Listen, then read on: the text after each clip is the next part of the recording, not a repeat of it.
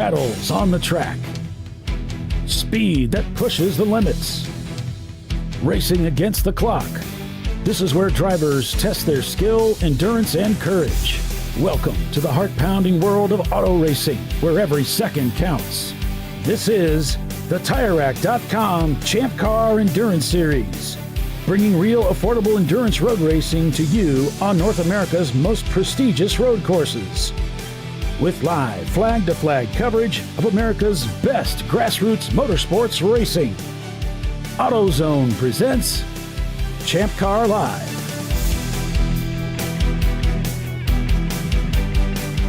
Hello, everyone, and welcome to ChampCar.Live, presented by AutoZone.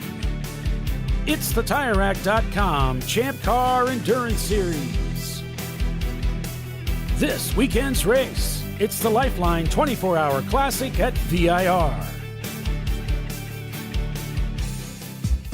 And so taking a look at Virginia International Raceway, courtesy of Google Earth, situated in Alton, Virginia. The full course this weekend for 24 hours of racing. You can see the pits to the right, the front straightaway bends to the right there as they come through at a terrific speed, racing down into turn number 1, also known as the horseshoe, as the track turns back on itself on this 3-mile road circuit. A lot of character on this racetrack, lots of elevation change, and a true test of wits as we head through turn number 6 here, the snake, and begin gathering speed for the climbing S's. Under the bridge we go, and then the setup for this very fast uphill section of the racetrack, the climbing S's, up towards turn 10, one of the high points of the racetrack, where they'll turn left and then dive downhill, steeply going down into what was called Oak Tree. Turns 11 and 12, using all of the racetrack at the exit of the corner. They have to because they need to get set up really well for this incredible backstretch. 3/4 of a mile is the length as they head uphill here at VIR to the highest point of the racetrack, the very top of what's known as roller coaster. Then it's downhill. 120 feet is the drop down into turn 16, also known as Hog Pin, round 17, and back onto the front straightaway. And that's a lap here at Virginia International Raceway. 120 feet of elevation change, 17 corners, and that's what our teams will be dealing with this weekend. And welcome, everybody, and good morning. Kyle Lockrow here with me, along with Les Epps. I'm Paul Belton. We're bringing you all of the racing action for 24 hours of endurance road racing here at Virginia International Raceway. Kyle, good morning. Good morning, Paulie. Good morning, everybody out there in Champ Car Nation. We appreciate the support, and once again, twice around the clock, Paulie. Yeah, it's going to be an amazing weekend, of course, of racing at Virginia International. This is our annual trek to VIR for the 24. We're actually out here 3 times per year, and it promises to be an exciting race. We actually have the wet stuff in the forecast around 11 o'clock tonight, but for the time being, it's just going to be typical Virginia racing weather. Hot, humid, lots of sun. Tonight expect rain, probably fog, probably snow, I don't know. We usually get all 4 seasons at some point during the 24-hour here, folks. Just stay tuned. You're not going to want to miss this, but Paulie's right. This is a hot and humid race. From a driver's perspective, hydration and prep work needed to start about 10 days ago, 7 to 10 days ago, for this race to really be prepared. The humidity sneaks up on you here in Virginia, in the Mid-Atlantic area. I'm from this area as well. I can attest to the humidity. It takes a toll, especially if you're not from this part of the country, but we have a lot of good professionals and great drivers in this series, and they all seem like they're jacked up and ready to go. Yeah, we got a lot of teams that came here this weekend to join us again for this weekend's race. We've got Les Epps down in the pits. He's going to be bringing us some of the racing action as well, so throughout the day and into the evening, and then back into tomorrow morning. Checkers at 9 o'clock tomorrow morning. Yeah, it's traditionally, it's a little different this year. Usually we would start the race about noontime. There would be a morning warm-up session, but it's a little different this year. All the teams only had Friday to prepare for this, and there were a lot of teams preparing, getting ready. There are some drivers and teams here getting ready for the following weekend's race as well. This is the Rad Air Racing entry on board with car 975. Mike Sullivan is starting the race for those guys, so should be a good outing for them. I know in the team car just in front of them, Chris Ludwig with LMS EFI, one of their sponsors, is starting the sister car, so hopefully they can work together and get to the front. It's a great day for a motor race. It's a great day for a motor race. So welcome, everybody. If you're just tuning in, this is ChampCar.Live, presented by AutoZone, and we're here for the VIR 24-hour. It's the LifeLine 24-hour classic at VIR as the cars are rolling down front straightaway now, and you can see some of the folks waving, the Warriors in Motion team in the Splinter Mobile. We've got a camera in that car today. Kyle, why don't you tell us about Warriors in Motion? These guys are a great group of guys. If those of you who have been around for a while, there was a group called Racing for Heroes. Well, they've rebranded a little bit, and they wanted to go with something that they felt fit a little bit better. They're going to come on the broadcast later in the show and give us more details. I've gotten to know those guys personally a little bit. Carl Townsend and Andy and a lot of those guys. Mike, great people. They are veterans and current military members of different levels in the armed forces, and what their purpose is to have fun, encourage veterans to come out, and current service members, give them purpose when they come back from fighting for our country, help get them reacclimated into the civilian lifestyle, but also give them something fun to do so they can ensure to keep positivity in their life. And they work really hard to get them the services that they need to combat with TBI and PTSD, especially for what they go through to defend our great country. So good luck to them. They have a strong BMW contingent, and I know Carl and Andy and Mike were very, very excited to see what these guys could do, and I think they're going to put on a show for us. They didn't necessarily say they weren't going to put on a show in the car from the driver's perspective, but I think they're going to put a show for us on track. Yeah, it looks like they're on pole, too, with that car. They brought more than one car here this weekend. I believe they have 4 or 5 cars entered this weekend. This is home for them, so they always put on a good show when they come out here. As you can see, the field behind the pace car snaking through the lower S's. We'll get into that a little bit as you see the Michelin Bridge. As they once you come under the bridge, you'll start to figure out how you're going to attack the upper S's to South Bend and then on to Oak Tree. See the field coming through. It's such a cool shot. Yeah, as they come underneath the bridge there, that's near where we separate the North Course from the South Course racing as the cars head up those world-famous climbing S's. Tell us about what it's like climbing those S's in the heat of the day, Kyle. Well, you kind of have to get comfortable with the uncomfortable. That's kind of the best way I can describe it. And what I mean by that is you want to use up a little bit of curb through there to straight line those S's to keep your car stable. But the track, for those that have been to VIR and know the characteristics of this place, it can be very, very slick with the humidity and the heat. So you really just have to manage your tire wear. You really have to manage the weight and balance in your car. And you have to know when you can push it and when you can't. You want to be fast up through there so you don't lose momentum, but you got to keep the car stable because, as you can tell, there's a big black tire barrier just behind that. And if you go off there, you don't have a lot of time to catch it. So you really need to be on your game and precise as you attack those upper S's and head to South Bend. And then the cars go plunging downhill and then back up a steep grade into Oak Tree. I always thought it was flat. I was very I always did too, and a couple times I found out it's not. So you kind of have to regroup. You have to check, and then you check in with your team and see if they have a spare fire suit, and then you go again. It's pretty exciting. And when you're standing up there at the top of, I think it's turn 10, and looking down, it's like, wow, that looks like a blast. Yeah, that drop-off when you come through South Bend right there, because you're carrying a ton of speed, folks. As you'll see from some of these onboards, a lot of these cars with the capabilities in their machines, they'll be able to go flat through there and maybe just a slight burp, big toe lift of the throttle, but they really carry an immense amount of speed through there. And then you really have to get yourself in check because Oak Tree comes up on you very, very quickly.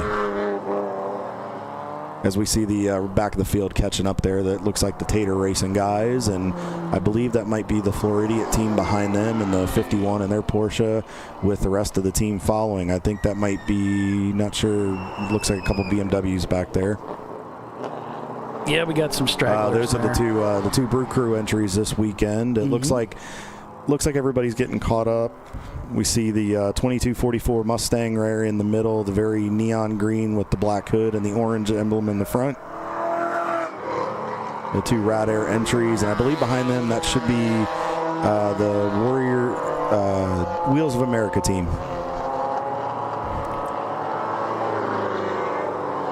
You're really going to get a sight to see here, folks, because as they come through Oak Tree, you're going to see the cars straddle the rumble strip off to the right, the far right top of your screen. They're really going to use up that racetrack when you come out of there, because it's a very tight 90-degree corner, and you want to get as much out of there as you can, because you have to get up that hill going up the straightaway.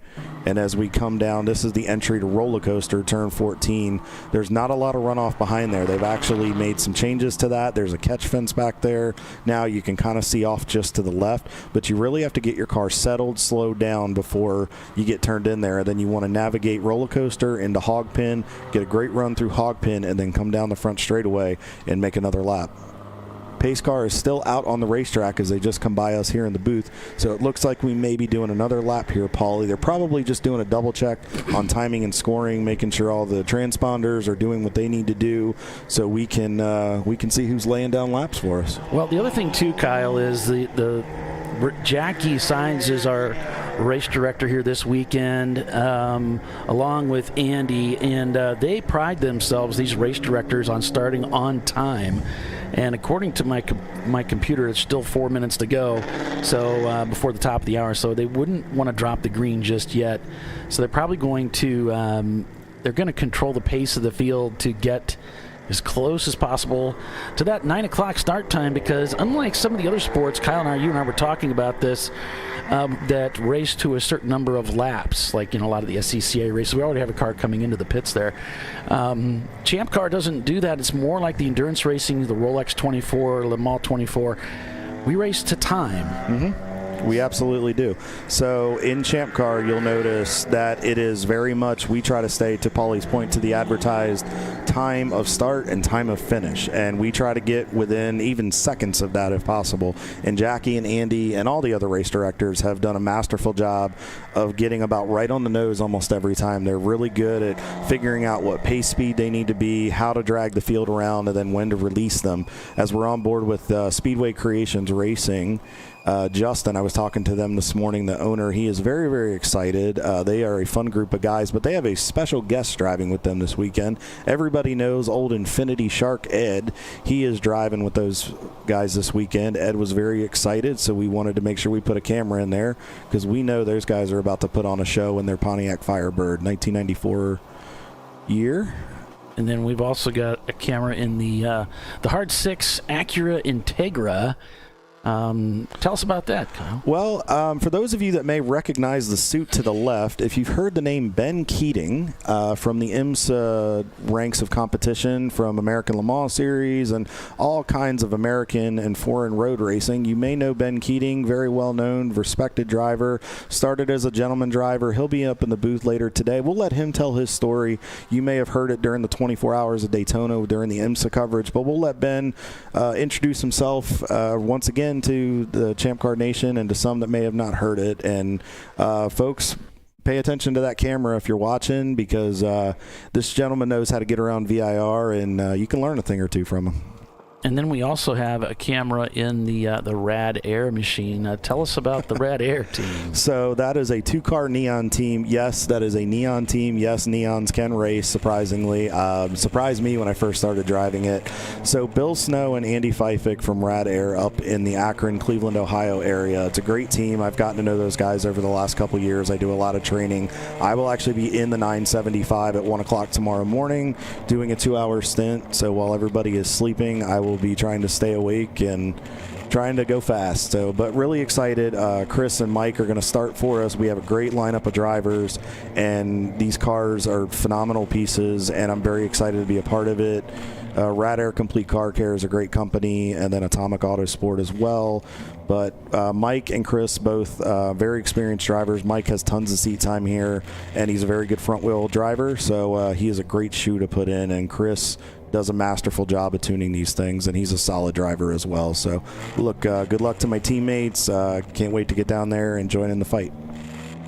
Yeah, it should be a lot of fun. MDR kind enough to send us a link to their feed as they're stacked up in the field heading down into Oak Tree. And again, the pictures don't do justice to the elevation changes here at VIR. 120-foot drop, Kyle, is what I've heard, coming from roller coaster all the way down into the lowest part of Hog Pen. It is a drastic drop. It really, when we talked about that at Watkins Glen when we were there the last time we were on air with you folks, we'll show you from the onboards, because you'll see the cars just dive down, and then the fact that they'll just go away from you and go off camera, it's really cool. But when you get on board, you'll really see what the driver's dealing with. And VIR really has a lot of characteristics. They do a great job with the track, but it's aged, it's weathered, it's starting to get some characteristics I noticed in practice yesterday that I didn't remember because I haven't driven here in a couple of years. So it's starting to get some bumps, kind of like what we would see at Sebring and a few other places, and you really got to be careful. And 24 hours is a long time. You really want to keep your car together. You don't want to drop wheels, damage any suspension pieces. Yeah, we did have some fog here this morning, and it looks like we are now green here. We are now green here at Virginia International Raceway. The green flag is shown to the field as they come down the front straightaway, and we are underway here, folks. See the field coming by us already, some two-wide action as they come down the front straightaway. It looks like there was a little bit of a gap, but there is some three-wide action here. One of the AOA BMWs just got a nice chunk of 4 or 5 cars there on the left side as they head into turn 1. So there they are heading down the front straightaway for the first time down into turn number 1. And you'll notice, folks, they're going to fan out really, really wide, and then you'll fan out, and then you have to kind of funnel in as you see them roll through what would be turn 1 here. And you really want to get good drive. You want to get turned in properly, but then you got to get really good drive out of there to head through the 2-3 combination. As you now see them coming through NASCAR bend, heavy braking into the 90-degree left-hander at turn 4 as you see Brew Crew, and it looked like it was one of the Section 8 Mustangs kind of working together through some traffic as they snake the lower S's. Yeah, this is where the cars really start to row up through the gears and pick up speed, Kyle, as they head into those climbing S's, and this is where the gut check is. What happens if you blow the entry or you're too wide going into the first leg? The only thing I can tell you at that point is keep the wheel straight. Try not to make any drastic turns. I would recommend getting off the throttle a little bit just to let the car settle and kind of take the speed down and ease yourself back on. Stay as far left as you can and join back in. Oh, looks like we may have some smoke. We got a smoker over at 12. We got something going on over there, Yeah, Kyle. see a few cars slowing down there. I wonder if somebody had a problem before they got to the start. Hopefully looks like everybody's pretty heads up. They're kind of fanning out a little bit. Looks like I think they're a few guys are like, I'm going to take advantage of this, but hopefully they're slowing down and nobody gets. Oh, they went to red flag here, Kyle. Okay. So we were under a red flag condition, and that's where they bring everybody to a stop. Heads up, guys. Heads up. Oh, wow. We got a big stack of cars there. Oh, no. This is where accidents happen. This is where cars We just about had a couple of them, Paulie. Yeah, that's a situation where guys run into the back of other guys. Yeah, and then that situation, folks, what we try to encourage the drivers to do is when you see it, acknowledge it in your head and then slowly get to the right side of the track and come to a safe stop. Try not to, because if you slam on the brakes, as you could tell, there's a gaggle of cars just in the center of your screen, and that you almost saw it look like one of the Rad Air Neons. Rockwell about got involved in some stuff. You really need to just bring the car to a controlled stop as quickly and smoothly and safely as possible. If you slam on the brakes, sometimes we could create more havoc and take the safety guys away from the real situation. Yeah, and you can see some smoke there. I didn't see a lot of urgency on the part of the emergency staff that showed up there on scene, but you can see, I can see in some of the other views, trucks are moving to the scene of the crime so they can pick up that car. And judging by the smoke and the position of our camera, it looks like they probably just kind of pulled off track left and and just kind of parked there while they were waiting for someone to come help them out. Which is a smart move, and honestly, that's something we want to do. You want to, if you have a problem where you're potentially leaking some fluid or something is happening, you want to try to get off the racetrack, just get as close to the edge or get just off the surface to try not to soak it down with unnecessary fluids.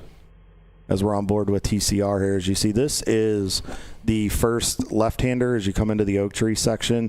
You want to try to actually, they're a little bit farther left. Some cars may run this line, but you'll be maybe about a car length to the right as you enter. Then you want to get as far left as you can stand it. This is another gut check section, and the reason I say that is you want to get left, but if you go too far, it's kind of like a cushion on a dirt track. You'll overstep, get on the curb, and it's a rough curb. It'll upset the car, and it can kind of toss you out into the grass. So you want to kind of find that cushion that'll just keep you right there and then give you the good turn in for oak tree to where you can throttle back up right around the apex of the corner. If you're lucky, maybe a touch before to get an extra couple miles an hour down that back straightaway and going up that hill. Yeah, there you can see the tow truck coming through. And so if you just joined us, welcome everyone. It's the TireRack.com Champ Car Endurance Series race, the LifeLine 24-hour classic. We were just on our first lap, Kyle, and we already had a red flag, and it looks like they're actually diverting to the pit lane. So what they're probably doing, folks, is if you're familiar with the layouts here at VIR, there's a few configurations that we run. When we have run in years past, we run the south configuration, which is a 1.6 mile kind of bull ring, I like to call it, that we run here in March. And then we obviously have traditionally run the full course for the 24-hour. And then the north, which is a 3.27 mile configuration, 17 turns. I believe south course is about, I want to say it's about 11 or 12 turns. And then the north course, I think it's about 13 or 14 turns, maybe a little bit less. That is a 2.25 mile configuration. But what they're using is the south pits to get through and then probably back up to the car, because based on where the safety trucks are sitting, where our camera is at the south configuration flag stand, the car's probably right around there, so it's easy for them to just back up and pick up the car, get it on a roll back, and hopefully we can go back racing here soon. Yeah. And the good thing is, folks, there doesn't seem to be massive urgency with the safety team, which is good, which is usually a very, very encouraging sign that it's nothing life-threatening or anything that we need to be concerned about. It may just be an honestly 24-hour race, Paulie. How much you want to bet? Somebody probably had an unexpected mechanical that may need to just come in, get ironed out, and they could probably be back. We could probably see them in an hour. Yeah, it definitely happens. As we got an emergency vehicle heading down the front straightaway with a tow strap dragging on the ground. But, yeah, absolutely. It could have been just an oil line that came loose, started smoking, and he's like, wow, I've lost oil pressure, I'm pulling off. And they could easily get that fixed and get back out there. 24 hours is a long time. It really is. If you folks have watched a lot of the 24-hour races at the pro levels, it is you really, a lot of teams or folks will think, oh, their race is done. Well, not really. If you've watched it, sometimes things happen unexpectedly in that first 30 minutes or an hour. If you get in and you've got a really good group of guys that can get it back together, we've seen teams have recoveries and come back and almost win these things, because you never know. Attrition is such a name of the game here at VIR, and at some of those big 24-hour races. You really, if you can get out there and you got a driver lineup that can make up some time but keep the car on the racetrack, a lot of times you're just kind of battling the conditions and just trying to keep it on pace and keep it on track. And you can come back from it. It's not a deal breaker or game over at this point. There's a long way to go. And you really just have to keep your mindset. And that's the hard thing, too. It's such a taxing mental game with 24 hours. Yes, physically, but mentally, you got to keep yourself in the game. And it's not just the drivers. It's the crew guys. These guys are going to go through probably, 12, 13, maybe, hopefully not a ton of pit stops, but probably at least minimum of 12 to 14 pit stops during this race. And that's a lot on those guys. But it's a lot of fuel you got to carry there. Absolutely. But we have a lot of great crew guys and very experienced mechanics in these paddocks. So I really think a lot of these teams will be in good shape. As we see, it looks like pace car is coming down the back straightaway there as we have our camera still on turn 12. So while we have a little bit of time, folks, we have our traditional 6 cars in classes this weekend, A all the way down to EC. We ended up having 59 entries that will take the green flag. The A class has 8 cars. B class has 5. C class, as usual, here at VIR, traditionally leading the way with the most. We have 25 entries there. D class has about 3 cars, 4 in the F class, still holding strong. We're still seeing a good number of F cars coming out to these races, Paulie. And then the EC class, we have a number of 14 cars in that class. We always see when we go to the big boy tracks like VIR, Daytona, or Watkins, we always see those EC numbers pretty high. And I think it's a good group. I think it's enough to where I think the drivers will appreciate being able to get some open track, especially once the field gets spread out.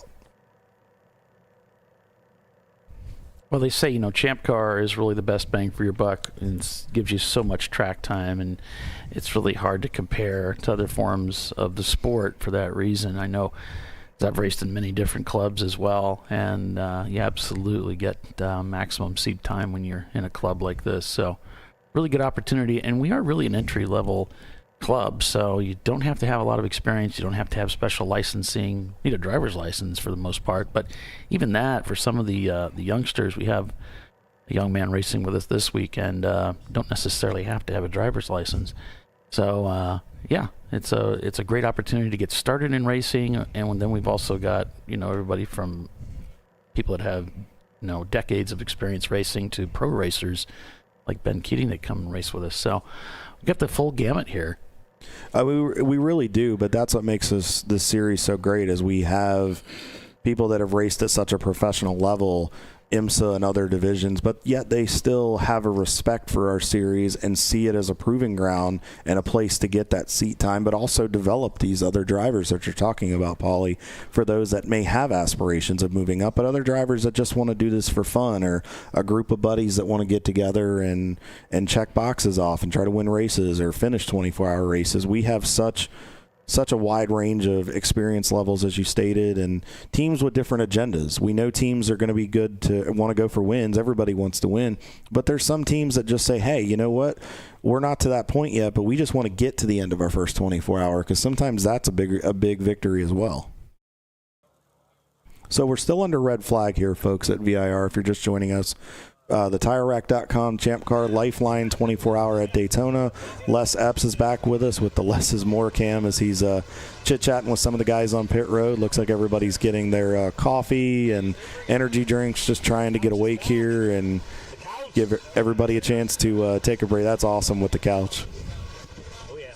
First lap. Let's dump it on the first lap. Hey, if you're going to do it. Fuse 15, and I think we got a camera in one of their cars too. I think they have it. And then the gentleman you saw there in the DCR shirt, that is Denton Cardin Racing. They are I believe it's a Miata. I think it's a Miata entry. Casey Cardin was the gentleman with his back to Les's camera. He will join us on the broadcast later. He is an ARCA driver, but he also works for IMSA and does has a lot of experience in road racing. And there's a cool story with Casey that we'll get into from Watkins Glen last weekend when he ran the ARCA race. So tune in and look forward to hearing that. So Lewis is asking, what's the timer counting down to? That's counting down to when we're going to do this in 3 parts. So because of YouTube restrictions, we can't pick up the DVR on all of the 24 hours. They have a 12-hour limit, and actually it's 11 hour and 55 minutes. So we're going to break this down into 3 sections, and actually my timer won't even go 24 hours. So I just set the timer to show us how far this stint, I guess you might call it, which will go till 8 p.m. tonight before we move to part 2 and then to part 3 finally. What's going on, guys? Yes, sir. Just swap them out, back and forth, 2 hands. We got 1182. What'd you say? We got a My Race live camera 118. Okay, I think, we were talking about you on screen earlier. Yep. Cool. All good? See you guys in a minute. We're checking on our guy to make sure he's not passed out during the code red. All right, so, I mean... Hey, we're back to yellow, so cars are rolling. Starting to be it's a long race for that Miata. Yeah, for For sure. I wonder if any of them have their phones off. So the gentleman in the hat to the left there, the last part, that was Carl Townsend, and then the other gentleman to the right was, I know it's Dan. I forget his last name. I used to do some instructing with him at a couple other organizations. He's a great guy, veteran of our country. So if you guys are down there and you get a chance and you go by their pit stall, please go by, say hello, introduce yourself, shake their hands. Please thank them for their service. They're great people, and we're glad to have them in our paddock. Yeah, John liked that our team is checking boxes and writing checks.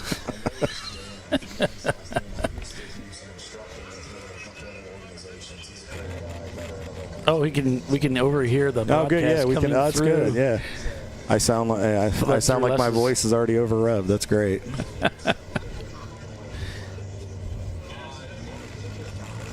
So it's like broadcast inception because it just keeps. Yeah, one of the open throttle crew guys. I'm not sure if he's sleeping on it. There's old Gorman.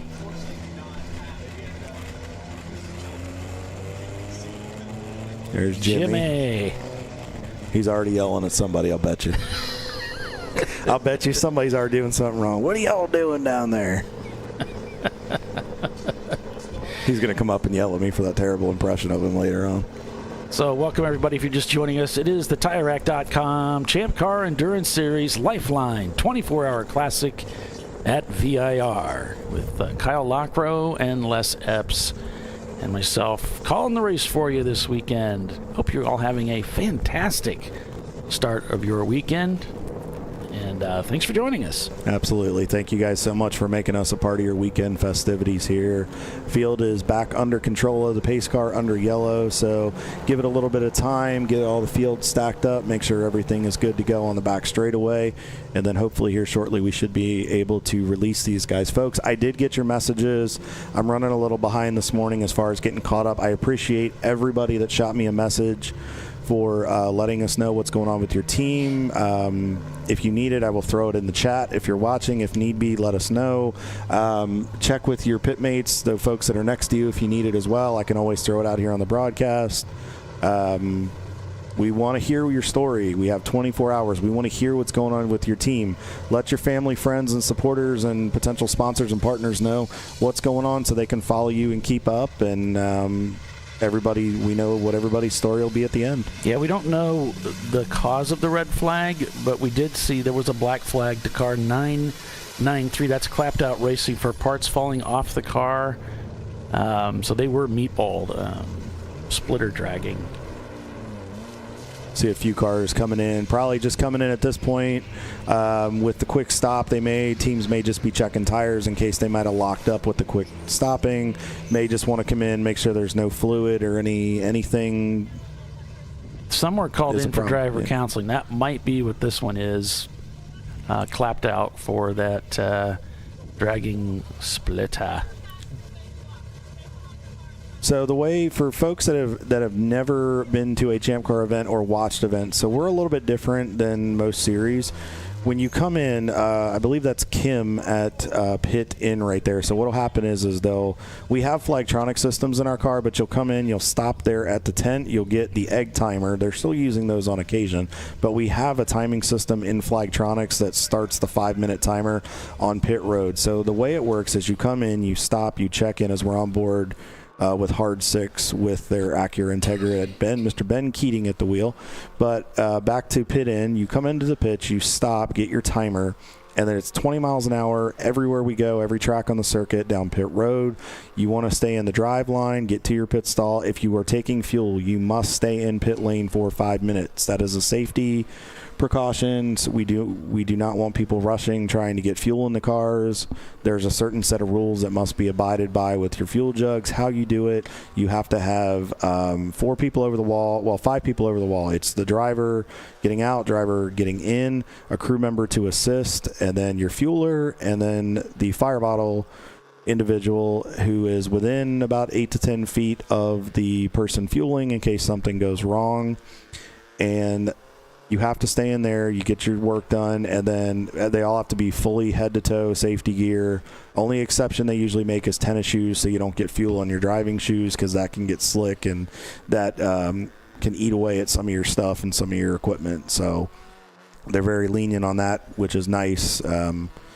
nice to tear up a pair of boots rather than expensive driving shoes.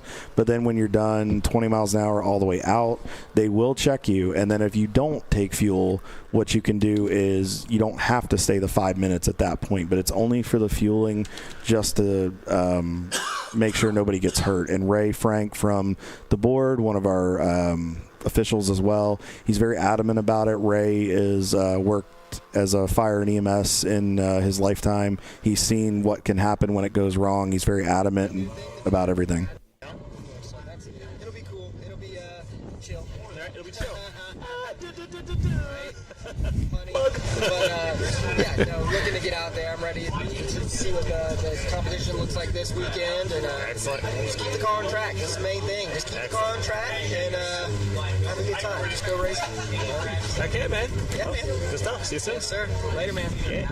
That is Camp Teague. He is one of the open throttle drivers this weekend, making his debut with the team.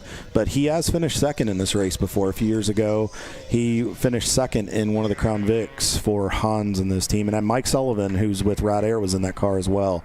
Those guys had to overcome a lot, and they came back and stayed in the fight and finished second in the D class. It was a great job by those guys, and Camp is very excited about the opportunity. He's 21. He is a college student at Liberty University, and he is also a driver under the KLR management banner as well. So he's represented by that organization, which my wife and I co-own. So we're glad to have him on board. He's a great shoe. Likes to use the slang terms too. Like shoe? Shoe and So cool and sick and all that stuff. Hey, we're back to green here at VIR. Who knew it? Who knew that was going to happen? All right, we're back to racing as the cars head down 2x2, 3x3, down the front straightaway once again, and this time we're going to get better than a lap out of this thing. Here we go. Don't steer us wrong, boys. Come on, let's get some laps under our belt here. There's a little bit of a delay here, of course, from that camera, and I'll see if I can speed that up a little bit. But there's the pace car coming in on our less cam. Less is more cam. You just cursed. I did. I know, Michael. I know better than that. I'm a driver. I know better. I'm trying to be optimistic here as we see the field working through turn one. Looks like 22.44, trying the long way on the outside, trying to make some passes. But that may work out for them when they get to 2 or 3, because that is the optimal line for the left-hander, as you can see. Where their car is, that actually worked out, as they're kind of in a bit of a 3-wide battle there, and it worked out. They got through. Cars heading down through NASCAR Bend, right? Yeah, so turn 3 is the NASCAR Bend there before you head for the 4 to 6 combination to go into the lower S's. It is a very fast corner, but it's deceiving, because you'll kind of turn in and you think you're okay, and then it kind of turns again. You really have to know your line and your turn-in point, but then you want to make sure you're set up really, really well, because then you have a quick change a couple times where you have to turn in for turn 4. You want to stay a little bit shallow to the left, and then you want to make sure you give yourself an advantage to get a good run going into 5. And then if you can carry that speed through there and stay relatively flat, entering into the lower S's, it really gives you the best run down the straightaway, which leads into the upper S's. This racetrack is so much about flow. Now, a little bit into the broadcast, we'll get in and we'll take some laps, and we'll drive you guys around here and show you what we're talking about. Looks like one of the Miatas there. No, it's kind of hard to tell there. Looks like they're making some passes on some of the Rad Air guys right there. So you really see that BMW got a big run. I'm not sure which one that was. Got a big run off of Oak Tree, but then he popped all the way to the right. You're going to see a lot of that today, folks, especially the cars that have the speed and the pace. They're going to push it really, really hard. As you can see him again, he's going all the way 3 wide there. Thought he was going to make a move on Rockwell, but I think that Porsche kind of had him on the top end as they went up the hill. But you got to get a good run, and that is a straight uphill run. Now the heavy braking zone into 14. It looks like one of the Miatas was trying to get inside. It looked like Speedway Creations there. So you'll make the right-hander here into what's called roller coaster, and the way it got its name is they're trying to. It's similar to Laguna Seca, just in an opposite direction, but it's not as defined where it's straight down and it's a little bit more spread out, but similar concept. A little bit of a rear lock up there. That's normal on a BMW. Just getting in there. Those brakes probably aren't up to full temperature just yet. Yeah, we could try and get this sorted out, but dang it. All right. So you really want to make sure you're slowed down. Like I said, there's not a lot of runoff as we're back on the front straightaway. Now, farther on the back of your screen, kind of just above center, is Hogpen, the exit at turn 17. You really want to get through there and get up the hill, or as you come, and then kind of start creeping up as you come back to the start-finish line. So you really have to make sure you get a good run out of there and take care of yourself and make sure you're all situated. As we're back on board with Wayne here. Wayne and Garth are the car names, so they started a tradition of naming the cars. That when they had 3, they've done Mo, Larry, and Curly. I think they've talked about doing Ren and Stimpy, or maybe they've done it in the past, but they like Wayne and Garth. So.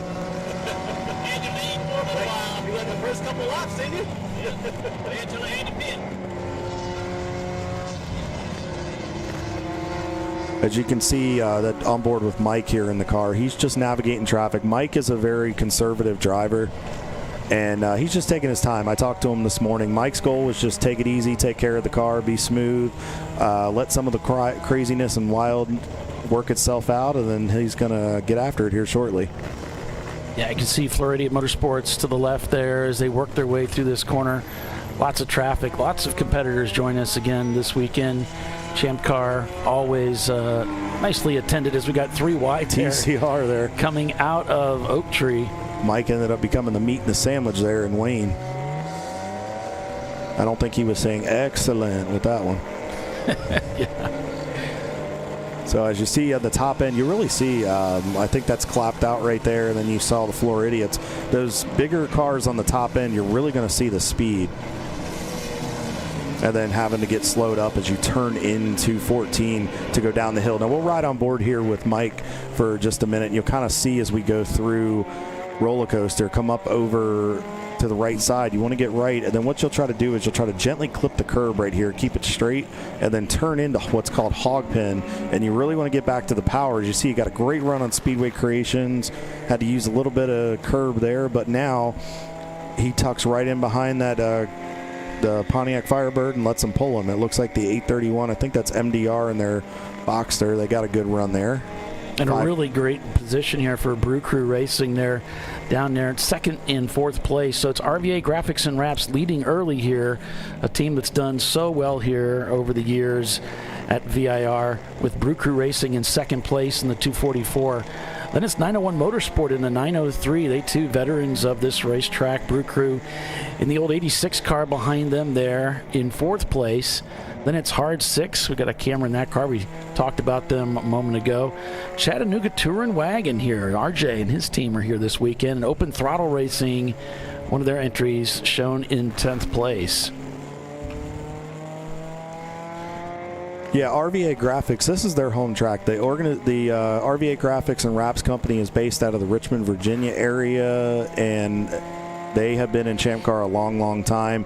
They always run well here. They tend to be checkers or wreckers sometimes, like where they're feast or famine, but they always run well, and they're usually top step or one of the steps of the podium. And then Brew Crew always runs pretty well. They were a winner with one of their cars up at CMP about a month or so ago, and they have 2 entries this weekend, 901 Motorsport and the BMWs. You're definitely going to see the BMWs run up front this weekend. This track favors those guys, so it'll definitely be interesting to see. Oh, looks like we got a couple cars off here. 213, that's the Cardin Racing guys. Yeah, we got smoke coming off the BMW, probably punched him as they were working their way around that corner heading down into Oak Tree. So 2 cars off at turn 10 as we have a waving yellow there for turn 10, as you can see. And that's going to bring out another yellow flag, at least a local Still showing green now on track. But you can see the 213 looks like they may have gotten it fired. That's a hard spot to blend in right there just because it's so blind coming up the hill.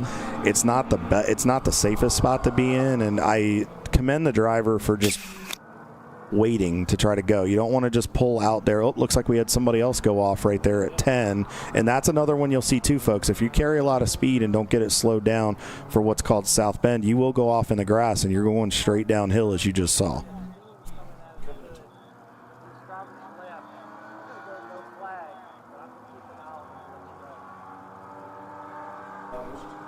Still showing green, so it must be just a local yellow at this time. And they may just do a hot pull here. Oh, we got another car off in the dirt there. I'm wondering if there's some debris. There's something down on the racetrack that's putting these cars over in the dirt. Oh, and there's another one. That looked like one of the Bruker entries going right there, sailing Paulie. through the dirt. Now we're showing a debris flag. I think there's fluid over there, Paulie. With the amount of cars that we're seeing, I think there's an issue. There's more cars going off over there. Wow. Someone tell the corner worker to lift that flag out of the way of our camera lens. I mean, it's actually on the wrong side. He's on the back side of the camera. Obviously something's going on over there that put these cars off. Could be the initial hit on that BMW, put some fluid down, and that's been sending the cars. And now we're going to a full course caution here at Virginia International Raceway. Full caution here at the racetrack. As we head off to our first commercial, we'll take a break and be back in just a few minutes, so stay with us. We're at VIR this weekend for 24 hours of endurance road racing. Stay with us. We'll be right back.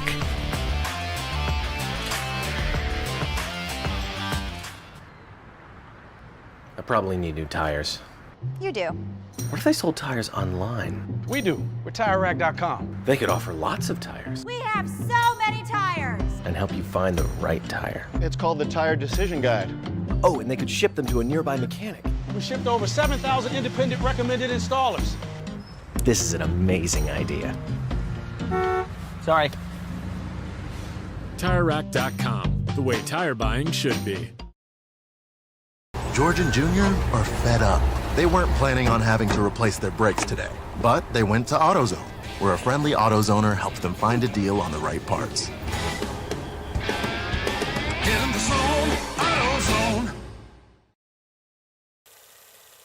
Since 1994, Flying Wrench has been a family-owned business renowned for exceptional European car repair and maintenance. We treat every vehicle with the same care and attention as if it were our very own, building lasting relationships with our clients along the way. We specialize in high-performance vehicles, offering a range of services that include fabrication, construction, custom wiring, and much more. Visit us at flyandwrench.com. Discovery Parts is a veteran-owned racing and safety equipment company. While we're located inside Atlanta Motorsports Park in Dawsonville, Georgia, Discovery Parts can also be found at the tracks, supporting a number of Champ Car Series events.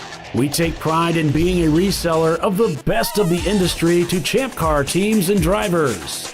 We know racing, love racing, and look forward to tomorrow to even more racing. Visit us at discoveryparts.com. Want to get started streaming your races or make your current live stream more captivating? We've helped hundreds of drivers create engaging live streams. It's simple. Create a new stream event, grab your camera, and start streaming. Head over to myraces.live to sign up for a free account. Or join us in our community Discord. Stream, share, engage. At Parts Badger, we're not your typical machine shop. When a market-leading mountain bike manufacturer was looking to reshore their hardware components, they turned to Parts Badger. Within weeks, we had deployed a dedicated manufacturing cell, ramped up production, and had guaranteed capacity to meet their demand. We're looking to be your manufacturing partner. See what we can do for you and your company at PartsBadger.com.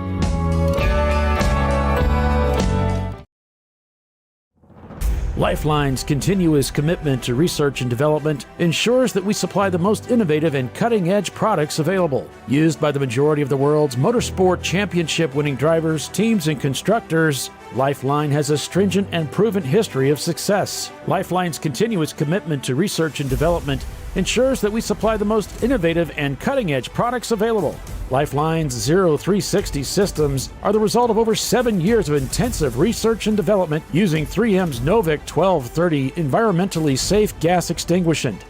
LifeLine uses only the finest quality components. For more information regarding our fire safety equipment and fire safety systems, please contact us at info@lifeline-fire.com. Sentinel is a comprehensive motorsports video solution incorporating live streaming, local recording, 3 cameras with picture-in-picture, flag status, and much, much more. Stop playing with multiple solutions. Sentinel handles it all, including timing and scoring, vehicle data, graphic overlays, adaptive bitrate encoding, network bonding, and more. Sentinel is the solution to sharing your motorsports experience with your friends, family, sponsors, and the world. What are you waiting for? Get your Sentinel today and never miss an on-track moment. www.sentinel.racing. Dave's twitch is bad. That's because his wipers need replacing. But he went to AutoZone, where a friendly AutoZoner guides him to the right wipers and makes sure everything is working smoothly. Get in the zone, AutoZone.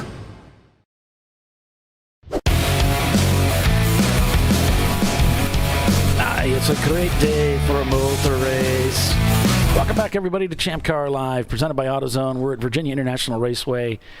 And how is it they say it, Kyle? A bad day at racing is better than a good day at the office? Yes, any day at the track is better than being at the office. And this is one of those. I mean, hey, it's not raining, it's not snowing, it's not sleeting, so it's not fogging. I'm knocking on something as you say that. I jinxed us because now we're 2 yellows in 30 minutes. You just jinxed us with the weather. So. Well, I'll tell you, and as Bob Varsha has said, if I had that kind of power, I'd bottle it and sell it. We don't have that kind of power. But if we did, that would be incredible. But, yeah, we're still under caution here at Purple 35 at Virginia International Raceway as they are clearing the track of that wounded soldier. And we'll be going back to racing. But it didn't look good, Kyle. It looked like I saw some smoke coming from under the hood. So they probably had some contact up in the front of the car. That's unfortunately where the radiator is. And other important component. Yeah, because, the transmission cooler is built into that radiator if he's using an automatic. Oil lines are there, and then we got some cars sailing off the racetrack. That's pretty sketch. If you haven't spent any time in the simulator in an iRacing and negotiating through 10, it's kind of scary, isn't it? That left-hander is quick, and it's an easy place to lose it. Even iRacing doesn't do it justice because the feeling you get when it drops, and you really iRacing, unless you have some type of motion sim that really can demonstrate it well, you're not going to understand it. So when you drive this place, you'll be able to get it. So, but you really just have to. You want to carry a lot of speed through the upper S's, and when you get to South Bend, you really have to slow the car down enough to make it through the corner. But if you can carry your momentum through, it's better. It looks like we may be getting ready to go back green here. Not sure yet. Yeah, we've gone to caution, so in just a few seconds. And there it is. We're showing we are now green here again at VIR. Thank you, Joe. I appreciate you letting me know that I have the race in my hands. I don't want that kind of power, but I appreciate it. Good luck to you guys. Give Mike and Chris good luck for me on the radio, and we're watching. So tell Mikey to wave when he gets a chance.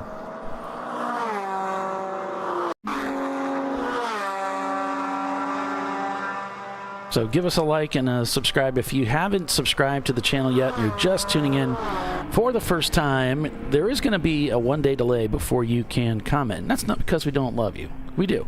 We like each and every one of you. However, it's to try to get away from the webcam girls, all the scammers and spammers that hit our channel when they get the opportunity. So that stops that from happening. We don't like bots. So but we do want to say hi to all the bots that have joined us. Absolutely. We appreciate for the race that today. Joe, John, Timmy Elliott, all you bots out there. Thank you guys for joining us.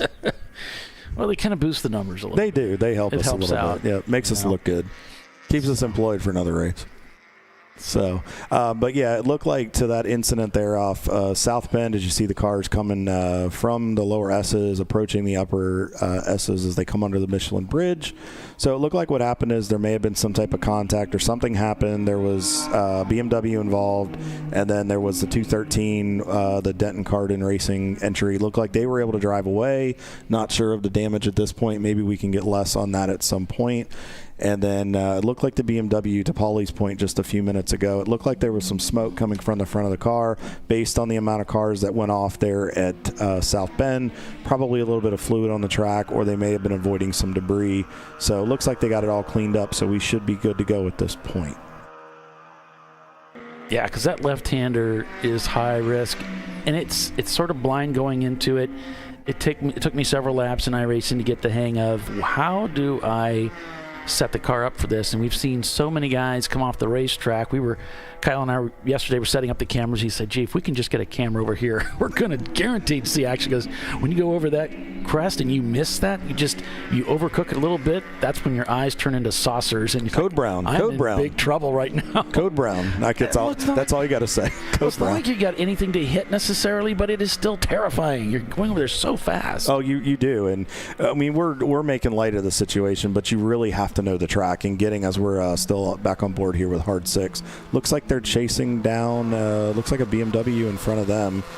Looks like one of the Embracing AI entry for open throttle racing.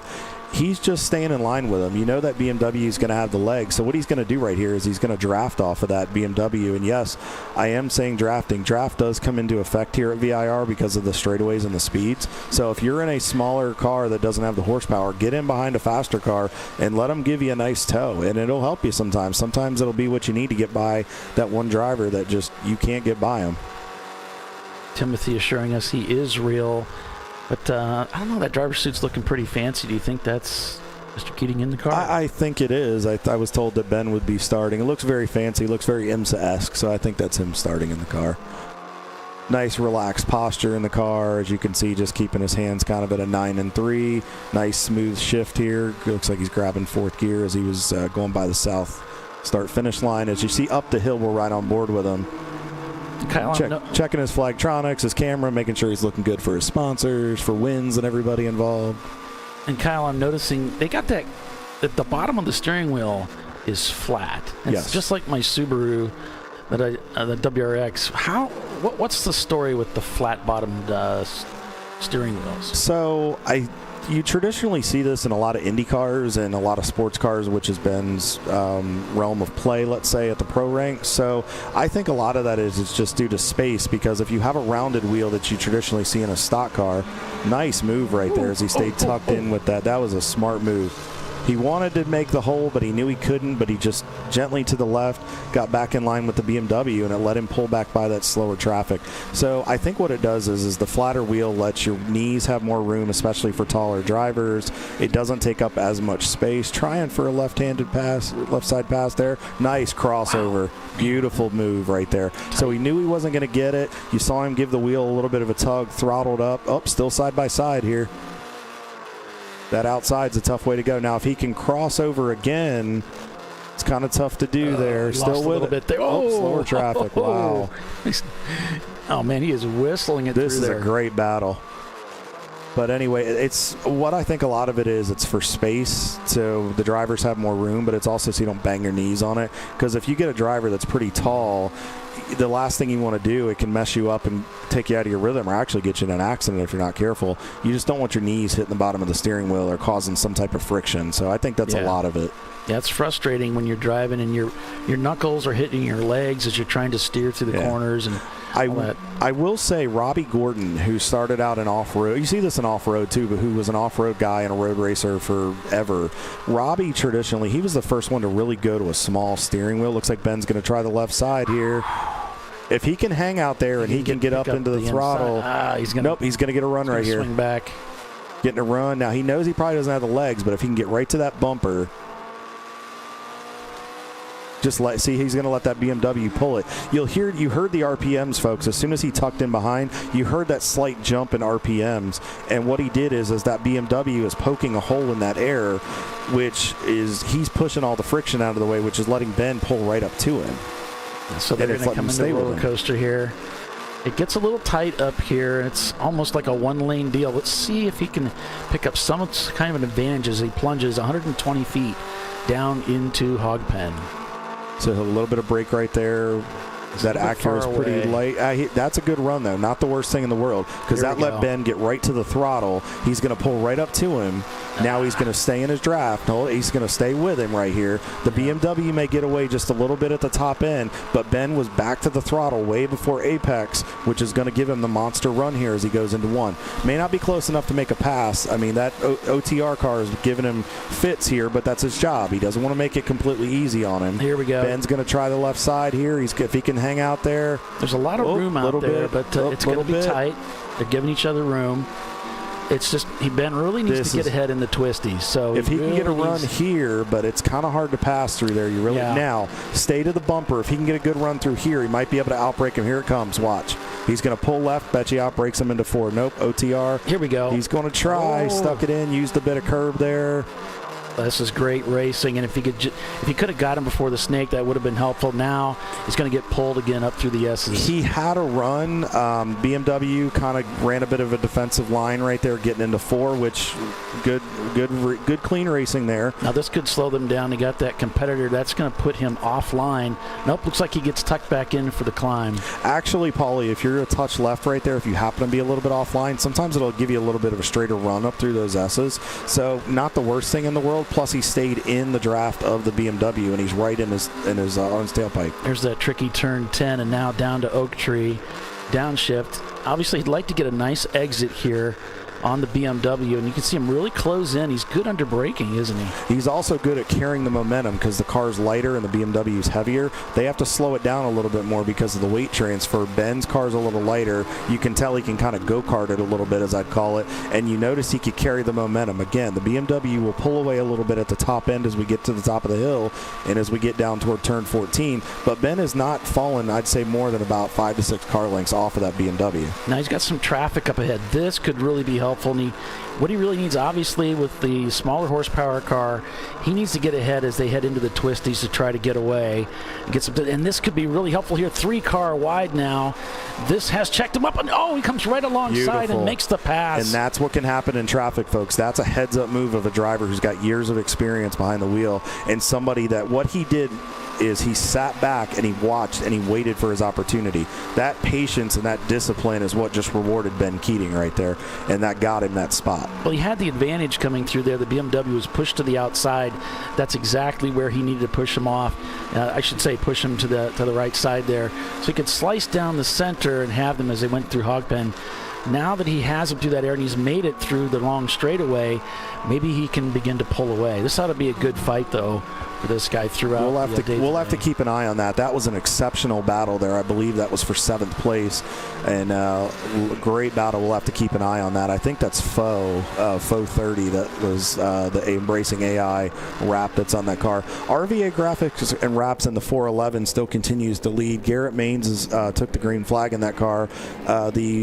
The main 86 car for Brew Crew Racing, the winner from CMP, runs in 2nd. The 110 Bruce Innovations is now in 3rd. The sister Brew Crew entry is in 4th. And Rockwell Autosport, the champion, the number 1 entry, the 2024 national champion, is up into 5th. The 903 from 901 Motorsport is 6th. As we just talked about, Hard 6 Racing in the 330 and the Acura Integra runs 7th.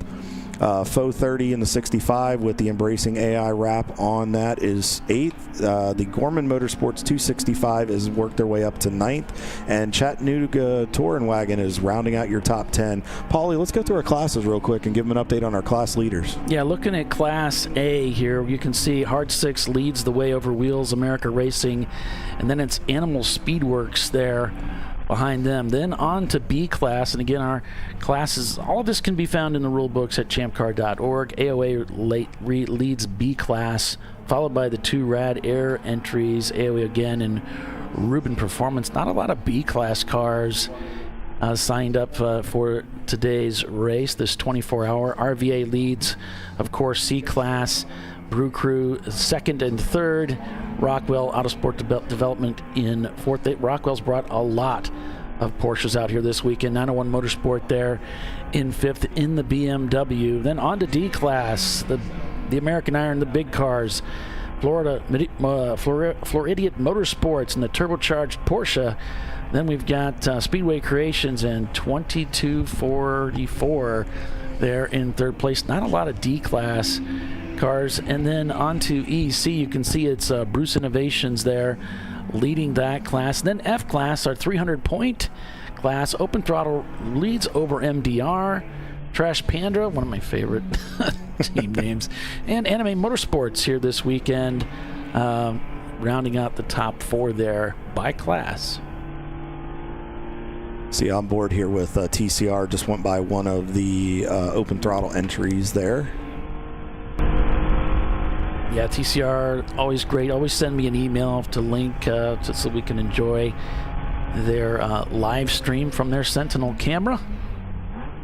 Sentinel, one of our supporters, and if you're interested in getting a Sentinel camera system, it's just an incredible system. You can check them out, sentinel.com. And you'll find a number of racers at each track, and they have fantastic support. A number of racers at each track that run these camera systems, and they have fantastic support there. So make sure you check out Sentinel. And if you're looking to enhance your coverage a little bit, or if you got some dedicated partners that watch on a regular basis and want to know what's going on, don't forget about our friends at myraces.live. Erwin and Claire do a great job with the graphics. They can help you get your YouTube stream up and going, really get you situated. Here's a good example right here with Balthazar Motorworks. Carlos at the wheel of the 294s. He took the green flag. But that just kind of gives you an indication right there, the gap where you're running to P1, ahead, behind, and then in your class as well, let you know who's in the car, really give, and then obviously local time. That's a new, I haven't seen that one. That must be a new feature they put up there. Well, they are always working on improving features, bringing out new things, taking suggestions. They're coders at heart, and so they just can't stop fiddling them stuff. I think, you know what? They're coders at heart, and I think they're playing tricks on us, Paulie, because they're on the West Coast. I think they're trying to trick us here and let us know we're 3 hours behind. No, we're on Eastern Standard Time the way God intended it to be. So good luck to all the guys at Balthazar Motorworks today. Carlos, good luck in the car. Be safe. Look forward to hearing from you guys later on. We appreciate it. Looks like it's business as usual for these guys, just navigating traffic. There goes Faux 30, the 65 car, the 8th place car overall right now. There's MDR Motorsports. They gave us a link to their stream. And right now, folks, you'll see a lot of drivers. It may look like there's something wrong where they're just getting past. Honestly, what you'll see is a lot of drivers will just get into a pace. Teams have a set RPM that they want drivers to shift at, a set lap time they may just want to run. And the reason is you don't really want to start racing. You want to be competitive, but you really don't want to start pushing it until about at least over halfway, and then you kind of figure out and gauge where you're at based on attrition and things like that, and then you just start ramping the pace up little by little. And then the nighttime hours, Paulie, when we get into that adds a whole new element because of lack of sight. VIR, for those that have been here at night, it is very, very dark, minimal lighting, if any at all, so really headlight positioning, making sure drivers have as much opportunity to see where they're going, but really knowing your racetrack is an important thing, as we see Hard 6 coming out of the corner, followed by, it looks like Faux 30 right there. Oh, yeah. Got to use up that racetrack. And speaking of lighting, we did rent several lighting units, so there will be several corners that are lit by those powered units. It's not going to matter. I mean, this is like country dark, as Tiffany used to say all the time. It will be very, very dark out here.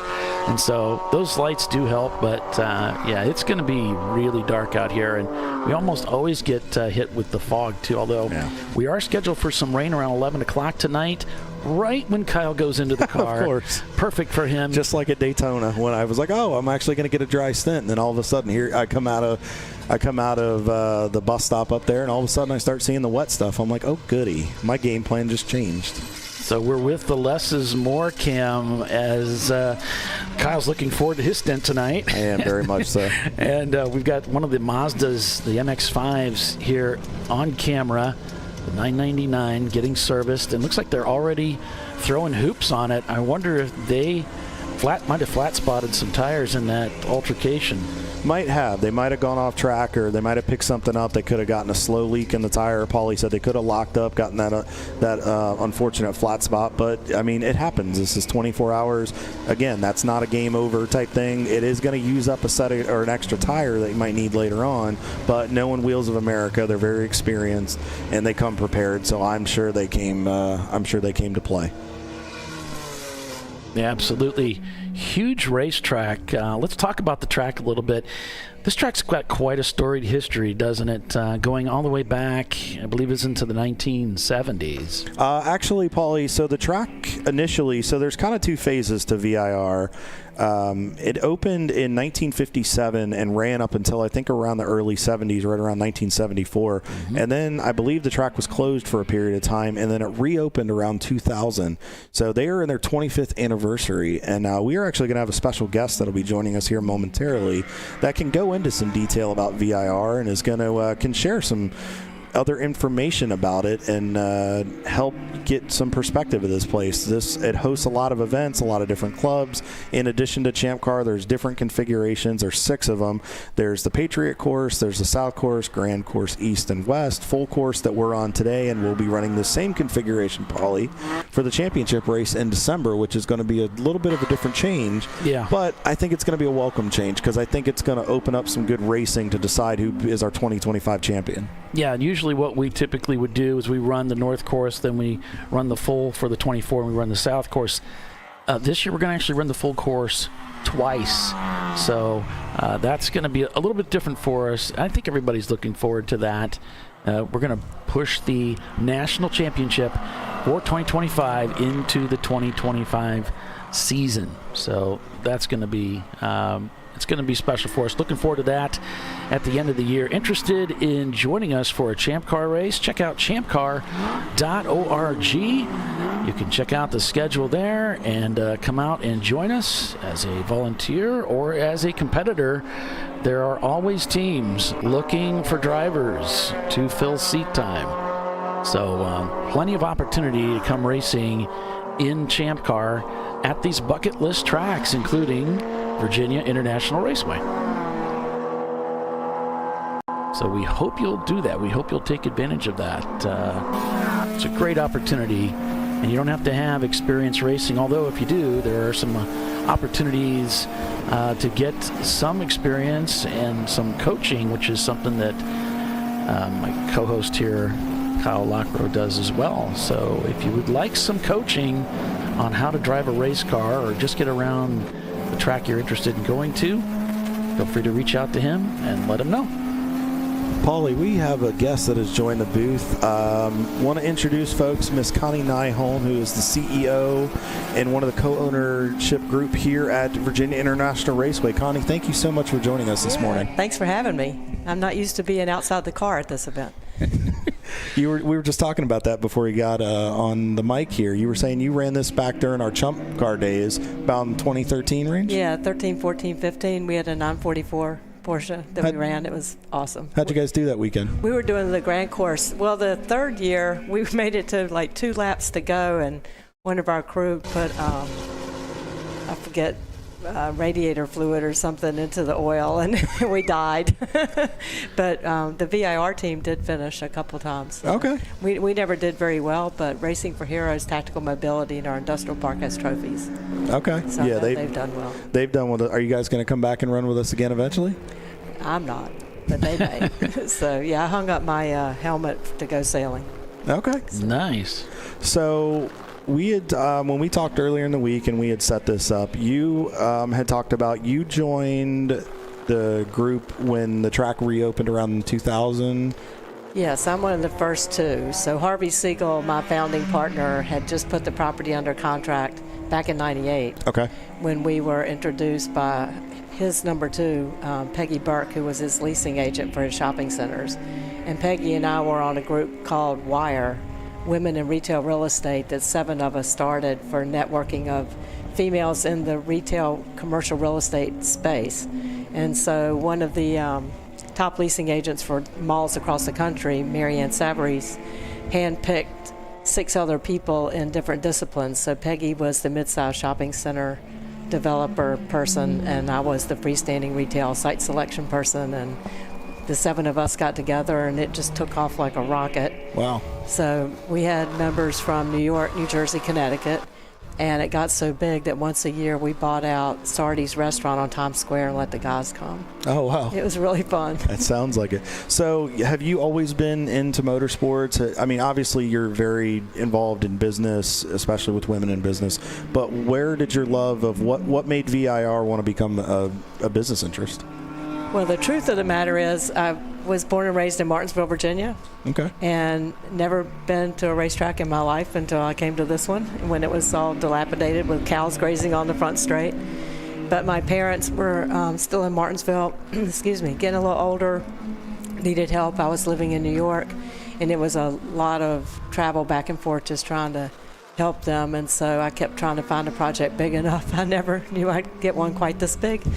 But I went into the city to interview with Harvey, and we just hit it off in minutes. You know, we realized we had very complementary strengths and weaknesses, very energetic tempo, which can get on people's nerves sometimes, but we feed off of it. So putting ADHD to good use. And we got all of our permits in 2 meetings and opened in 22 months. Wow.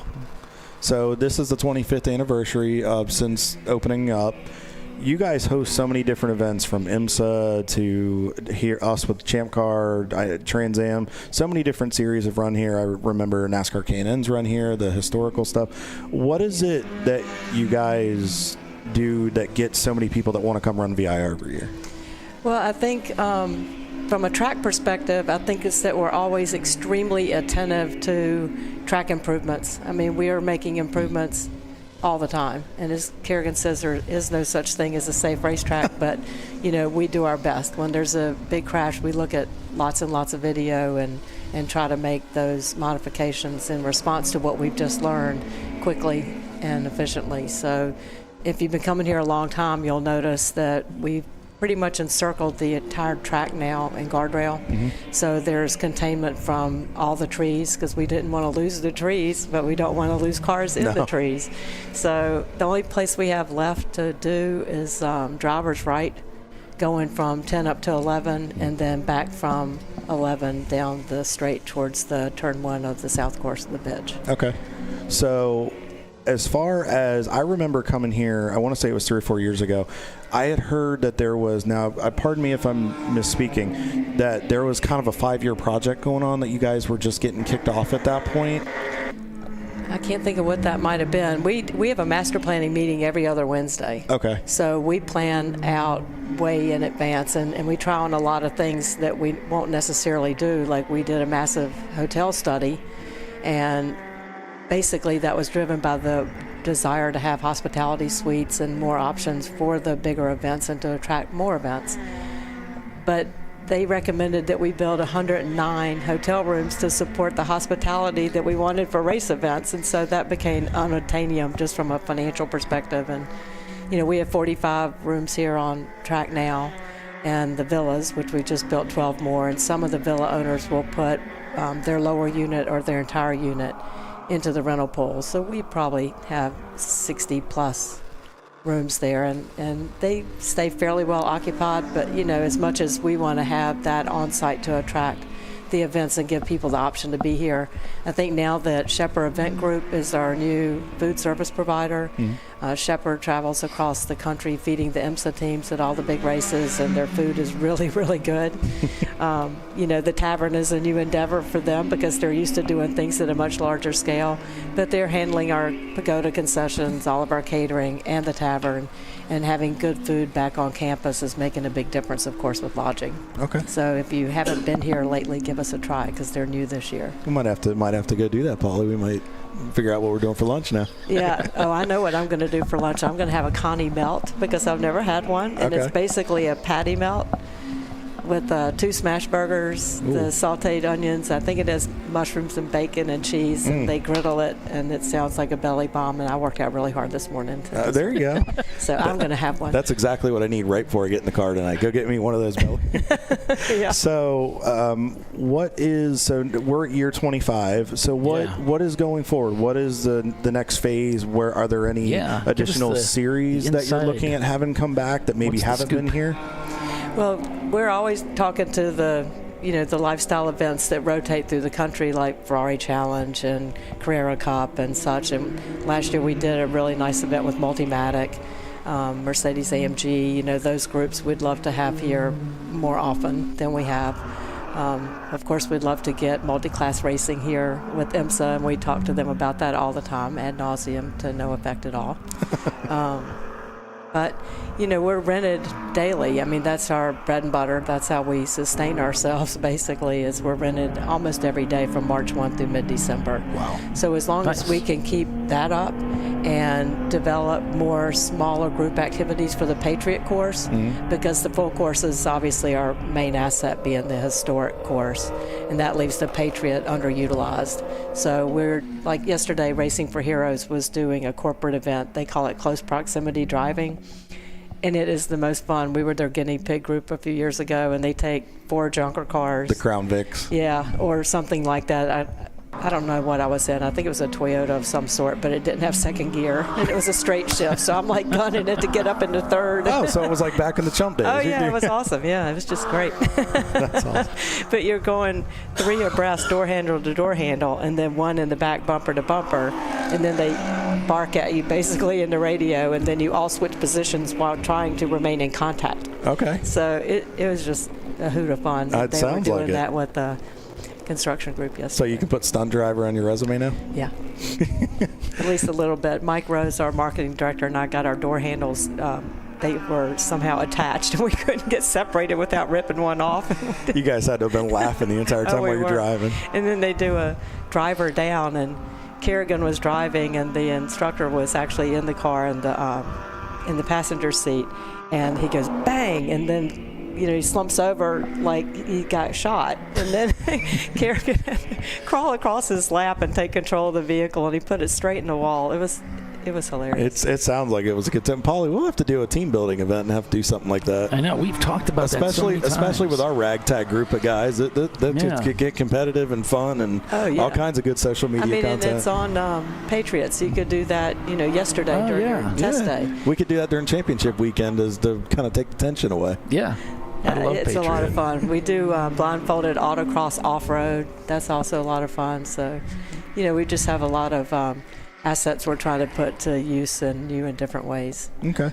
Now, next weekend, obviously, we've got Champ Car here, and we've been on board with Hard Six with Mr. Ben Keating at the wheel, and we know Rockwell, and there's some other teams. And the reason we're bringing that up is next weekend is the annual IMSA event, correct? Mm-hmm. Yeah, I didn't know Ben was here. I'll have to find him. He's in the car right now. Oh, good. He's right there. Oh, okay. So he's here. Yep, he's in the car right now. That's great. I swear to God, he'll drive anything. And he'll drive anything well, so that's even better. You should have seen the movie made a little bit earlier. We were, and he's relaxed in there. It didn't faze him one bit. But it's an annual stop on the tour with, I believe it's Michelin Pilot and Carrera Cup and MX-5. A lot of the IMSA folks will be here next weekend. Yeah, and the GTD and GTD Pro, which is kind of neat. When we first got onto the IMSA calendar and had the GTs without the prototypes, it was like really exciting because they got all the front camera. You know, there wasn't just coverage of the prototypes in the front, and so the GT drivers got a lot of, you know, airtime, and we know so many of them, and that was really fun for them. And then when GTP came along, you know, the fans would just like to see that, you know, out here. And so that's a #1 fan request, or LMP2, you know, one of the, you know, faster prototype classes mixed in. Has that been a good response? Because I remember the last time seeing the prototypes here was like mid-2000s, but I may be mistaken. Has that been a good response? It seems like you guys always get a good crowd every year with the GTs and then the LMP2s that come in and some of the support divisions. Has that really done well for the track? That is our biggest event by far, and the one that we're most at risk for. So we're always a little, you know, holding our breath, because we just pray to do well by the end of the weekend. And it has grown steadily. I mean, people come out in the rain. I mean, not much deters them, I should say. And we've had different media groups out here doing interviews, and I love it when they walk up to this random fan. It's like, well, what made you come to VIR? He goes, well, I came here first time years ago, and I've been back ever since, because when I come here, I feel like I'm home. That's good. And it's a great compliment, I think. It gives you're at this big event, but VIR and being in the Danville area, it just gives you still that small hometown feel. Yeah, and Danville's grown so much, so the services to support, you know, our events are much, much better with the opening of the casino this year, Caesars Virginia Casino, and other hotels are coming into town primarily because of that, but also because of what we do to round out the tourism calendar, and hopefully that'll bring down prices, because that's one complaint that we have gotten, is that the hotel lodging here is expensive because there's not enough. But the supply is dramatically increasing, and very quickly. And Hyco Lake is that's where I live, 12 miles from here. And so many of the people with the great big homes there are putting them into the rental pool when they know it's a VIR customer. And so race teams are taking entire McMansions, you know, on the lake, and that's very convenient and very affordable. That's good. And the nice thing is, you know, when you get a lot of the races, and even when Champ Car and other series come in, we like to go out and support the local community, Danville and South Boston and the areas here. You know, it definitely helps drive that tourism, and that tax revenue is important for the locals. Oh, it is. And people will say to me, it's like, well, I feel guilty when I'm not supporting the tavern. I said, no, go out into the community and wear your race shirt, because then they'll know you're with us and that we're helping drive that impact to them. Good business. So I'm referring people to local restaurants all the time. My favorite ones are all out in the country. And I tell them how to get there, and they really appreciate the business. And I hardly ever go out that I don't see someone from the track. Well, okay. Well, obviously we want them to support the stuff here, but do you have any recommendations that teams might want to pick up dinner or breakfast in the morning before they head out? Absolutely. I just went to one 2 days ago, and it's in the old Ruby Tuesdays by the movie theater, and it's something yolk, like egg yolk. Okay. And it's it's only been open like a week, and it was really good. And so they do only breakfast and lunch, but they've got a huge menu, very fresh, lots to pick from. So that's one I would definitely recommend for breakfast. My favorite ones are basically dinner places, because that's when I get to go. But Brooklyn Eats is a chef-owned restaurant in Roxborough and a restored firehouse. Very nice. There's Darby's Tavern in Berry Hill Plantation, which also has lodging out in the country near South Boston. That's very nice. And the Country Club Steakhouse in Person County outside of Roxborough is like stepping back in time. When you go in, there's the pictures of the debutantes on the walls, and there are people that still look like they never left the 50s, but they've got the biggest salad bar you've ever seen, and, you know, nice steaks, and they do seafood specials on the weekends, and it comes with sides, and just go hungry, because My wife Tanya and I had dinner with Barry Richmond, who said to say hi, by the way. Barry, yeah. Barry and Dolores. Barry, they took us to Joe and I think it's Mima's. Oh, Joe and Mima's, yeah. Yeah, they took us to Joe and Mima's, and we got our money's worth. Oh, good. Yeah, I know the Joe and Mima, but they sold out the restaurant a few years ago, but they go and guest chef sometimes, and I mean, they just are right off the boat from Sicily, and the food is great. Oh, it's exceptional. So they would change the menu. My favorite thing was something called chicken Genovese. And so Mima said, I will always make it for you. I mean, the ingredients are here. It'll take me a few minutes, but I'll always make it for you. So she knew when I was there because she'd get that random order for chicken Genovese and would come out into the restaurant. But that's a really good locally owned place on the west side of Danville. Well, we appreciate you coming up, and folks, make sure you guys go and check out some of the local businesses here, and just if you happen to see Miss Connie walking around, just introduce yourself. She's really been a supporter of our series for a long time. We've been on their calendar for many seasons. What's the best way for people to find information out about VIR events if they want to come out and participate in events, social media? What's the best way to find VIR? The best way is through our website, which we keep updated with the QR codes to everything we do. Our calendar is posted on the website with links. So if you go to today, you'll see Champ Car with the link to your series so people can get information about whatever they may be curious about. And that's VIRNOW.com. All right, and folks, just really quick, I'm going to throw that into the chat so you guys can pull that link and throw it into your browser of choice and look it up and make sure you follow them and like them on all their social media. What do you guys have? Facebook, Instagram, TikTok? I know you guys have. Do you have some stuff on YouTube? Or? Oh, yeah. Okay. So while you're speaking of YouTube, on our website, the YouTube channel, there you'll find our documentary, VIR Reborn, which was about Harvey and me reopening the track back in the day, and it kind of grew legs and became VIR's place in American road racing. So it's a little over 2 hours, so get a six-pack and hang back and watch the VIR Reborn documentary. In fact, you're welcome to show that to your group when you're doing movie night. Okay, yeah, because perfect. That's ours, and we put it out there for free. And thank you for mentioning that. So we hadn't said anything. We wanted to let Connie do that for us. She and her team were gracious enough to let us use the classroom this evening. We're going to do a nice movie night. We're not going to tell you what we're going to show. It's going to be a surprise. But we want to do something for the family. So if you have your wife and your kids, or if you got grumpy Uncle Charlie there and needs a break, take them down to the classroom. It's over by the garages here in the North Paddock, where registration is for Champ Car. My wife, Tanya, from KLR Management Group, we're going to help host a movie night with some popcorn. We got toppings for it. It's going to be fun. Yep, starting at 7 o'clock. Go in there, take a breather, get some air conditioning, keep yourself entertained. Thank you so much for all you guys do for us, and continuing to let us come back and harass your staff and grace the racetrack, and we really appreciate it. We love having y'all. It's amazing. I have a question that I probably should have asked you before I got on the air, but how did the name go from Chump Car to Champ Car? Well, that had to do with we were growing as a club. Oh, you've grown like crazy. Yeah, and we found that there were a lot of companies that wanted to work with us in a sponsorship role, but the Chump Car name maybe wasn't as attractive as Champ Car. Okay, that makes sense. And it was really just changing one letter. Yeah, that's true. We were able to find the holders of the name, and they welcomed us to take it. And so we did. Oh, that's great.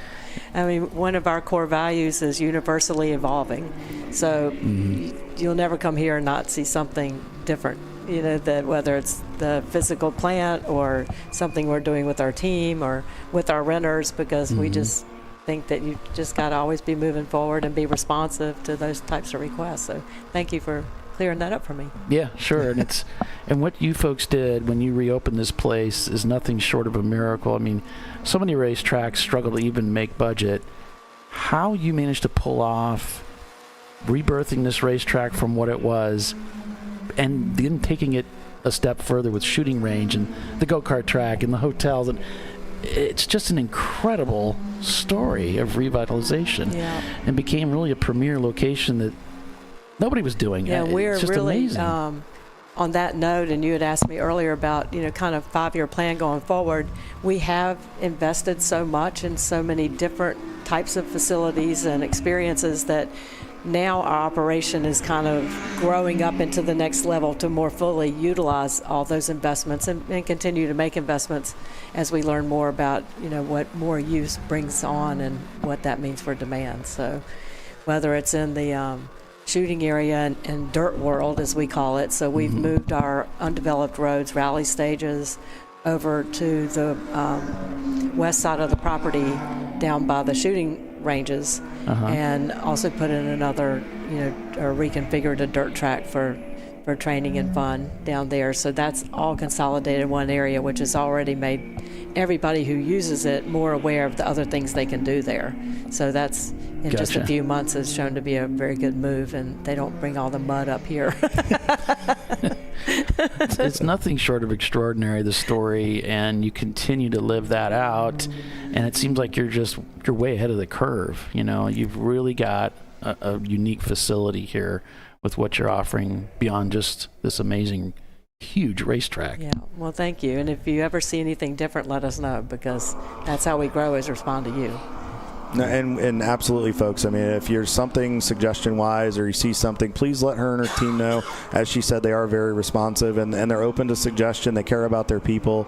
And one little thing, you were telling me about your earrings and your necklace when we had a face-to-face yesterday, and I'm sure there's some ladies around the racetrack that might want some hardware to take home of their own. Oh, gosh, I wish this was in the pro shop, but they said it was too expensive. So my sister had these earrings made for me. I wore these on purpose today. These are my vintage ones with the little oak tree on there. And then this was patterned after one that I had made after I was racing at Road America.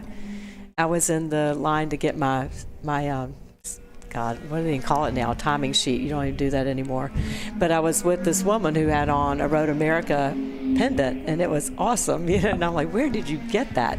And her husband steps up. I had it made for her. And so he introduced me to the jeweler who made it for us, and then I had it duplicated, and oops, sorry about that, just silver, but it's got elevation and everything. That's proof she's wearing it, folks. Yeah, it is, it's anatomically correct. Absolutely. Topographic. Yeah, earrings. Don't spin in 10.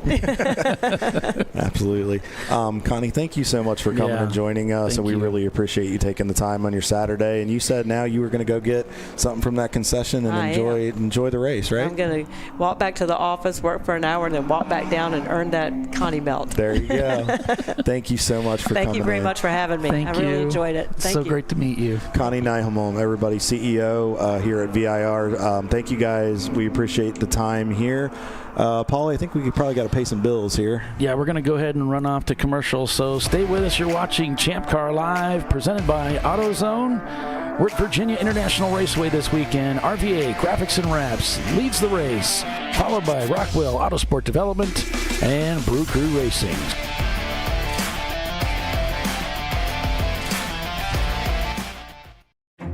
An important decision is afoot.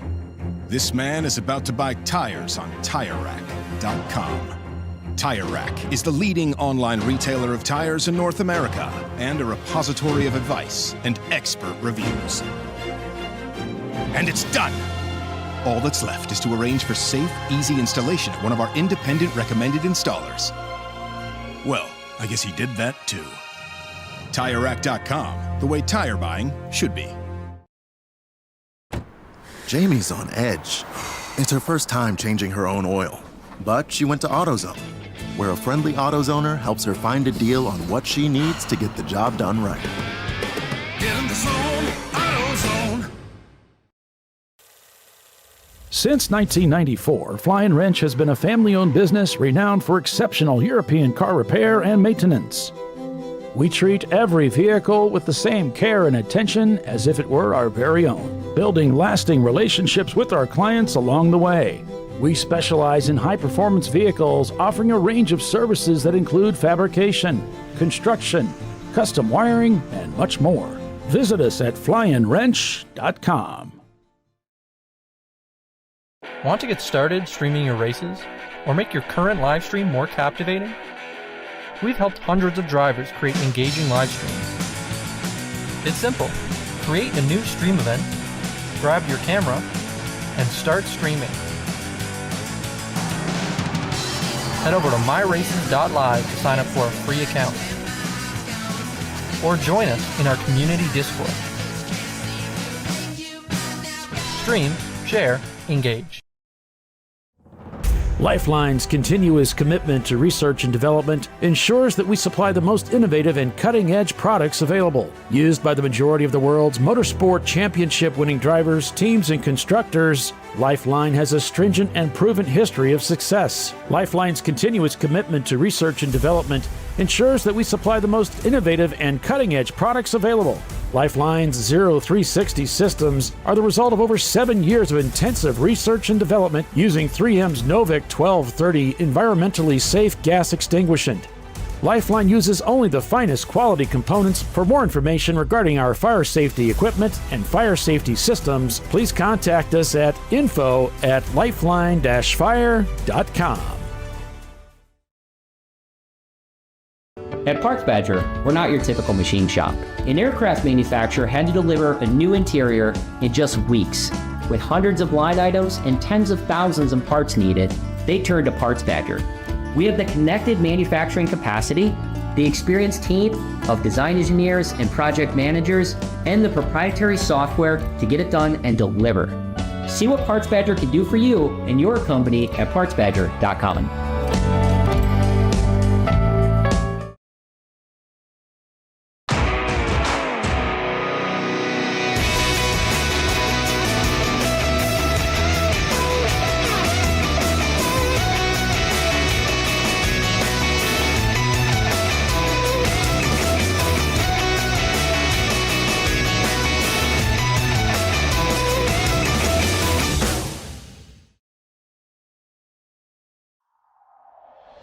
Discovery Parts is a veteran-owned racing and safety equipment company. While we're located inside Atlanta Motorsports Park in Dawsonville, Georgia, Discovery Parts can also be found at the tracks, supporting a number of Champ Car Series events. We take pride in being a reseller of the best of the industry to Champ Car teams and drivers. We know racing, love racing, and look forward to tomorrow to even more racing. Visit us at discoveryparts.com. Sentinel is a comprehensive motorsports video solution incorporating live streaming, local recording, 3 cameras with picture-in-picture, flag status, and much, much more. Stop playing with multiple solutions. Sentinel handles it all, including timing and scoring, vehicle data, graphic overlays, adaptive bitrate encoding, network bonding, and more. Sentinel is the solution to sharing your motorsports experience with your friends, family, sponsors, and the world. What are you waiting for? Get your Sentinel today and never miss an on-track moment. www.sentinel.racing.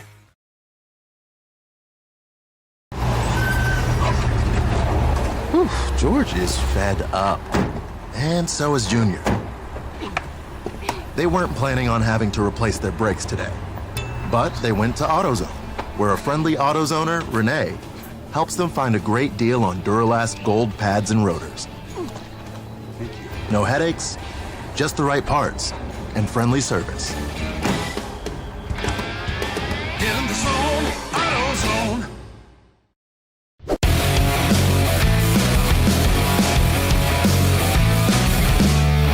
Welcome back to Champ Car Live, presented by AutoZone. I am Kyle Lockrow. He is Paulie Veltzum with Les Ismore Cam, Les Epps on pit road. We are just about an hour and a half in here at the TireRack.com Champ Car LifeLine 24-hour classic here at Virginia International Raceway. Thank you guys so much for tuning in. We just had Connie Nyholm on the show. Make sure you guys go check out VIRnow.com and let them know how much you love this place, and hopefully they'll let us come back, Paulie. It looks like RVA Graphics and Wraps in the 411 entry with Garrett at the wheel is still out front. Rockwell Autosport, during our interview, snuck up into the top 5 here. I think that is Doug Oakley behind the wheel of that car as well. Then we have Brew Crew hanging on to 3rd and 4th with the 86 and the 244. We'll have to get an update from Arjun and Kate and their guys to find out who's in the driver lineup this weekend. And then the 901 Motorsport, the 2-car team, the 903 is in 5th. That rounds out your C-Class right there of your C-Class leader. They have a hold on the top 6 with the 2nd of 4 Rockwell Autosport development entries this weekend in the 715 and 6th. Hard 6 Racing still holding on to 7th with Mr. Ben Keating at the wheel. And then the other 2 Rockwell cars, the 41 and the 10, 8th and 9th. And then EC, Faux 30 leading your EC class, and Hard 6 is leading your A class. And then we have Open Throttle in the 67 leading your F class. And we'll have to take a look and see what's going on as far as B class here in just a second, Paulie, as Paulie's tying up some loose ends with some folks. So we'll just kind of continue to ride on board here with Wayne, with Mike Sullivan still at the wheel. Looks like he's in tow with one of the Rockwell Autosport cars. We'll take a lap here with Mike. Oh, looks like we got somebody off there. Not an uncommon thing to see here at VIR, that it is so, you carry so much speed, it is so inviting to really just try to get as much speed as you can through there, especially in smaller cars that don't have the horsepower or the legs of the bigger cars. You want to roll through Oak Tree as best you can, but sometimes with the track slick, you overstep a little bit and get back on, or if you try to carry it through Oak Tree, you might just drop a wheel or two off there. So that's not the first time that you're going to see that over the next 22 and a half hours, Paulie. Yeah, it is such a highly technical and challenging racetrack. And then we go into the night.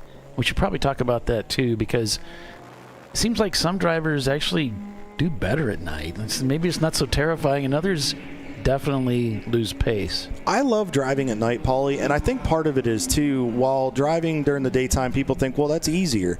Actually, at night, for me, it's a little bit more calming, and the reason you say that is you don't have the distraction of other things that might come into your eyesight and maybe distract your view of vision. So it really is very calming, and it's kind of a surreal feeling. If you talk to a lot of drivers at the pro ranks that like to race at night as well, for them it allows them to focus a little bit more, because you kind of have to really put yourself in a good spot there to make sure that you're keeping your head about you and you're not doing anything that puts you at risk. But you really have to focus a little bit harder, because you don't have, as we see, there's a race leader there going by Wayne as they head into NASCAR Bend. But it really makes you have to focus, and it makes the physical side of it where it's a little more mentally taxing, but it's a lot of fun too. And if you can drive it at night and you can kind of drive it blind, it actually makes driving during the day easier, because then it's just muscle memory at that point. So I'm looking back here. We saw Bruce Innovations up front earlier. It looks like something may have happened while we were having our interview, Paulie, because they've fallen down the order quite a bit here. Not sure what happened. We'll have to see if we can get less on that over some time, as we see Faux 30 there, your EC leader, 10th in the overall right now, that just went by Wayne up the hill there.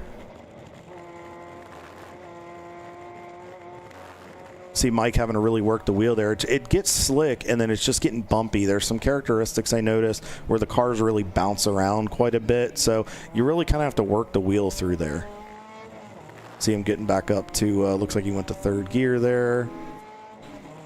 Back to fourth. So there's a trick there coming out of Oak Tree. You notice Mike didn't turn the steering wheel, where some drivers are kind of moving around. If you get as far left as you can stand coming out of Oak Tree, and a friend of mine, Jim Dorr, who lives up in the Richmond area. Jim, if you're listening, all you guys, all my buddies at Race Bar, I hope you guys are doing well. If you straighten that out and you just hold the wheel straight, it'll put you on the right side of the track, and you'll cross to set you up for 14 when you go to the end of the straightaway as you go up the hill, and it gives you a good line to get your braking done to get into 14. So there's always little tricks you can learn to be faster at VIR.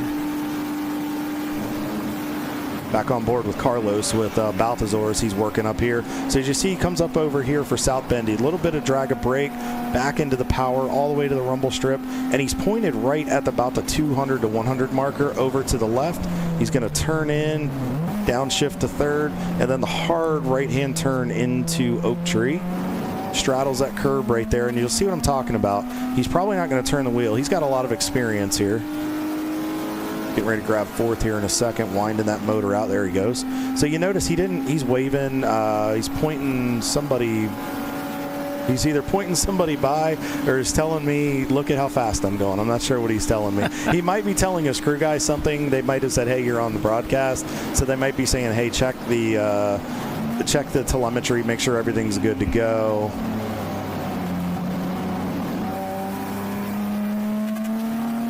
as you see him roll through roller coaster here. He's just real smooth on the wheel, very relaxed. A little bit of brush of the brake, so that's a pump. That's a security thing as a driver. A lot of times you just want to, as it gets hot, you just want to give that brake pedal a little bit of a touch. It's a security thing to make sure, one, you got a pedal, but two, sometimes you just tap it enough to bring the pads to the rotor if they kind of move away a little bit. So it just makes sure you have that pedal for when you need it. Yeah, absolutely. You know, there's that thing called pad knock. You hit a curb and causes that brake rotor to flex. The weight of that caliper can cause it to move around a little bit just through all the G loads and the banging into the curbs and so forth, and then it knocks that pad back a little bit. You go to the brake suddenly expecting to have that nice firm high pedal, and it's not there. Looks like first pit stop of the day here for 430, your EC leader. So you'll see, as we were talking about, everybody earlier in the broadcast, everybody is fully suited up head to toe. There's your fire bottle guy. They just finished the fueling. So you have to be, until that gas cap goes on and everything goes back over the wall, you got to make sure you're fully suited up. And then you have, it looks like the driver that may have gotten out, or that may be one of the crew guys assisting getting the driver in the car. I believe that may be Tim getting in the car. I'm not sure. He is one of the heads of the Embracing AI team. That was our title sponsor at Watkins Glen. I didn't see who got in, so we'll have to get clarification maybe from Mike Gorman and his team as we're back on board here with Hard 6. Ben's still at the wheel. They should probably be getting close to a pit stop here, I'd say in the next about 20, maybe 15, 20 minutes. Looks like we got debris being flagged heading into, I believe that's Oak Tree. Not sure. Nope, that's turn one. Down at turn one, Paulie. We'll have to hit the camera and see what we can find. Yeah, I'm not sure we showing anything over there really, but definitely it's showing up on Flagtronics for those teams as they head down into turn number one there, and there is a standing debris flag. It must be on the way into turn one, I would presume. It could also be on the exit, Paulie. It might just be out of our camera shot. It could be something that may be in the way. Maybe a piece fell off a car. Somebody might be leaking a little bit of fluid. Just something on the racetrack. Discretion, the better part of valor there. It's better that they put it out, make the drivers aware of what's going on, because then they have time to adjust what they need. I also saw, Paulie, it looks like we might have a local yellow in 3. Maybe it's just a Flagtronics issue there. Looks like something's going on there between the 3-4 section. So that's the NASCAR bend before turn 4. Yeah, I'm not seeing anything on camera here, but definitely that is something that's being flagged over there according to Flagtronics. No, Timmy, it's not you, but you may be causing a caution up there in Wisconsin. We don't know. If you're in a U-Haul there, we don't know what you're doing.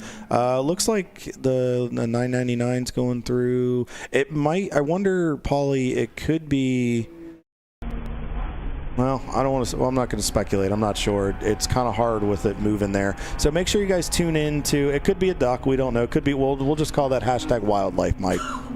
So it might be something that we just can't see. It looks like we got a car. Oh no, that's somebody off the racetrack. There is a stalled car there at the entrance of the South Pit Road. I'm not sure who it is. So we may end up going full course caution here, or maybe some type of local yellow. Now, the good thing is if they can roll a little bit farther, it's a little bit downhill there. If they can get in just enough, they might be able to tow them in with a hook, because the safety crew would be secured behind a wall where there wouldn't be as much risk. So they might let that one go. Now, showing looks like we're going turn to 35. 12 local yellow, now code 35. So you kind of called it there. Yep, there they have pulled off. We can see just at the entrance into the pit road for the south course, if I got that right. Yep, you are correct, sir. And this is also kind of the Pro Start line, isn't it? It's kind of like a Mid-Ohio thing, or not really? I think they start the IMSA races, or do they start them up here? I thought they started them at the start-finish line here. I don't know if they do the Mid-Ohio rule. We'll have to see if any of our IMSA buddies that may be racing this weekend can give us some clarification. But I thought that was mainly where they just start on the south course. I don't know if they use the start-finish line back here for the full course. But it wouldn't surprise me, though, to get them spread out. So code 35 here at VIR as crews are headed over there to pick up that wounded warrior. and bring them off the racetrack. And then we'll get back to racing here. Pretty good run there of green flag racing for us. As we check out the standings, RVA Graphics and Wraps leads by 11 seconds over Rockwell Autosport Development in the number 1 car. That is the reigning national champion. Brew Crew Racing there in 3rd place. 901 Motorsports now moves into 4th place as the other Brew Crew car seems to have fallen by the wayside. Rockwell Autosport Development in the 715 now moves up into 5th place. Hard 6 right there in 6th place. That's the leading A-class car. Look at all those C-class cars surrounding that A-class machine up there in 6th place. Then it's Rockwell Autosport Development, number 41, and number 10 following those two. And then it's TCR shown in 10th place. But you know that the Gorman Motorsport EC car will be pulled out of the timing and scoring results, and all EC cars are placed in their own class. They are not eligible for a podium position, but they will be trophied. And then it's Floridian Motorsports and the Porsche, Tater Racing and the BMW, Chattanooga Touring Wagon behind them. And you can follow all of the standings if you wish at race-monitor.com, and just look up the 24-hour race at VIR and follow along with your favorite teams that way. On board with Les here he's actually in the pits. His cars have come in, taken advantage of this caution to get those cars serviced. We know there's going to be some pretty unusual pit sequencing and strategy because it is a 24-hour race. That really throws things for a bit of a loop. We're used to these 3 pit stops, per race, 2 hours. Everybody's going for that. But with 24 hours, these are kind of thrown up in the air, aren't they? Well, your strategy is going to change about 905 times throughout the 24-hour period. And we jokingly say that, but we're not true. It looks like Brew Crew Racing, one of the cars, is in the pits here. I'm not sure if that's the 244 or the 86, as he gives us a hang loose right there. The sister RVA Graphics car headed back out. That is the 244. So that might have why we didn't see them, Paulie. Yeah. It looks like it's feeding time at the zoo here for all the cars. I'll bet you as soon as everybody heard us talking about code 35, they all started dipping for pit road. And the reason you'll see that, folks, is because you lose less time under caution, because with 5 minutes here, with us running, I'd say just over 2-minute laps here, I would say 1 green lap for a 5-minute pit stop here under yellow to 2 and change laps under green is the conversion rate, is about what I would say, give or take a little bit. So it's better to sometimes do it under a code 35 where you lose less time. You don't feel as rushed. You have a little bit more time to get things done, do what you need to do, and then send the car and the new driver back out to go again. Clapped out racing, putting the left rear back on, might be making some changes. They had that issue with the front end of the car earlier. Looks like they're still in the fight. So Floridian Motorsport is your D-Class leader, by the way, Paulie. They're 12th, or really 11th, I guess you would say, in the overall, but they are... they're leading D-Class, and that is commonplace for them. That is a strong team. They always run well. We always see them at Daytona run well, Sebring, a lot of our Southeast races, so more of the same. Yep, and there's the Brew Crew car, one of the 2 entries that they've brought here this weekend, 2-car entry. Les is trying to not make all of you sick, so thank you, Les. Picking up that car there, coming out of 12. So it looks Mike Derby, thank you for giving me that heads up there. Looks like Alex Harrison just got into the 311, so he gets ready to go out and start his first stint of the weekend. Yeah, thank you, Timmy. Yeah, Champ Car is a great place to get seat time, and the fact that you see so many teams that run at different levels of motorsport that come down and still play in Champ Car, it means a lot, and we appreciate the business, and hopefully they'll come back and play again. That is a very nice and very cool. It looks like they've done a little agricultural racing. Picked up some debris there. Must have been hungry. It's a wild wrap. That is a cool wrap. That'd be cool to see under the lights. Hopefully they got some blue lights to go with that one.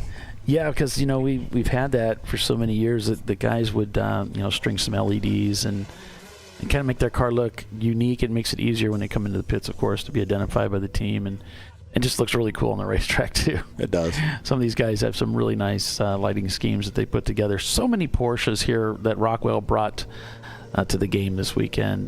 So they are really gunning for the win this weekend. Yeah, I mean, well, and Paulie, they are going for 3 in a row. They have won our last 2 24-hour races, 2024 national champs. I mean, this team is on it, but they always bring great pieces to the racetrack. It's a well-oiled organization. They primarily compete in Michelin Pilot Challenge competition at the IMSA level. And they're a well-oiled machine. They bring a lot of experience. There's a lot of drivers that come down and run with them. They have a lot of just Champ Car and other series faithfuls that come and run with them, gentleman drivers as we would call them on a weekend, but they're always fast. Yeah, absolutely. I mean, they've kind of teamed up with Atlanta Speedworks, so now it's a real weapon of, oh man, this is going to be big. And and there's the task force mortgage team there, bringing a BMW to the fight. That's our Warriors in Motion's friends. So the Task Force Mortgage, I believe that is Jason Scott. He is one of the veterans who's involved with them. I believe that is his company. You can follow him on social media. Great guy, help you out if you have any questions in the mortgage realm. But looks like we're going back to yellow here, and we should be going back green here very, very shortly as the feeding frenzy continues on pit road. Smart of these teams to take advantage of it. So you'll see right here they have to do, for our new folks new to Champ Car, you have to do a checkout with the officials. They will do a courtesy check of your belts, make sure your helmet's good to go, your Hans is hooked up. If you are not, they will turn you around and force you to go back and address that before you can go out on the racetrack. Once they deem you're okay and your 5 minutes, if you took fuel, is at the end, they will release you. You have to observe the blend line, as we'll see here. We'll stay on this shot. Looks like, as we see at the bottom, Ben is out of the car for hard 6. His co-driver's getting in, and they should be back out shortly. You see the BMW, you have to stay driver's right all the way down to turn 1, and then as you turn into the corner, you can blend into traffic safely there. And the reason for that is, as you can see right there, there's 2 cars racing 2 wide, and we've seen 3 wide. It's a very wide racetrack in certain spots, but it funnels in, and the last thing you want to do is not be at speed, go all the way left, and then problems happen. So it's a safety thing. You have to abide by it. If not, that will get you a severe talking to by Mr. Jimmy, and that is not a conversation that you want to have, and not one that you're going to enjoy at the end. Yeah, in Champ Car, the pit stops create a unique strategic situation for the teams to work with. You can't leave a driver out there for more than 2 hours at a time without incurring a penalty. So after a minimum 1 hour break, that driver can get back, but 2 hours is the maximum length of a stint. Then there's the fuel aspect. You must remain in the pits a minimum of 5 minutes if you take fuel. However, there is no minimum pit stay for anything other than taking fuel. So you could, in theory, change drivers at the 2 hour mark and go back out immediately. Since the rules also limit the size of the fuel tanks, though, respective to the car, the way it came from the factory, most teams will struggle to make 2 hours on a single load of fuel anyway. So typically what we see are teams trying to make 2 hours on a load of fuel before having to pit. That way they can take fuel, change drivers at the same time, being as efficient as possible. Meaning in a 7 or an 8 hour race, you're going to have to pit at least 3 times due to the stint limitation. So ideally, you want to take fuel only at those times. And you can make as many pit stops as you want, but obviously you don't want to. You want to make that as few as possible. And in a 24-hour race like this, it's particularly challenging because you have so many hours you're trying to go over, and just trying to space those out over 2 hours at a time is pretty difficult. So you've got you're going to have a lot of cautions. You may have we've already had a red flag today, and so sometimes what the teams will do is just hedge their stint times a little bit for the cautions, just like Kyle was alluding to. Take advantage of those cautions when the field is slowed down to get those pit stops done so that you don't lose any more lap position than necessary. No, absolutely. You want to take advantage of it. And again, it's going to change because if cautions come out or something happens or the team may run into an issue and you have to come in for something, your strategy has to change. Flexibility in a 24-hour race is key. You can't just stick to one strategy because I can guarantee you it's going to get burned out in an hour.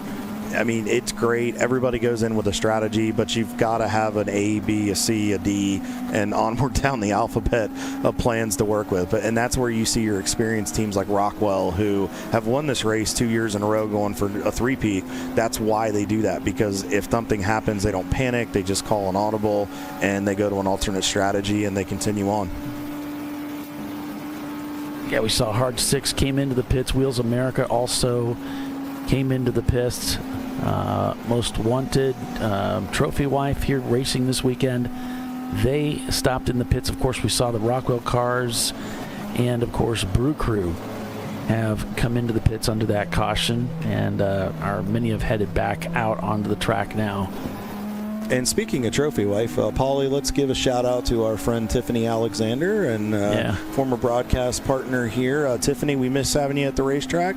Hope you and Casey are doing well. Keep them in line, and we'll look forward to seeing you back at the track really soon. Hope things are well down there in Alabama. Bama. I would say the phrase, but I know, we'll probably lose viewership if I say the phrase. I'm sure they're burning ham down there. Well, no, the other phrase, if you're from Alabama, depending on who you follow, especially as we're getting into that college season, that specific football season.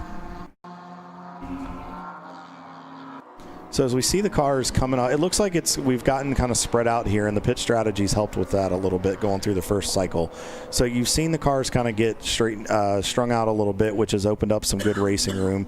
As we said, we had 59 cars this weekend. We have 8 different manufacturers represented here this weekend. We have, I'll have to check to make sure my count is correct, but I'll get into that shortly. But the oldest car we have is a 1984 Porsche 944, and there's 3 2016 entries, a BMW M23 IR, a 3 Series, and then there's a Ford Mustang, which I believe is one of the Section 8 entries.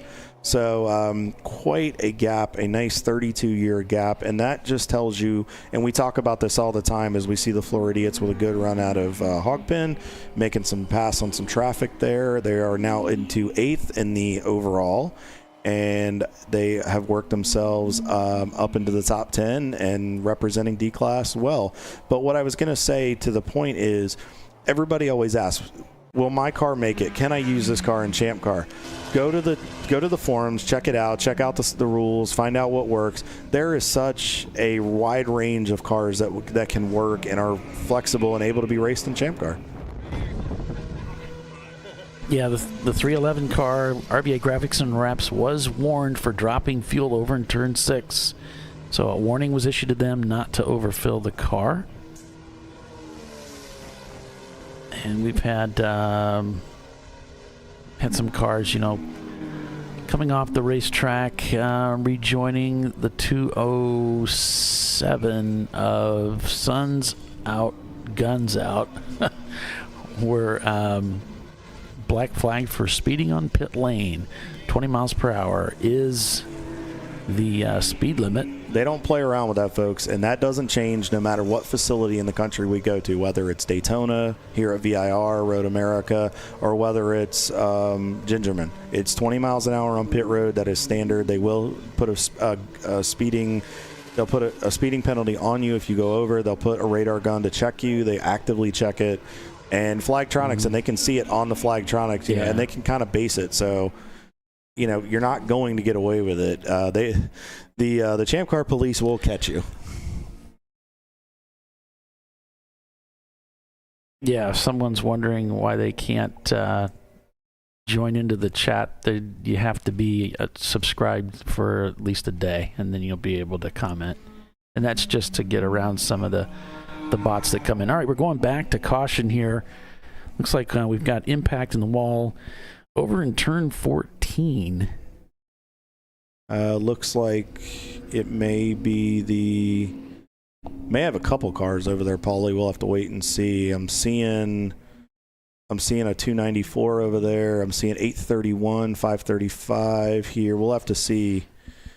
I'm not seeing the 831 moving there on the screen, so that could be our culprit, but we'll wait to get a final confirmation in the race log. So if you guys want to find out what's going on, make sure you pull up those race control logs. It gives up to date of what's going on here in the race kind of know what's going on, why it happened, and just make sure you keep note of it, especially for any of those four-offs and spins and things you need to keep track of with your team. Yeah, it looks like Warriors in Motion, Little Red, has been documented as being one of the cars involved in that impact in the wall over there in turn 14. Uh-oh, I think that might have been one of our cameras there, Paulie.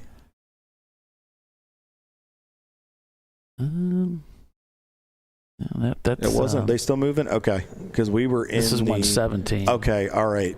We made that change this morning. My apologies. That we were initially intended to be in the other car, and then the team called an audible this morning and decided to let us put a camera in Splinter. Yeah, Jeff's verifying it's over in Roller Coaster. Thank you, Jeff, for helping us out here. Appreciate that. We'll give you an attaboy there and have you eventually join. Trucks on their way.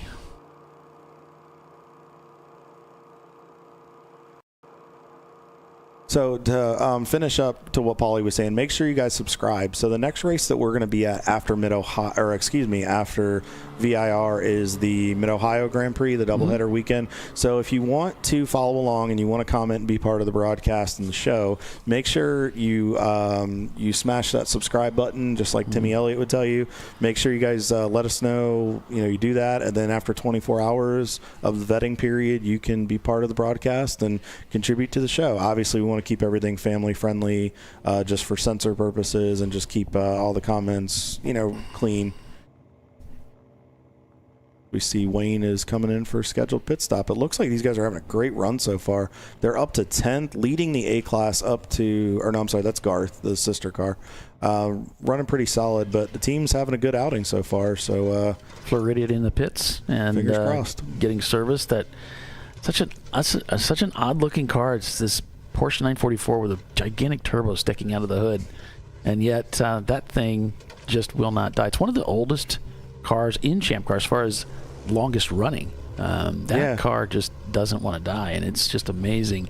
It's great to see them. They attend so many different events with us here in ChampCar, so it's always great seeing them. And we're kind of a little further north of Florida, so I don't know. You might get to know those guys pretty well. But, thinking about moving to Florida yourself? Yeah, we're talking about it. We haven't fully gotten anything yet. We're hoping to get down there. So you want to make sure your visors are down when you're on pit road. Obviously, make sure you're just having to go through everything. They haven't started fueling yet, but they're just taking their time. Again, these guys are pretty experienced. It looks like Mike's hopping out of the car. I believe Andy Fifek, one of the owners of the team, one of the co-owners of the team, and the CEO of Rad Air Complete Car Care, who will probably be up here to join us later in the broadcast to say a few words about the organization. He's jumping in. Andy, unfortunately, didn't get to run at Daytona when we had one of the cars end up in an accident there off of turn 1. Our buddy Mark Nolan, who's not here this weekend. Mark, everybody from the Nolan Show and 105.7. Miss you guys. Hope you're tuning in. But Andy was very excited. He was jacked up, ready to get out there. We did a lot of practice on the sim. So hope he has a good stint. Hope he enjoys himself. Yeah, thanks everybody for joining us. If you're just tuning in, it is the TireRack.com Champ Car Endurance Series race at Virginia International Raceway, the LifeLine 24-hour classic at VIR. ChampCar.Live, presented by AutoZone. Paul Belton with Les Epsa and Kyle Lockrose. We go back to caution here, getting ready to bring out the green flag again and go back to racing here on this sprawling racetrack. 3.27 miles, 17 turns, and a little over 5K. Just an amazing racetrack.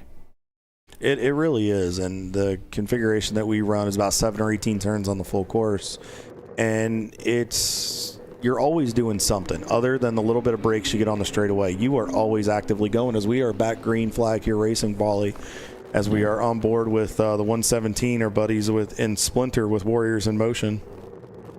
Looks like he's just minding his P's and Q's here, being patient, getting the car back up to speed, just taking his time. And that's the biggest thing, folks. We are just approaching the 2-hour mark in this 24-hour contest. There's no reason to push anything. Don't do anything unnecessarily. giving up a little bit of time, being smart, really pays off in the end. We have seen so many stories of drivers and teams that have come back from adversity, or just that they lay in the weeds or right there, just take advantage of lap traffic and are able to make passes and get opportunities. So you really just have to stay disciplined, just keep your head about you, and just think about the long game. You want to be able to hand that car off to your teammate, let them go get the job done, and then when you get back in, continue to do your job. It's very much a team sport, and working together and being smart about it and thinking long term pays dividends. So we had a full course caution back around 10:30 here, so about a half an hour ago. That was due to the RS Racing. They lost a wheel on the track, and that brought them to a stop, obviously. So that was the reason for that caution. This one was due to impact in the wall over in turn 14. Real quick, Paulie, folks, you just saw something as we were still on board here with Splinter. You saw him come through what was Oak Tree. He caught a little bit of that curb big time. He was trying to make a pass on the Embracing AI open throttle car, but he stayed a little. Oh, we are red flag here, guys. Red flag once again on the racetrack. We will have to get confirmation of what's going on, and we'll let you know. But just to finish that up real quick as we're getting ready to go red. Yeah, emergency vehicles are already moving as the cars are coming to a stop. And now, understand, too, there is a significant delay between when we call out these red flags, for instance, and you see it on the cameras. There's about a 20-second delay. So now they are, you hear some of the shouting on pit lane. That is likely due to officials telling all of the team members, hey, you need to stop working on your cars. You need to stop working on your cars. They want everybody to know about that as soon as possible, because what they don't want to have happen is someone working and get pushed into EC, and they just didn't know any better. So they're letting them know quickly, hey, stop working on your cars so that way you can hold your class in your class position and keep racing where you are. So, yeah, full course. Everybody's come to a stop out there. Red flag. So really quick, while we're waiting to hear what's going on, let's tie up that loose end. So we were on board with Warriors in Motions and Splinter. You noticed he had to do a lot of catch and release with the steering wheel, a lot of moving around. What happened is he was trying to stay on the inside, and he wanted to make sure he made the turn. He got a little too much curb there, probably more than he was anticipating. Was able to get the car turned, and what happened is it kind of upset the car. They've got some good sized BMWs, so he probably threw the car, may not have expected it. You noticed he was fighting the wheel a little bit through there, so that's something you got to be careful about. You want to use the curbs, but some of the curbs here can be very tall, so you want to make sure you get enough to help yourself but not enough to hurt yourself. So it's walking a tightrope, and you just have to be very careful and cognizant as a driver. So we are under red flag here. Paulie, let's run through, let's do a little bit of our top 10, do our class, and update everybody while we find out. Let me give an update here. It is one of the Rad Air cars, the 976. It is the Garth machine that over between turns 4 and 5 that has brought out the red flag. So while we're still waiting to get some information on that, yes, we'll run through our standings. Hopefully everything is okay. I think Chris was in that car. I hope everything's fine with it. But yeah, once we know more, we'll let you guys know. So real quick, so RVA Graphics and Wraps continues to lead this race in the #1 spot and holding down the lead in C-Class. Rockwell Autosport Development in the championship #1 ride, winning #1 ride, runs second. MDR Motorsports has worked themselves up into third.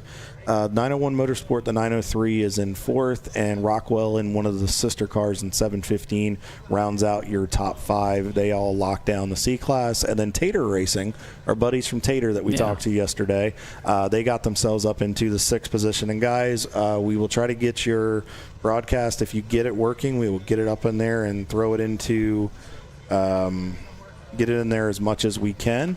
And then in the EC class, Gorman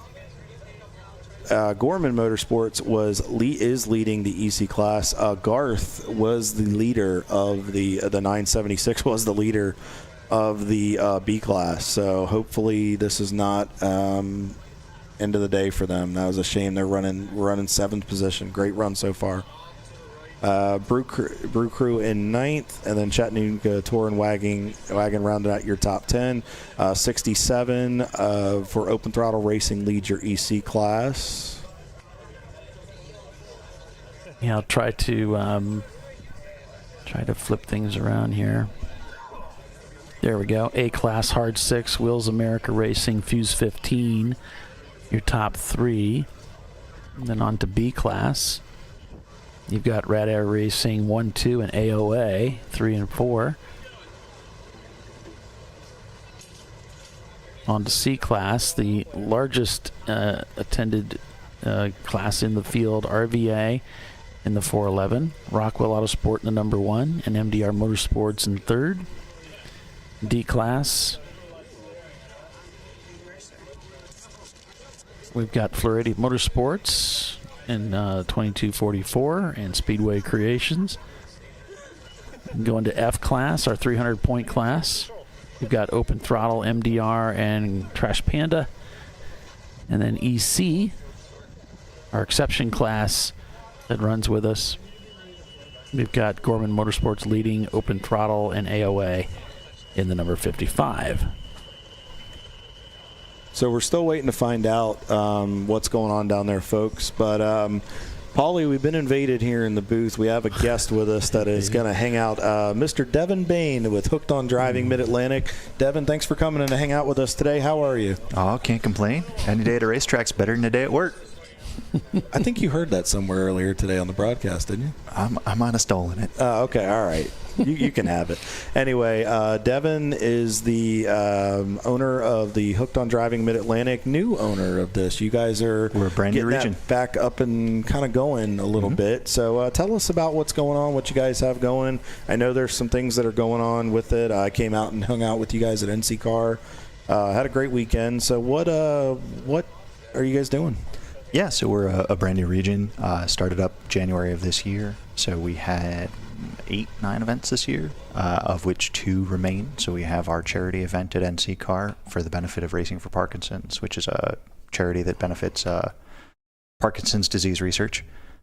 So that'll be a 3-day weekend, September 5th through the 7th. The 5th is an open track day, so for all you racing junkies out there, $500 donated to Racing for Parkinson's gets you an open track day on that Friday.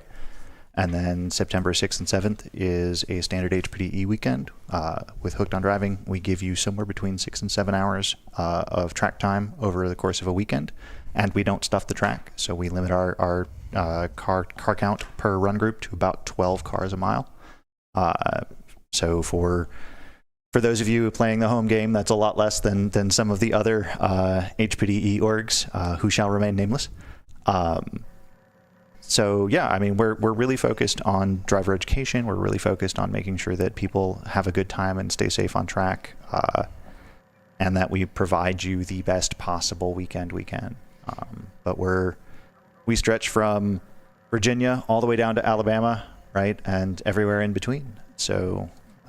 And you're looking at different facilities that you're just, depending on where the region boundaries fall, let's say, you're looking at some stuff. You said we had a conversation before. You're also looking at talking to some sister regions about maybe doing some combination events to try to get a little bit of crossover, knowing people want to go to certain facilities, let's say, either, if it's somebody that just wants to check it off the bucket list, or if it's a group that maybe is trying to shake down for a race. I mean, there could be there's so many different agendas at your weekends, I noticed.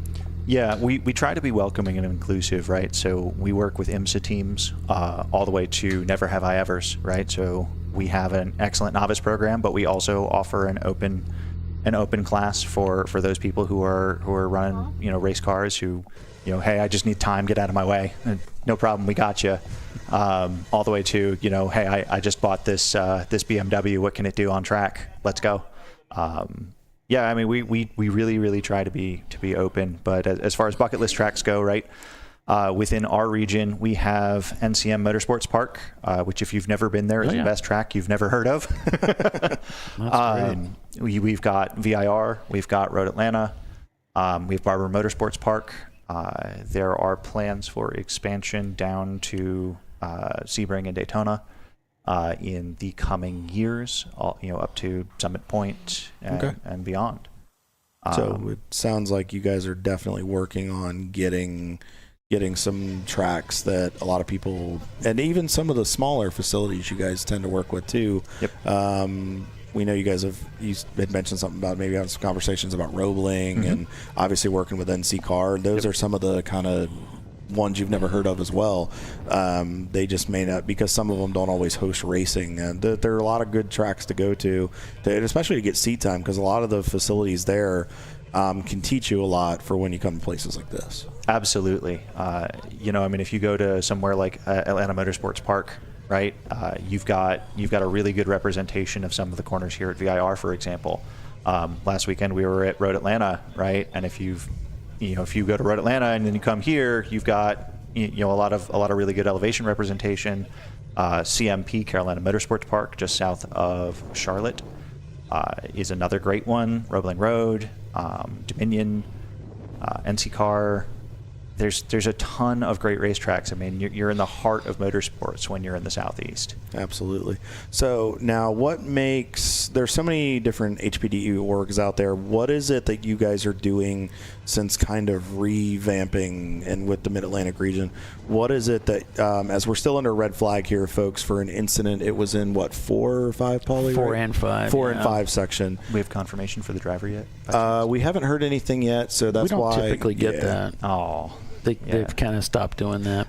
I'll probably get a little bit of a note, and once I get the okay to share that, because I'm part of that organization, I will share that, but just out of respect for my teammates and everybody over there, just kind of, we're all going to think good thoughts, and we're going to hope it's just something simple, and this is precautionary, and that's all, and we're just going to roll with that. But what is it that makes your organization different? What is it that you guys do? And what is it about your instructors that are so different that why people would want to work with you guys? Yeah, so what makes us different as an organization, and not to say that there aren't organizations that do things well, right? We try to be really deliberate about how we treat our customers. We make sure we know you by name. We talk to you. We make sure that you've got that you're taken care of. Right. Our drivers meeting is very much, look, if you have a problem, I don't care what it is. Please come find me. We will fix it. And our drivers see that. We care. This isn't just hey, let's pack you on track and go have a good time. Right. We're very deliberate about trying to make sure that you have the best track experience we can possibly give you. The other thing that we do, or more accurately, I do, is I believe very strongly in sort of the Southern aphorism that at the end of the day, you share a meal. And so Saturday night, I cook you barbecue, I serve you myself, right? And I make sure you have a from scratch meal tip to tail. And that is something that I really believe in, right? At the end of the day, we're all supposed to be friends. We're all supposed to be family, and you should sit down and break bread, for lack of a better term. You asked about our coaching staff. Ryan Lorman of Spicy Cat Racing is our chief instructor, and he does an absolutely phenomenal job. We have an MSF Level 2 course coming up, Motorsport Safety Foundation, for those of you who don't know, which is a org that basically certifies coaches for in-car work.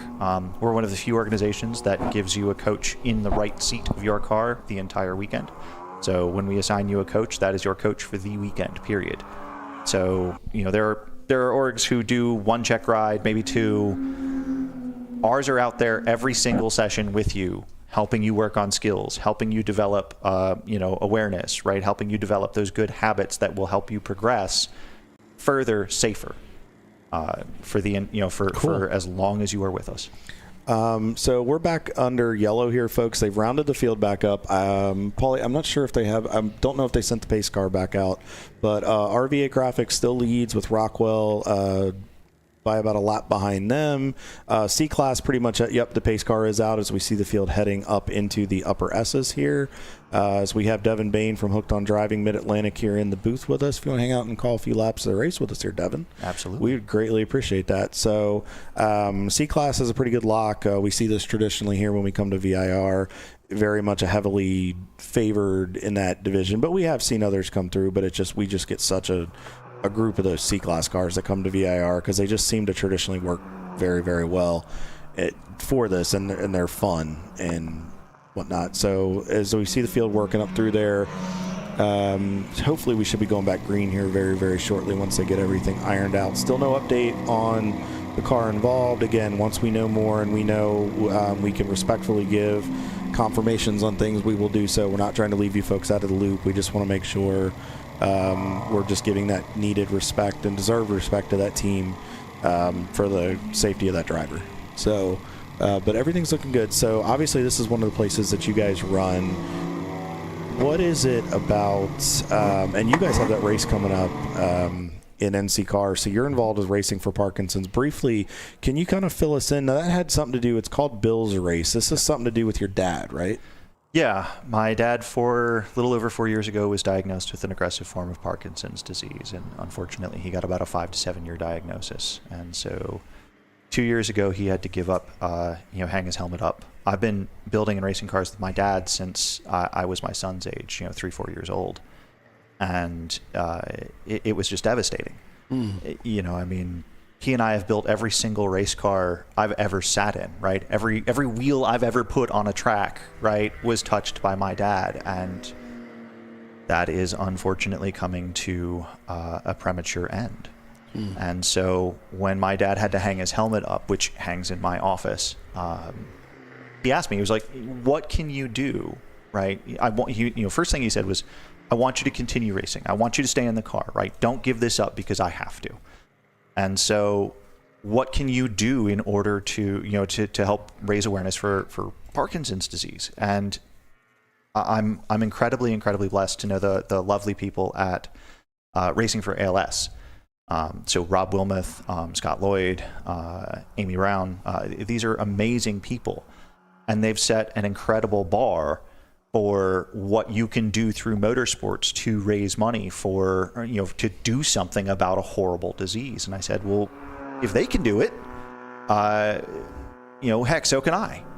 And so we started Racing for Parkinson's, my family and I. And so we raise money through hosting HPDE weekends for Parkinson's disease research for the benefit of the Michael J. Fox Foundation. Okay. Yeah, and so our very first race is HPDE. It's very important. Yep. It's September 5th, right, at NC Car at the North Carolina Center for Automotive Research. Yep, 5th through the 7th. You can find it on Hooked on Driving's Motorsport Reg page or hookedondriving.com or racingforparkinsons.com. I just threw that in the chat for everybody. I was just waiting to make sure Devin gave the plug before I hit that and put that in there. If you would like to donate or find out how you can help with their tie to the Michael J. Fox Foundation, I'm sure we have, unfortunately, it just seems to be coming as we're on board with Rad Air, still with Wayne there as we're waiting on the update from Garth. Andy Pfeiffick, CEO of Rad Air, complete car care behind the wheel. Getting his first laps here at VIR. He had never been here before, so very excited. But if you want to find out how to help, please do. Outside of the website, how else can they find you about Racing for Parkinson's? Because I know your organizations with that and Hooked on Mid-Atlantic kind of go hand in hand. Yeah, we created Racing for Parkinson's before we decided to buy an HPDE org, and it turned out the most efficient way to run charity events was if I owned the org. And so that's what I did. I've been very lucky to be able to take some chances in life, and to whom much is given, much is required. You can find us on Facebook, Racing for Parkinson's. You can find us on Instagram, Racing for Parkinson's. You can find out more information on the Hooked on Driving website, hookedondriving.com, racingforparkinsons.com. Heck, if you see me, come say hi, right? Every time I bring the Racing for Parkinson's car out, which is, am I allowed to mention the SCCA here? Yeah. Oh, okay. Sure. So I don't know. It's an SCCA T3 time attack car, and so one of the things that happens is every time I bring that car out, I hear people come up to me and without fail, hey, my dad, my sister, my uncle, my aunt. There's always everybody in their family has a story. There's somebody. Yes. There's something that you can relate, and we hate to say that more people can continue to relate, but it's unfortunate. More people can continue to relate. Yeah. So if you guys want to be a part of this, let's donate. Let's try to find a cure. You're also going to be giving rides that day, and you can sponsor the ride-along car. We're going to try to run as many laps as we can. You can sponsor X amount of laps you want at $10 a lap, which will help. All that money goes to the foundation. They're looking for event sponsors to put your decal on the car, banners, instructor and crew shirts, and event shirts for Bill's race September 5th of this year at NC Car. It's going to be a great event. I know you're much looking forward to it. Looks like we have one of the cars slow going down the back straightaway here, Paulie. Off the pace a little bit. We'll have to keep an eye on that. But there's still room to get involved, and if you want to sponsor X amount of laps, it all goes to a good cause, right? And you're giving rides that people want to come out. Yeah. I think you guys are charging, $50 for the ride along for 3 laps, kind of 2 times by the start finish, and experience what it's like with a pro driver for a good cause. Yeah, absolutely. I mean, we have some amazing drivers in our cadre of coaches, and I'm no slouch myself, but I ain't quite there. I'm not there yet. But yeah, I mean, we'll do anything we can. We had somebody 2 weekends ago at CMP. It was their daughter's 18th birthday, and they were like, "All we want is a ride in a race car." And so we brought them out, and they made a donation to Racing for Parkinson's. The whole point to all of this is to raise money so no one has to go through this again, right? No one should have to be afflicted with this ever again. Do you think we would get, if we were to get Mr. Paulie Veltum, who's a very good shoe, do you think if we got a celebrity to drive the car who's a race car driver, do you think we get some attention? Because I've been a teammate with him, and he can put down some laps. I tell you I'm kind of fat and slow, but Paulie can get it done. Well, I'm skinny and slow, so we make, we'll average out, but... get less in the car. Yeah, right. Yeah, yep, and we'll have to get less is more down there. We might have to get some guys to give some rides. Maybe that'll help drum up some business. Let's go. So I put DJ Alessandrini in the car at Road Atlanta this weekend, and he was like, "The car's great. It's a riot to drive. So at least at least you'll be in a car that doesn't, that'll actually do the thing you ask it to."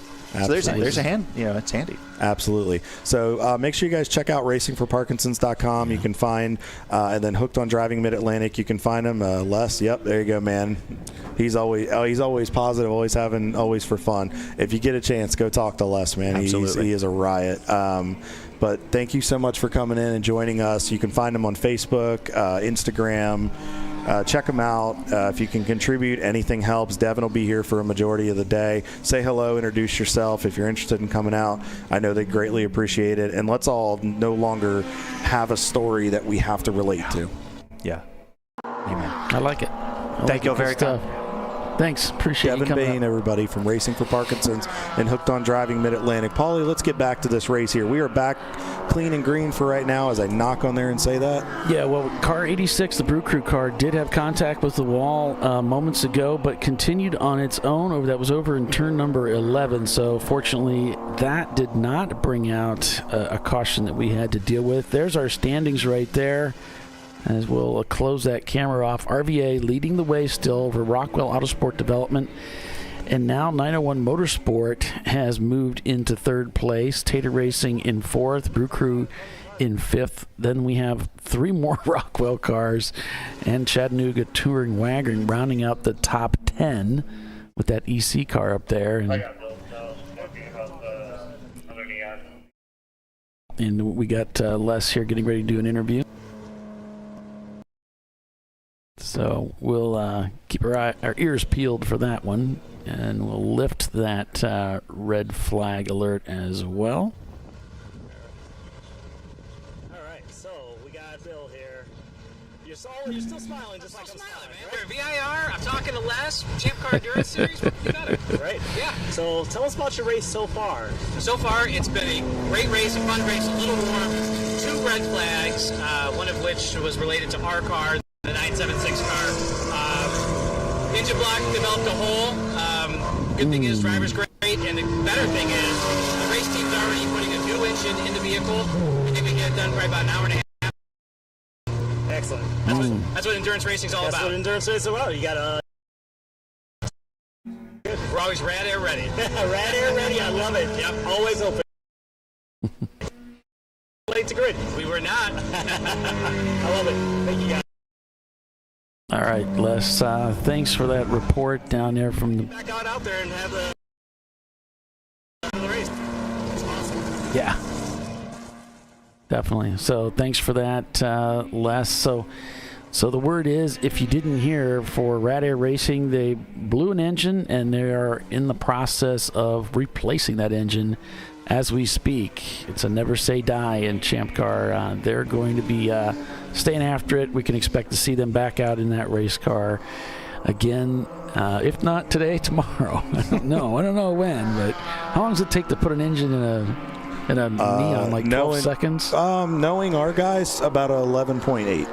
So, no, we have some Dylan, Matt, Joe, Sam, all the guys. And then Gavin, a couple of our University of Northern Ohio, kids that traditionally do ARCA, NASCAR competition, were gracious enough to come down since it's an off week and be part of it. So we've got a lot of experienced hands. We got some volunteers, Steve Brady, who's a Champ Car driver, a lot of guys that are going to jump in and do stuff here, and we appreciate all of them coming in to be a part of it. Dylan Kuntz, who's one of the crew guys and drivers, he's very experienced. So we've got a ragtag crew, and we get the job done. Yeah. They don't let me work on it because that's the last thing. That would probably be what would cause an engine to go away. So RVA leading the way here.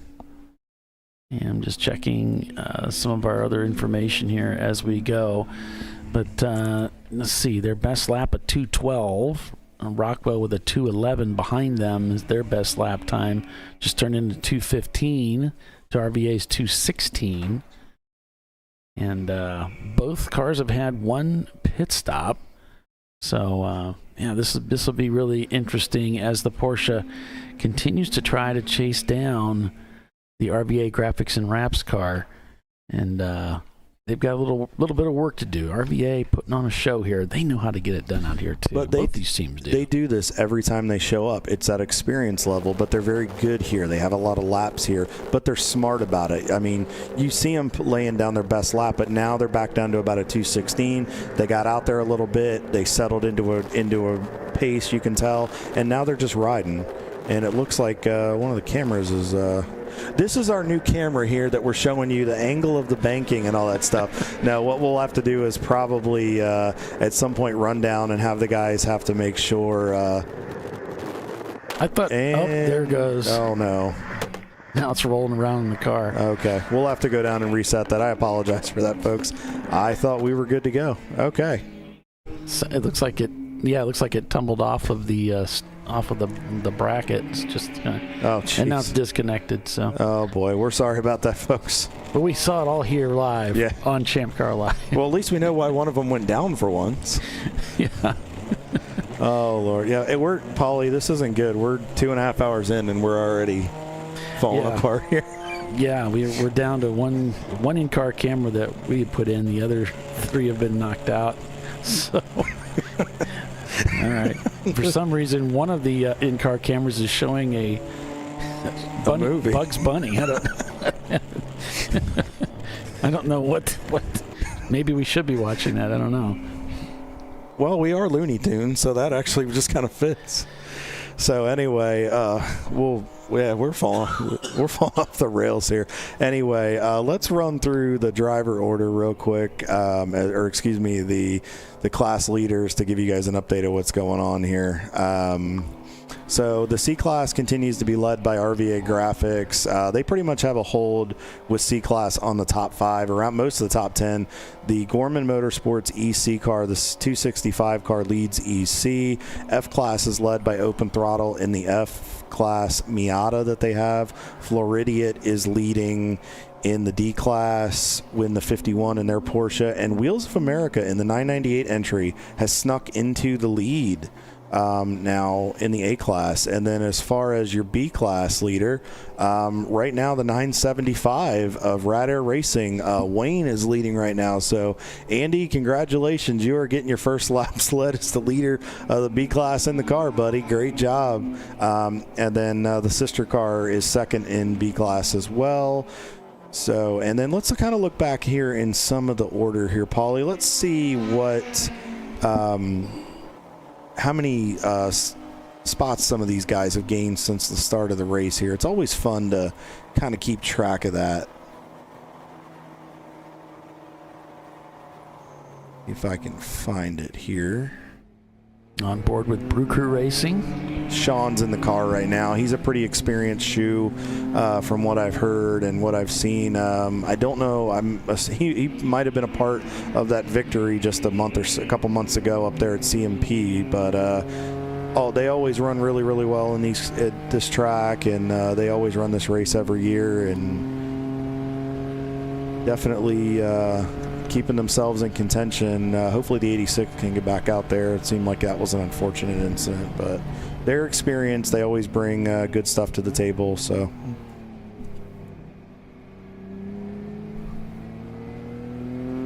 as you see him working out of turn number 1, working by some traffic there, made sure he went pretty wide to give himself room, and also gave him more of a straight line entry into the NASCAR bend, which is turn 3, getting a little bit of curb right there, making sure that thing will turn, straddling the curb, getting on the brakes down to 3rd, turning into 4 and 5. Now, had a big catch of wheel there.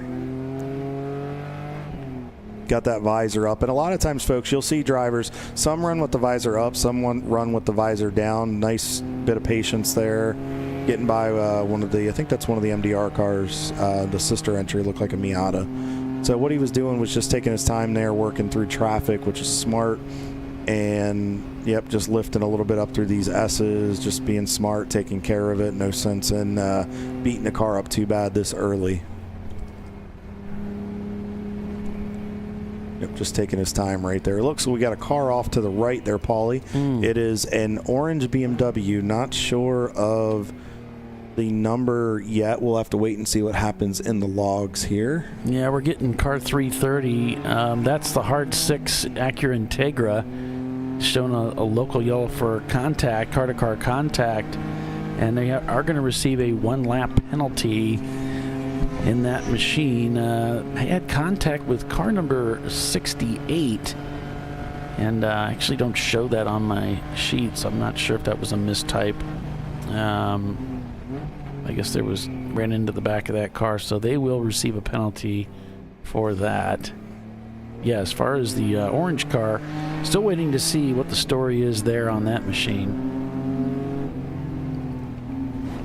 We're still on board here with the 244 as we see Sean working through Hogpin there. You can see the track with the heat, folks.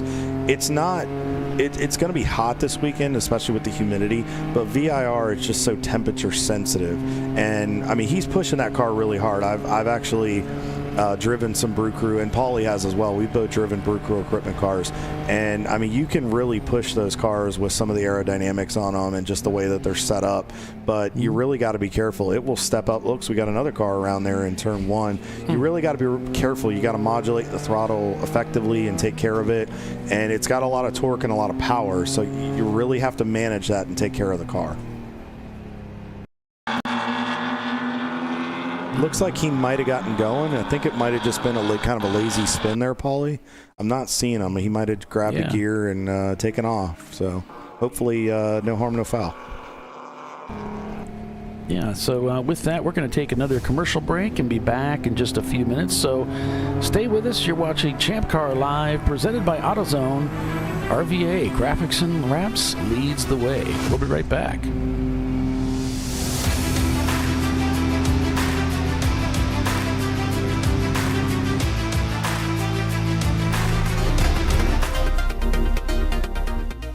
Welcome to TireRack.com, revolutionizing tire buying since 1979. With our unmatched selection of branded products, finding what fits your vehicle and is right for you and how and where you drive has never been easier. Through helpful online shopping tools that include our professional hands-on reviews done at the introduction of a tire and consumer reviews that give real-world feedback over the life of the tire, you can make the right tire choice and find exactly what you need. And if you prefer to talk to someone, our tire testers, our sales team, are available on the phone. And that's how we get you the right tire for you and your vehicle for where and how you drive.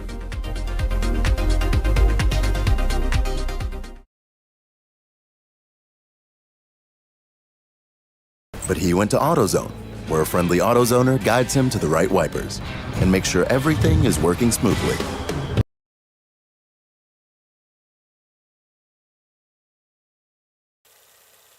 Since 1994, Flying Wrench has been a family-owned business renowned for exceptional European car repair and maintenance.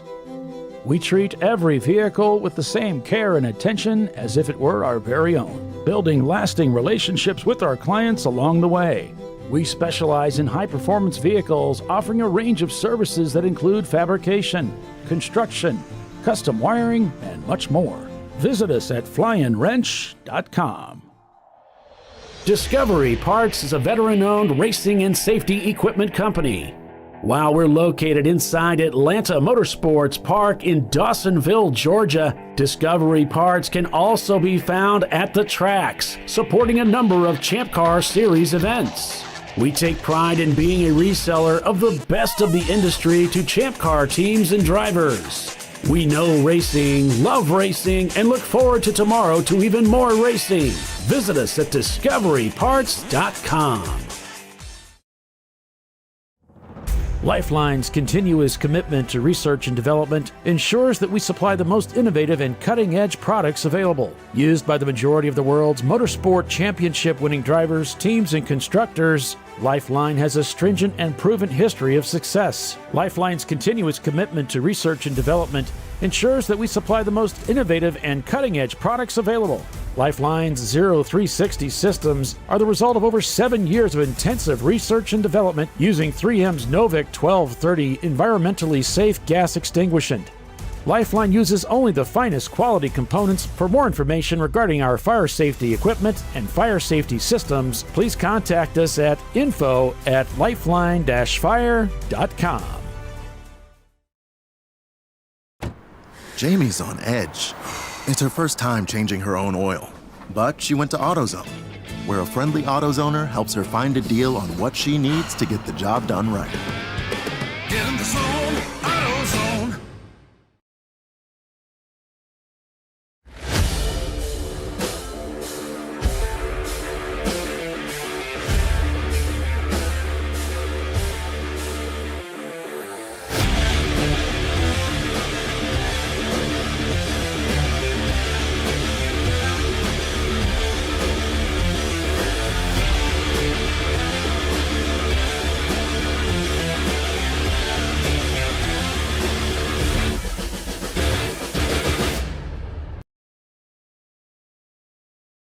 Sentinel is a comprehensive motorsports video solution incorporating live streaming, local recording, 3 cameras with picture-in-picture, flag status, and much, much more. Stop playing with multiple solutions. Sentinel handles it all, including timing and scoring, vehicle data, graphic overlays, adaptive bitrate encoding, network bonding, and more. Sentinel is the solution to sharing your motorsports experience with your friends, family, sponsors, and the world. What are you waiting for? Get your Sentinel today and never miss an on-track moment. www.sentinel.racing. Ricky's truck is having trouble starting. So he went to AutoZone, where Joseph, a friendly AutoZoner, totally understands. He points out AutoZone's many free services, including battery testing and charging. Less delays, more free services. In the zone, AutoZone.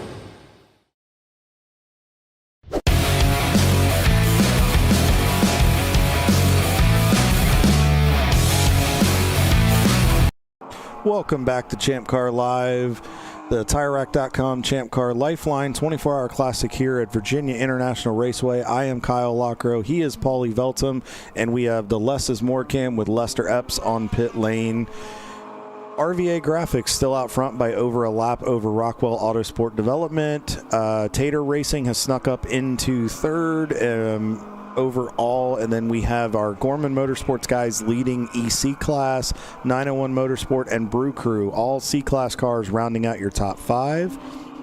And then we have one of the Brew Crew cars. Then we have 3 Rockwell cars behind that. They have 4 entries this weekend with those Porsche Boxsters. So if you see blue, neon yellow, and some black, it is not the same car. They have 4 entries. And then Open Throttle in the F class is now in 9th in the overall, and is leading F class. They always bring a strong piece, Mike Gorman and his people, as we see the field navigating through NASCAR Bend headed to 4 and 4A.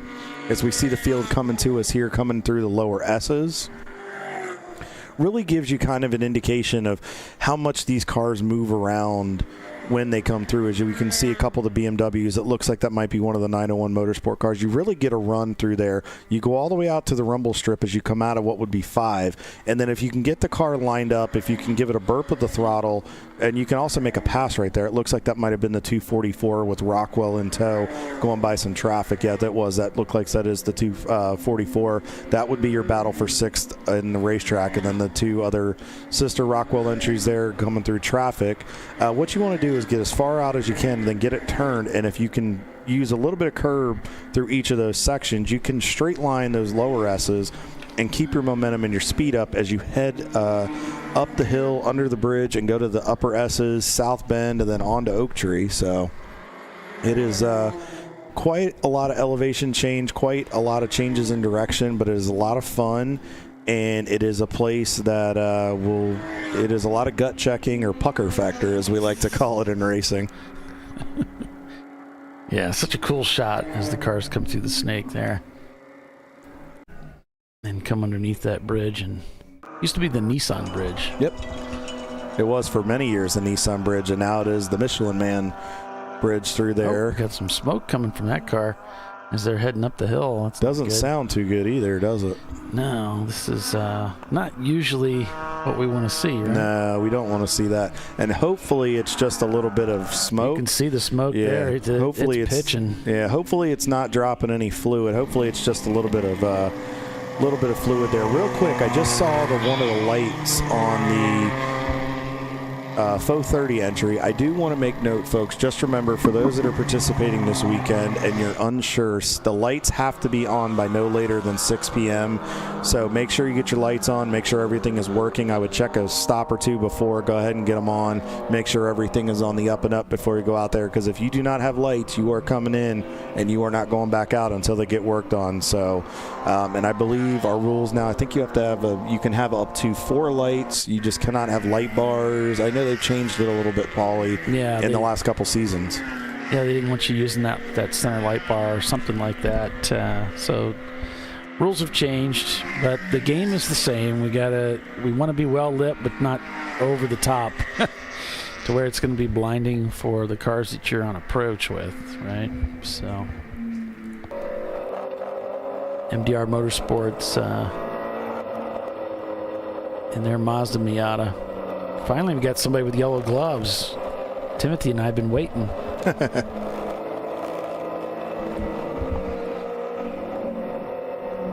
And your standings right now, RVA leads over Rockwell Autosport Development, Tater Racing in 3rd, 901 Motorsport, the 903 is 4th, and it's Brew Crew Racing in the 244.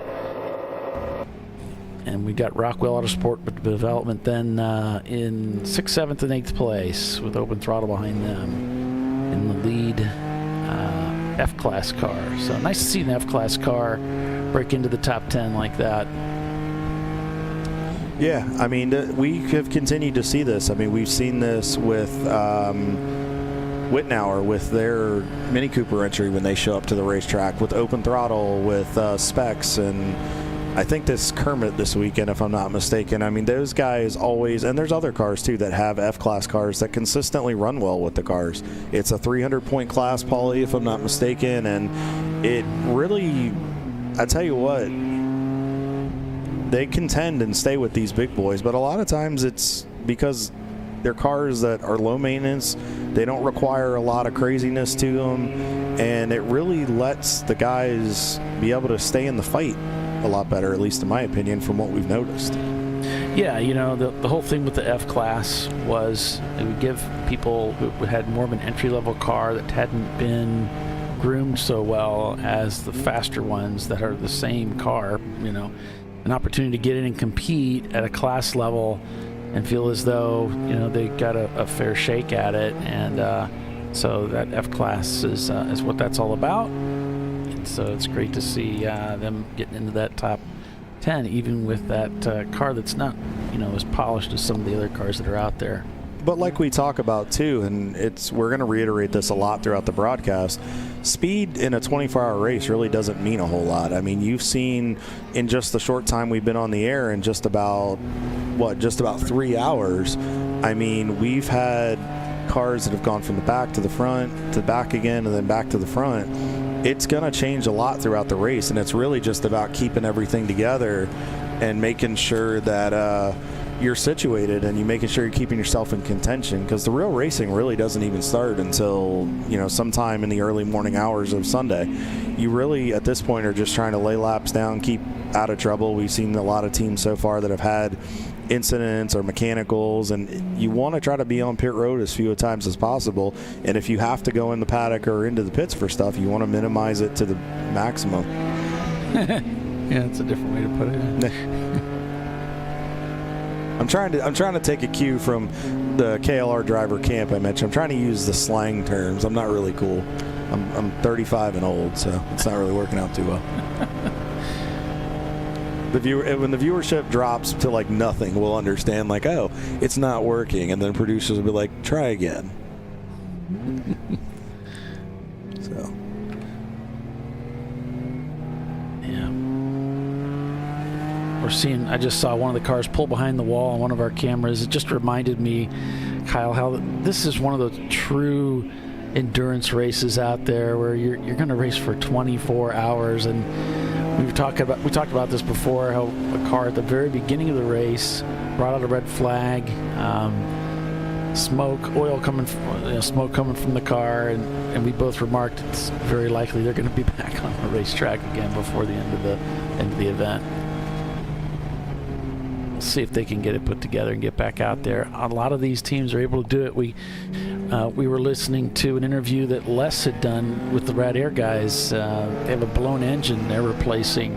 They're going to be back out there in that car. A little close there. Sorry about that, Paulie. I saw AOA getting a little close there. I'm sure Sean's heart rate went up there for a second. So my apologies there, Paulie. I saw that. I was like, as a driver, I'm like, stop getting closer, stop getting closer. And then I have a door there. Yeah. And that's a tight part of the racetrack, folks. When you go through that NASCAR bend, and a lot of this racetrack is funneling down as you continue to work the traffic. And that's another portion of this race, too, is you have to work the traffic. You want to go, but you've got to just kind of lay back and be patient. You got to take care of your stuff. And then you got to find when the hole opens up, then you got to try to go. But the funnel comes down where it opens up a little bit on those straights, and then it looks like he's going to try to make a pass right here. Yep, nice out-braking maneuver. If he can get back to the power, maybe he can stay with 2244 and their Mustang just ahead. So how's that go? Two objects cannot occupy the same space at the same time. I think there's like 5 different ways you can say that. Either way, when it goes wrong, it's expensive and it hurts and your pride gets hurt, and it usually never ends well. But when it goes right, then you look like a hero. You're a hero, right? You're a hero every once in a while. Oh, that's a phenomenal move. And then when it goes wrong, and it's like you look at your co-driver and you're like, you're an idiot. Exactly.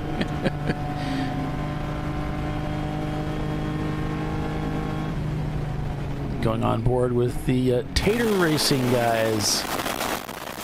Brought their BMW out here this weekend. We got a chance to talk to them a little bit. See, guys, we didn't forget you. We told you we'd get you on, and we promised. Yeah, they're rocking the Mevo camera this weekend. And seems to be working pretty good for them. They're happy with it. Actually, that's not a Mevo. That's a Yi. He said he was using a Mevo. It's got the watermark on it.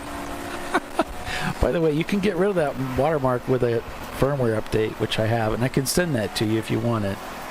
It also, that firmware update not only gets rid of that giant watermark, it also improves the stability of the live streaming.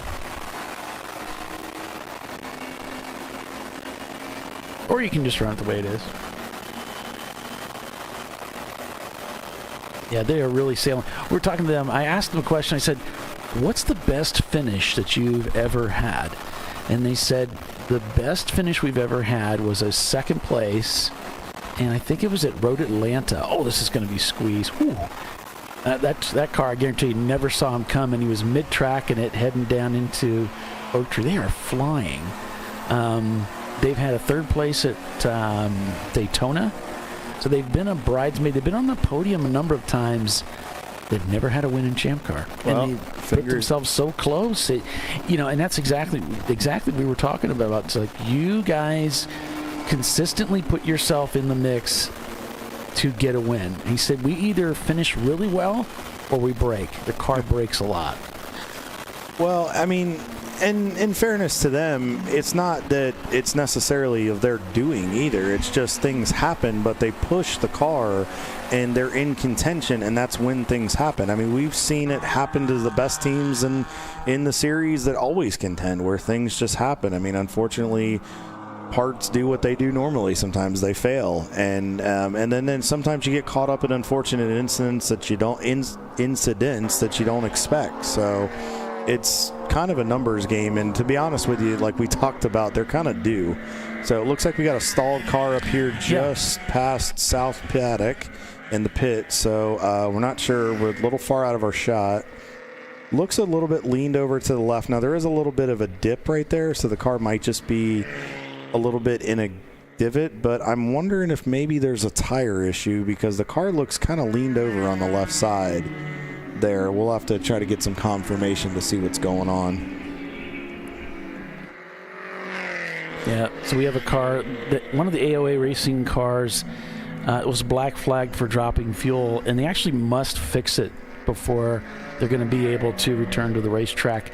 Now we're going to code 35 as a result of this stranded car up here on the back stretch, headed up towards, like, is that 13, that little kink to the right? There's no flagger there. Or is it further up the track? I think 13 is kind of more the little left-hander before you turn to go down into roller coaster, but we'll have to pull a track map and get confirmation. It really depends on who you talk to. Yeah. Really depends on who you talk to. I would imagine, 13's up at the top. They place these corner numbers by the flag stand, don't they? I don't know. Hopefully. What about 11 and 12? I don't know if there's anybody down. Is there? Yeah, there's one. There's a flagger, I believe, right about to the left side of Oak Tree as you come off the corner, because I think there's a flagger that I've known for a while. He goes by Pork Chop. If anybody comes to VIR and knows, everybody knows Pork Chop. He's been at VIRs. We're under code 35. He's been at VIR for a long time. He works, and I think he works and runs a lot of the flagging, and he's been part of VIR for a long time. I know for a lot of the weekends when I've been here with different clubs, looks like the 117 is on the hook here, being brought back in. So yeah. Well, that stinks for those guys, but we might be able to go fix our camera. Oh, so yeah. At least we'll get a plus there. So, but hopefully it's nothing. Where's Les? Yeah, I'm hoping he can go and knock that out. But hopefully, maybe Les can be good luck. He can go in there, fix the camera, and it'll miraculously fix the issues with the car. Yeah, and before you guys start on the whole camera curse thing, let me just tell you what the stats are. It turns out it's very favorable, probably because we only picked the best cars to put the cameras in the first place, but that's beside the point. Don't even get me started on that. Oh yeah, we'll go down a rabbit hole, and we'll save that for the overnight hours.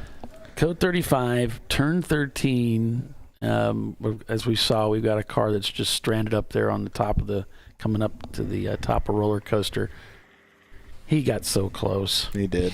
Well, I give the drivers credit. I want to give a nod to all of our drivers so far. These guys have done a great job of getting to the closest they can to an escape route, because if you look on camera here, they've already got him on a tow hook. They're pulling him around through one of the cutouts to get back. So this, as long as there's nothing major, we should be able to go back racing here pretty quickly.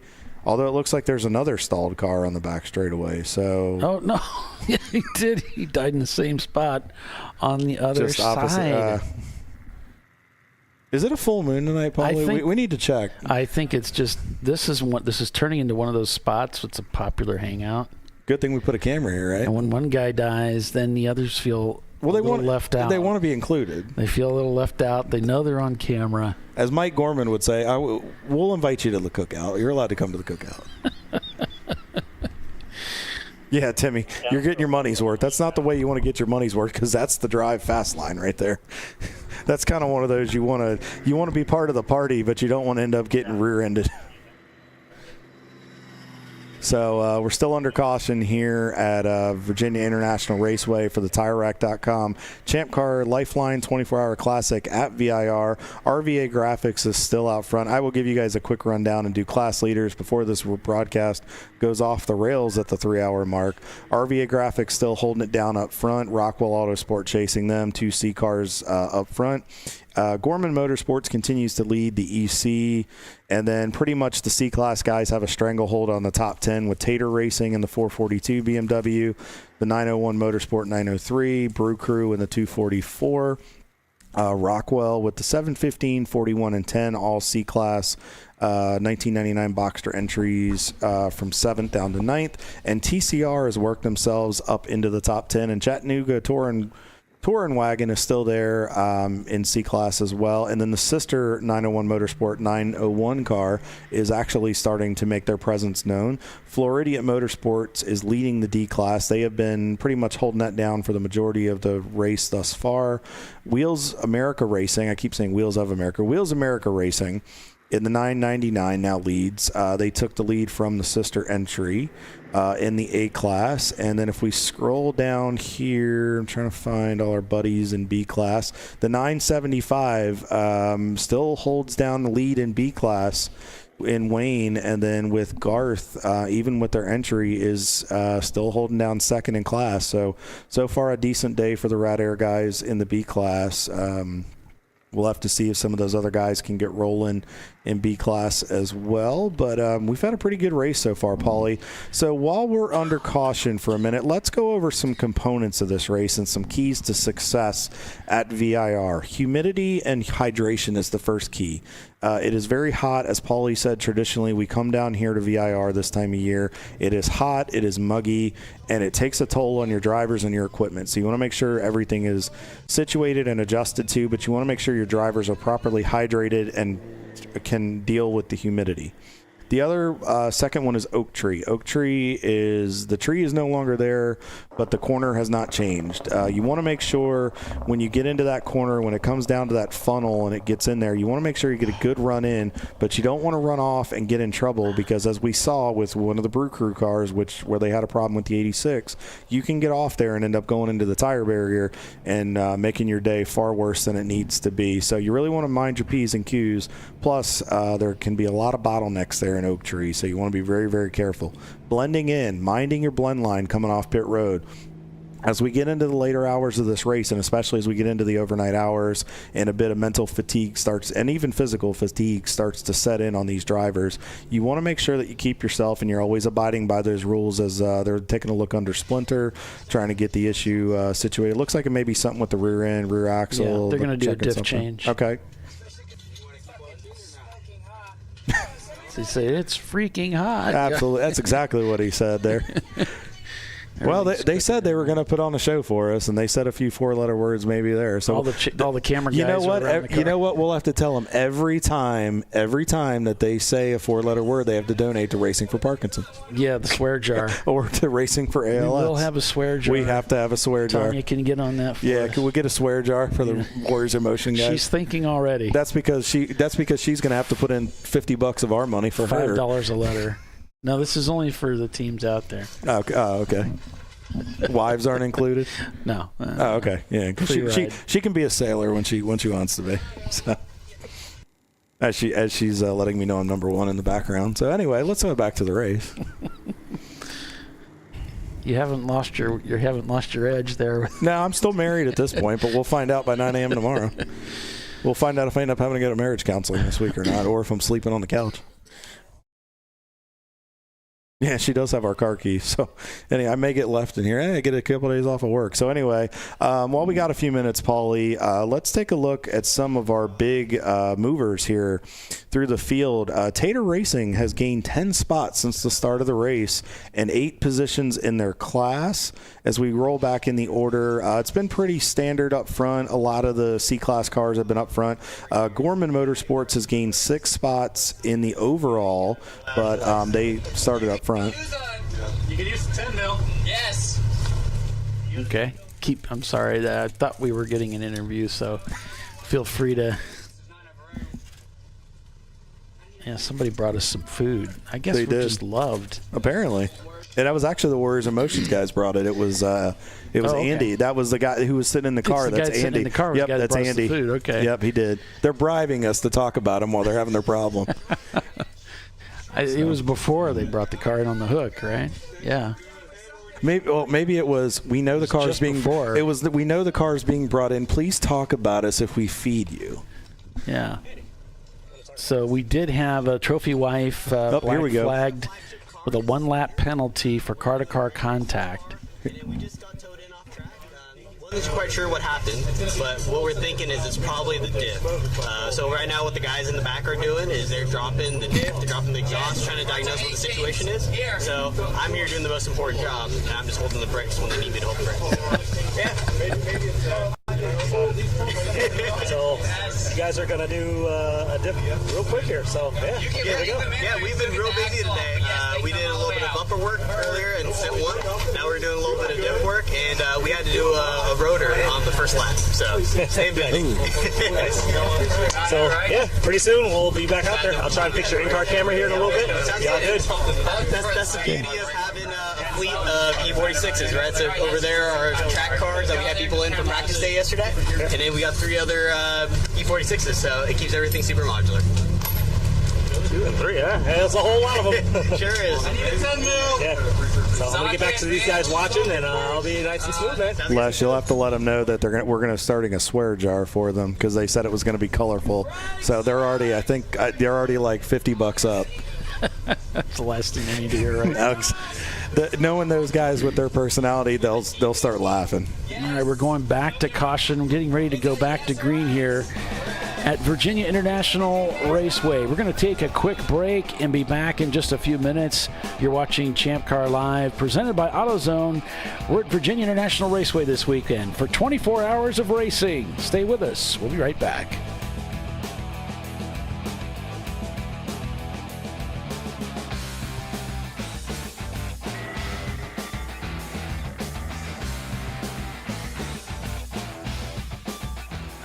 You know, I'd buy tires online, but then what? We've thought about it. We're TireRack.com. They should let you ship directly to a mechanic. Actually, we call them independent recommended installers. They should have like 1,000 mechanics. Try over 7,000 installers.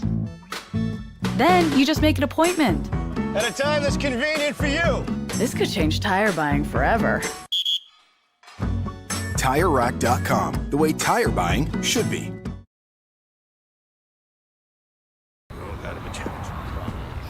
Ricky's truck is having trouble starting.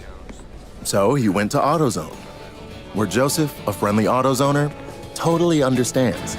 He points out AutoZone's many free services, including battery testing and charging.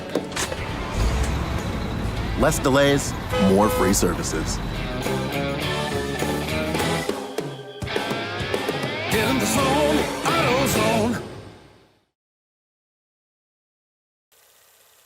Since 1994, Flying Wrench has been a family-owned business renowned for exceptional European car repair and maintenance. We treat every vehicle with the same care and attention as if it were our very own, building lasting relationships with our clients along the way. We specialize in high-performance vehicles, offering a range of services that include fabrication, construction, custom wiring, and much more. Visit us at flyinwrench.com.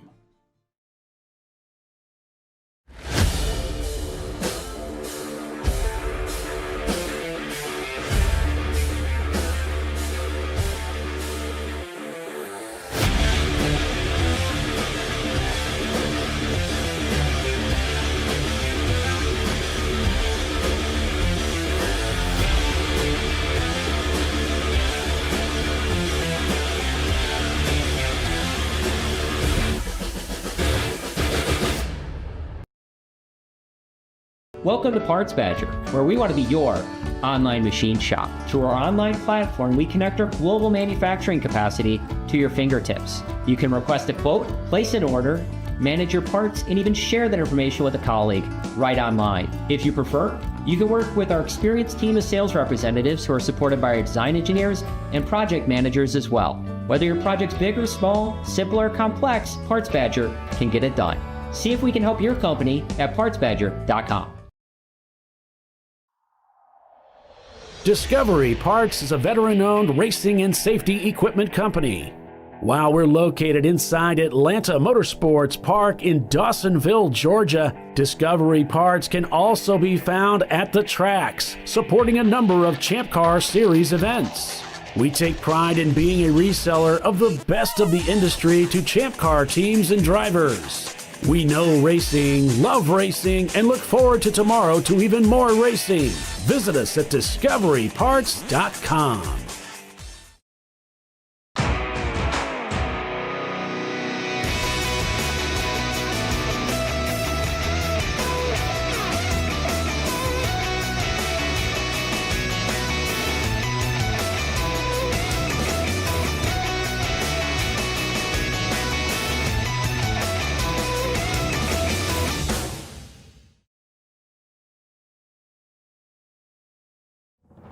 LifeLine's continuous commitment to research and development ensures that we supply the most innovative and cutting-edge products available. Used by the majority of the world's motorsport championship-winning drivers, teams, and constructors, LifeLine has a stringent and proven history of success. LifeLine's continuous commitment to research and development ensures that we supply the most innovative and cutting-edge products available.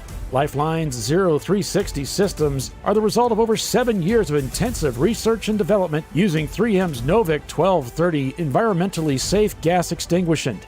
LifeLine uses only the finest quality components. For more information regarding our fire safety equipment and fire safety systems, please contact us at info@lifeline-fire.com. Sentinel is a comprehensive motorsports video solution incorporating live streaming, local recording, 3 cameras with picture-in-picture, flag status, and much, much more. Stop playing with multiple solutions. Sentinel handles it all, including timing and scoring, vehicle data, graphic overlays, adaptive bitrate encoding, network bonding, and more. Sentinel is the solution to sharing your motorsports experience with your friends, family, sponsors, and the world.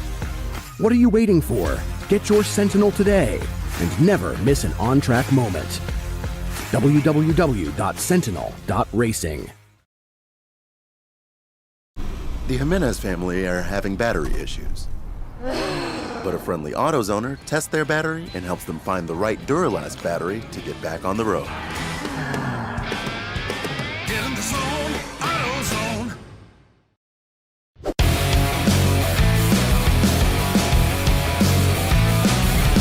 All right.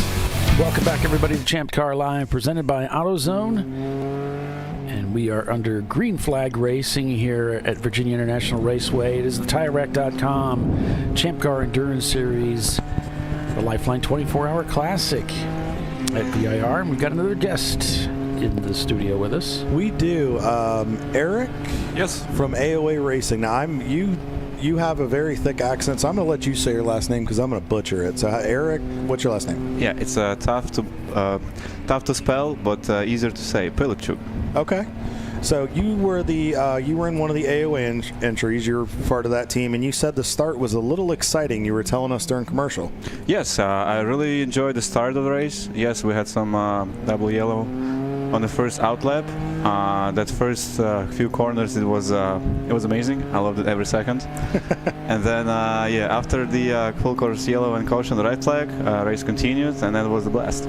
Okay, so how is the track right now? You were telling us just before we came on air that it is hot. Yes. And the heat is going up. The humidity is through the roof. You said you were having to do some stuff underneath the car that was a little challenging, and it caught up to you. So can you explain kind of the track conditions right now and what drivers are going to have to go through, and then also, reiterate a little bit about the hydration factor? We talked about that before the commercial. Yes. So the big factor right now is going to be the hydration, of course, because you have to keep your focus, and cool shirt is preferred, but we're running without, and we're still fine, so you can live without it. But the track itself, it doesn't make. It's not any different than yesterday. It's still hot, but the car is hooked up. No issues with the pace. You have to also watch cars, right? Because there is a lot of cars. You don't know what driver might be feeling at that moment. So we'll see what's going to happen afternoon. But I think the big factor is to get hydrated and stay focused. With the track heating up a little bit, do you feel like drivers are going to have to adjust their driving style a little bit, really relay on the radio? Absolutely. And talk to their crew guys and maybe make some adjustments on these cars, just letting them know, hey, back it down a little bit. As you could see here, Sean in the Brew Crew entry, he's really chasing the wheel, a lot of catch and release with it. Oh, yeah. Is that going to come into play as it gets into the afternoon? Absolutely. It's going to play a big role because, as you know, when the weather is getting more hotter and harder, you lose grip. So drivers need to take this into consideration because they might not be able to carry the same amount of speed what they used to in the morning. They got to slow down a little bit. Not much. The key is just to keep the car on track and prevent the sliding. And for some of the cars, it's easy to catch the sliding, But for some of them, you have to do it twice, and then you never know who's going to be behind you, or so you got to be careful with it.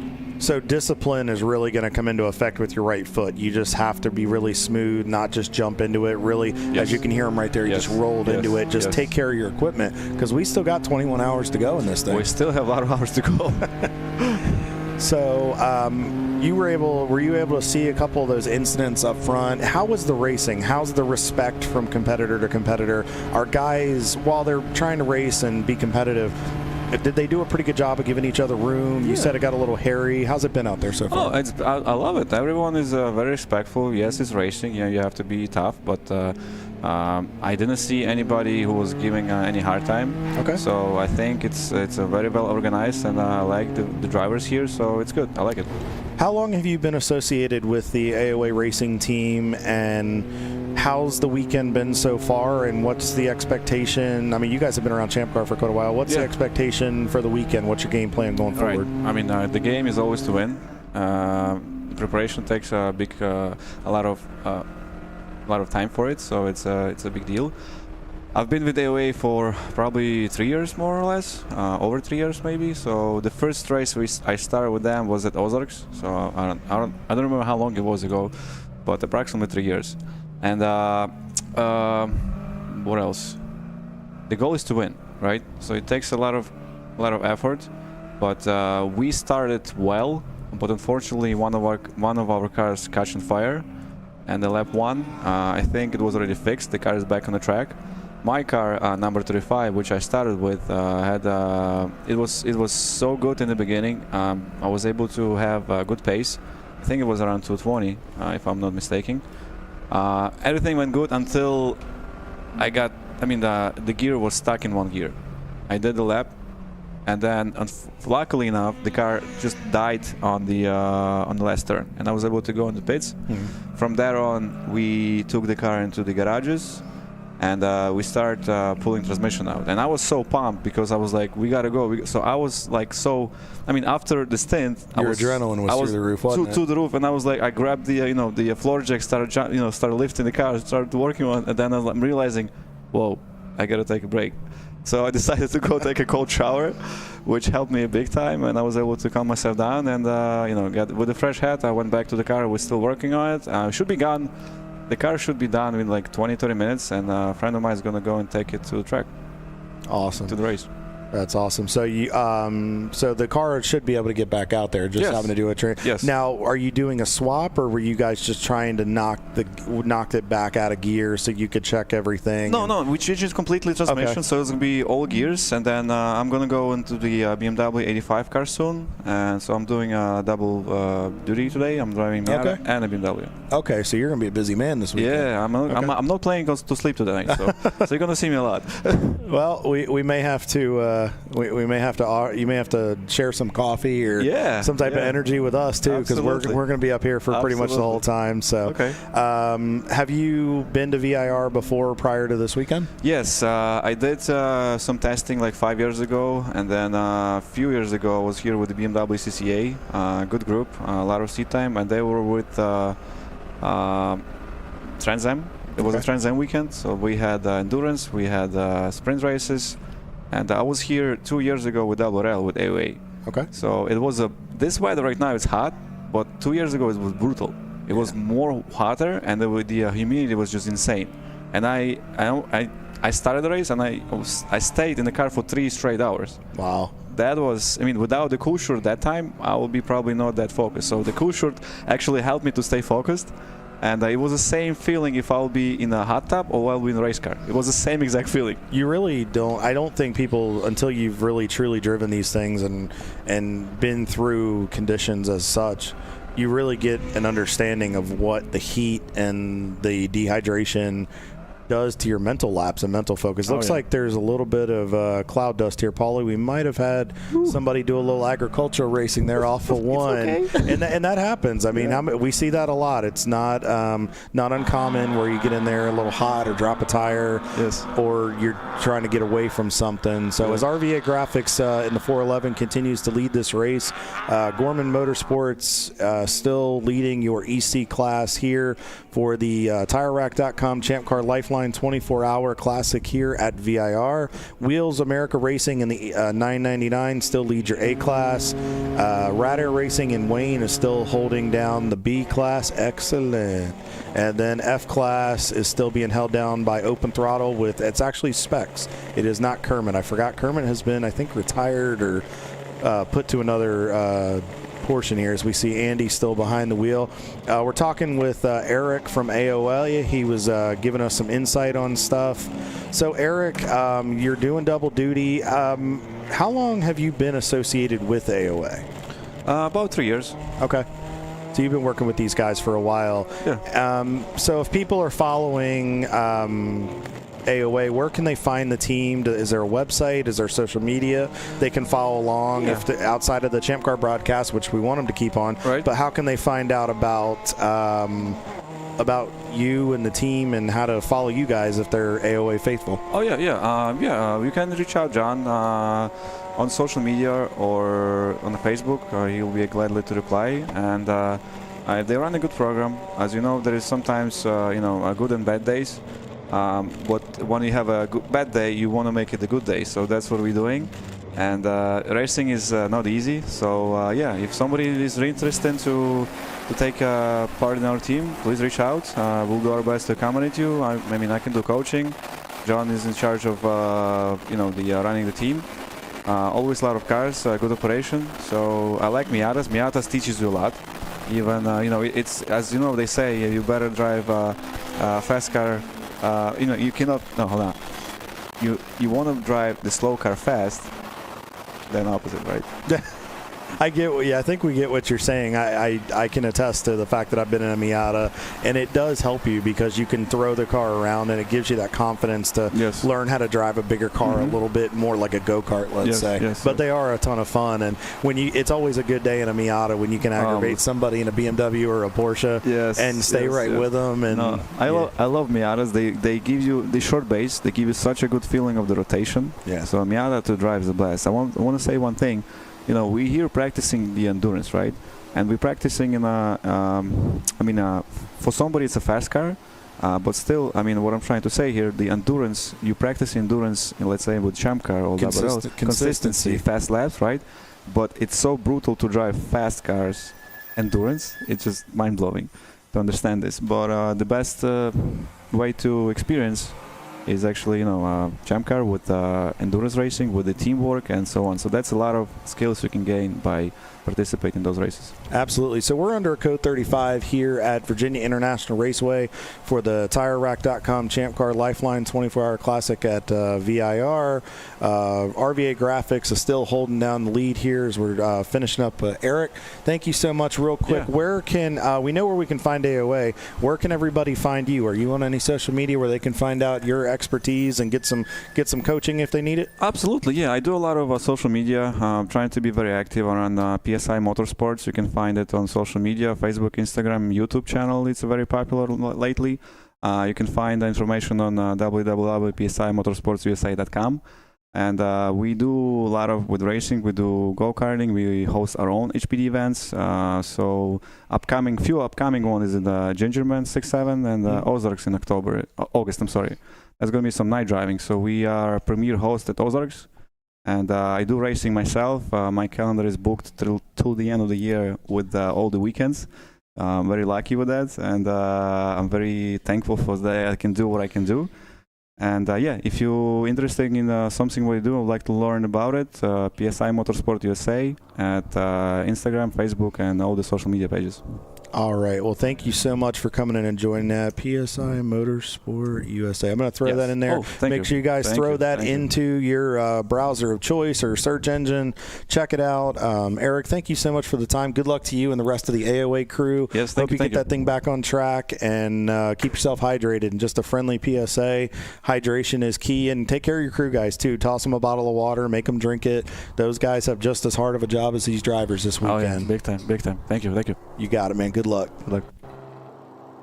So we're back under a code 35 here. Paulie, what are we getting from the logs? I did get a confirmation from Mr. Bill Snow. I got the word. So they are doing a full engine swap in one of the cars in 976 to get back out into the fight. So the 976 is not done yet. Garth will be coming back to the party here very shortly. Yeah, one of the cars that's been in the news quite a bit, car 69, went off track, dropped some parts in the grass, but then kept going, so he's not done yet. As one of the Rad Air cars comes down the front straightaway right now, number 975. That is your B-class leader, actually. So good to see them out there. Les is back in the pits, capturing yet another pit stop from one of our esteemed members. That looks, I'm trying to get an idea. It's hard to tell. I don't believe it's Bruce. Oh, it's Open Throttle, I believe. They've got a number of cars. I believe that's one of theirs.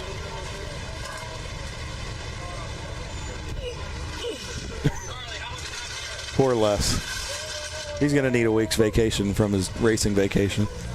He's tough. He is very tough. He can handle. We're back to caution already.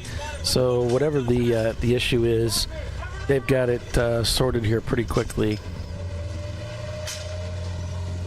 And Mike's guys have been doing this a long time with Open Throttle. If anybody's had the pleasure of driving with them or renting one of their cars, really good operation. Mike is very hands-on with the process, drives himself.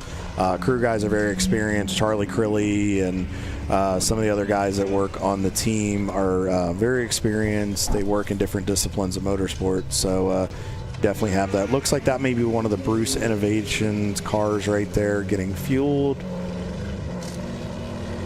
213, the Denton Cardin Racing entry is back on pit road. People are probably just taking advantage of the code 35. Like we talked about, it's a great time to get work done and do what you need to do because you still have such an immense amount of time to go and take care of stuff. So it's a good opportunity to come in and not lose time under green.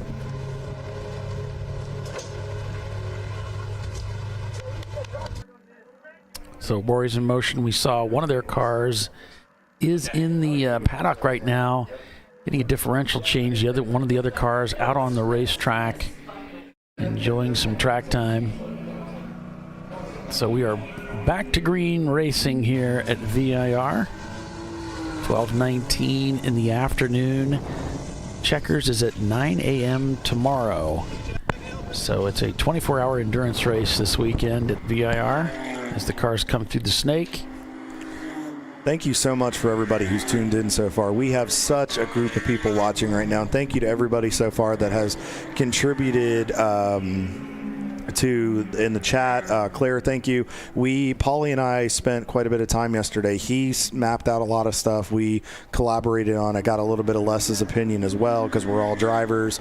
We want to show and give insight on and really show you how these tracks unwind and undulate. I think that's what it is. That's a word I know Mike Joy would use a lot on there, and just how these tracks flow. And like right here, just that drop, I mean, you really can't get, and you see that Rockwell there, it looks like the car's going to slide off track, and then it just gets the grip under braking and turns in and goes to that oak tree section. I mean, it's truly a, as Paulie says, it's a gut check when you come through some of these sections. You have to be confident as a driver, but you just got to be careful, and you got to know where your track limits are. Yeah, it's a deep drop down into this pocket, and then it's another steep, short climb up to the right-hander. So it looks pretty flat. Just kind of looks like as you drop down and it flattens out. It's not flat. Oh, no. That's a climb right there. Those cars, you can see a little tire lock up there as he makes the right-hander. And so when you're standing there and looking at this track, you're like, wow, this place is so cool. You know, how can we showcase this and bring you the feel of what it must be like to drive on this racetrack? And, you know, one of the cool things about Champ Car is it is kind of a starter series. It gives you the opportunity to come race on these bucket list racetracks like Virginia International Raceway. We're going to be at Mid-Ohio next weekend, and we're going to be back here at VIR again at the end of the year. We're going to be at Sebring International. We're going to be at Road America. We're going to be at Atlanta Motorsports Park. Just track after track after track of opportunities for you to get out and come race with us at these incredible racetracks. So make sure you can check out more information. You can do that at ChampCar.Org on the website. So I just threw it in there for those that may be new to the Champ Car realm. We've got a car dropping a wheel off there just a minute ago, coming out of oak tree. Again, that's normal, folks. You're going to see that. You know, drivers just getting after it really, really hard. You just kind of run out a little bit of real estate there and drop a wheel, throw up some dirt. You just have to be really careful. You don't want to do it too much or too often, because if you drop off too much, you can damage something, or if the car doesn't have a ton of durability built into it, you need to be mindful of it. So just something drivers need to be careful about.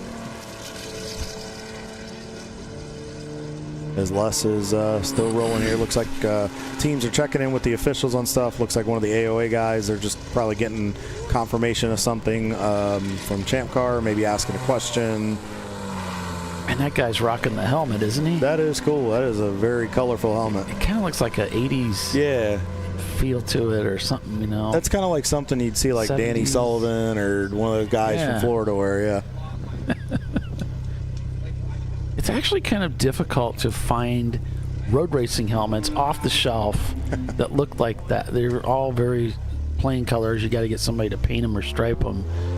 The ones that are really fancy are motorcycle helmets, and you can't run a motorcycle helmet in road racing. It's not what do you call it, certified for. Well, it's DOT certified, but it's not certified.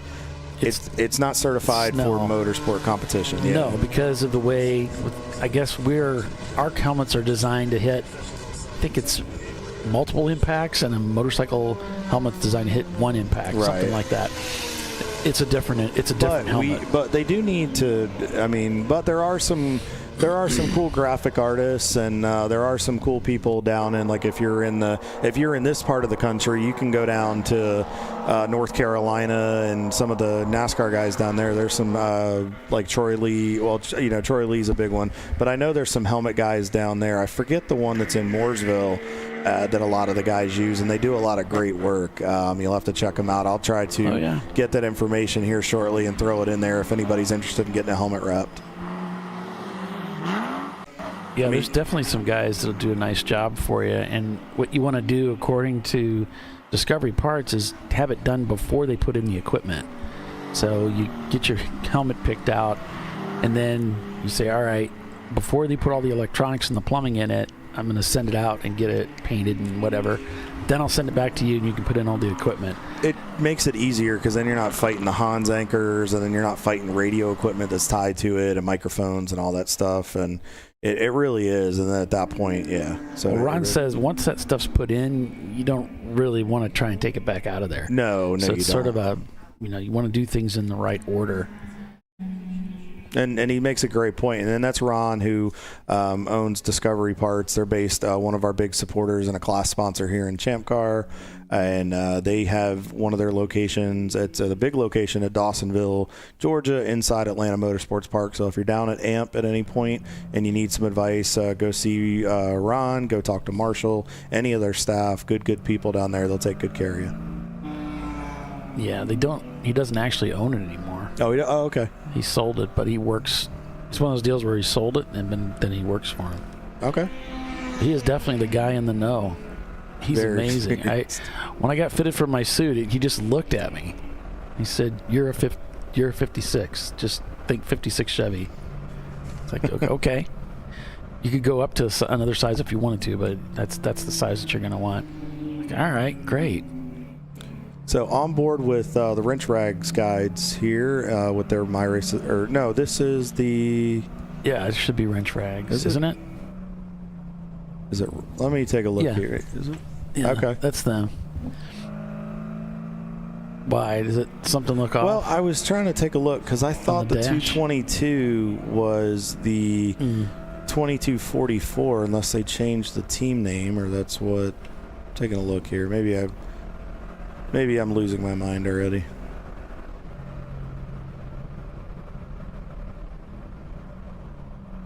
Yeah, so it's RVA Graphics and Wraps leading over Rockwell Autosport Development. Got a car off to the left there. It looks like he's coming back on. Might have just gotten a little wide. Sorry about that, Paulie. Go for it. Yeah, but Rockwell's second, third, fourth, and fifth. They've got and all sixth. four of their cars right there.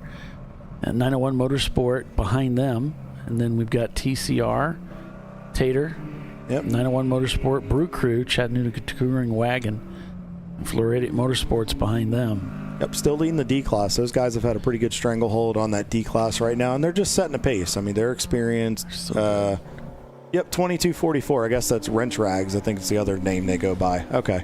Yeah. All right, so I'm not completely they got crazy. Two names in okay, there. Cool. Yeah, so we can call them either one. We're going to go with it. I'm good. Oh, perfect. Looks good. It's official. It's on timing and scoring. I'm not rocking the boat, so I'm good with that.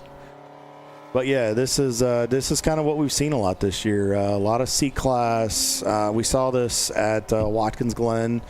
That's another track that's a little kind of favorable to the C-Class cars. But we have so many C-Class cars here this weekend. But I was getting into the manufacturers earlier. They're represented here. 8 manufacturers. So let me run through them real quick because there's 8 of them, with the BMWs being led with 30 BMWs out of the 59 starters, which is incredible to think about. But this place just favors those cars for some reason. And then Mazda has 12, Porsche with 7, Ford and Dodge 3 each, Acura with 2, and then Pontiac and Infiniti both have an entry apiece, which rounds out your 59 entries. So that pretty much tells you right there, you can run different entries, different types of cars, and just check in the supplementals and check in the rules, and check in with those guys. Email Ray, Jimmy, a lot of those guys that do tech, and just find out what works, because you may not think it works, but there may be a way to make it work. So So we're back on board with Andy here. This should still be your B-class leader. Doing a great job. Andy really wanted to get a little bit stronger before he came down here. He wanted to feel prepared. He's running a great race, running some pretty good times right now. Did he go to the gym? He did. He's been working on it. Andy I think he had a knee replacement a while back. Oh, okay. So Andy's been working on getting his strength back with that, working on just ensuring his mobility, because he was struggling for a while with getting in and out of the cars. And ever since the knee replacement and the work he got done, he said he feels like a new person in there. So he's just working on getting his racecraft rolling again, because he'd been out of the car for such a period of time. He's just working on getting his conditioning back to deal with it, with some of the conditions. But he's doing a really good job. We worked on the sim a lot. Andy was kind of new to the sim world, so we worked on that quite a bit and did some private sessions with the Rad Air guys, and Andy joined in. And so I spent a lot of time dragging him around VIR, then following him and kind of seeing what he was doing, and just trying to give him the best advantage. Obviously really warned him about stuff in the upper S's. He did a great job right there. I mean, just burp the throttle a little bit, get it settled, and he's just taking care of the car. He's just trying to not overstep or do anything. He's being smart, and I mean, they're continuing to lead the class. They have a little bit of a gap, running about 30th overall right now, and we got a long way to go. I mean, we're 3.5 hours into the 24-hour contest, so just keep rolling. Yeah, so with that, we're going to take another break here and be back in just a few minutes as we go to commercial. So stay with us. You're watching Champ Car Live, presented by AutoZone. RVA Graphics and Wraps leads the race. We'll be right back.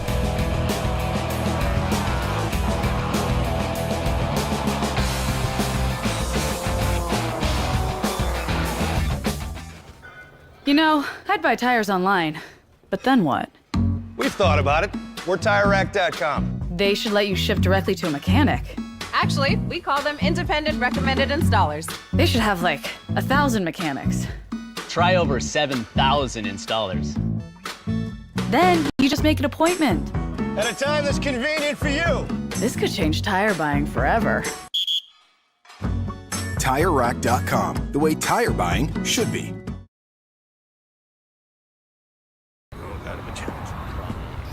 Ricky's truck is having trouble starting. So he went to AutoZone, where Joseph, a friendly AutoZoner, totally understands. He points out AutoZone's many free services, including battery testing and charging. Less delays, more free services. In the zone, AutoZone. Since 1994, Flying Wrench has been a family-owned business renowned for exceptional European car repair and maintenance. We treat every vehicle with the same care and attention as if it were our very own, building lasting relationships with our clients along the way. We specialize in high-performance vehicles, offering a range of services that include fabrication, construction, custom wiring, and much more. Visit us at flyinwrench.com.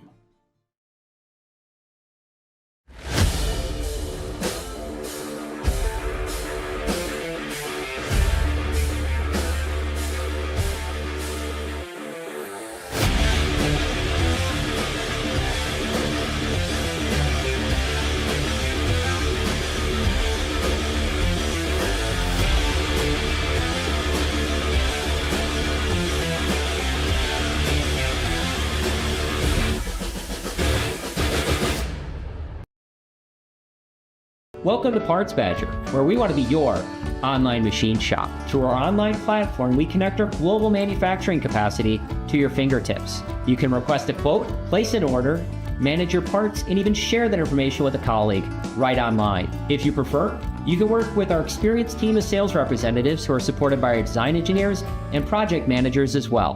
Whether your project's big or small, simple or complex, Parts Badger can get it done. See if we can help your company at PartsBadger.com. Discovery Parts is a veteran-owned racing and safety equipment company. While we're located inside Atlanta Motorsports Park in Dawsonville, Georgia, Discovery Parts can also be found at the tracks, supporting a number of Champ Car Series events. We take pride in being a reseller of the best of the industry to Champ Car teams and drivers. We know racing, love racing, and look forward to tomorrow to even more racing. Visit us at discoveryparts.com.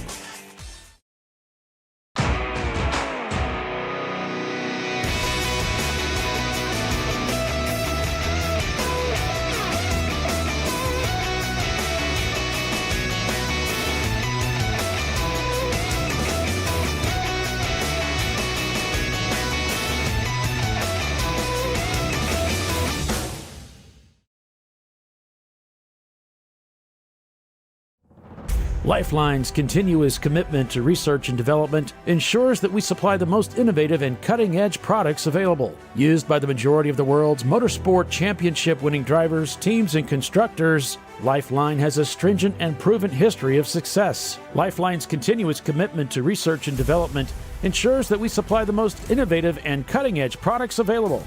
LifeLine's 0360 systems are the result of over 7 years of intensive research and development using 3M's Novik 1230 environmentally safe gas extinguishant. LifeLine uses only the finest quality components. For more information regarding our fire safety equipment and fire safety systems, please contact us at info@lifeline-fire.com. Sentinel is a comprehensive motorsports video solution incorporating live streaming, local recording, 3 cameras with picture-in-picture, flag status, and much, much more. Stop playing with multiple solutions. Sentinel handles it all, including timing and scoring, vehicle data, graphic overlays, adaptive bitrate encoding, network bonding, and more. Sentinel is the solution to sharing your motorsports experience with your friends, family, sponsors, and the world. What are you waiting for? Get your Sentinel today and never miss an on-track moment. www.sentinel.racing. The Jimenez family are having battery issues. But a friendly AutoZoner tests their battery and helps them find the right Duralast battery to get back on the road. Get in the zone, AutoZone.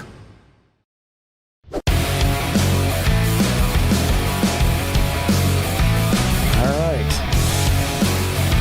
And we have one of the Rockwell cars in the pits right now getting serviced. And just checking here. Yeah, I'm not seeing an indication just yet which one of these machines it is.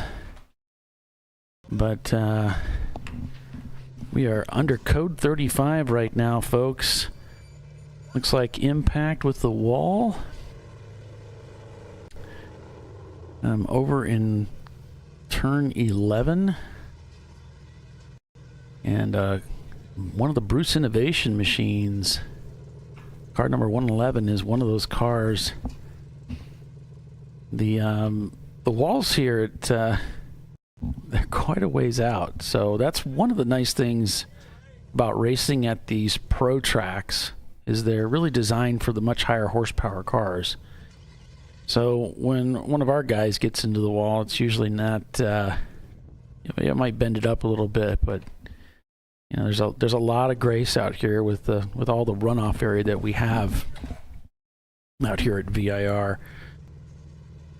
So corner 11 would be down there at Oak Tree, and we can see there is an emergency vehicle down there working the scene. So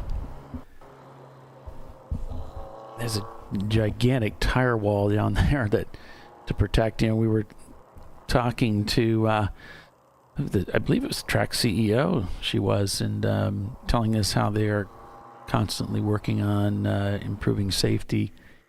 It's a constant process, and I really do like this track. I think it is one of the safest race tracks that we run at. For that reason, they do a really good job here.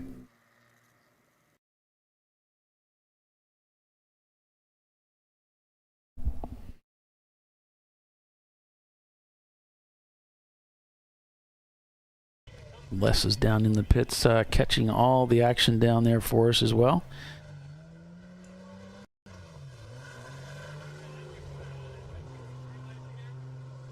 Brew Crew, I believe.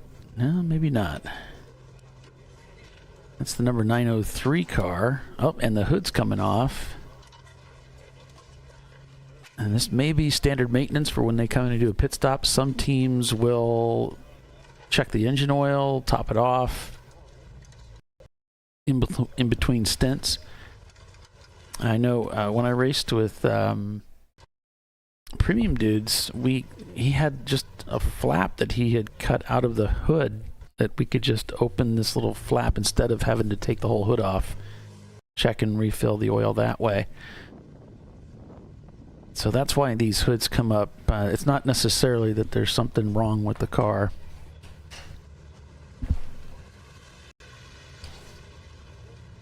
Joining us here in the booth, Mr. Mike Chiswick, CEO of ChampCar. So, Mike, welcome up into the booth here. You have no idea how happy I'm to be here because it's like 68 degrees in this room. I love it. It is really nice. It is comfortable. So, Mike, CEO, you've been in and out of ChampCar. You're back again. How's it feel being back? Extra busy because, see, last time this was 100% of my life. Now I'm doing my job and this other one. So, fortunately, I have teenagers. They can dress themselves and feed themselves, right? So that's always a benefit. So, So how's it going since you came back here as we're the Warriors in Motion guys in Splinter? Looks like we got our camera working again. Les is a godsend. He got our camera back up and running. So how's it been? How's the series? I know when you came back, they were working on trying to make some adjustments and just get things the ship kind of righted from what we'd heard. So how is things going with that? I think that things are a lot more solid now that some time's passed. I know that they were a little bit, I don't want to say anything wrong or offensive. You know, I think they just lacked some person that had some experience and confidence, and that's why they brought me back. So we've reestablished a good, strong budget, financially in really good shape, and we've gotten working on the schedule. Actually, I have finished almost all but one of our events for next year. We got a really good year next year without dropping too many hints. I know we got 2 brand new tracks never been to before, and another 2 tracks that we haven't been to for a long time. So got a good schedule next year, and those are the kind of things with budget and schedule and just passing on ice cream on pit road that we're bringing things back to some stability. But you don't want to talk about it right now. Well, I mean, I can tell you anything you want to know except what tracks they are when they are. Oh. Fair enough. So, okay, if you can't give us the tracks, and how many races are we tentatively looking at next year? I think we're going to do 19 or 20 next year. Okay. I'm waiting to hear back on one more new track, and if it works out, great. If it doesn't, I'm not going to lose sleep over it. Are there any potential date changes or changes in the schedule that may be a little different than what we've been accustomed to? Anything of that nature? Yes, there is. I can say that we are not going to go back to South Course in the spring. We replaced it with something different, and we are moving the 24. Okay, all right. So we'll have that to look forward to. When do we think the schedule just tentatively would come out? Because we know people are trying to line up. Obviously, people want to kind of start registering. We know it's already mid-August, plus people are lining up, working on getting sponsors and stuff for next year. So when tentatively can they throw that into their marketing deck? Well, we don't have to worry about tentatively. I'm big on numbers and time schedules, so we always do our rule book on September 1st, and we always do the schedule on October 1st. All right. So for those of you guys that are new to this or haven't been around ChampCar forever, that's from the boss himself. So what's the plan going forward for the series? Obviously, we're looking at a couple new venues, the new tire rule that will come into effect next year. What other, let's say, changes or things are you looking to do to continue to help the series grow? So I think what we're going to do is for 26, there was very little in the way of changes. Obviously, the petitions that passed based on member feedback and the board vote, those are changes, but there was only 3 that were a yes vote for the board. And then obviously the tire rule's new. So the 26 rule book should be basically no change. And but we are looking at 27 for some different changes. And me personally, my vision, and part of the reason why they brought me back is I want us to focus on and get back to cheaper racing, simple racing.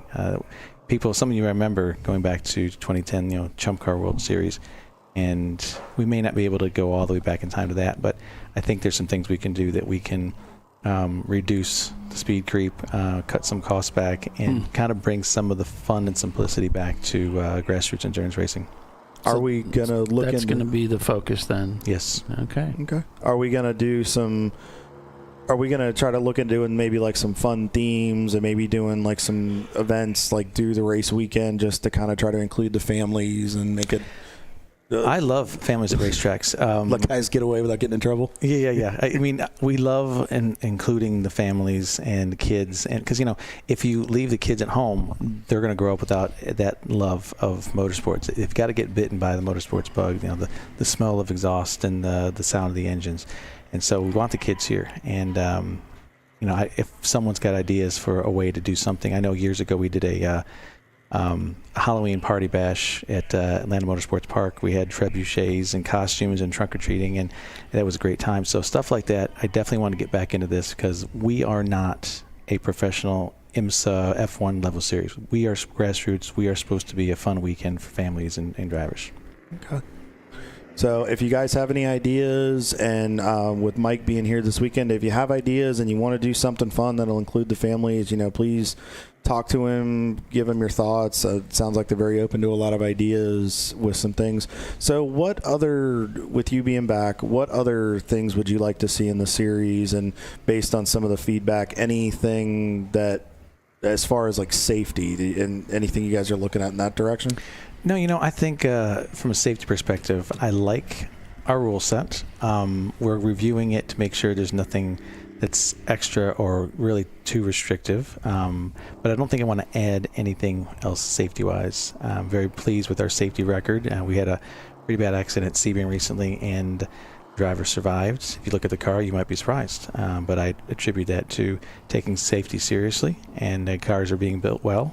And we're taking them and catching, roll bar welds and date codes on seat belts. So, I'm pretty pleased with where we are safety-wise. Good. So, to your point about making it more fun, we're actually doing. I don't know if your boss told you. We're doing. Where'd she go? She actually was just in here a second ago, getting Paulie's attention. But we're actually doing in registration. I know we plugged this before, but we are actually doing a movie night. My wife Tanya and I, for KLR Management, we're doing a movie night at registration for families and the kids. Bring them out at 7:00. We'll fire the movie off. We're not going to tell you which one, and we're going to let you know. You have to find out, but come hang out, get in the AC, get some water, some popcorn, just hang out and enjoy, and something fun to do to get to 9:00 tomorrow morning. I love that. I hope it's F1 and Brad Pitt comes and shows up, right? Maybe we could talk to his people about having them come out and do a signing. So maybe do a that'd be great. Yes, they'll have a lot more families there. There we go. Exactly. A lot more wives will be like, oh, I'll gladly go to the racetrack this weekend. That's right. Cool. So awesome. Anything as far as obviously ChampCar.org, how to get be a part of it, find everything involved. That'll be where you can find all the rules and all that kind of stuff. Anything else for new Champ Car teams or anybody that they want to know? Plug the series. Anything important? Plug the series. I don't know. If they came out here, we appreciate it. They found us somehow.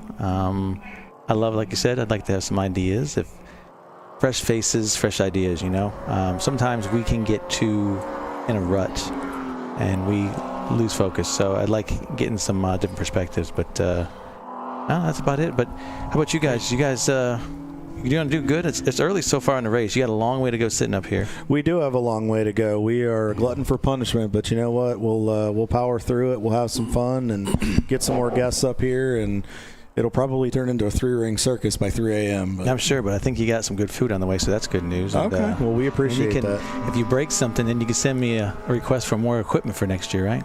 Yeah. Even if you don't break something, just have more. We always want more cameras. I like spending money. That's my wife. So let's just buy some more stuff. We need more cameras. We need more cameras all day long. If there's a problem, throw money in it. That's what I always do. Amen. There you go. There you go. Speaking of the devil, here you go. All right, guys. Thank you. So Mike Chiswick, everybody. Thanks, Mike. Appreciate it. Thanks, Mike. All right. Back under green here at VIR, guys. From what I can tell, RVA Graphics is still holding down the lead of this race with Rockwell Autosport, all 4 of their cars chasing down those guys. I think RVA Graphics is about to get blue, neon, and black. They're going to be seeing that in their sleep here very soon. But it's a C-Class lockdown of the top 5 as we're back on board here with Rad Air Racing. Still, they're continuing to lead your B-Class, I believe. Yes, they're still your B-Class leader. Wheels America Racing in the 999 still leading your A-Class. Floridian Motorsports leading your D-Class. And then Specs from Open Throttle Racing continues to lead the F-Class. Don't think I forgot anybody there, did I? I don't know. I'm kind of zoning right now. I got so much stuff going on in my head, trying to focus on probably too many things. So I just got an update from Mr. Roger Cohen, one of our board members who's driving with 901 Motorsport this weekend. Chris just got out of the 901. He said Chris reported the track is starting to get very, very greasy, which we expected due to the heat and the humidity out here. They're on some Conti ECFs. And Rival on the other, and they feel like they just hang in there when they're pushing them. Gets a little greasy. They kind of cool them off a little bit. But they said the tire wear is not too bad this weekend. So if you're running any Continentals, best thing they said is just kind of ease up a little bit, give them a breather, and then you should be able to keep some life in them and let them go again. They just need to take a breather for a few corners or so as we're back on board with the 244 with Tom driving for Arjun and crew in the 244. That's a great suggestion. Nice.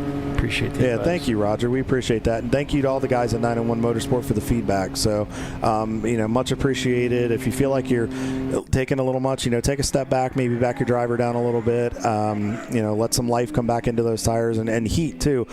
Make sure you guys are checking your tire pressures as well. I mean, you might wanted to start, and based on the heat, you might have to back your pressures down a little bit more than you're used to. Might take a couple extra laps to bring it back up to temperature. And the car's going to slide around a little bit more, but you want to make sure you're not overinflating and driving on basketballs, and you want to make sure you're using that whole contact patch. So, guys, thank you so much for those tips. I'm glad we could pass it along here on ChampCar.Live. So as we continue, this is such a cool shot. You saw that neon right there, it just planted on that right rear, and as the driver's just going all the way. I love that flex in the back end there, the way they have that set up. You can tell the car just moves, and I look forward to getting in that when I get into Wayne later tonight. Yeah, there's 2 camera shots I was excited about. This was definitely one of them. Came over the court. It's like, oh my gosh, there's a guardrail down here. This will be perfect. Yeah, Paulie, the grin on Paulie's face, folks, I can't stress it enough. I mean, it was like a kid at Christmas that just got the gift that he'd been waiting. It was the Red Ryder BB gun that he wanted. I knew this was going to be good. He was so happy with the shot. But, and he was exactly right. I mean, this is so cool. I mean, you just watch these cars bounce through these S's and carry the speed up the hill and then up to South Bend and then on to Oak Tree. It really... And the elevation, it looks like it's just a small, gradual, you level out, then go back up. You really don't. You get a breather for a second, and then you're straight back up in the air, and you really have to keep your eyes up as much as you can.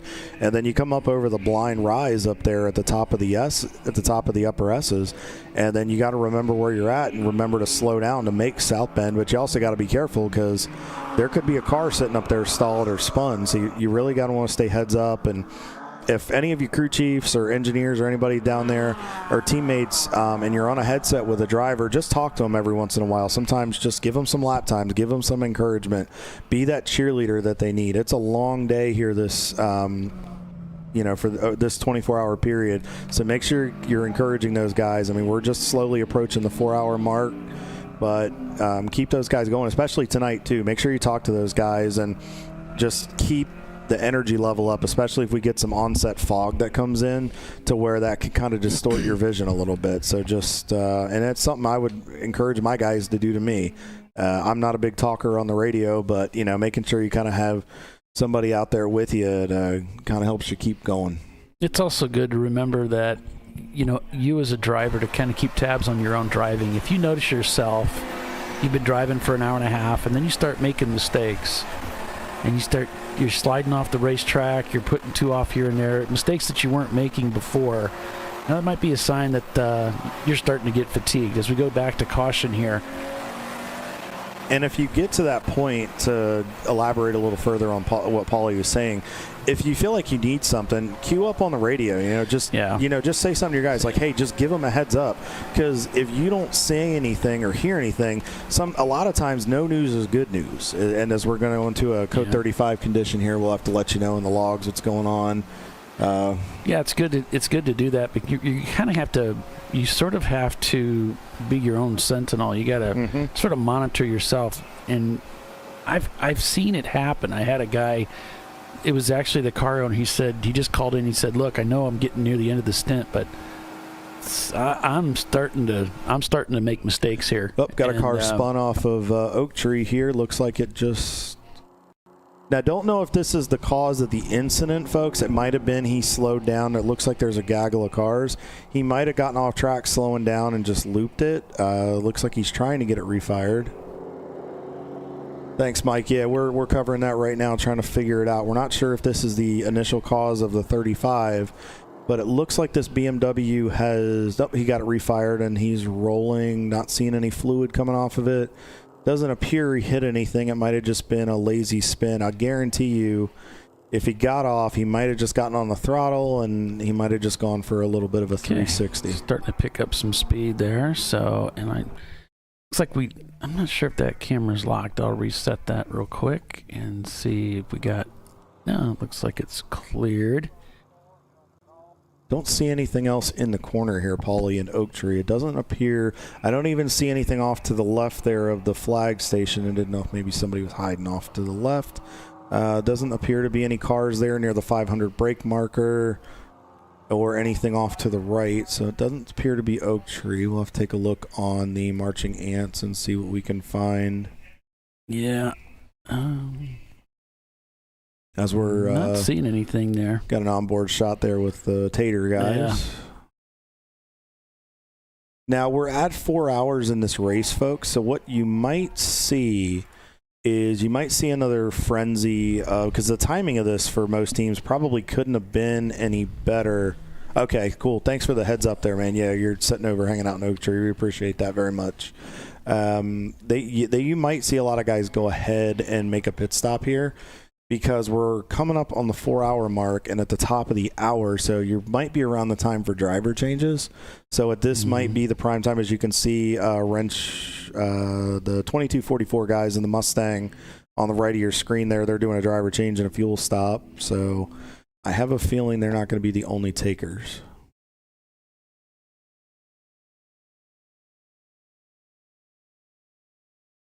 I'll tell you some encouraging stuff we had coming out of Mike Chiswick. Absolutely. I'm kind of looking forward to what this is all about. Some different venues. Things are going well.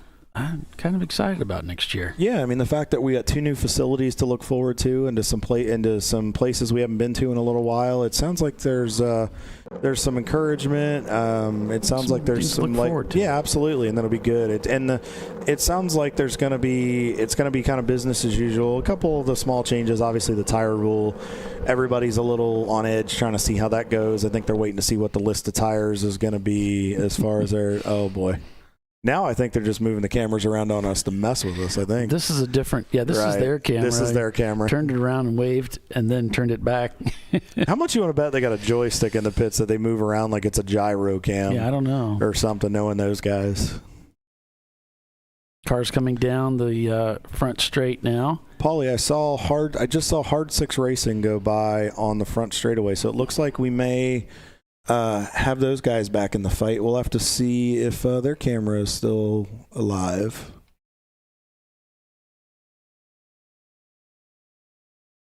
Yeah, it looks like still there. back up and running. Perfect. Okay. I was worried I had another one go for a tumble for a second. So I was talking about, folks, while we're under this yellow flag here, we're still waiting. Looks like it might be 4:14. Paulie, I'm looking in the race log. Yeah. There. Okay. That might have been the cause of our 35 there. So let's kind of look through. So right now, Rockwell, it appears Rockwell has taken the overall lead of this race. I think it looks like 440, the 411 of RVA may have come in during this cycle, or for a pit stop cycle since we're at the 4-hour mark. Let's take a look here. Gorman Motorsports is up 8 spots from where they started. They are leading the EC class, but I've noticed Tater Racing's up 7. The Rockwell guys are up a bit. Chattanooga Touring Wagon's up 4 spots. Wheels America Racing has gained 12 spots in the overall and 5 spots since the start of the race. Scrolling back through a little bit, 2244 has made a pretty good gain. They're solid in D class, but they've gained 12 spots in the overall. Clapped Out Racing, who had a little bit of a hiccup at the start, they're starting to climb back up the ladder. They've gained 11 spots. So, I mean, we're seeing some gains from some folks. Unfortunately, we've had a couple of folks on the other side of the coin there with, like, Fuse 15. They've had a bit of a rough 24 so far. They're down 24 in the overall, 4 in class. Obviously, Garth with the motor issue, down 29 spots from where they started. The Green Machine, the 316, we haven't talked about those guys in the BMW. They've fallen down a little bit, but they also may just be getting to a pace where they want to be comfortable, and they just may not want to start really pushing the button yet. Henderson Racing, I got a note from those guys. They were I think they were part of the car, the 35 here. They were up 5 spots. Now they haven't been back probably over the line again, but they were up 4 or 5 spots. Open Throttle Racing with Artie, the 330 Multi, is up 9 spots. Pinnacle Motorsports has made a gain of 10 spots overall and 2 in class. So and then Denton Cardin Racing is up 12 spots in the overall and 6 in their class. So we're starting to see some cars make some moves here. And I did talk to one of the AOA guys. They are getting ready to get that third car back out, or it may have just gone back out when I talked to the crew guys. So it sounds like that other car is not done yet. Like Eric said, they're going to change that transmission, a Brown moment in the BMW. Yeah, no kidding. So with that, we'll take another break as we reach the top of the hour, 1 p.m. here in Virginia. We're going to take another break and be back in a moment. Stay with us.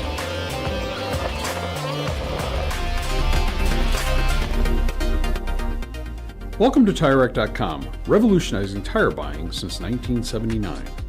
With our unmatched selection of branded products, finding what fits your vehicle and is right for you and how and where you drive has never been easier. Through helpful online shopping tools that include our professional hands-on reviews done at the introduction of a tire and consumer reviews that give real-world feedback over the life of the tire, you can make the right tire choice and find exactly what you need. And if you prefer to talk to someone, our tire testers, our sales team, are available on the phone. And that's how we get you the right tire for you and your vehicle for where and how you drive.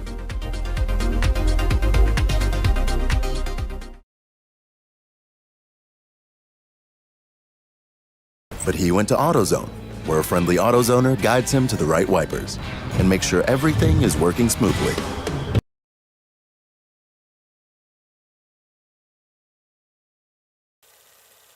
Since 1994, Fly & Wrench has been a family-owned business renowned for exceptional European car repair and maintenance. We treat every vehicle with the same care and attention as if it were our very own, building lasting relationships with our clients along the way. We specialize in high-performance vehicles, offering a range of services that include fabrication, construction, custom wiring, and much more. Visit us at flyandwrench.com. Discovery Parts is a veteran-owned racing and safety equipment company. While we're located inside Atlanta Motorsports Park in Dawsonville, Georgia, Discovery Parts can also be found at the tracks, supporting a number of Champ Car Series events. We take pride in being a reseller of the best of the industry to Champ Car teams and drivers. We know racing, love racing, and look forward to tomorrow to even more racing. Visit us at discoveryparts.com. LifeLine's continuous commitment to research and development ensures that we supply the most innovative and cutting-edge products available. Used by the majority of the world's motorsport championship-winning drivers, teams, and constructors, LifeLine has a stringent and proven history of success. LifeLine's continuous commitment to research and development ensures that we supply the most innovative and cutting-edge products available. LifeLine's 0360 systems are the result of over 7 years of intensive research and development using 3M's Novik 1230 environmentally safe gas extinguishant. LifeLine uses only the finest quality components. For more information regarding our fire safety equipment and fire safety systems, please contact us at info@lifeline-fire.com. Jamie's on edge. It's her first time changing her own oil, but she went to AutoZone, where a friendly AutoZoner helps her find a deal on what she needs to get the job done right. Get in the zone, AutoZone.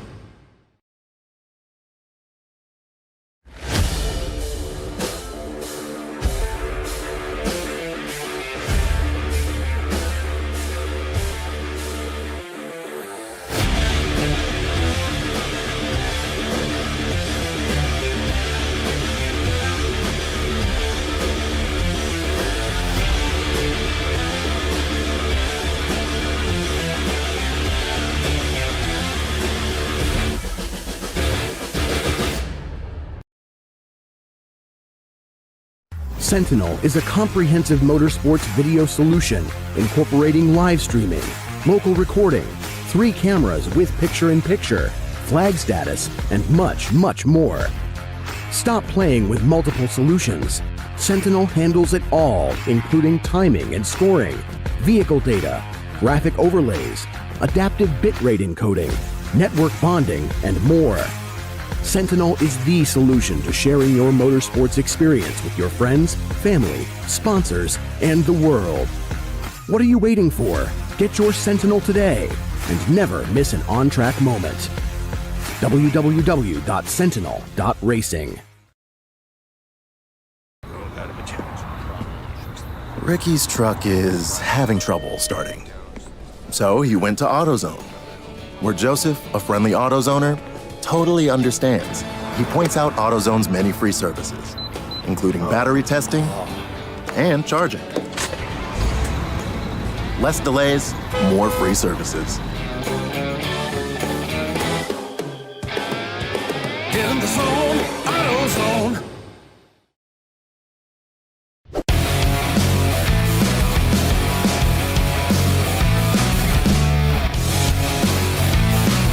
Welcome back to the TireRack.com Champ Car Endurance Series LifeLine 24-Hour Classic at VIR. We are here, Paulie Veltum, Kyle Lockrow, and Les Morecam with Lester Epps up and down pit lane for 24 hours. Welcome back. If you're just tuning in, we appreciate you coming to hang out with us and making us part of your weekend.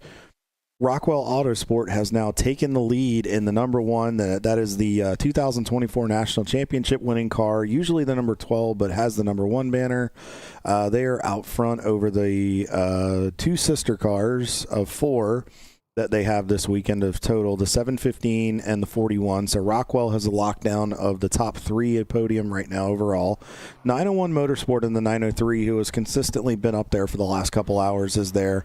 And then the 4th car in the Rockwell contingent continues to round out your top 5. There's an EC car of Gorman Motorsports mixed in there, who that is your overall, your EC leader in that class as well. And then Tater Racing in 6th. In a BMW, Brew Crew in 7th. In a BMW, Chattanooga Tornwagon in 8th. 901 Motorsport, the sister car, in 9th. And then TCR in the 97 and the 96 BMW 328 rounds out your top 10.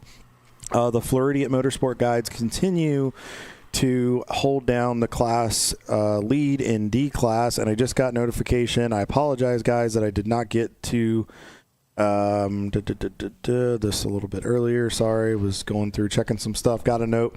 Charlie Brown's in the car right now.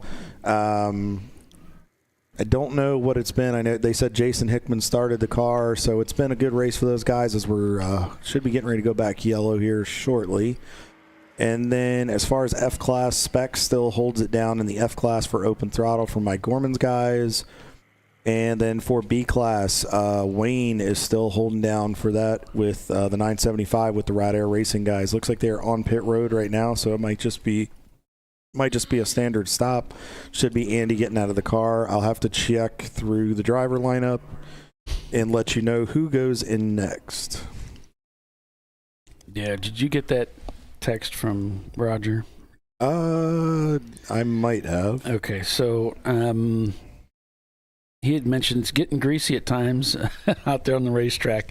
Car 903 on Continentals right now, and the Rival is on something else. So the Continental hangs in even when it's pushed. Oh, well, you already mentioned this. Well, we're just recapping because there may be some people that weren't with us before, so it's all right. There's real quick, Paulie. We are back green here at VI. No, you're good. We're back green here. I just saw the cars come. I heard motors run, and my eyes popped up, and I got excited. So, he was mentioning who was going in the car. That's what I was trying to find, but. Okay, yeah, I didn't get that one, but no, I'm glad you reiterated that. Like I said, there may have been some folks that weren't with us before the commercial break that needed to know that. So, yeah, it is hot and slick here, folks, with the humidity. You're going to see it probably about the height of the day at probably 3 or 4 o'clock. You're going to see these things slide around, and then it'll taper off a little bit. It'll cool off some. The humidity's not going anywhere, but the overall heat will, kind of come down a bit. But you still got to just maintain and see what the track conditions are like. And there is some rain in the forecast, but it's said about, what'd you say, about 11 o'clock tonight, Paulie? We're thinking there might be some moisture. So we'll see what happens there. Hopefully it'll maybe go around the racetrack. Maybe we can get that vortex theory going we always talk about.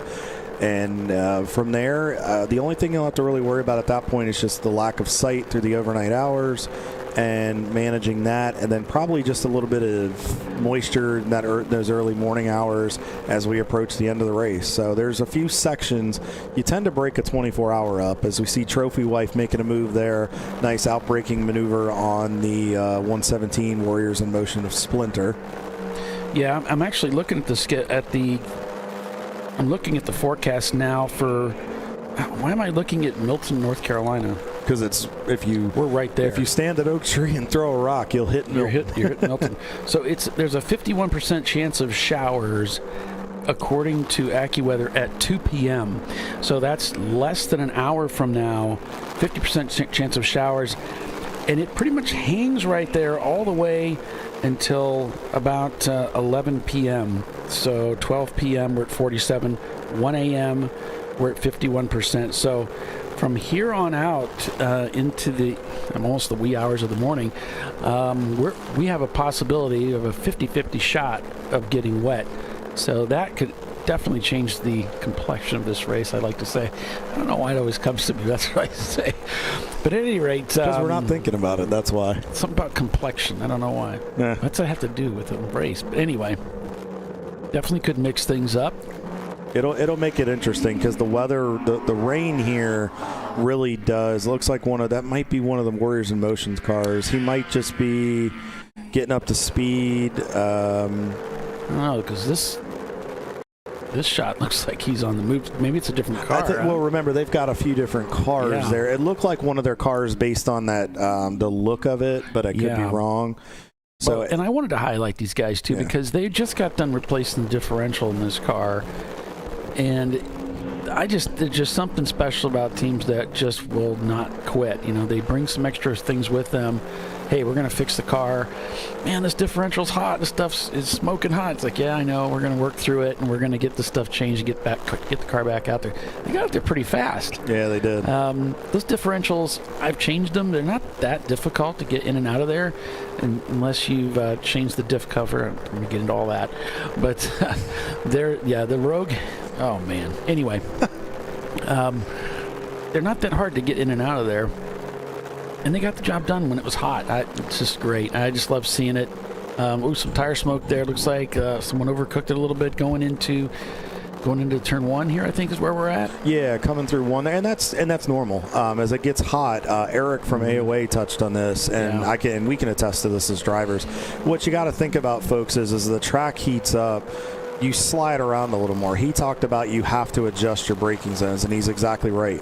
Where you could brake an hour ago, you had an hour less wear in your tires. You had it might have been a degree or two cooler a little bit ago. The humidity might not be to where it's at right now. I mean, we're lucky we're in an air-conditioned booth up here calling the race for you, but these guys and girls are out there gritting it out and pushing these pieces of equipment, and you have to make those adjustments as a driver. If you feel like you get that little bit of lockup, you might just have to back up 25, 50 feet in your brake zone just to make sure you make the corner. But that's how the conditions can change very quickly. And as a driver, you just have to make those adaptations. And I think it's easy to want to just, bend the laws of physics when you're in a hurry. When you're trying to catch somebody, or you feel like somebody's catching you, you start thinking, man, I think I've done this before.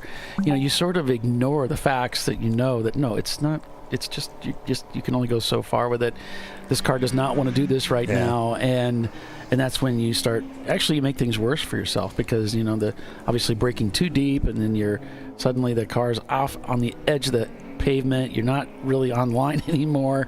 You're trying to get it gathered up, and you just make things worse for yourself. You push harder. You unnecessarily, well, I guess not unnecessarily, but sometimes unnecessarily push harder because you feel like you're either not on top of your game, or you're thinking you're not getting enough. It's a mental thing. You think you're not getting enough out of the car, or you can push the car harder than you can, and in reality, you're probably about there at the limit, but the track conditions and what you're dealing with are what are preventing you we are just having no luck with that camera today. All right, now we're going to give you guys a rear view. Actually, that's kind of cool. I know. That's why I saw it had done this, and nice. we're going to hang on this. So now you can get an idea of what it's like when they're chasing the guy in front of you, and give you a little bit of a different perspective here. Paulie, I did want to touch on a team that reached out to me on WhatsApp. I got it from the AutoZone Racing team, the 34. It was the car that we thought with the cool wrap that we were talking about during their pit stop. Okay. So Wolf... the blue wrap Wolf with the mouth. It's 5 drivers, 2 Americans, Will and Brandon, 2 Hispanic drivers, Victor and Carlos, and a German driver, Sebastian. Special mention to Hansancio, one of the greatest legends in motorsport, and our Turkish crew specialist. So they are right now, last I checked, 5th in the A-class, and they are about 18th in the overall. They're putting on a great show for us. And now we're back looking at the driver. And now the camera doesn't know what it wants to do. But anyway, congratulations, to the AutoZone guys. Thank you so much for coming out and being part of the Champ Car, the LifeLine 24-hour Classic. We wish you the best of luck. They're up 6 positions in the overall and 2 positions in the A-class so far from where they started in 7th. So they're staying right in the fight. They're not too far off. Last lap was a 2:37.9, I believe, but I think they hadn't been on pit road too long ago. Best lap of the day so far is a 2:21.25, so they're on pace right now. Wrong one. Their best lap was a 2:23.36, and their last lap was a 2:23.94. I apologize, guys. I had it on the one below me. So, but we appreciate you guys being a part of it. Want to make sure I gave you that shout out that you requested. We'll keep an eye on you and keep up the good work out there. So as we're still on board with the guys from Tater Racing, they're still hanging pretty strong there in 6th, trying to chase down the Rockwell guys and one of the 901 Motorsport entries. Right there, he just made a really good pass on one of the Section 8 Mustangs. You can run what I would call the outside in that corner, but you just have to be really careful because the track, as you get to through the apex and off the corner, it kind of goes away from you a little bit, so you really want to make sure you don't overstep. You can lose your grip very carefully, or you can lose grip there and end up getting yourself in trouble. As you see him working through the 4-5 complex right here, right there he's grabbing 4th. He might have just done a bit of a lift, just enough to get the car rotated in the heat. Eric mentioned that a little bit ago on the broadcast. And from there, he's just grabbing 5th gear, coming underneath the bridge. The LifeCars.com banner there on that side, Michelin on the opposing side. And as you hear, he's pretty much flat up through these S's, grabbing some curb where he can. A little bit of a lift right there, just a burp. Now he's slowing down probably a little more than normal because he and that Miata caught a BMW. Nice job. Really eased up, didn't cost himself much time. See if he goes to the inside here. Nope. Thinks the better of it. Don't think he was close enough there. I think he knew that. Those guys are pretty smart. That's heads-up driving, which is why they've been on the podium so many times there, Paulie, and why they're due for that win. But right there, he knew he'd get a run on him. He has the legs down the straightaway to outpace the Miata as they go up the hill, grabbing 5th gear, and he just continues to go, and they're putting laps down. Yep, climbing the hill here. Best lap for these guys so far is a 2:17.8, probably in the better conditions this morning. And last lap was a 2:25.6. We're seeing most 2:20s at this point, Paulie. Rockwell's putting down some monster 2:10 laps right now, which is no surprise for them with the pace that they're putting on. But most everybody's pretty much low 220s, 230s, around that based on what their car is doing. But again, folks, don't let that think that something's wrong or be indicative of what the car's got. They may not be showing everything yet, just knowing that we're only, we're not even 4.5 hours into this thing. Yeah, right now that Rockwell car has gapped the field by about a lap. So it's Rockwell 1, 2, 3. And then we've got 901 Motorsport back about 19 seconds from the number 41 of Rockwell Autosport Development. And then they've also got a car in 5th place. 1, 2, 3, 4, 5. And then it's Tater behind them by 40 seconds. 12 seconds behind them, it's Brew Crew in the 244 car.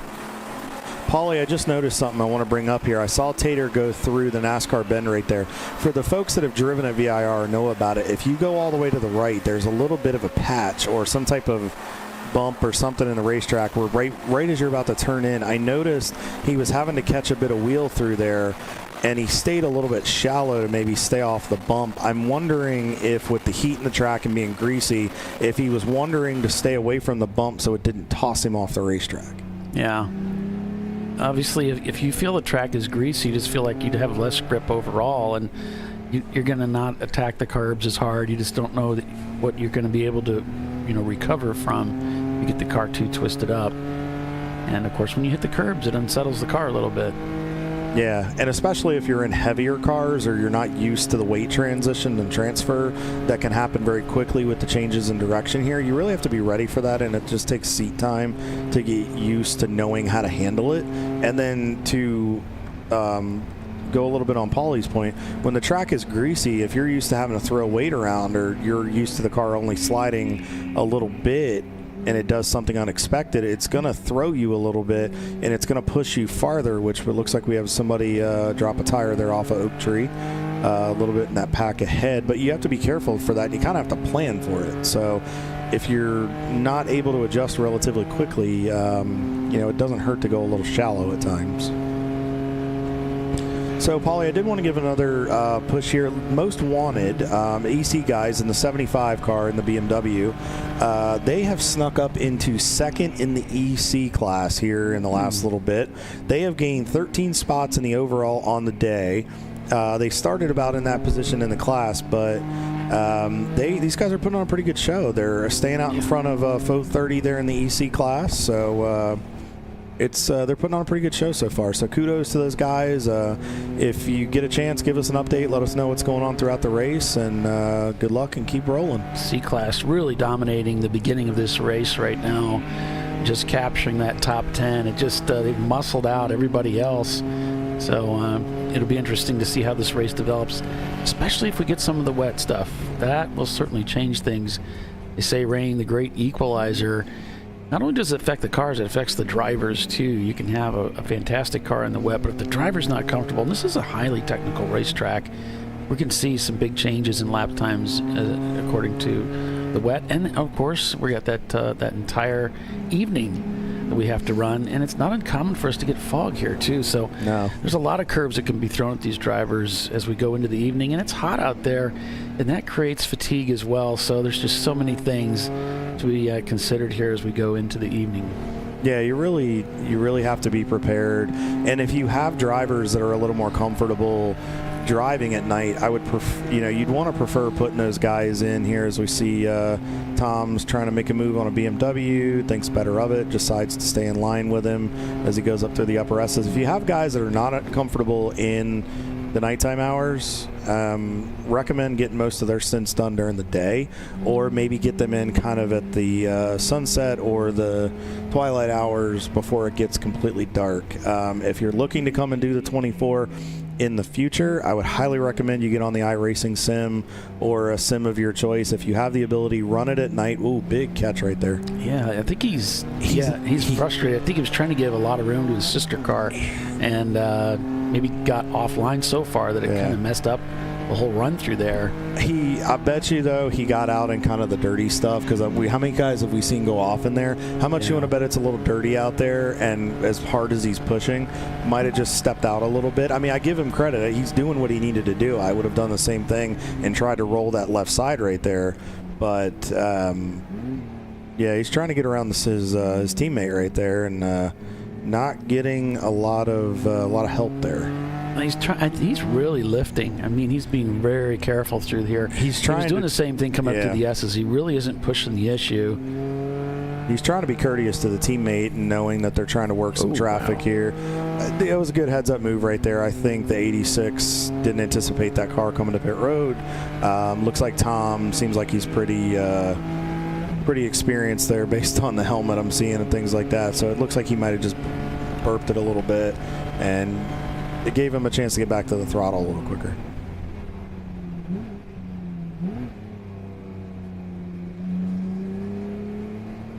Quick downshifts there. It feels like his teammate's just really soft out there. He's got a lot more car he could get by. He's just really taking it easy. Not the worst thing in the world. He might be trying to help his teammate there a little bit too, where kind of staying with him. Ooh, I don't think the BMW in front of him saw him, but this is one of the most frustrating things as a driver. You can get by, and they're costing you time, and you just can't get by. And depending on who's in the 86 right now, he may be just trying to be careful. He doesn't want to push it. You saw he tried to get a run. The BMW really didn't give him a ton of room there under braking, but he doesn't necessarily have to. It's the job of the passing car to get the job done. So it's kind of looks like caution here. So he's not going to get it done here. Whoa! This might be what brought out the caution. Be careful, Floridian Motorsports, right there. And it looks like he's going to get it done, but yeah, he's definitely taking it nice and easy out there as we go to caution here. Looks like light smoke being indicated from car number 830. That's one of the MDR cars. I think that is their Miata entry. I'll have to check here. Yes, that is the 93 Mazda Miata, the white MDR entry, because the MDR team usually has... Whoa! Yeah. Oh, man. Oh, he did not like that one. Not sure what happened there, but I think all of a sudden the 86 saw the caution was out and realized he was going to get tagged if he wasn't careful, and I think Tom was rolling, and yeah, just was not a good situation there. You can tell the frustration in the driver. So looks like there's the car that's kind of parked off to the right there, or is that one of the safety trucks? There is a car in front of it, Paulie. Oh. I'm trying to see. I'm not seeing anything on... There is a car up there, but I'm not seeing anything on the marching ants for some odd reason. Is this going to tell us anything? Yeah, let's stay on board here with TCR as we go up the hill, and we can kind of get an indication. Hopefully with going kind of slow, we'll be able to see. The way that they're parked like that, you can tell they're attending to something. There's a car right there because there's a tow truck. It looks like it's one of the Miatas right there. It's a red car. I wasn't able to see the car number.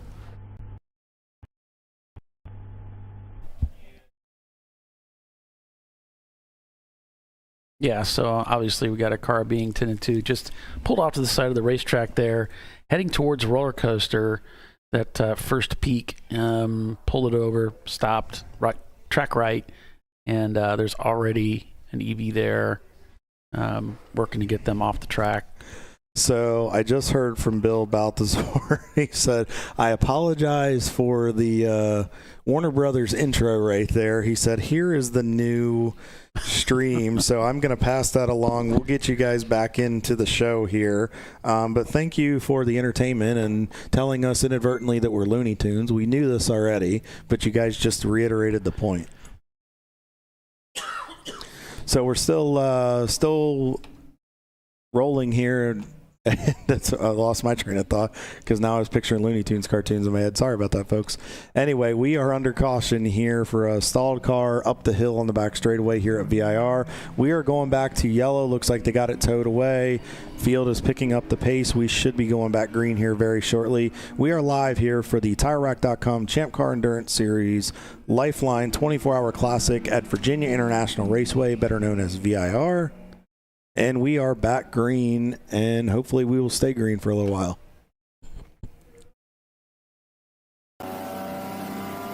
There we go. That looks much cleaner. Now, if we just had some Looney Tunes music we could play in the background with this, that would have just made that much better. Yeah. I know that copyright thing. Because we're going to get flagged for it for sure. Yeah, no, we can't do that. The fun police show up. Exactly. Zach at the wheel here. Lap 77. Zach and his guys, they've been in Champ Car for quite a long time. He's been doing this a time or two, been through a few 24s himself. He's got the yellow gloves, which means he's fast. Absolutely. Isn't that like 5 horsepower? It's at least. All right. Well, the cameras are 10, but we know the yellow gloves are like, I've got my MPI orange gloves. I know those are like 5. They help at least something. Yeah. Now, the only problem is, though, like if you shake your fist or if you go to gesture that you're not happy about something, they can pick you out of the lineup. I had to learn that very well. So Sean Glover's asking if we're going to do the full 24. That's the plan. That's what we've always done. We do the full 24. It is going to be broken up into three parts. The other live stream links I'll post on our garage.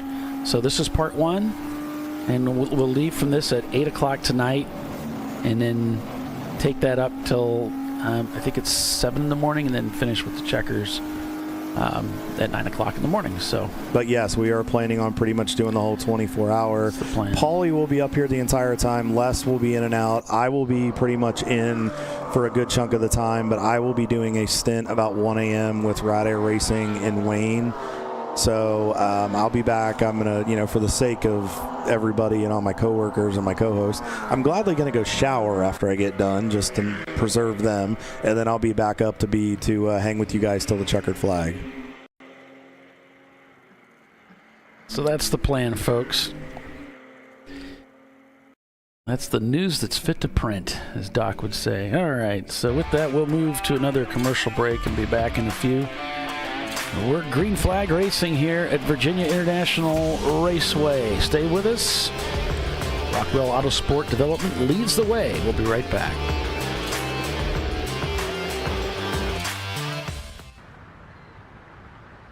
I probably need new tires. You do. What if I sold tires online? We do. We're TireRack.com. They could offer lots of tires. We have so many tires. And help you find the right tire. It's called the Tire Decision Guide. Oh, and they could ship them to a nearby mechanic. We shipped over 7,000 independent recommended installers. This is an amazing idea. Sorry. TireRack.com, the way tire buying should be. George and Junior are fed up. They weren't planning on having to replace their brakes today, but they went to AutoZone, where a friendly AutoZoner helped them find a deal on the right parts. Get in the zone, AutoZone. Since 1994, Fly & Wrench has been a family-owned business renowned for exceptional European car repair and maintenance. We treat every vehicle with the same care and attention as if it were our very own, building lasting relationships with our clients along the way. We specialize in high-performance vehicles, offering a range of services that include fabrication, construction, custom wiring, and much more. Visit us at flyandwrench.com. Discovery Parts is a veteran-owned racing and safety equipment company. While we're located inside Atlanta Motorsports Park in Dawsonville, Georgia, Discovery Parts can also be found at the tracks, supporting a number of Champ Car Series events. We take pride in being a reseller of the best of the industry to Champ Car teams and drivers. We know racing, love racing, and look forward to tomorrow to even more racing. Visit us at discoveryparts.com. Want to get started streaming your races? Or make your current live stream more captivating? We've helped hundreds of drivers create engaging live streams.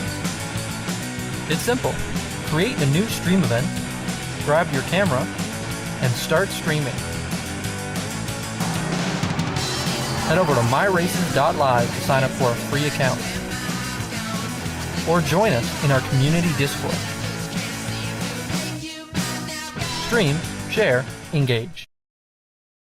At Parts Badger, we're not your typical machine shop.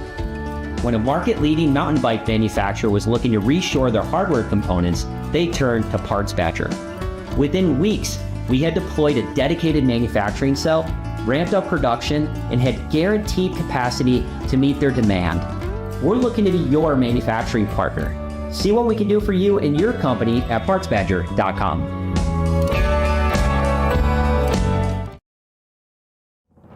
LifeLine's continuous commitment to research and development ensures that we supply the most innovative and cutting-edge products available. Used by the majority of the world's motorsport championship-winning drivers, teams, and constructors, LifeLine has a stringent and proven history of success. LifeLine's continuous commitment to research and development ensures that we supply the most innovative and cutting-edge products available. LifeLine's 0360 systems are the result of over 7 years of intensive research and development using 3M's Novik 1230 environmentally safe gas extinguishant.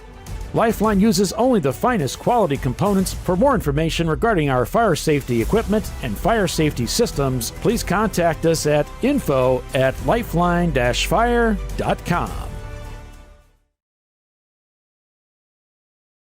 Sentinel is a comprehensive motorsports video solution incorporating live streaming, local recording, 3 cameras with picture-in-picture, flag status, and much, much more. Stop playing with multiple solutions. Sentinel handles it all, including timing and scoring, vehicle data, graphic overlays, adaptive bitrate encoding, network bonding, and more. Sentinel is the solution to sharing your motorsports experience with your friends, family, sponsors, and the world. What are you waiting for? Get your Sentinel today and never miss an on-track moment. www.sentinel.racing. Dave's twitch is back. That's because his wipers need replacing. But he went to AutoZone, where a friendly AutoZoner guides him to the right wipers and makes sure everything is working smoothly. Get in the zone, AutoZone.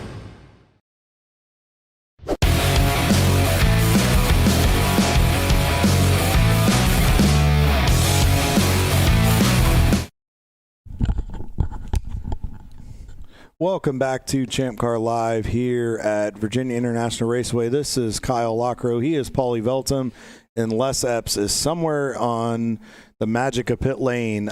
We are here for the LifeLine 24-Hour Classic at Virginia International Raceway. Sorry about that, folks. I was responding to a couple people in the chat, and we just completely spaced out.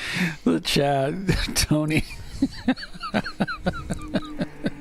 I gotta show that. Send that to Kevin for sure. Throwing a little shade at those guys, just what we need. Kevin stole my van when I was here. Oh, he did? 1 or 2 races ago we were here. I had it sitting. I was out in the paddock loading cameras in cars. I left the keys in it running. He got in it and started driving away. He's such a jerk. And that's why we love him. He keeps us honest, right? Oh, man. Oh, well, got a car off there coming through.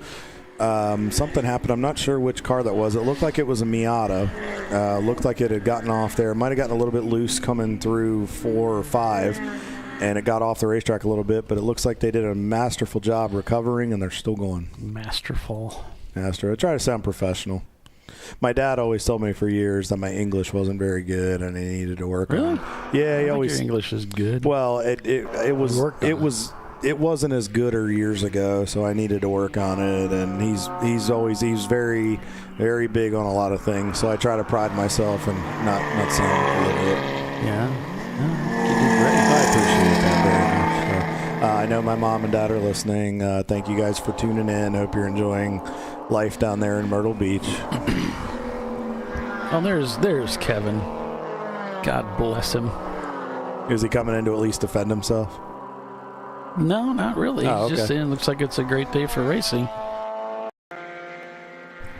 And that it is. It is a good day. We do have some beautiful weather out here. Like we said, we could be 50-50 during some overnight hours for some precipitation and some weather, but that's normal when we come to VIR this time of year, especially with the heat and humidity. You'll get a pop-up shower as we're back on board with Zach. I don't think that's what their motor's supposed to sound like. There we go. Working through the upper S's there. I'll tell you what, I'm noticing with their car, they must have a pretty solid setup. I mean, yeah, he's chasing it a little bit in some sections, but he's not having to work the wheel like some of the other cars, like Brew Crew and some of the others. He seems very relaxed in the car. It seems pretty well balanced. So, I mean, it's just he's making minor corrections here and there just based on where he's at on the racetrack. Thanks, Charles.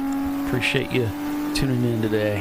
Yep, thank you so much, Charles. We appreciate you. Thanks for continuing to tune in. All you guys, thank you so much. The fact that we have so many people watching right now, we truly appreciate this, and thanks for making us a part of your weekend. Kevin, we were just saying, he was talking about how you were losing the passion with Money Shift, and we were just hoping you'd come in and defend yourself a little bit as he was throwing some stuff your way there. That's all. We're trying to stir up drama. That's all. We're trying to help the broadcast here.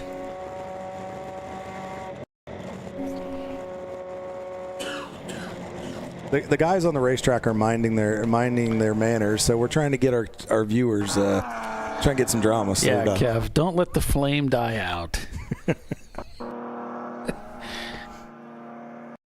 That's a SpongeBob thing. It was my favorite SpongeBob character is the Plankton. Yeah, he's fantastic. Yeah. Don't let the flame die out. It's just.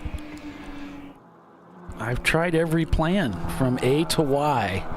What about Plan Z? Plan Z? All right, Tony. So he just got to confirm that they have not lost the passion and given up. They will be at Pittsburgh, and then they will be here hopefully for the championship in December. So they're still there. Thank you. See, Kevin, we're trying to help you. We're trying to help you defend yourself. Now, don't steal Paulie's van anymore. Don't steal Paulie's van anymore yet, because I got to go clean the cameras up after the race next time around. Yeah, stop taking my van. Yeah, stirring the pot. You're right, Timmy. Stirring the pot is our job. That's why we're broadcasters. We predict cautions, we stir the pot, and then we claim innocence. So, all right, let's get back to this. Let's do a recap here while we get a few minutes as we're on board with our buddies over at TCR. Rockwell continues to lead best lap just recently here, a 2:11.13. That is a fast lap around here. The other Rockwell car is in second with the 7:15. There's an EC car mixed in there with Gorman Motorsports as they continue to hold down the lead of the EC class. A little bit of close quarters right there. Nice move. And Rockwell has a lockdown on the top three with the 41, and 901 Motorsport is in fourth.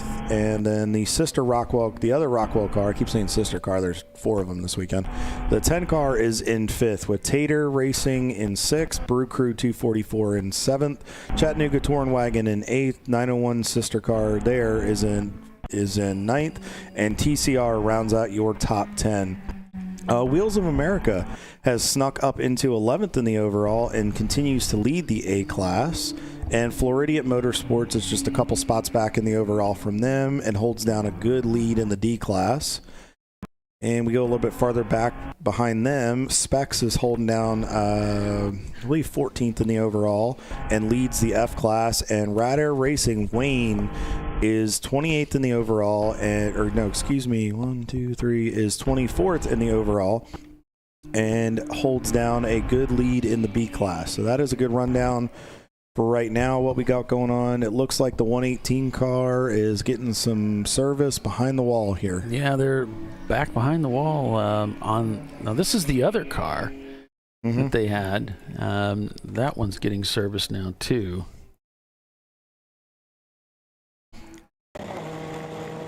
And Money Shift Racing saying, go Rad Air Cars. Yep. Yeah, thank you, Kevin. We appreciate that. Yeah, Bill and Andy and all the team, they're good guys. I'm not sure who's in the car right now. I'm still looking to see if I can find the driver order. I know who were in the first two because I could recognize it. I'm trying to remember who's in now. Oh, thanks, Mom. Yes, I will take a shower before I come back up in the booth. This is why I'm not letting my parents watch the broadcast anymore.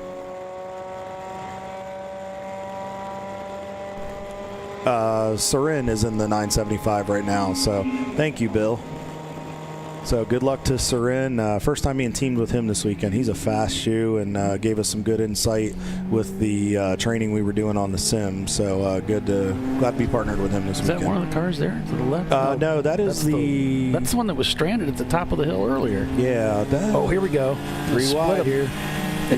He waved as though that's going to work. He's waving to get him out of his way. It's like a magician. Yeah. Bippity boppity, I'm splitting you.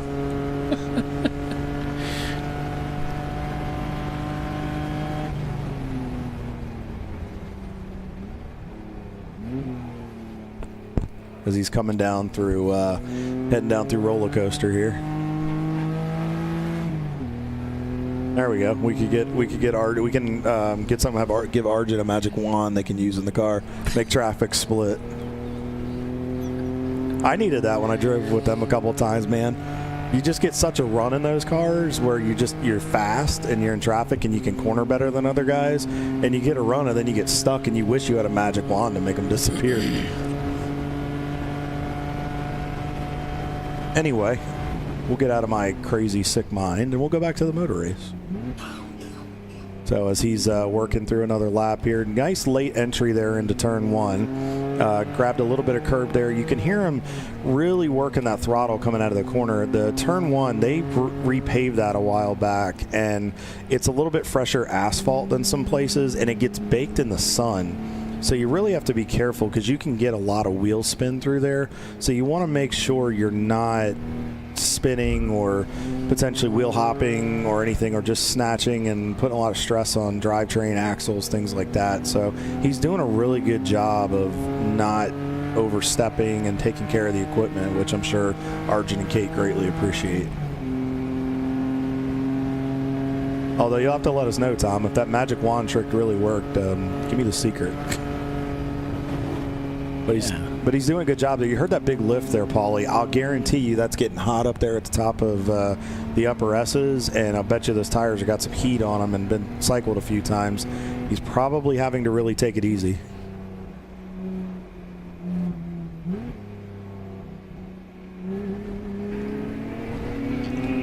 Nice job using up all the pavement there out of Oak Tree.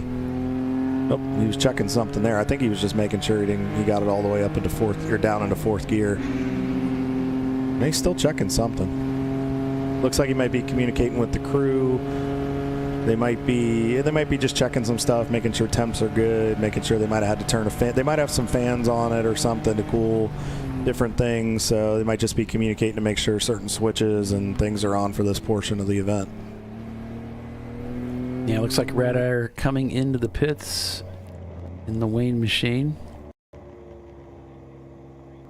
Don't know if this is... Shut up right now.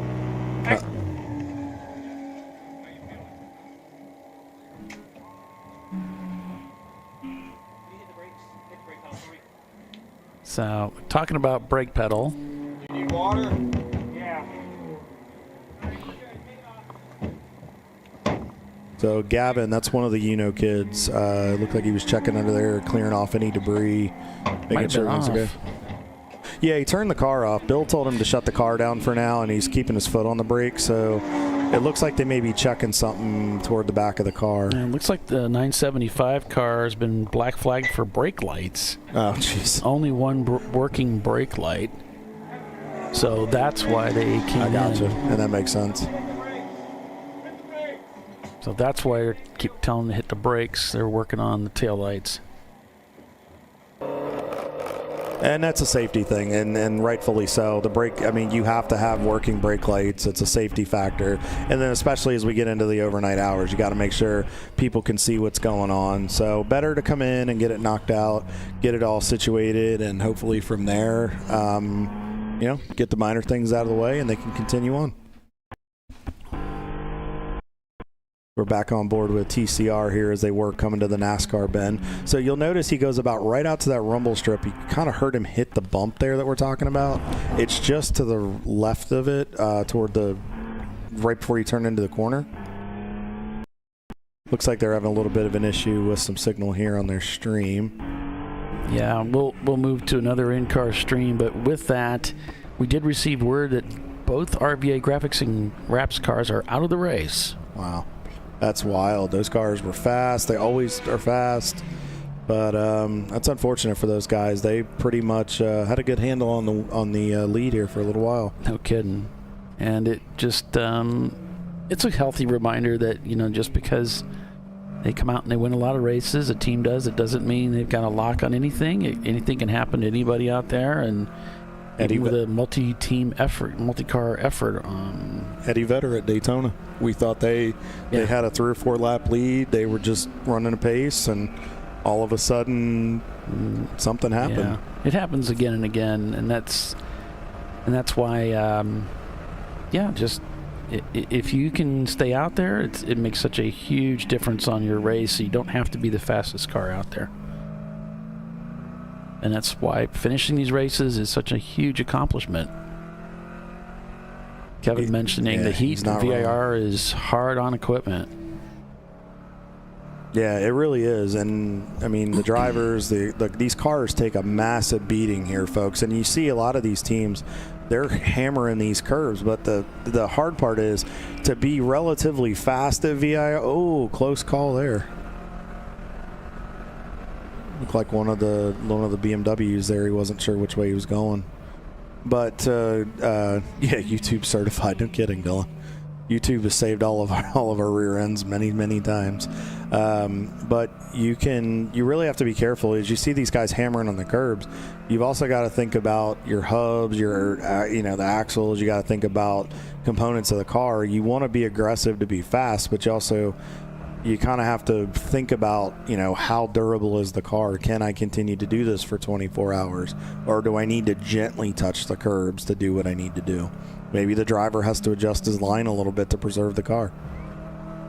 Because we have seen a lot of cars falling out of this race so far, at least temporarily for mechanical issues. And in RVA's case, unfortunately, their 24 is going to end quite a bit early. Oh, he's going to catch him here in a spot. Nice job navigating that. We're on board with Wrench Rags with the 2244 guys in the Mustang. And rumor has it for both cars it was overheating issues. Well, with the heat, that would make sense. Whoa. Thought he was going wide there. Because it just didn't look like it wanted to stop. I mean, you could see, guys, he was kind of working the wheel a little bit. He wasn't doing that for show. That was the car just didn't, and the Mustang's heavy. So you really gotta be careful, because then you gotta turn again.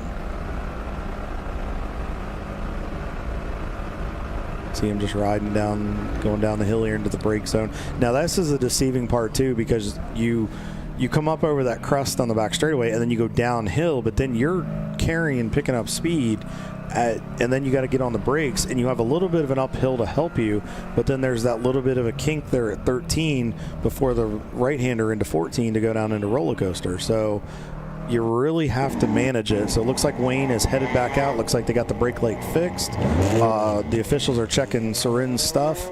He looks like he's good to go here, so he'll blend in here, stay right all the way down to 1. This is me mentally, hopefully, telling my co-driver, don't get another penalty. But again, that brake light, he had nothing to do with that one. That it happens when you hit the curbs and things happen. Sometimes wires get loose, or something just comes unhooked, or something happens, and you just have to, you kind of have to roll with it. So Kyle, if I was thinking about getting into racing and I'm looking at all these guys, they're going so fast around this racetrack, they're going all left and right. I'd love to do this, but I just don't know if I have the confidence to get out there and do this. Can we get a hold of you? Is there something you can, we hear you're coaching, you're helping other drivers out. How can we get a hold of you for help? How can you get a hold of me? You can go to my website at www.KyleLockrow.com. There's a section under the KLR management page and under some of the scheduling portion where you can book a session with me, whether it's virtually on an iRacing simulator, or if you would like me to come out to a track day with you or come out to a weekend racing event, whether I race with you as a teammate or I'm on the radio coaching or what I call spotting. I can kind of work with you, watch what you're doing, give you some insights. I really like to work with drivers on their seating positions in the car as well. I do notice some drivers have some tendencies to shift in certain ways. I try to help them to make sure they're not making little mistakes, because a lot of times driver comfort can add up to an extra second, half a second to a second in speed. And comfort is a big thing, especially when you're doing this for 2 hours at a time. So if you'd like to do that, I'd love to help you guys out and be a part of your program, or just if there's an individual you're getting ready for. I've had the pleasure of working with Rod Air. I've worked with Tim Averill with Embracing AI. I've helped get Tim ready for 3 or 4 events that have places he's never been to before he's done our events and other events in other divisions and series. I've spotted an ARCA truck, NASCAR Xfinity, on road courses and ovals. So, I've done quite a bit of stuff along with my racing. And so I would love to help you out as much as I can and just try to help you get faster, whether you just want to get to a certain time and get faster and understand your car, or if you're looking to do something a little more competitive and get to this level here in ChampCar, or maybe go farther beyond. Yeah, that's cool. So they just hit that website. Yep, just hit KyleLockrow.com. Yep, I'll throw it in if everybody doesn't mind here. I know it's just kind of self promotion here, but I'm throw it in there. I'm the one asking. I appreciate that, though. But I'll throw that in there. Hopefully the boss man doesn't yell at me for that later if he's listening, or his boss, the wife, doesn't yell at me later. No. I appreciate it. But yeah, if you guys want to throw that in there, we greatly appreciate it. You can also reach out to KLR Management Group, my wife, Tanya Lockrow. You can find her information on there. If I don't pick up my phone because I work my day job during the week, she'll be happy to book you and get you on the schedule, and we can go from there. So happy to help out anybody that wants it and wants to go faster. So. I think it'd be good from just, if anything, just the safety and getting, if you have a couple new drivers starting at a track like this with your team, just to have someone like Kyle to take the time off of your workload to get them coached up to speed, and someone who has a lot of experience with coaching and a lot of skill and experience in driving to handle that, know that it's going to be taken care of, so you can focus on other things. I think that's a really wise way to go about it. I've noticed the difference in the Rad Air guys. They were all good drivers before, but I feel like with a lot of the coaching that we've been doing, I feel like they feel more confident when they get to the racetrack, even at places they've been to before. Mm-hmm. I feel like they have a little bit of a better understanding of how the car kind of feels. I'm big on the feel of the car, driving by the seat of your pants. Nice pass there by Brew. Oh, okay, never mind. Yeah, you don't want to make that pass. Poor Tom's having a rough stint. Well, I think that, I would have waited too. Once you get to that point where you start turning in, that guy's eyes are not looking in the rear view, and it's a little tight through there. Yeah. He would have been better off just backing up a little bit and getting a good run out of that corner. But again, with the way that car, because that car can corner so well. There's one of the Rockwell cars there. Yeah. That was a nice outbraking maneuver by them. But you can corner so well through there. And this is getting tight. Yeah. Which line's going to go first? Now this might be an opportunity here. Floridia got caught, and they had to pinch the car off there a little bit. Now if he can hang here and he doesn't get caught behind the Miata. Yep. Got loose on him. He's chasing it, yeah. That back end is loose.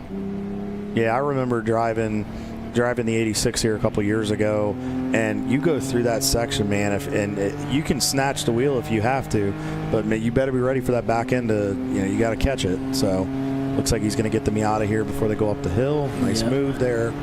But I've noticed a difference with the Ride Air guys. They feel more confident. They feel better. There's not guessing games when they get in the car where they're trying to figure stuff out. I feel like it's helped their program. I hope it's helped their program. And I appreciate them trusting me to do it. And same with Tim Averill with Open Throttle. Working with him, Tim felt more confident coming into the weekend. We did a few sessions before he came down here. And, I mean, he picked up almost 15 seconds from the first lap out to the last lap. So, I mean, he really – but he put in the time – outside of that too. Yeah, you can go flat through the S's, Tony, but it really, the lower S's is kind of you can go flat no matter. Depending on your car, you might have to burp it a little bit at that first entry. And with the heat, you can go flat up through here, but with the heat that we're seeing today, a lot of drivers are having to back off. But if you get the right weather conditions and your car set up right, yeah, you can go flat through there. You kind of have to abuse the curbs a little bit, but you can do it. But in a race like this, it might not hurt to just roll in and out of it a little bit. Throttle modulation, as I like to call it, makes a big difference, and especially if you're in a rear-wheel drive car. But in a front-wheel drive car, sometimes easing up just a touch lets that back end catch up with you, and it kind of keeps the car a little bit more stable. At least that's what I've found when I've driven the car. So it really depends on what you're in, what your driving style is like. But if you get it right, yeah, you can go flat up through there. First time you do it, it's a code brown. But after that, once, like I said earlier, you have to get comfortable with the uncomfortable.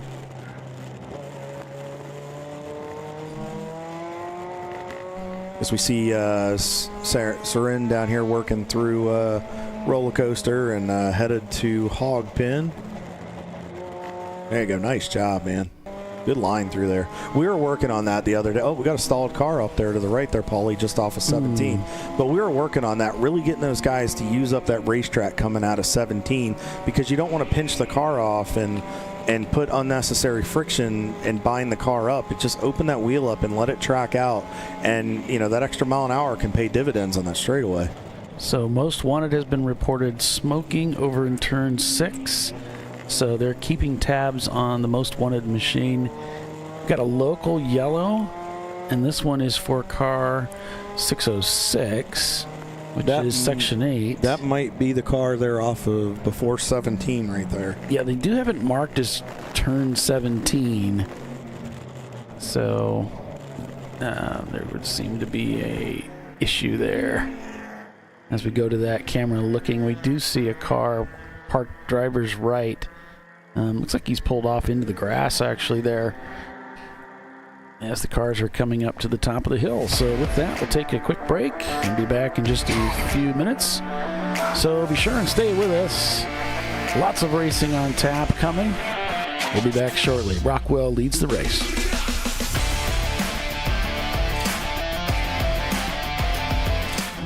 An important decision is afoot. This man is about to buy tires on TireRack.com. Tire Rack is the leading online retailer of tires in North America and a repository of advice and expert reviews. And it's done! All that's left is to arrange for safe, easy installation at one of our independent recommended installers. Well, I guess he did that too. TireRack.com, the way tire buying should be. Jamie's on edge. It's her first time changing her own oil. But she went to AutoZone, where a friendly AutoZoner helps her find a deal on what she needs to get the job done right. Get in the zone, AutoZone. Since 1994, Flying Wrench has been a family-owned business renowned for exceptional European car repair and maintenance. We treat every vehicle with the same care and attention as if it were our very own, building lasting relationships with our clients along the way. We specialize in high-performance vehicles, offering a range of services that include fabrication, construction, custom wiring, and much more. Visit us at flyandwrench.com. Want to get started streaming your races or make your current live stream more captivating? We've helped hundreds of drivers create engaging live streams. It's simple. Create a new stream event, grab your camera, and start streaming. Head over to myraces.live to sign up for a free account. Or join us in our community Discord. Stream, share, engage.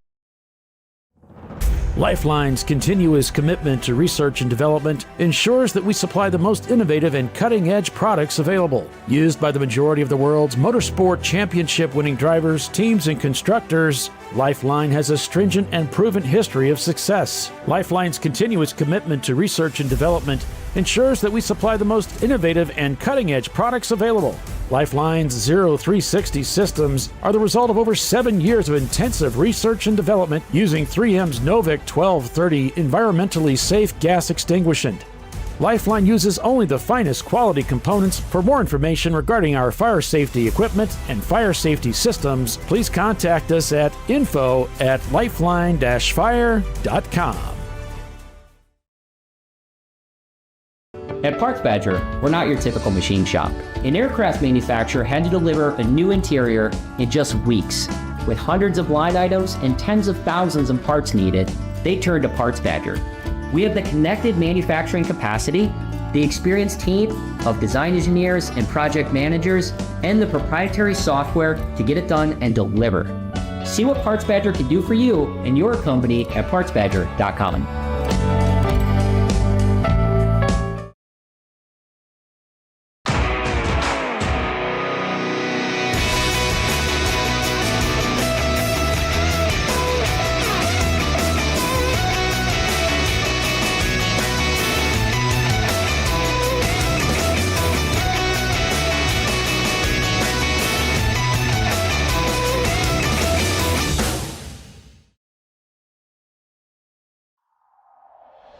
Discovery Parts is a veteran-owned racing and safety equipment company.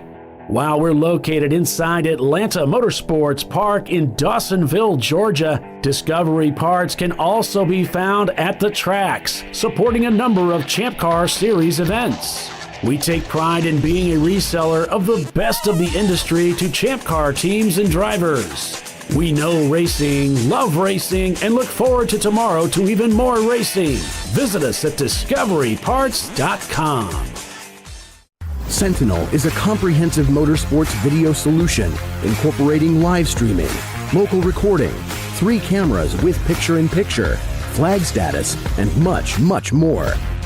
Stop playing with multiple solutions. Sentinel handles it all, including timing and scoring, vehicle data, graphic overlays, adaptive bitrate encoding, network bonding, and more. Sentinel is the solution to sharing your motorsports experience with your friends, family, sponsors, and the world. What are you waiting for? Get your Sentinel today and never miss an on-track moment. www.sentinel.racing.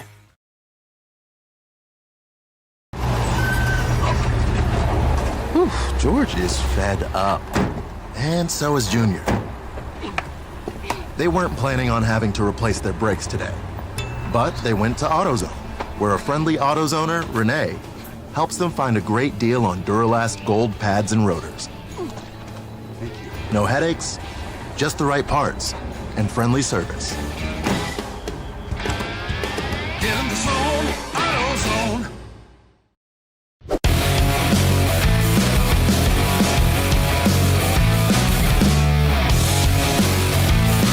Welcome back to Champ Car Live here at Virginia International Raceway for our annual 24-hour, twice-around-the-clock visit. I am Kyle Lockrow. He is Paul Veltum. Les Epps on pit road with the Less is More cam, bringing you all the action here for the TireRack.com Champ Car Endurance Series. This is our second of 3 stops here this year, and we were talking to CEO Mike Chiswick. He was nice enough to come in the booth here a little bit ago. Big catch and release there from Tom in the 244. He is getting after it. Anyway, Mike was nice enough to come into the booth, give us some hints and little breadcrumbs on the upcoming stuff with the schedule and whatnot. There's a little bit of a change this year, because traditionally we come here in December, and this year it's going to be not only be the championship, but we're going to be running the same configuration when we come back here in December.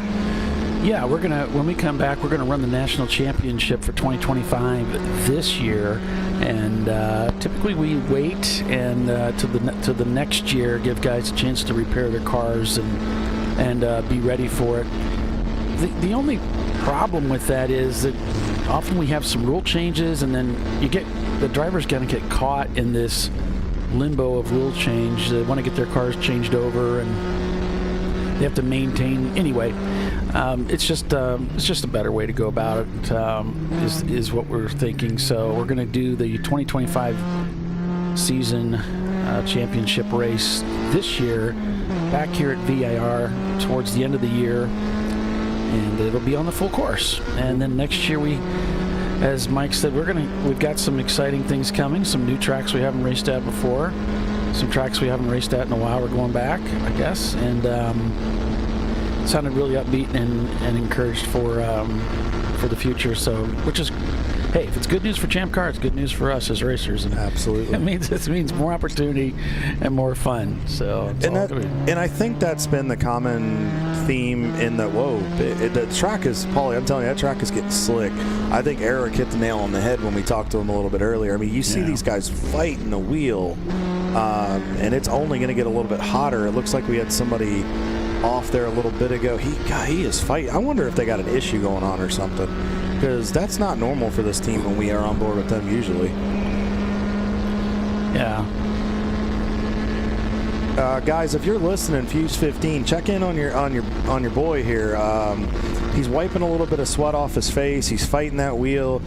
Check in on him, talk to him here a little bit, make sure he's okay.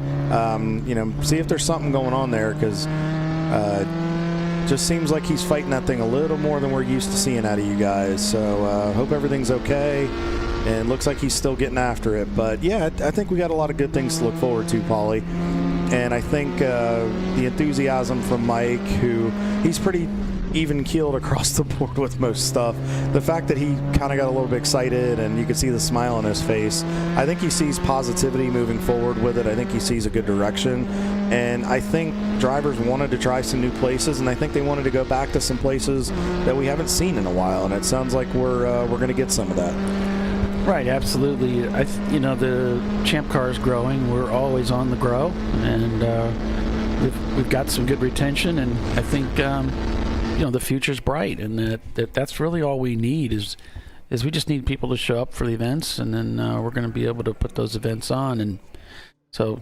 Yeah, we got some good things on the horizon. Absolutely. As we're looking at our buddies from Trophy Wife Racing here in their 447, the orange BMW, looks like it's fuel, driver change, obviously probably just check some fluids, make sure everything's on the up and up, and looks like they'll get ready to send them back out.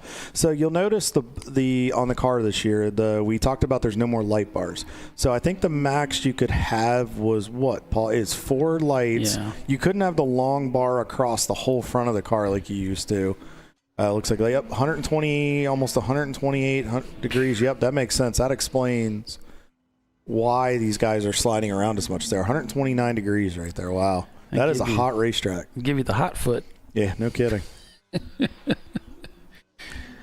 Les is out there and going to get that in-car temperature.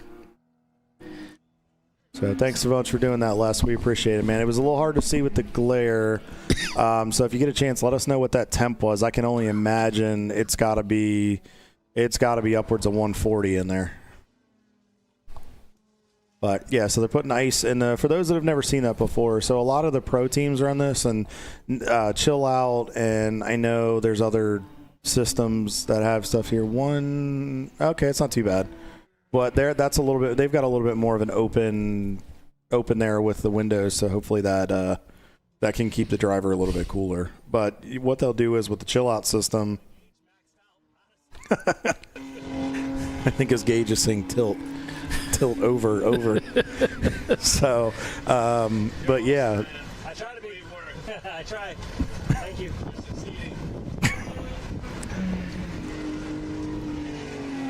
So, but yeah, it gets very, very hot, and with the chill out system, so what happens is you put water and ice in the system, and then that cold water runs through a hose system. It's a shirt you wear, and it plugs in, and then it runs through your body, and it keeps the water, it cools down your body temperature, because Erica talked about that from AOA, just how he got overheated, then all of a sudden he kind of saw the stars and kind of phased out for a second, and it's just the adrenaline wearing off of you. So it's a good way to do that. But we've had discussions about that on the show before. Like he says, he doesn't, his drivers aren't really wearing it this weekend. It's driver choice, it's preference, as Denton Cardin Racing is headed into the pits here.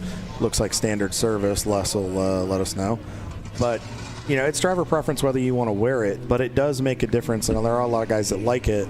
But you also still want to make sure if you have the ability to build up that tolerance to deal with it, because if that system does happen to go out, or you're trying to keep the car alive, it's kind of a healthy balance. But it does work really, really well. They're easily accessible. They're a little pricey, but honestly, if you got drivers and you want to keep them cool in events like this, it actually works out really, really well to make sure that they stay healthy and stay alive in the seat.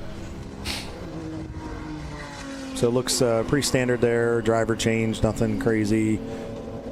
Putting a pad in for the driver. Look like the driver that's getting in is probably a little bit shorter. So just making sure he's got enough reach to get to the pedals, switches, the shifter, etc.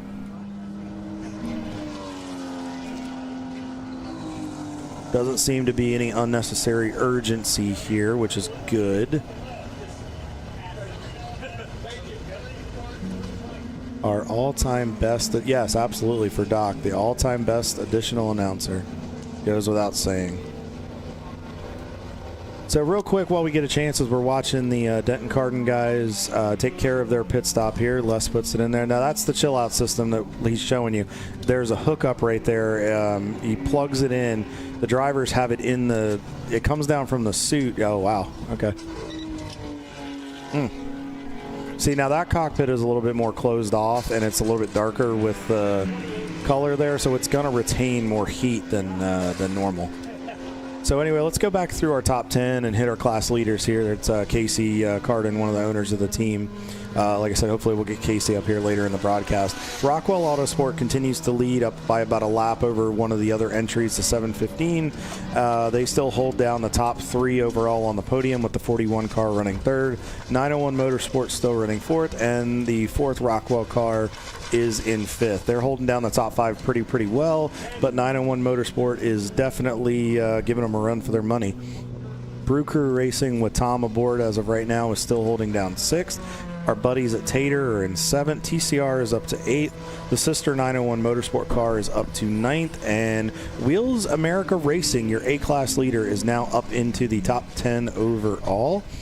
D-Class is still being led by a healthy margin over Floridiate, but 2244 is starting to close the gap a little bit, I've noticed. So we may have a battle on our hands. There's the guys in Autorama. No, what is that? I mispronounced that. It is, where are you? Yep, okay, Autonoma Racing. That is such, it kind of reminds you of Rexy a little bit from the IMSA series. It's kind of cool. And then we have F-Class still being led by Specs, with Mike Gorman's guys there at Open Throttle. And then Rad Air Racing with Wayne still holding strong, as we are under a Code 35 condition here. But Rad Air Racing still hanging on to the lead in the B-Class, and they've picked a couple spots back up in the overall. So it looks like they've overcome that hiccup.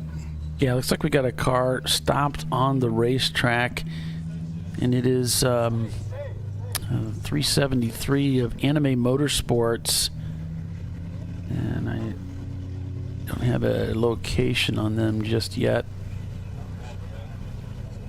as we've gone purple 35 once again.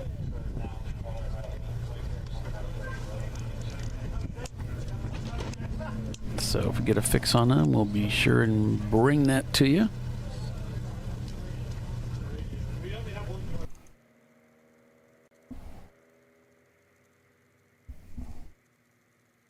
So far, I don't have any information. Oh, it looks like we have a truck parked here. This is coming out of Oak Tree, just to the flag stand there. So They may be stopped off right there. Yeah, they are, Paulie. They're right where our camera is right there. I'm looking on the Marching Ants right now. Guys, if you want to follow along, make sure you pull up Marching Ants in another browser window, or if you got another TV or want to pull it up on a different device, be sure to pull it up. It'll kind of give you a good indication as to where everybody's at on the screen with the timing and scoring. It's awesome to kind of pay attention to. Thank you to the guys that put that up. Thank you again to AutoZone for continuing to support our show, and we appreciate those guys continuing to allow us to have fun and bring you all the action.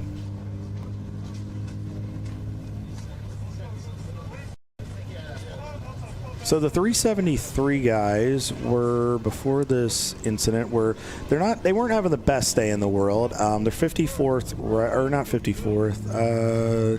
Take out the EC cars. They're not having the day that they wanted, but they're up 2 spots from the start from where they initially started. So hopefully it's just something minor. They can get it repaired and they can get back out there. But their best lap on the day was a 2:31.32. Last lap prior to the issue was a 2:32.15. So they're just continuing to stay in the fight.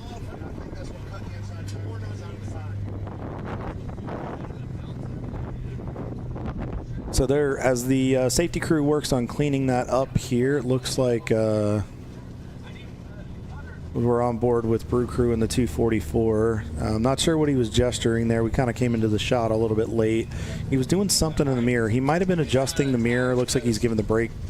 Looks like he may be coming to pit road, so he may just be giving the guys a heads up. Or what he might be doing is, there's a trick you can do if you pull your glove back a little bit. Nope, he is coming in.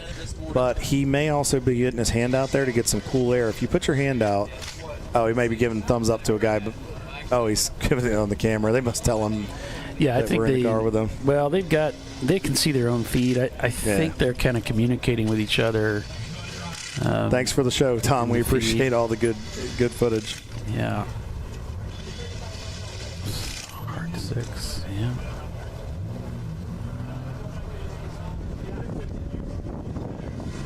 So as they come in for their pit stop, but as we're still under caution here, this shouldn't hopefully be too long of a green or a yellow period here with the car stalled on the back straightaway. Back on board with the guys at hard 6. That's team Ben Keating and his guys. Was talking to, I believe it was Kyle and I'm trying to remember the guys' names, because I remembered the guy because it was mine, but my name. But they were really, really nice and very appreciative to have the camera in the car, and looks like they're having a pretty good race. Had to overcome some hiccups there, but they are still they're top 5 in 5th right now in the A class, and they are about 22nd in the overall right now if you take out the EC guys. So they're having a pretty good run, and they're not out of it yet, guys. I mean, we still have so much time left that if they stay after it and things happen, they could still contend for a win today. We had a really special guest join us in the booth here earlier today, and what's her name? Miss Connie Nyholm. She is the CEO of VIR, and she was one of in 1998 when she and her partner and her business partner Harvey Siegel were part of the initial team that revived VIR. As we're getting ready to go back green here, Paulie. But they helped revive this place, and they're now in their 25th anniversary. And Connie is a racer herself. She was telling us that she, back in our Chump Car days, she ran the 24 here with the VIR guys, kind of like what we get when we go to Kershaw. They get a group that runs with us when we go down there, and they ran, and she said it was a ton of fun, and she said there's all kinds of things going on. So make sure you guys check out www.virnow.com. There's always stuff going on. Like Connie said, there's things every day here. This place is always booked pretty much March through December. And if you want to be a part of something, check it out. There's always events going on. It really is a multi-purpose facility, but its focus is motorsports. And it's a beautiful place. It's right on the North Carolina-Virginia line. I mean, if you stand at the edge of Oak Tree and you got somebody with a good enough arm, you could about throw it into North Carolina. Yeah. It's that close, but it's a beautiful facility. This is a beautiful part of the country. It's only about an hour and change from Raleigh, about an hour and a half from Greensboro. It's if you're if you're near Charlotte, it's only about 2 hours from up there. It's a great place to go. Please come check it out. We enjoy being able to come back here, and we're grateful to get to do it every year. I was a little starstruck. I've been really fortunate this year. I've met her, and I met the owner of Watkins Glen in the same year. Nice. And I'm like, hey, this is all right. I'm really impressed with the work that they've done here, and that the way they were able to revitalize and not just revitalize it and refit it, but make it so much better, make it really a destination. Really impressed by that. Well, like she said, she wants this to be a facility that people come and race at, but she wants it to be a facility that people come and spend time at, because she knows if they spend time here, they're also, and she's a businesswoman too. She mentioned how she's involved in the communities, how she has varying business interests. She knows that people coming here means good tax dollars being spent in the Lower Virginia area, and it's good for Danville, South Boston. So she knows it pays dividends in the long run. 244 back out. Looks like they did a driver change, I'm thinking, and fuel. It looks like they're headed back out. I'm not sure. Now, it may not have flipped over yet, because that is not Tom. 5 horsepower right there. Yellow driving gloves. Yeah. So we'll have to get a confirmation of which driver it is. I know Arjun and Kate have the last couple of years have gotten a new set of drivers with their organization being based out of Atlanta. Being in Atlanta, there may be some IMSA guys running some of these cars, and there may be some guys getting seat time for next weekend. So because they're right kind of in the heart of some of those IMSA teams that are based in the Atlanta area. It wouldn't surprise me. Yeah, they got to manually change that driver name in the app. Well, it's not an app; it's a website. I'm sure Kate's on that. Arjun's wife pretty much runs the pits down there and a lot of the electronics. I'm sure she'll have that changed here very, very shortly. Yeah, I think she was in the messages asking, "Is that a picture of Doc in the live view?" The answer is yes. I mentioned. There are various Doc Waldrop Easter eggs throughout the broadcast that you can find. Some of them are audible, and some of them are pictures that I sneak in. So lots of fun. Doc will always be a part of the show. Absolutely. And he's a part of the history. So. And it will always be a great day for a motor race, right? That's right. I can't forget that.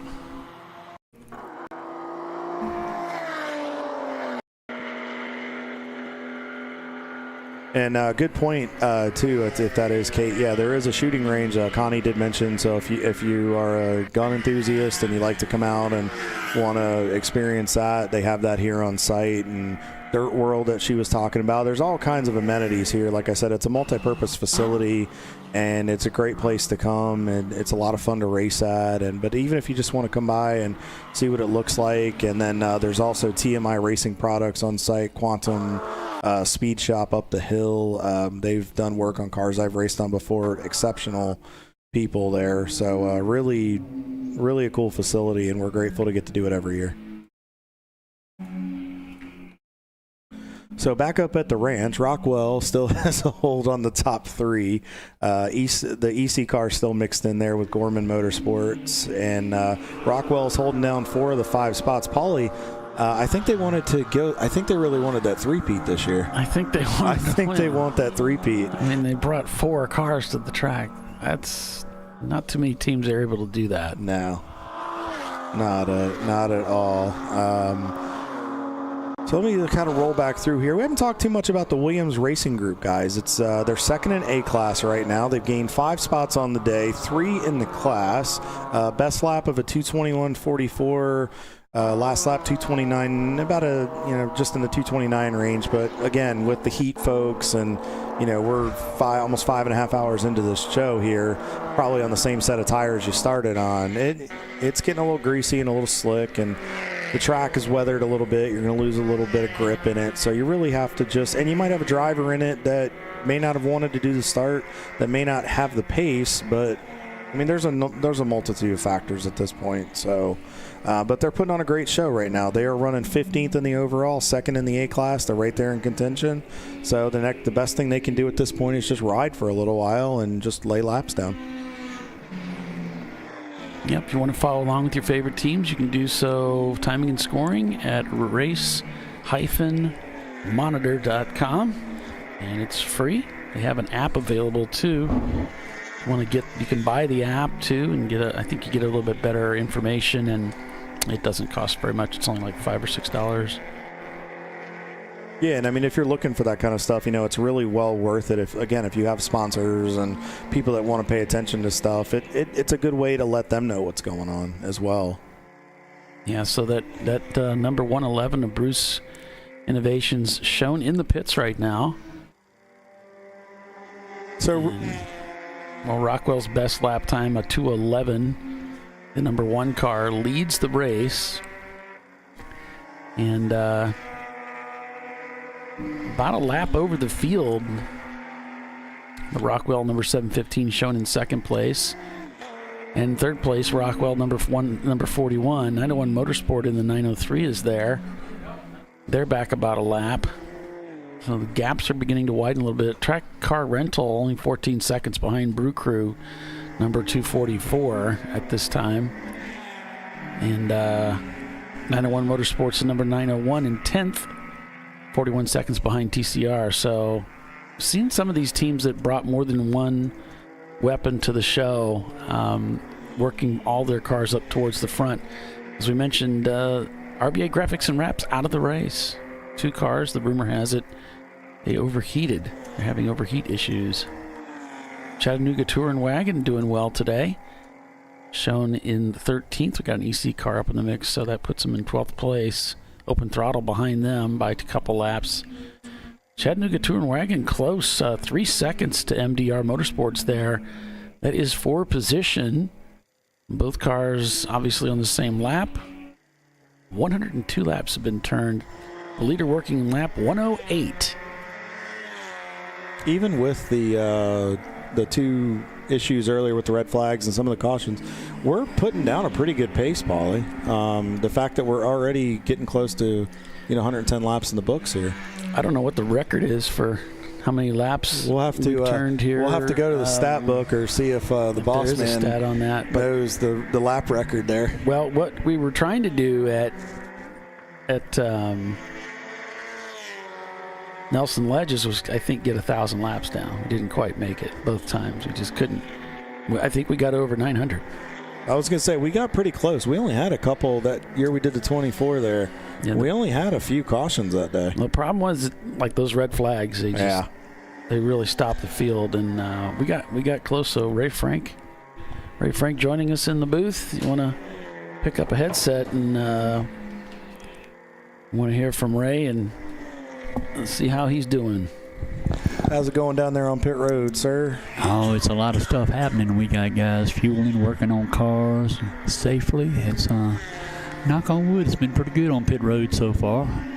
Well, we did remember we did put a plug in here for you and talk about the emphasis on the fueling and just your experience with being in the fire department and how you've been putting a lot of pressure on these guys to be safe about it.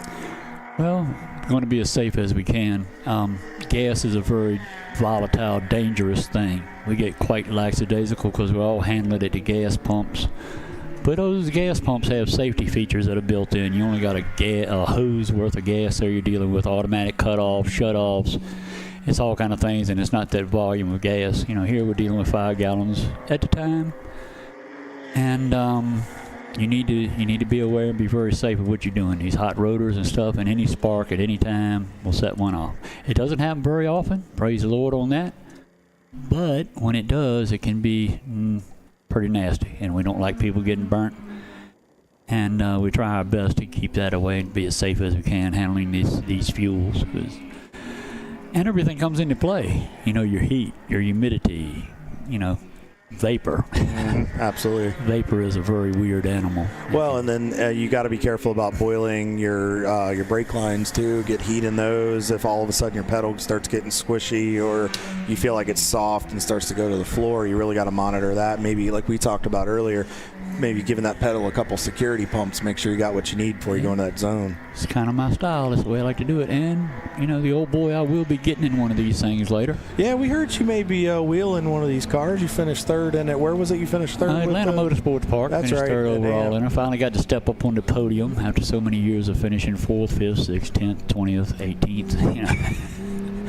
But, got a third out of it. And I hope to do better.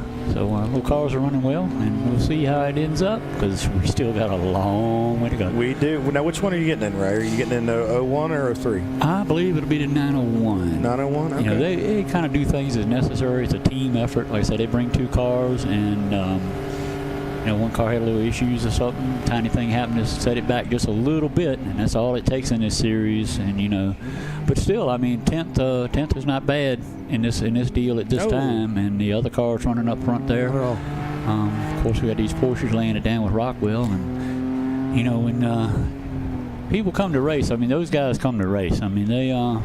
They put forth a heck of an effort, kind of a pro team that does Big stuff. Got caught up behind a Miata there. Sorry about that, Ray. I didn't mean to cut you off. But Matt is in the car now for Brew Crew in the 244, and he got a monster run down through Hog Pen, and there was a Miata that just didn't go coming out, and he had to do everything but not run in the back of him. So. Yeah, the on-track action is a whole lot more important than what this old guy's got to say. That's a fact. 'Cause, it's some great racing going on out there. Like I said, I'll get out there and get a bird's eye view later, and I learn a lot, out there on track with these guys. Car performance, driver performance, the difference between drivers. It's just so many variables going on in this thing. That's what makes it so great. Ray, we were talking yesterday a little bit, just kind of shooting the breeze in the garage, and you were talking about just consistency. You said you've run with different teams here, and all of a sudden you get in the car, you're 20th, you're just cruising. A lot of these guys want to go out, they want to hot shoe, put down the FTD on the day, fast time, fast driver, whatever it is. But you just put down consistent laps in a 24-hour race like this. Is it kind of good to lay back and kind of? Do you want to be the road runner, or you want to be the coyote? Minus the Acme box where it blows up in the face. If you don't make it to the end of this thing, 24 hours, if you don't make it to the end, it doesn't count. And these are not race cars. They're built into somewhat race cars, but they're street cars, street drive chains. And, we're going to have Jericho crash box transmissions, and a lot of drivers will just be rough on the equipment. Now, you can run these cars hard, which you have to keep up, but you cannot abuse things. Mm-hmm. You can't abuse the transmission. You can't be slamming it in and doing, doing speed shift. Some race car driver stuff, like you can with a Jericho or something like that. You just slam it in gear and it's fine. But, downshifting, there's certain things you have to do to be a fast guy, that sometimes breaks the car. And I'm not the guy. I try not to break the car. I don't run over the curbs. I don't do anything. I kind of kiss them a little bit. So I'm a little slower than some of the fast guys, but then again, I usually come in with a full transmission and round tires. And that's the important part. Yep, hand off a good car to the next driver where he can go ahead and do the same thing. Just good, consistent racing. And I said, I'm not the fast guy anymore. I have had FTDs several times in these things, but it's most of the car that'll do it. And at the big tracks and stuff. So I have been fortunate to get in some really good cars, down through the since 2012. Yeah, you've been driving with us for a long time, and along with doing your stuff with the series. So let's ask you this from a driver's perspective. We're approaching the 6-hour mark, so we're almost a quarter of the way done with this thing, which, we're still in the early stages. Let's be realistic here. But as we start to get into the evening hours and get into that twilight period, what are you, if you're a crew guy or you're an owner, what are you telling your drivers? What are you preaching to them as we get into that transition period? You got to keep going. You got to push it, but don't push it too hard. Big catch right there. Yep, saw that. Like I say, you just can't abuse anything. Just drive the car in your limits. Try to just stay in the track and bring it home for the next guy. It's a team thing. You have one guy that uses the car all up. I was in a Mustang here several years ago, and I get in, do my stint. When I get out, we're 32 positions further up than what we were when I got in, so I think that's a pretty good stint. Well, later another gentleman was in the car, and the guy said, man, this guy's flying. He's just hitting it. Look at this. And I look, and he's just cutting straight across the curbings, and boom, boom, boom, and just, yeah, he was faster, but You know, they're in the pits putting a lower A-frame and ball joint in the thing, you know, 20 minutes later. So his couple of, you know, tenths, you know, kind of cost a bit. Yeah. So, you know, different cars come. Some cars are tougher than others. Your lightweight cars tend to go over stuff with not as much damage as, say, a Mustang or something like that has some weight to it. But it's all different kind of styles of driving. I mean, and like I said, the team is winning here now. They great effort. They've got great drivers. You know, the thing is, we don't discriminate on no matter how good you are. No, but that's not what this series is about. This series is an amateur series. I call it a developmental series, and maybe I shouldn't call it that. No. That is what we are. But I like to call it a developmental series because whether you're out here to just pound around with your buddies and go after some checkered flags, or if you're looking to use this as a stepping stone to move up that racing ladder, you kind of, you really just kind of want to. Sorry. I see you. We're watching these team cars. You're just going at it. Sorry. Kind of got caught up for a second there. Apologize, folks. Cars. Yeah. I was like, ooh. So, I lost my train of thought. Sorry. That's okay. Like I say, yeah, you're right. This is a beginner series. You can come in here and you can start, but like I say, we don't stop, you know, pro drivers from coming in. No. I mean, they like to have fun too. And we can't say, no, you can't run because you're too good. You know, I mean, you raise the bar, you know. They help you get better. Yes. If you're driving against the best, you're going to get better. The first time I drove one of these cars was here in the 24 in 2012. I get out with my little helmet in my hand, and I'm just thinking, oh, my gosh, this is just the greatest. I mean, this is awesome. I turn around the back of the car, and Bobby Labonte is climbing out the car behind me. And it blew me away so bad, I almost passed out away. I could not believe that I was actually out on track racing against a Cup champion. In 2012, he was still racing Cup full-time. Yep.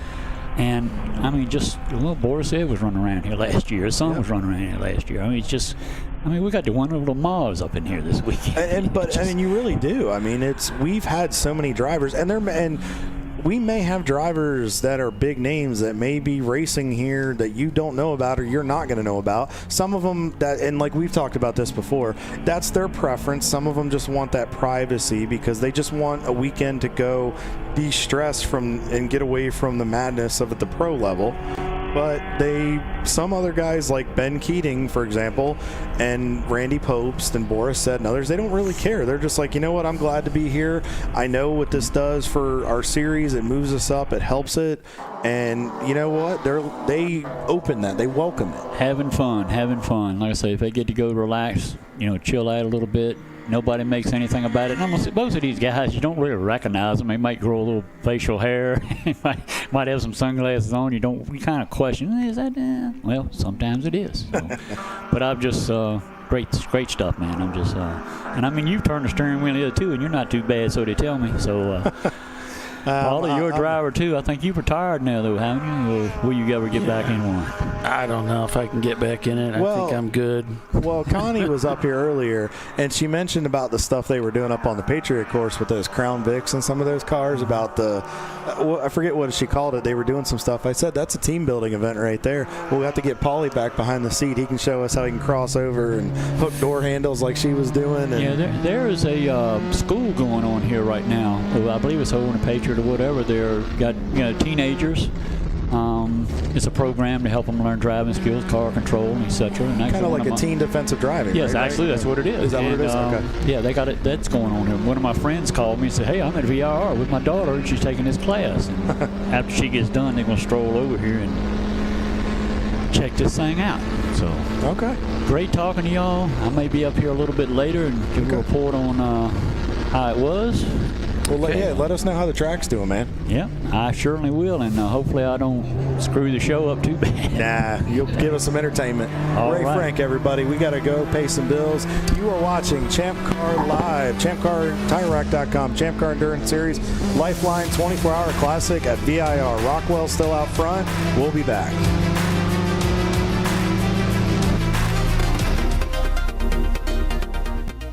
Welcome to TireRack.com, revolutionizing tire buying since 1979.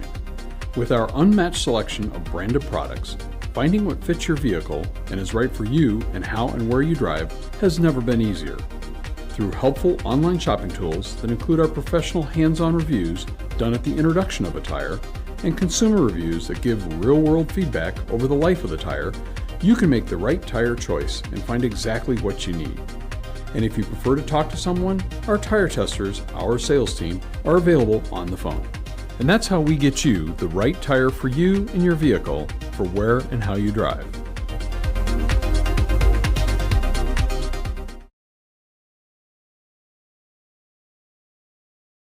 But he went to AutoZone, where a friendly AutoZoner guides him to the right wipers and makes sure everything is working smoothly.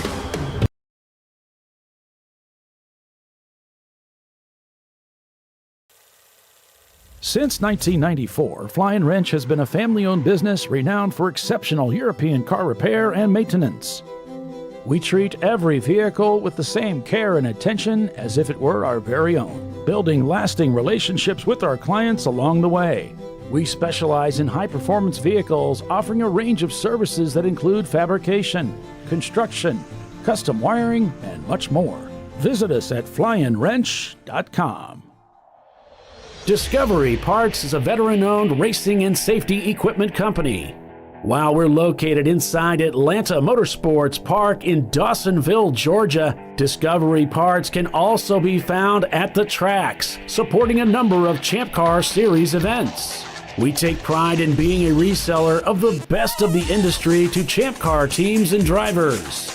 We know racing, love racing, and look forward to tomorrow to even more racing. Visit us at discoveryparts.com.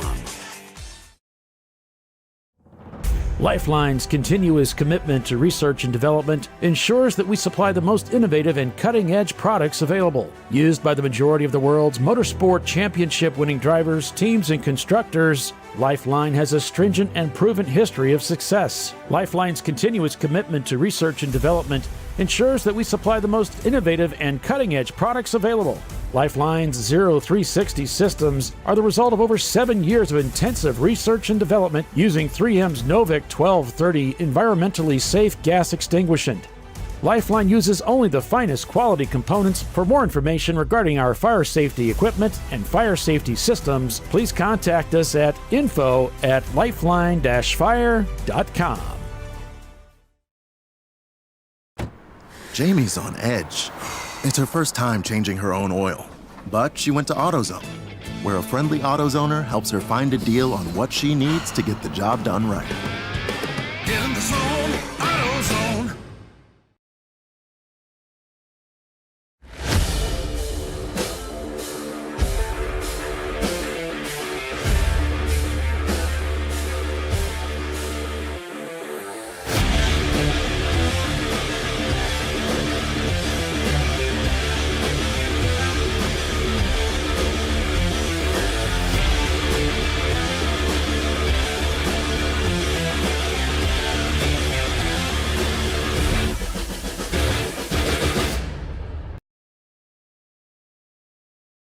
Sentinel is a comprehensive motorsports video solution incorporating live streaming, local recording, 3 cameras with picture-in-picture, flag status, and much, much more.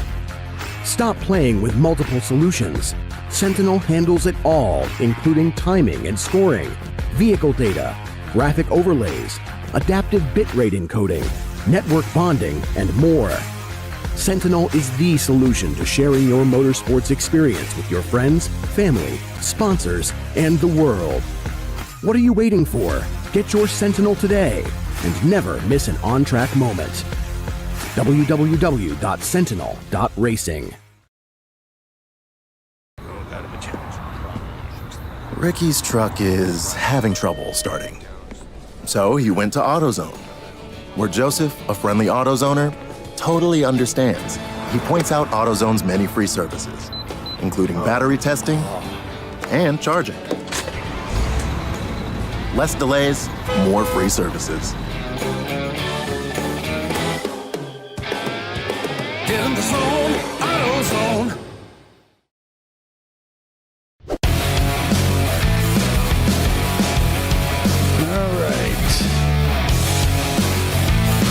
back, everybody. Welcome back to Champ Car Live, presented by AutoZone. It is the TireRack.com Champ Car Endurance Series race at Virginia International Raceway, the LifeLine 24-hour classic. We are under a purple 35. We've got some emergency vehicles working over there in what's called the Snake, the lower S's there. So, yeah, we're working on that. But in the meantime, we have another guest. We do have another guest. This is Mr. Andy Pfeiffick. Actually, Pfeiffick. Pfeiffick. Okay, I've been saying that completely wrong the whole time. And you've known me for 2 years. That's good. He is the CEO of Rad Air Complete Car Care and one of the owners of Rad Air Racing. Andy, how's the race going so far? Oh, I had a blast out there. As you know, it was my first time on this track. We were talking about that on the broadcast. Yeah, no, I had to take it, learn the track, for about the first 15, 20 minutes, which was, a little bit of fun considering those guys are really racy out there today. I don't think they realize it's a 24-hour race. They're trying to kill it in the first 2 hours. Yeah. And they're out there for blood today already. Well, Rockwell's going for a three-peat. They're pushing really, really hard, and there's a lot of teams that want to prevent them from doing it. And yeah, I mean, these guys are going hard, but we are seeing on the flip side of that, a lot of teams are having problems because of just the heat and it just pushing the things so hard. I think they're finding some breaking points in them too. Well, I mean, in a 2-hour session I was out there was so many cars off track, it was a little bit ridiculous. I mean, we're under, I think, 3 or 4 35s and multiple yellows that 2-hour stint I was out there. And, our goal is, we're running 40-year-old technology, in our cars. So our goal is to finish the race and make sure we finish the race. So, and I was keeping off the rumble strips as much as I could, and just learning to push the car to its limit within reason. And that was what we talked about because I had mentioned on the broadcast, and Paulie and I were talking about just the learning and the coaching and instructing because we're both drivers as well. Paulie's raced in Champ Car for a long, long time. Les is a driver as well. And we talked about working with you guys in the coaching and what we had done as a team to get ready for this race and what we've been doing for other races, and just that familiarity that you have before you got here. Did you feel like you at least knew where you were going before you got here? Oh, God. I mean, the coaching you have provided our team has just brought us to the next level so much sooner. I mean, as you know, when I was a younger man, I used to do a lot of racing. And then business and family got in the way, and I got away from it. And this all started 5-6 years ago with going, I think I want to buy a used race car and just kind of go have a little bit of fun again. And now we have a full-blown team of 5 cars. And, it's got to the point there. And, it just started with one employee going, boy, I'd like to do that with you, boss. And another employee going, gee, I think I'd like to do that too.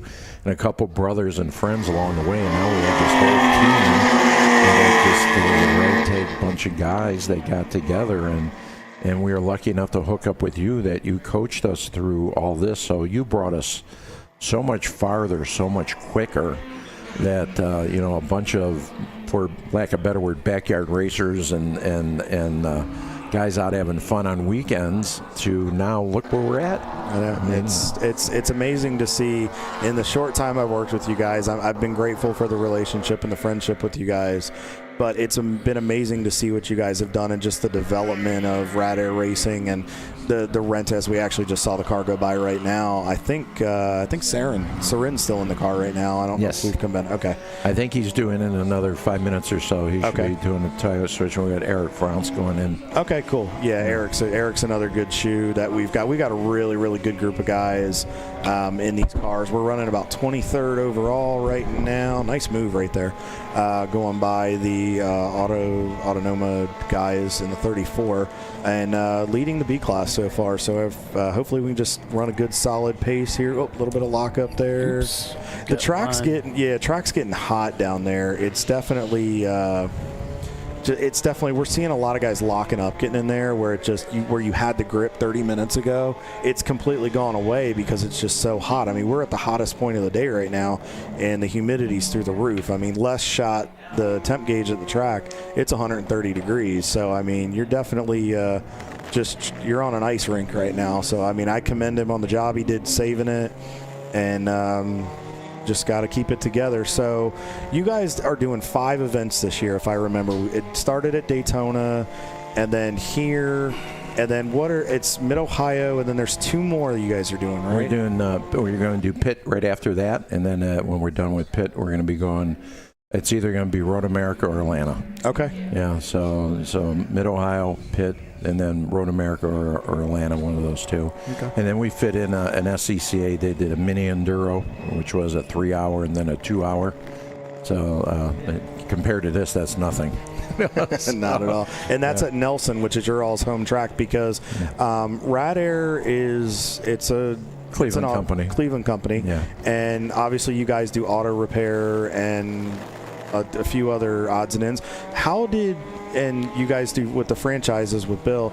Can you explain to our viewership how Rad Air got started? Well, we got started 50 years ago. 50 years ago, all radiators were copper and brass. And in the Cleveland Rust Belt, especially with road salt, radiators only lasted 2 to 3 years. And they rotted away, and you had to recore, basically, or replace radiators. Back in that time, too, water pumps didn't last. Cooling systems basically needed to be flushed and repaired pretty much every 2 to 3 years. And then air conditioners leaked like sieves. So you had to have your air conditioner recharged or repaired every 3 years. So there was a big need in the industry. So Rad Air was basically born to do radiator and air conditioner repairs. And then in 1986, everything changed. The Ford Taurus was Car of the Year as the first year that Ford came out with a plastic and aluminum radiator. And that was the game changer. Now every radiator today is aluminum, so they never go bad. So in 86, the writing was on the wall that our industry was changing. So we started doing everything and changed our name to Rad Air Complete Car Care, but we never changed our name. So we're still really known for heat transfer, as far as radiator cooling systems and air conditioning systems, but we evolved to do everything. And now we're kind of known as the shops in town that if nobody else could fix it, we're the guys. If it's been 3 or 4 other places, they can't get it running right. It's a emission problem, drivability problem, electrical problem, electronic problem. We're the guys that get it done. And many car dealerships in town that can't fix stuff, they bring it to us. So it went from there, and then I know Bill Snow, who is one of the owners with the team. You and Bill have just grown this thing. You guys now have what? You just opened the 11th location? 11th location. We have 11 locations. Where, and they can find you at www.radair.com, right? Radair.com. Radair.com. I'll throw that in there for all of our viewership. So anybody that's in that Cleveland, Ohio area, or if you're traveling through and you need some guys to take a look there, I'll throw that in there as well. Actually, Marquita Farmer's asking, I think that's Kate, right? I'm not sure. Asking, doesn't wrong coolant mix eat away at aluminum? Well, no. A raw coolant mix, so not with any water? That's what they're asking? Wrong, W-R-O-N-G. Wrong coolant. Doesn't wrong coolant mix wrong coolant mix eat away at your aluminum?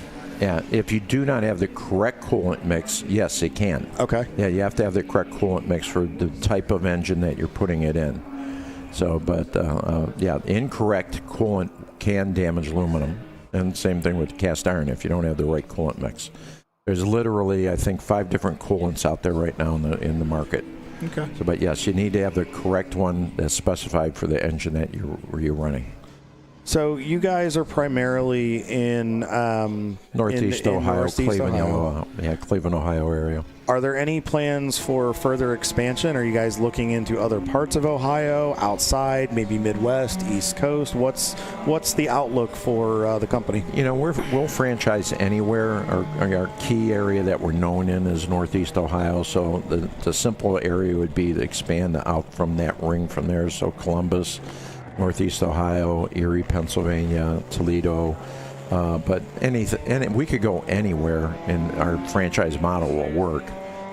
So anybody interested in having a great model of how to do what we do will work anywhere.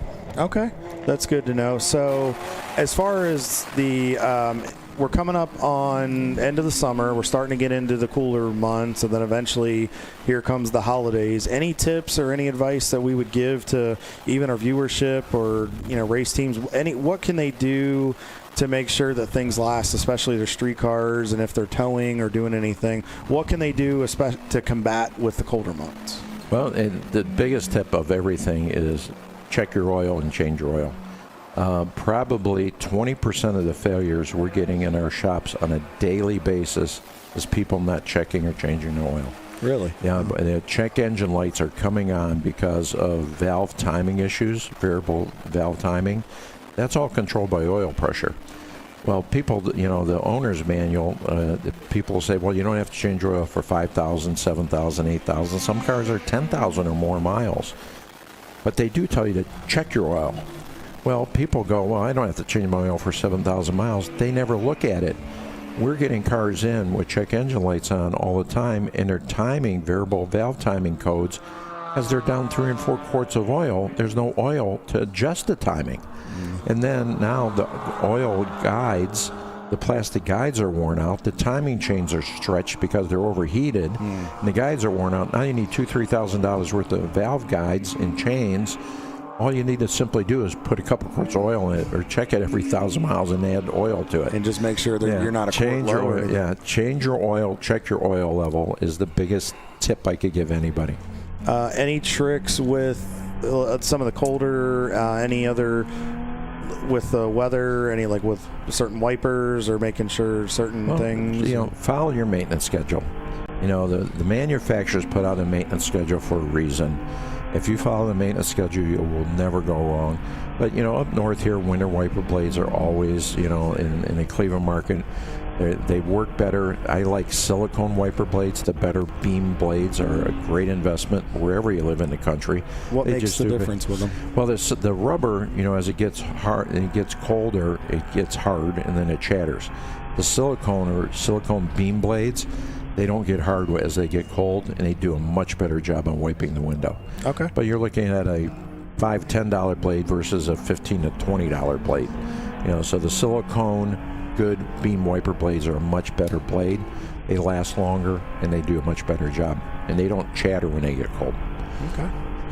So 5 races this year. I know you guys have slowly been expanding. You're starting to, just like here at VIR, you're starting to get into some territory, kind of like the business, that is new.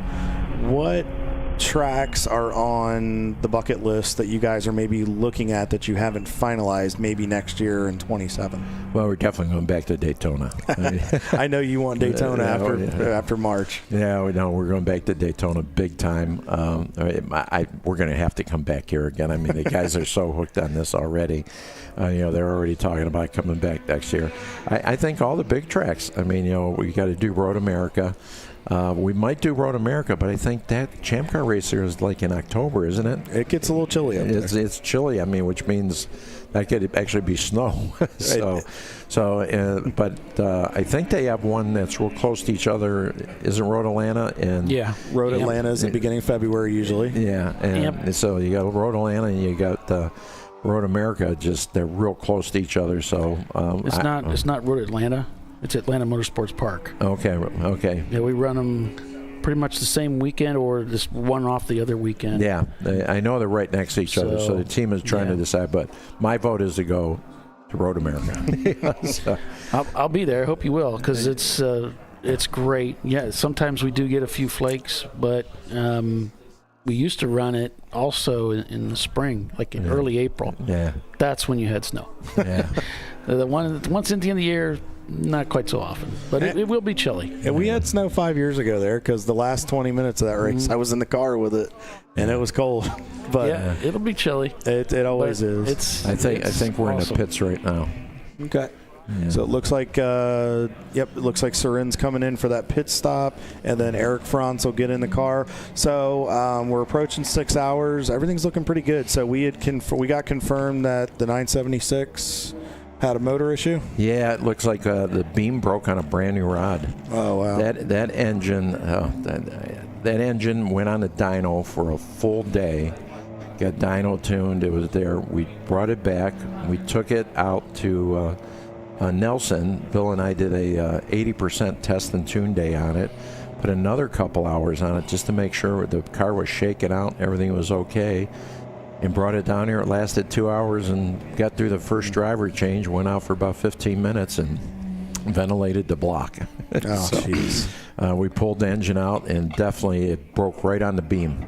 Rod bolts intact and everything. It broke right on the beam. Oh. So it looks like it looked like maybe a brand new rod that was bad. So we're putting another engine in, and I think you're going to see 976 back out here within a half hour. Okay. So it's not done yet. No, it's coming back out. We brought a spare engine with us. That's good. So it should be back out on the track here shortly. All right, now we got to have some fun because we keep talking about more neons. We jokingly say you guys are responsible for keeping almost all the rest of the neons in the world alive going forward. Yeah, this is really funny. When 975 got hurt, at Daytona, we went to go put that one back together, and I needed a shell. They cut off the back to put on weld on the back of 975, and we went. Just so happened, some guy put a shell up on Facebook Marketplace for sale. I go to pick this car up, and I kid you not, up in Somerset, Pennsylvania, this guy has a neon farm. It is 20 miles off the back roads out of sight, Somerset, Pennsylvania. The guy has a farm. He had 40 Dodge Neons. Oh, jeez. I pulled up there. I couldn't believe my eyes. They're like growing like rows of corn. So I ended up buying 2 shells. So in case we ever have another wreck, I got one just sitting there ready to cut apart because, you either need to pull a front clip or rear clip off, to fix the cars. So I ended up buying 2, but he's my brand new best friend for sources for neon parts. But he races dirt track with him. Is that Jesse, the young man that we met up at a pit race last year? No, that's a different guy. Okay, different guy. But so his name is Neil, and a big shout out to Neil. So he's my new best friend, but he's got neon parts out the yin yang. So where we always talk about we need more cameras, you guys need more neons. Yeah. Well, actually, we're in great shape. We're up to we got 2 shells sitting around in 6 cars. So we had everything in development. There's the block. Yep, there's a picture of what happened right there. It was ventilated both sides. Yeah. But it is what it is. But it'll get back out there. Yeah, it's going out. Yeah. All right. I was back before I came up here. The engine was already sitting back in the shell in the car. They're starting to hook things back up. So when you were in the car, I was telling everybody about how you had your knee. Was your knee replaced, right? I had my knee replaced. Your knee replaced because you said you were getting in the car. There's Bill right there coming back over the wall. You had your knee replaced because you said it was a pain to get in the car with the pain you were feeling and everything. And I mentioned that you had it, and you said it's been a world of difference since you got it replaced. Oh God, yeah, the knee's perfect now. Yeah, well, I don't know if I can call it perfect, but the knee is so much better than it was before. Get you that good bend in there at work, right? Yeah, right? No, it's working great. Yeah. So, no, that's awesome. So, outlook going forward, obviously, get the 976 back in there, start making up some time. 975's having a good outing. What's the goal going forward? Just are the guys kind of set at a good pace just to kind of run, just to keep her in check? Or well, no, I mean, we want podium finishes. I mean, we've had a lot of seconds, and we've had quite a few thirds. We've never had a first. Well. Yeah, we got to get a first. Well, fingers crossed this weekend. It could be the weekend. We'll see. It means so much to the guys. I mean, you met my young guys, and they're just try so hard, and it's so hard. I mean, when we're at Nelson for the SCCA 3-hour enduro, we missed because an alternator failed. And something as dumb as that just keeps you out of the winning. The alternator with about an hour to go, all of a sudden we start throwing a belt. Heck, the alternator went bad. The bearing went bad, the alternator start walking the belt off. So by the time you come in a pit and change an alternator, there's no way you could win. It's just something that darn hard, takes you out. It's always that 50-cent part that always ruins your day, doesn't it? Well, we learned, this is our, I guess you could call it our third full season of playing with the cars. You start learning the limitation of all the parts and which ones you can't trust and which ones you can trust and how long you can trust them for. So we have a pretty good spreadsheet of going how long before we start changing parts. So for this race, everything got changed. Everything is brand new on the car, but you can't trust that. No, you can't. I mean, any given day, right? 976 had a brand new engine, and look what happened to the rod. Yeah. It's crazy. Well, Andy, thank you so much for coming and joining. Where else can we find? Obviously, we got the website up there. Are you guys on social media? I know you do some stuff with a local television network, right? Fox Channel 8 up there? Yeah, Fox Channel 8 in Cleveland. I'm on there once a month talking about the car repairs and that. But, yeah, if you go to radair.com and then Radair Racing on Facebook. Okay. If you go to Radair Racing, and everything about what we do with the race team is always on there. And then they can also, Bill's always giving out stuff on his Late to Grid podcast too, right? Late to Grid. We'll have to give a shout out real quick to our buddy Mark Nolan up there. Yeah, Mark's on 105.7 radio station. FM 105.7 is Mark Nolan. He couldn't join us this weekend, but he's going to be with us at Mid-Ohio and probably pit again. So are there any partners outside of, obviously, with Radair Complete Car Care? Are there any companies or anything that we need to thank, or that you guys want to thank and make sure everything's good to go? Yeah, we need to thank you. I mean, without you, we wouldn't probably be in first place. You coached the whole team. I am a very small part of this, but no, I mean, we look so forward to your Wednesday nights. Just being on the sim with you guys. And then, of course, I called you up at the last minute on Monday going, hey, I'll be out of town Tuesday and Wednesday. I miss our sim, so let's do it. Yeah. You're like, I could do you. Let's get you in. It worked out. I got home early enough from work, but Leiden Oil, and they've become a big supporter. Heritage Coffee, Hop and Frog Brewery. Who else am I missing here? Inspired Tree Service, Maria's House of Salsa. You know them better than I do. I'm trying to. Hey, you let me be part of the team. I got to do my sponsor part. Yeah. So, Packstack Go. Yeah, Packstack Go. Yep. And SBC Rep. Okay. Yeah. You got them all. I think I tried. Yeah, you got them all. So, Andy, thank you so much. Kyle. Nice seeing you. Thanks for having me up. Absolutely. Take care, guys. Andy Fiffick, everybody, from Radair Complete Car Care.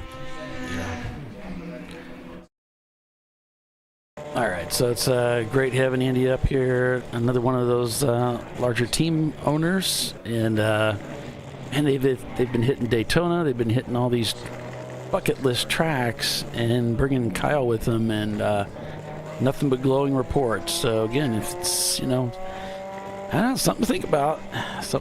Get yourself some quality coaching. Imagine just how much of a better weekend you could have with that. It certainly made a difference for that team. They're a great group of guys, and it means a lot to me that they're trusting me to do this, because it takes a lot of trust for an ownership group and for other drivers to let somebody unknown at that point kind of come in. And you're a pro. I mean, you're the guy, man. But still, it takes a little bit of that trust, because you kind of have to build that relationship. And they've been gracious enough with me, and I appreciate it. And I'm hoping this is the weekend that they can finally get the W. They deserve it. They've put in the work, the hours. They've made the investments. I really think.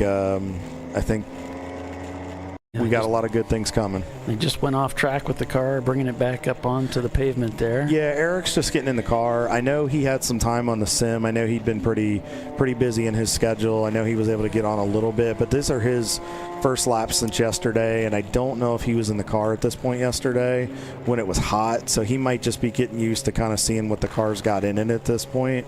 So, and it should be pretty good. The nice thing, if you kind of go off there, it's not too bad. So, okay, I'm going to take us back to a commercial break. Rockwell Autosport Development is dominating this race. Is it fair to say that? 1, 2, 3, 4. They've got the top 4 positions in the race. I think they want their three-peat. They kind of want their three-peat. All right, so stay with us. You're watching Champ Car Live, presented by AutoZone. Lots of racing left on tap. We'll be right back.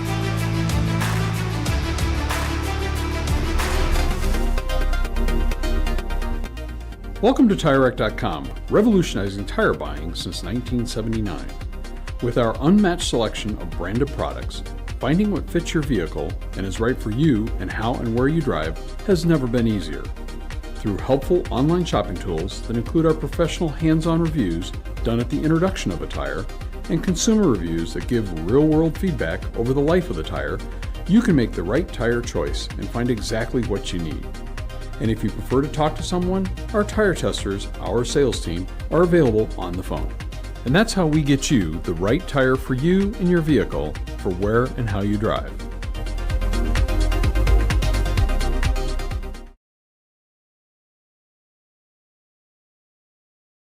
But he went to AutoZone, where a friendly AutoZoner guides him to the right wipers and makes sure everything is working smoothly.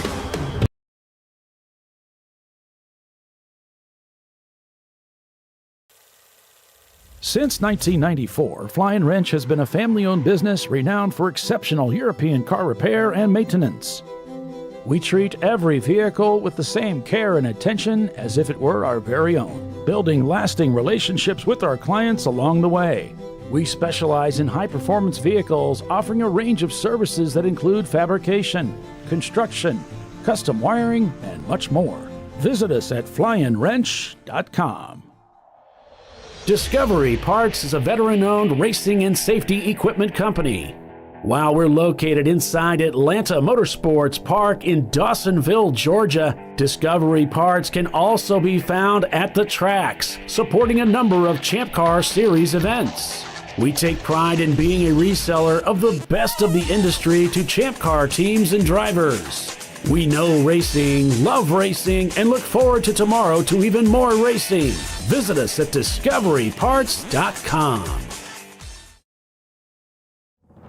LifeLine's continuous commitment to research and development ensures that we supply the most innovative and cutting-edge products available. Used by the majority of the world's motorsport championship-winning drivers, teams, and constructors, LifeLine has a stringent and proven history of success. LifeLine's continuous commitment to research and development ensures that we supply the most innovative and cutting-edge products available.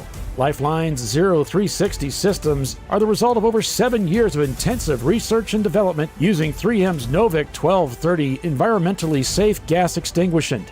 LifeLine uses only the finest quality components. For more information regarding our fire safety equipment and fire safety systems, please contact us at info@lifeline-fire.com.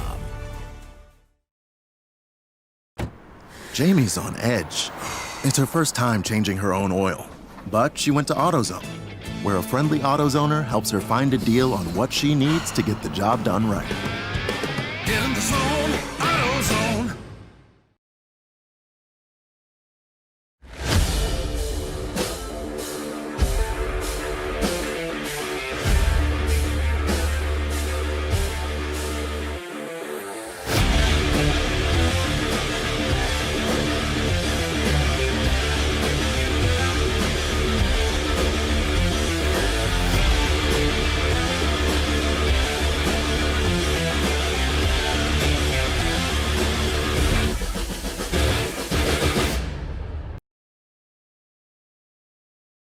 Sentinel is a comprehensive motorsports video solution incorporating live streaming, local recording, 3 cameras with picture-in-picture, flag status, and much, much more.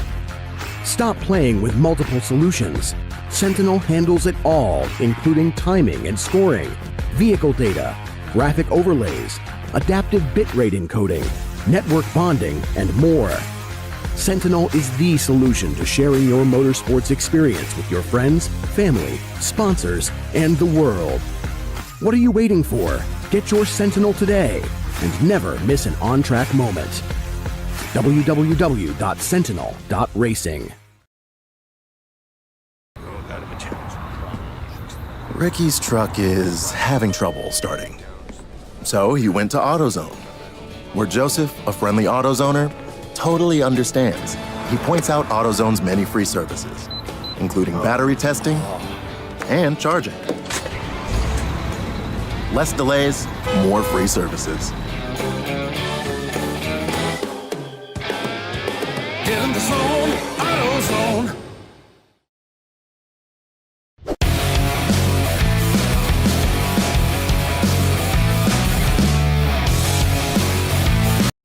Welcome back to ChampCar.Live here at Virginia International Raceway. It looks like we have a slow car. Can't tell which car that is. It looked like an Integra, but I couldn't really tell. We'll have to wait on that one. But we are here live at Virginia International Raceway as we are getting a live look at the turn 11-12 Oak Tree portion of the course. We're here for the annual trip, the LifeLine Classic 24-hour at VIR for the TireRack.com Champ Car Endurance Series. Can you tell we've been on the air for over 6 hours, folks? Back up front, we've still got Rockwell with a stranglehold on the top four and also leading the C-Class. The one car leading the 715, the 10, and the 41. They are going for a three-peat. They've won this race the last 2 years. And 2 years ago, it was with the 12. It was the last 2 years. It's been with the actual same car. It looks like that It looks like an Integra, Paulie. It is really slow just at the exit of the South Paddock pit lane right there. I don't think he's going to make it. Oh no, not going up that hill. It's like he's come to a stop. As we just came back from break, he was already down on power on the one side. He did a great job getting it over and out of the way, but this may get us to a full course yellow for them to get him off the racetrack. It's a shame he couldn't get it down into the South Paddock because they could have pulled him from there. Oh, wait, he's got it going again. Oh, there we go. He got it fired. Paulie, we're all cheering for him. Yeah.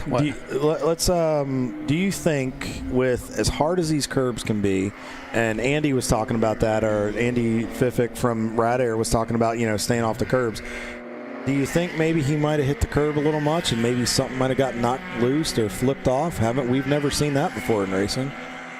I don't know. I've actually seen. I saw somebody from the Huggins Racing team go onto the racetrack, and just while they were upshifting, accidentally bump the ignition switch and kill the engine. Couldn't figure out why it wouldn't start. You're frantic. You're just trying to start, won't start, and then finally figured out what the problem was.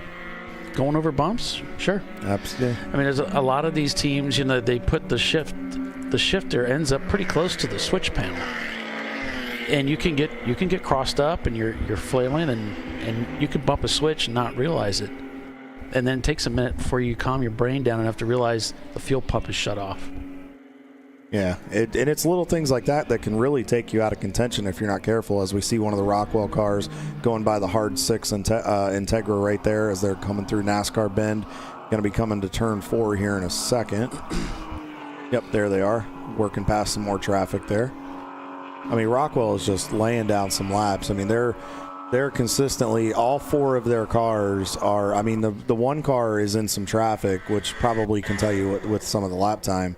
But they're consistent, low, high teens, low 2s in that, and they're definitely putting on a clinic here. Now I gotta say, 901 Motorsport has given them a run. Tater Racing has now snuck up into the top 5, Paulie, in the 442. The guys that we talked about that we feel like they're due here soon for a win.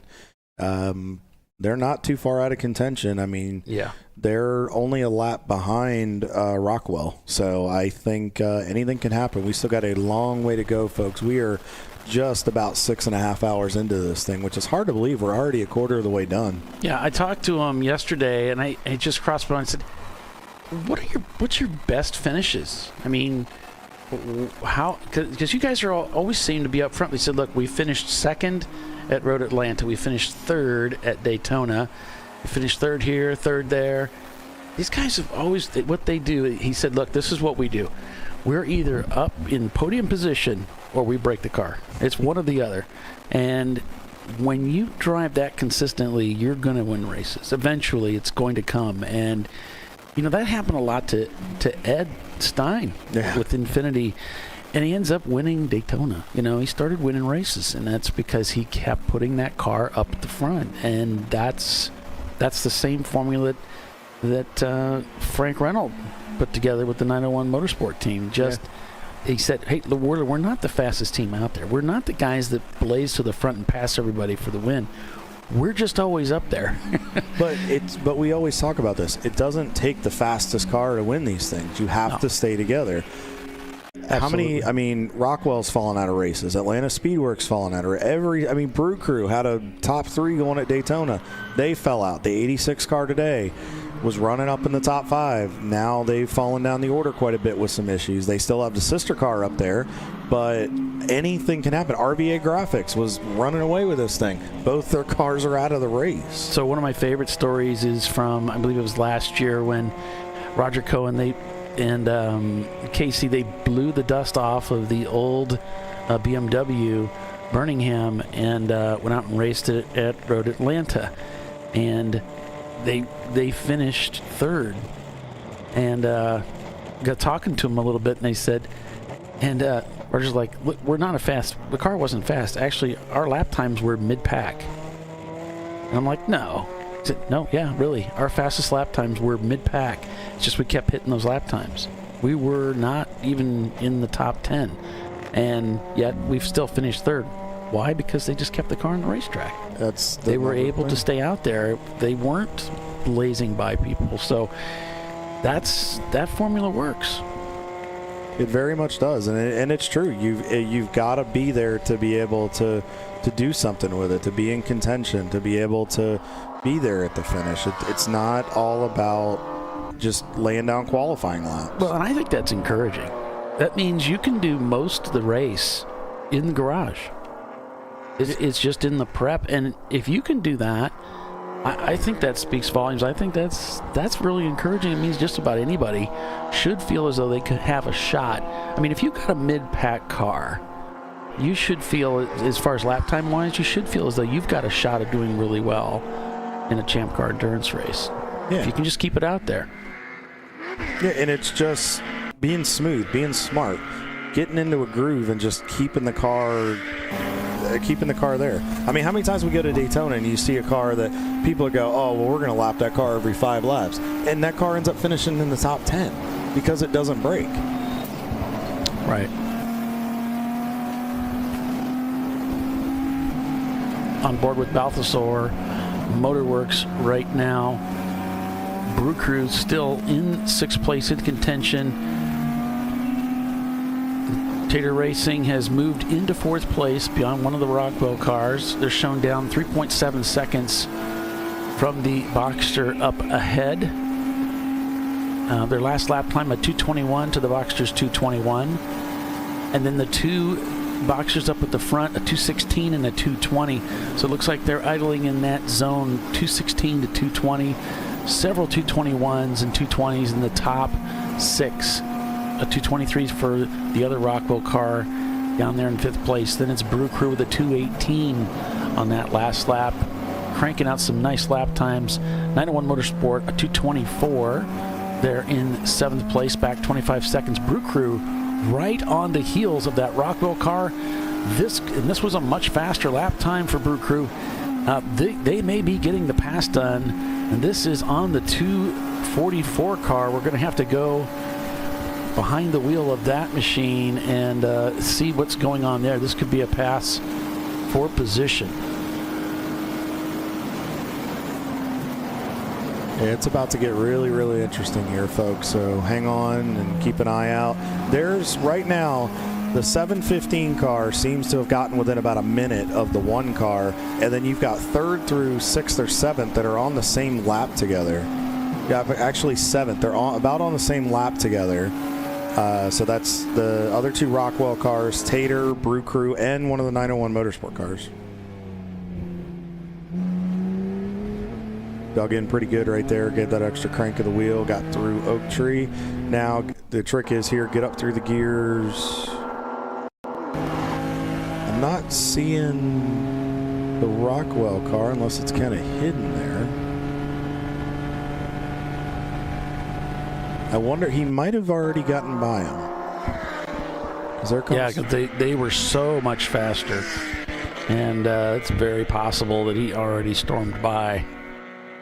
Yeah, Matt P is in the car in the 244 right now, and he's been laying down some monster lap times. And he's got yellow gloves. Oh, yeah, it's 5 horsepower right there. It's going to happen. 5 horsepower. It is going to happen. Well, Paulie, we may be getting a pass here because I think that's Tater in front of him. And I see a full course car. Oh, we're purple 35. We are purple 35, and I don't have a car number yet, but they went yellow and 35 very quickly there. As we were just getting ready, we're just enjoying this this race here for Brew Crew Racing for 4th place. But this caution is going to bring them together because that should be Tater Racing. Oh, yes, that is. There's the car that's stranded to the left there. Looks like the yellow is there in 2. I'm seeing a couple cars over there, Paulie, unless that's just the flag station. But I'm seeing the 998 looks like it's over there. That's one of the Wheels America car. And it looks like there's a dot behind it. Now, it could just be a glitch in the scoring, but we'll have to see.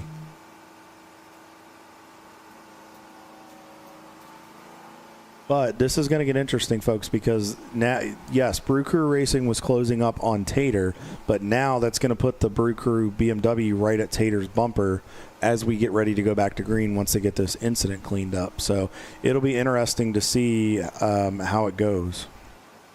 Now, and then you got to wonder, too, the car in front, is that going to play a factor going into that first corner at speed?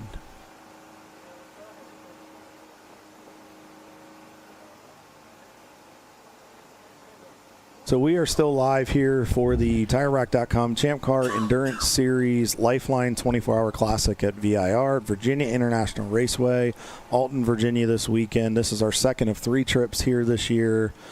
And we will run this same configuration for the National Championship at the beginning of December. So that is a plus as we're back on board with the 244 with Matt still at the wheel for Brew Crew as he's doing. And that's normal. What he's doing is just checking his belts, making sure he's getting his water hose too, getting some hydration in his system, making sure he's staying ready to go for the restart. But what you'll see, if you see the guys kind of moving around, they're probably just checking switches. Some people run certain fans under caution, especially when you're in close quarters. There might be a radiator fan or not radiator fan, some type of fan that you run just to keep the engine a little bit cooler. There may also be if you have like a brake fan or something. And then also if they're getting water, but a lot of times you'll see them tug at the belts. Just over time, the belts will kind of just naturally loosen a little bit from the up and down and change, and then you just give them a good tug and tighten them back up. We're heading back to caution here. The 35 has been lifted. We'll be going green here shortly, and then we'll see if, it looks like Tater just ahead, as you mentioned, Kyle. This is going to be for position. And there's some traffic in front. Let's see, because Matt looks like he's ready to go on the start here. It looked like Tater was ready to go too. I'm not sure who's in the car right now. Oh, looks like he's going to get held up here. There's a stalled car off to the right, as you can see there on Brew Crew's screen. Somebody didn't go, and there is a Rockwell car in front as well. So this may have brought. This may be a 3-way fight for the lead right here, guy. Or not for the lead, but for 3rd place right here. That could be the 10 car. Yeah, because there's the Rockwell car. They both got by. And now if he can swing by Tater up there here. There he goes, outbreaking him. Nice move. I mean, he really did a great job getting the speed into that corner. And it looks like he just dispensed with all of it. Yeah. So... But that's heads up. He stayed focused under caution, under the yellow, didn't let it phase him a little bit, and he took care of the car and was ready to go and heads up, and he saw the hole. He watched the traffic, and that's exactly, the part of the game here. So Brew Crew moves now into 3rd place with that maneuver, and we saw it all right here on ChampCar.Live. Down to 4th gear, down to 3rd. Good turn in there, a little bit of a late turn in. Now that late turn in that Matt's taking in the car as he's having to chase it quite a bit. It's slick over there, folks. He's trying. You didn't hear him get on the throttle much. That car has a lot of torque in it. Again, I've driven those types of cars, and Paulie has as well. They have a lot under acceleration. So you really got to be careful when you get back to it. And the nice thing is the way they have them set up, you can really bring it back. So you can comfortably kind of drive through the slide. Yeah, you could hear him short shifting going into the entry of the snake. That way you can get the shifting done ahead of time and just work on powering through the corner. He's got the torque to do it as he heads through snake into the upper S's here. Yeah, 12 of the top 15 cars are C-Class. I mean, the C-Class this year has just been absolutely on point. The BMWs and the C-Class cars tend to do well at places like this because they just, for some reason, they corner really well. It might just be the way the guys have the cars set up and things, tire combinations, but it also at the experience level. A lot of these C-Class teams are bringing in drivers that are really... missed a shift there. Are bringing in drivers that are very, very experienced and can drive cars like that and in that fashion, but still be fast and smooth at the same time. Chattanooga Touring Wagon has a chance here. 0.7 seconds the gap between them and 10th place 901 Motorsports in the 901 car. They were 2 seconds a lap faster on that last lap. They've got a real chance to move into the top 10 here. And actually they are in the top 10 because of that EC car. But this would be a fight for 9th place for the Chattanooga team, as the number 65 of the Embracing AI team comes down pit lane, ready to go back onto the racetrack. Yep, that's the faux 30 for Mike Gorman's guys with open throttle. After that caution. So that time by the Chattanooga Touring Wagon fell back, now 1.2 seconds behind the 901 Motorsports car. So a nice battle going there. Brew Crew in second place now. And let's see on that last lap, of course, they were coming off of caution. It was a 2:17. They matched the time of the two cars behind them and the Rockwell car up ahead. So they've got some work to do. In fact, the top five, look at the top 5 cars all turned into 2:17s. Now, just something we need to keep in mind. That's awesome that they're doing this, but we've seen Brew Crew be up front before, run really good pace hanging with Porsches, and then all of a sudden something happens. So only thing you just got to keep in mind too is, can the car continue to run this pace for 24 hours? Because, I mean, the race doesn't end here in about 20 some minutes. We've still got a long way to go. So it's just, hopefully the car can do that, and they're keeping that in mind, and hopefully they'll be there at the end. A little bit of brake lock up there for one of the BMWs. No harm, no foul as they roll through Oak Tree. I mean, just look at these cars go down the hill. Paulie, I'm running back through the order a little bit, and I'm noticing, too, we got a battle for A-Class. So Williams Racing Group has caught up to Autonoma Racing, and they're only about 13 seconds and change back from each other. So we may have a battle for second place in A-Class here on the racetrack, and that's going to be for about 14th in the overall running order. Scrolling back a little bit more, 2244 is not too far off an EC car, the Denton Cardin Racing. And then go a little bit farther back in the pack. It's starting to get separated a little bit as cars have had some issues and mechanicals and things like that. But also, we got some battles in some of the ECs.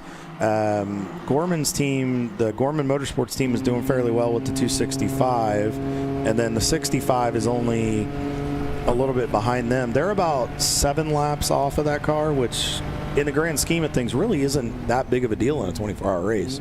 I mean, if something happens, that can easily be made up. Trophy Wife looks like they're not too far behind the D-Class car, only about 17.5 seconds, and that's a battle for inside the top 20 in the overall. So just don't forget, folks, look back in the running order through Race Monitor, and you'll kind of see what's going on. There's always something going on. Paulie, looks like we have a local yellow in 13 or in sector 14 here. Looks like there may be a stalled car over there. It looks like the 60... Maybe it's something there's a stalled car up there at the top of the hill. Yeah, the 68 car and the 69 car have been in the news a lot today, and that puts quite a tax on the track, on the officials. having to rescue the same cars again and again. But it is, it's also hurting the field. You know, they're having to slow down repeatedly. They are up at the top of the track there. I think that's near the cut through where they. Yeah, they could circle back to go into go back into the south paddock there. So, Paulie, they're wanting to know about the difference, the major differences in the classes. We've got everything from A all the way up to EC. And Paulie, I'm going to let you explain that. You do a really good job of it. So, largely the differences in classes has to do with engine size, the displacement of the engines. So, Class A are all cars with engine displacement of 1.91 liters and under. So this is going to fit a lot of the Miatas pre-2008. So a lot of your 4-cylinders, the Neons, they're going to be in that class. And then B class are all cars with engine displacement between 1.92 and 2.4. So we get a lot of cars that end up with engine swaps up to 2.0. And of course the 08 Miatas and forward, they're going to fall into the B class. C class are for 2.41 up to 3.91. So this is going to capture your BMWs, all your inline sixes. You know, that's why there's so many of those that are up at the front of the field today. It's a little unusual, actually. We have anything and carry some pride of having such a great mix at the front, but today we have a lot of C-class cars. It's because it's not just the engine displacement, it's the way the cars handle. And then the D-class cars, what I call American Iron, that's the bigger displacement, like the V8 you see in the Corvettes and the Mustangs and that kind of thing. So 3.92 liters and higher. And then we have our exception class, the EC class. And those are the class cars that are running outside of our rule set. They don't qualify for a podium position. So it's not really about engine displacement. It's about cars that just don't fall within the rules to be classed within the top 4 classes I just mentioned, unless they're generally close, but not close enough. They'd be penalized several laps. So rather than being penalized, say 30 laps or something like that, they can just run in the exception class and still have a shot for a trophy at least. And then we have a new addition, a new class that's been added in the last couple of years called F class. And the F class are cars that are valued on our vehicle performance index of 300 points or less. Now, all this stuff can be found in the rule book that you can find on the ChampCar.org website. It's 2.3.5, where it goes through and talks about this. And there are some cars that get bumped forward if they add a turbo or, as I said, do an engine swap. They'll get bumped into a different class. So that's basically how the cars are classed. It's not necessarily performance-based. It's not necessarily horsepower, but it is by engine size for the most part. Yeah, I mean, and there's also the point system where you can add stuff, and there's additions you can make, or there's certain things that'll cost you points, certain things that won't. You'll have to go in there and check it out, check out the rules, and read it over. And then if you have any questions, reach out to Ray Frank, reach out to Jimmy Letchworth, and they can explain, go into a little bit more detail on certain things to give further clarification of what works and what doesn't work. So real quick here, so we're about 20 minutes to go till the top of the hour. Hard to believe we're almost 7 hours through this thing already. Rockwell Autosport still holding it down up there in the top 2 positions, but 2 new players have come into the fight. Brew Crew Racing in the 244 and Tater Racing in the 442. Actually just on screen right there, and Brew Crew's a car or 2 ahead. As we're on board still with Wayne. Rad Air Racing as Eric Franz is behind the wheel. Oh, maybe he may just be taking his time letting those guys go. Sorry, I was hoping nothing was wrong with it. But yeah, those guys have split up the Rockwell family for a little bit. The 10 and the 41 have now down to 5th and 6th in C class and the overall. 901 Motorsports still hanging in there in their BMWs. The 903 and 7th. There's an EC car in there. Gorman Motorsports still splitting up that group, but they don't count in the overall. They're leading their respective class. And then to round out the top 10, which the C class has had a stranglehold on most of the day, is TCR in the 97, the 901 of 901 Motorsport, and then the 423 of Chattanooga Touring Wagon. Those guys have been hanging strong all day long so far. And that's another BMW. Definitely BMWs and Porsches is the C-Class theme. Wheels America Racing in A-Class is 11th overall and leading A-Class by a little bit of a margin there over Williams Racing Group and Autonoma Racing. Those guys are putting on a pretty good show, sitting in about 15th overall right now. F-Class, Specs has a pretty good hold on that over MDR. I mean, it's not over yet there, but there's a bit of a gap lap-wise. But again, still have a long way to go. And then for the B class, Rad Air Racing with Wayne, who we were on board with there just a little bit ago, is in the 22nd position overall, and they're leading the B class. So, and they're just about 3 laps back of the car in front of them, which is Clapped Out Racing, who's had an eventful 24 hours so far. Paulie. Yeah, so thanks, Timothy, going back to the whole VPI thing and for... Yeah, so Louis, the rules are essentially set up to create parity between the cars using the vehicle performance index. So the idea is to sort of equalize the field, kind of like handicap with golf, but you're not getting handicapped laps. It's really about sort of controlling the performance of the cars based upon the rules, based upon the VPI index. So let's say you have a car that maybe is not as powerful as another car, so that car might have a little more liberty to install suspension components, let's say, that would help it in its performance, whereas the faster car wouldn't. And so the whole thing of the VPI table, the idea is to create some parity so that, like Timothy said, any car technically should be able to win. And obviously, to some degree, that's not, perfect by any means, but it is surprising because you're racing at so many different tracks. Some cars tailor better to certain tracks than others, obviously, and so that's why it's not uncommon, and I always think it's encouraging to see many of our races finish or have cars competing very well at the front that are all from different classes, but they're all up at the front competing for a podium, an overall podium. We do kind of focus on the overall, but there are class trophies, and it is class racing too. So, there's multiple agendas going on. There are multiple agendas, like I said, that are going on, teams with different goals, and races within races here. So and that's what makes Champ Car so exciting. Is there's teams that want to finish, teams that want to win, teams that are growing. It really just depends on kind of what's happening within their program and what they're looking for.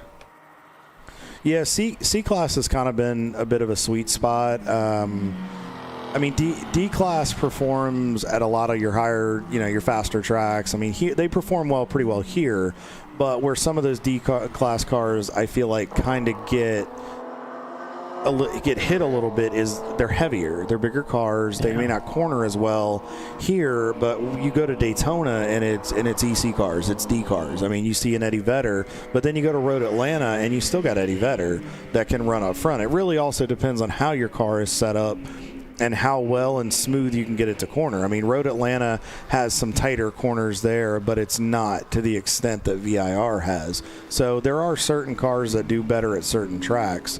I mean, and you'll see the F-Class cars and some of the A-Class cars be monsters at places like when we would go to Nelson Ledges or when we go to Gingerman, the places where you don't need a ton of horsepower on the straightaway and you can kind of go-kart it through the corners, let's say.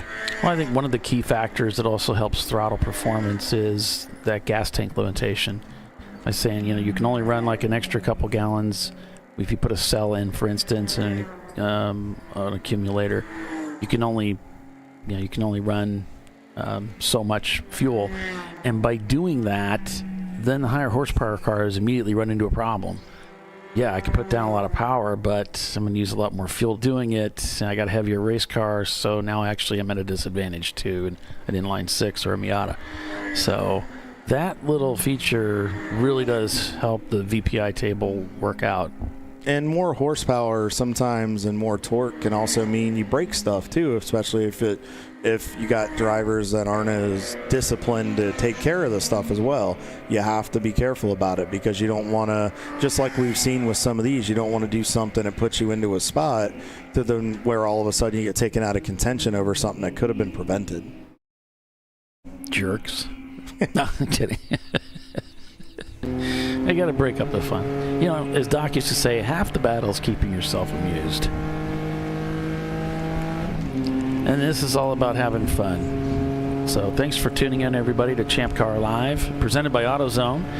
It's the TireRack.com Champ Car Endurance Series race at Virginia International Raceway, the LifeLine 24-hour classic. It's 24 hours of endurance road racing in the Champ Car Endurance Series. Paulie, we've been doing this at VIR for quite a while. I was looking back through Speed Hive, taking a look at some stuff, and the first race that I saw at VIR for the 24 was 2010. And this is the 16th annual event here for the 24-hour. The first year it was run in April of that year, in 2010, and then it seemed the next year it was in July.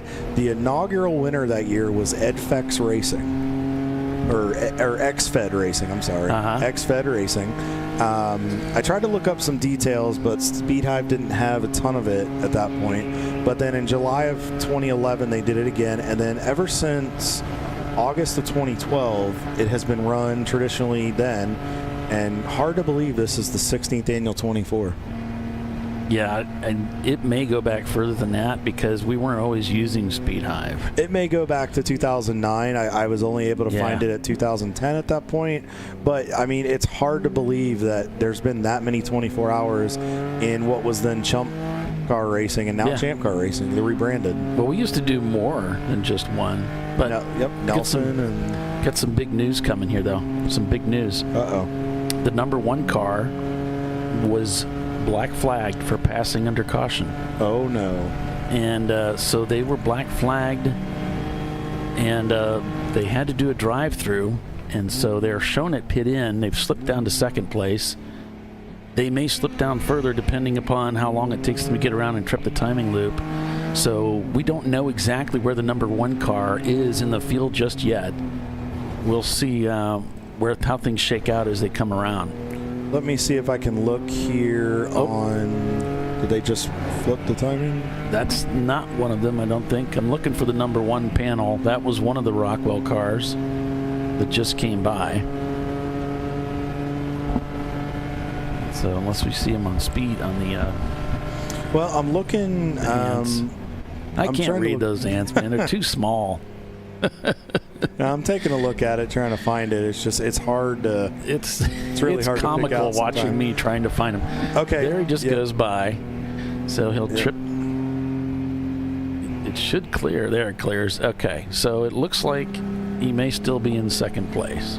And then there was something else. It looks like another one got a drive-through as well. The 35 from AOA. One of their Miatas got busted for passing under yellow. Yeah, I don't know what happened there, but at least for the time being, they've been penalized at drive-through, and so that's affected their race this weekend. So that puts the 715 into the lead of this race. I believe that's the first time they've led the race today. And they're shown 23 seconds up ahead of the number one car. And then Brew Crew Racing behind them. Yeah, Brew Crew and Tater have done a pretty good job here over the last hour of breaking up the Rockwell party at the front of this race. And as we see Hard 6 going by, there's one of the Rockwell cars. Yep. I think that was one of the 901. I think it was 901 right there. That might be Trophy. Both of them along with them. Yeah, these guys are just all together. And there's Tater right there in the 442. So, I mean, it's definitely... Definitely been an eventful day so far for a lot of these teams. Yep, through the climbing S's, and then they'll come back down and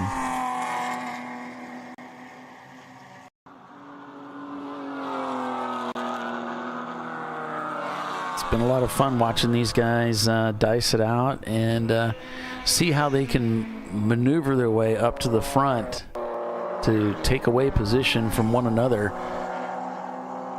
There's one of the Rockwell cars there.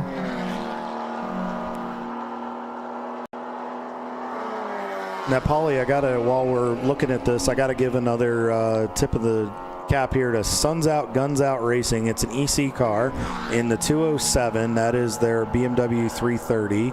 It's an orange car. I think we've seen them throughout the broadcast today. They are in 6th in the EC class. They've kind of snuck up on us a little bit. Yeah. Most Wanted and Henderson have kind of popped down a little bit, but Henderson is still, right now they got the nod for the most positions gained overall is 27. And Suns Out, Guns Out is 14 on the day, so they've done pretty well today. Well, and it just 6th so in class too. It just so happens, Kyle, that we have an in-car camera for them. We do. I thought they sent something to us. Looks like John's in the car. I'll get my best man on that for you. All right, perfect. We'll have to talk to those people in that production people.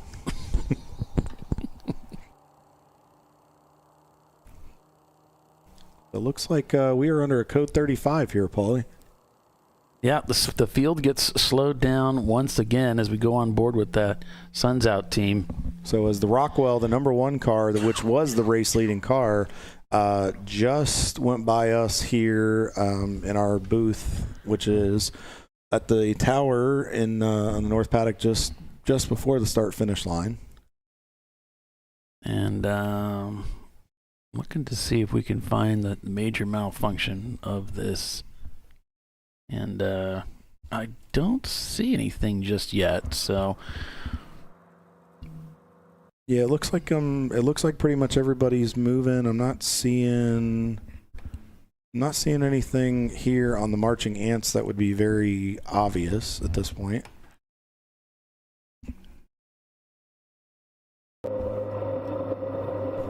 So real quick, while we have a couple of minutes, I want to give a thank you to all of our supporters here in the Champ Car that support Champ Car Racing. TireRack.com, Parts Badger, Frozen Rotors, LifeLine, Fire Suppression Systems, Hawk Performance, Flagtronics, Flying Ranch Motorsports, AutoZone, Discovery Parts, Better Call, Krispy Kreme Donuts, Sentinel, 9 Lives Racing, Lamex.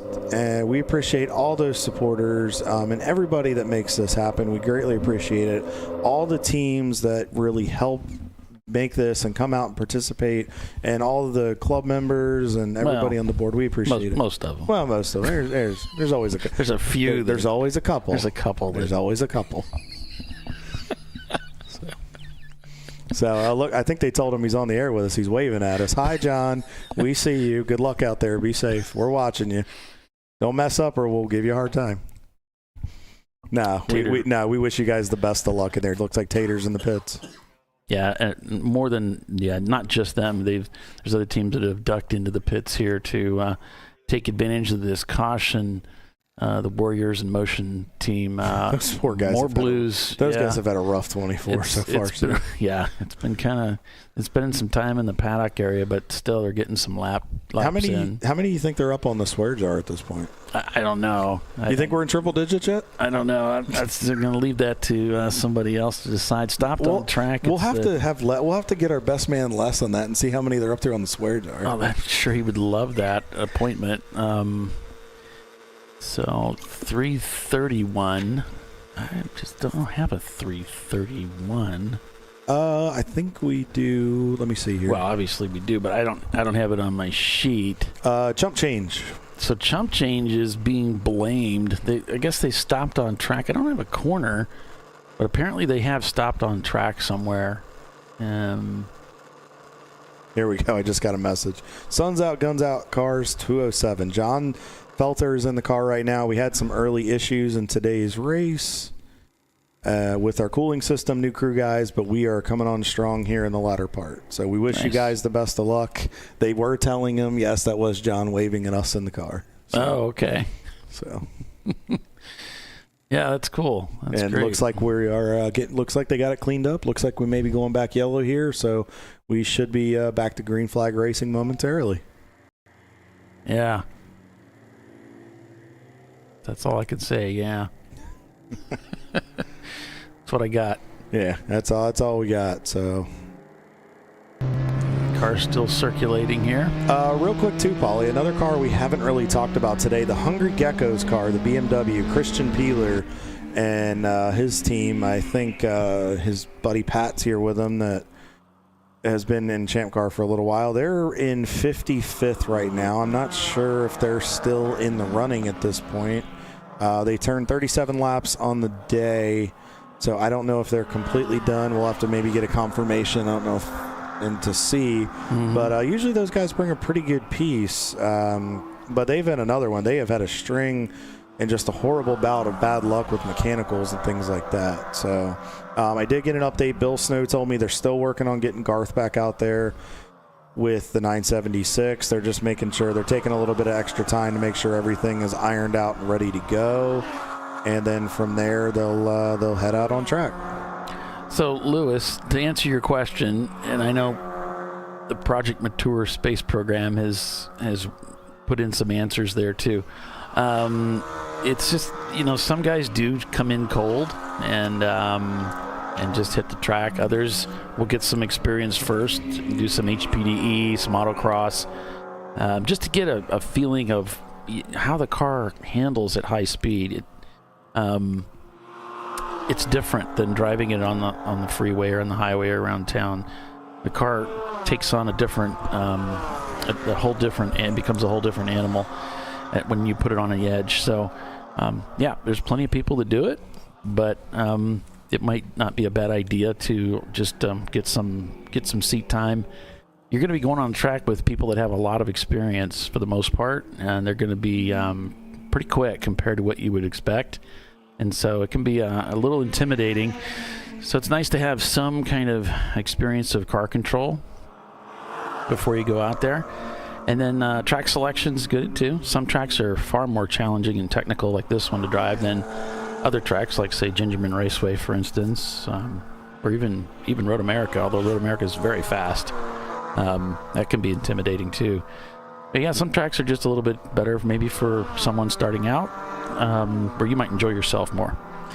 So there's some different things you can do there. And you can get a hold of Kyle Lockrow here, and he can give you really a lot of great advice of how to get started in racing. And that would be my recommendation. Get a hold of somebody that is experienced in bringing in new drivers to kind of give you the pointers. And it'll build your confidence up, so when you get out there, you always want to have your head ahead of the car, right? You always want to... You don't want anything rushing up on you and find yourself overwhelmed by it all. And that's how you do it. So, Lewis, the best recommendation, I'll give you a little bit of a preview here. Best recommendation I would make is, while we would love to have you in Champ Car and we would gladly want you to come into the club and be a part of it, I would always recommend having you go do a couple track days first. And the reason I say that, not to discourage you, would be to get used to it and to understand what the car does, because it's a little bit different when you're racing wheel to wheel with people. You can absolutely do it. It's up to your discretion, but it never hurts to just go get some seat time, find your comfort level, find out what works for you, what doesn't, and then go from there before you really decide to go. And if you are going to do it, I don't recommend making your first race Daytona, nor the 24-hour here at VIR. I would recommend one of our doubleheader weekends, because that gives you 2 races in a weekend to use the first race to kind of get comfortable, but usually those are tied in with a test day before. Yes, we have a test day before VIR, but this is just such a high-profile endurance event that I wouldn't want you to try that your first time out and it be overwhelming to where you don't want to do it again. So I would recommend like a Mid-Ohio. I would recommend like a Gingerman or one of those types of places that have a doubleheader weekend. It's a little bit of a smaller track. I not that I don't want people to do the big boy tracks, as I call them, but I don't recommend the big boy tracks as your first weekend, because it can be a little intimidating and daunting. Do something that is a step up, like a Gingerman, or go to like an Autobahn or something Harris like that. Autobahn, Harris Hill, yep. The smaller, the typical road course, club track, right, would be really cool. You would enjoy that more. I think even Mid-Ohio was my first track. It was terrifying, absolutely terrifying. It has a lot of elevation change. It's a little bit different, but it's very technical. The only reason I would say Mid-Ohio is we do the practice day, but you can also get it on the simulator. So if he has access to a sim, you kind of know what to expect before you get there, and you're not going to feel it on the sim unless you do a motion sim. And it really just get your hand-eye coordination right. Whoa, big lock up there into 14. Holy cow. And off the racetrack. Yeah, just that took him right off the track there. Yeah, I get what you're saying, Kyle. I mean, there's not a lot of options for, basically a flat, simple racetrack. It's just not a lot of options. We go to full course caution. Yeah, I would agree with you on that, Kyle, too. Track day, if you don't have a race car, you're like, I can't do track day. I don't have a race car. What if you had a car that's maybe just a sports car? You can do it. You can take a sports car without a roll cage to a track day and toss it around. Just make sure you have the proper fluids in it. Yeah, don't brakes, blow your motor up. And brakes need to be good. You'll wipe out your brakes pretty quickly on a racetrack. I don't even know that I would take my... I told my wife I'll take her to a track day with my Subaru, but I'm going to change the brakes before we go. I've got some nice hand cooks, but I don't think I'm going to drive street brakes out there. No, you need good performance brakes if you're going to do a track day, as we are under a code 35 here for, as you just saw it on ChampCar.Live. Looks like one of the Miata cars went off there in 14, had a major lockup. Let me see. It looks like it's the 999 car. Actually, that might be the race leading, or for the class leading in A, the Wheels. What is it? The Wheels America Racing. Yeah. And they were in the top 10 overall, man. Isn't that just the way it goes? Well, we're going to take another break here as one of our esteemed members changes their shorts. We'll be back in just a moment. So stay with us. You're watching Champ Car Live, presented by AutoZone. And it's Rockwell Autosport Development leading the way. We'll be right back.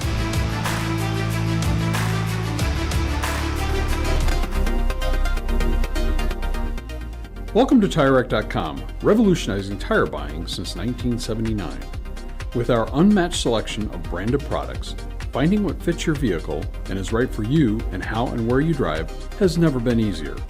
Through helpful online shopping tools that include our professional hands-on reviews done at the introduction of a tire and consumer reviews that give real-world feedback over the life of the tire, you can make the right tire choice and find exactly what you need. And if you prefer to talk to someone, our tire testers, our sales team, are available on the phone. And that's how we get you the right tire for you and your vehicle for where and how you drive.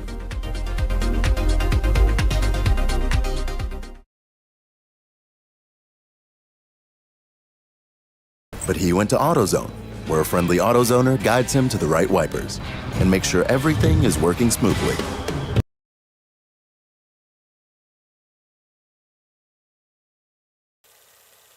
Since 1994, Flying Wrench has been a family-owned business renowned for exceptional European car repair and maintenance. We treat every vehicle with the same care and attention as if it were our very own, building lasting relationships with our clients along the way. We specialize in high-performance vehicles, offering a range of services that include fabrication, construction, custom wiring, and much more. Visit us at flyinwrench.com. Discovery Parts is a veteran-owned racing and safety equipment company. While we're located inside Atlanta Motorsports Park in Dawsonville, Georgia, Discovery Parts can also be found at the tracks, supporting a number of Champ Car Series events. We take pride in being a reseller of the best of the industry to Champ Car teams and drivers. We know racing, love racing, and look forward to tomorrow to even more racing. Visit us at discoveryparts.com. LifeLine's continuous commitment to research and development ensures that we supply the most innovative and cutting-edge products available. Used by the majority of the world's motorsport championship-winning drivers, teams, and constructors, LifeLine has a stringent and proven history of success. LifeLine's continuous commitment to research and development ensures that we supply the most innovative and cutting-edge products available. LifeLine's 0360 systems are the result of over 7 years of intensive research and development using 3M's Novik 1230 environmentally safe gas extinguishant. LifeLine uses only the finest quality components. For more information regarding our fire safety equipment and fire safety systems, please contact us at info@lifeline-fire.com. Jamie's on edge. It's her first time changing her own oil, but she went to AutoZone, where a friendly AutoZoner helps her find a deal on what she needs to get the job done right. Get in the zone, AutoZone.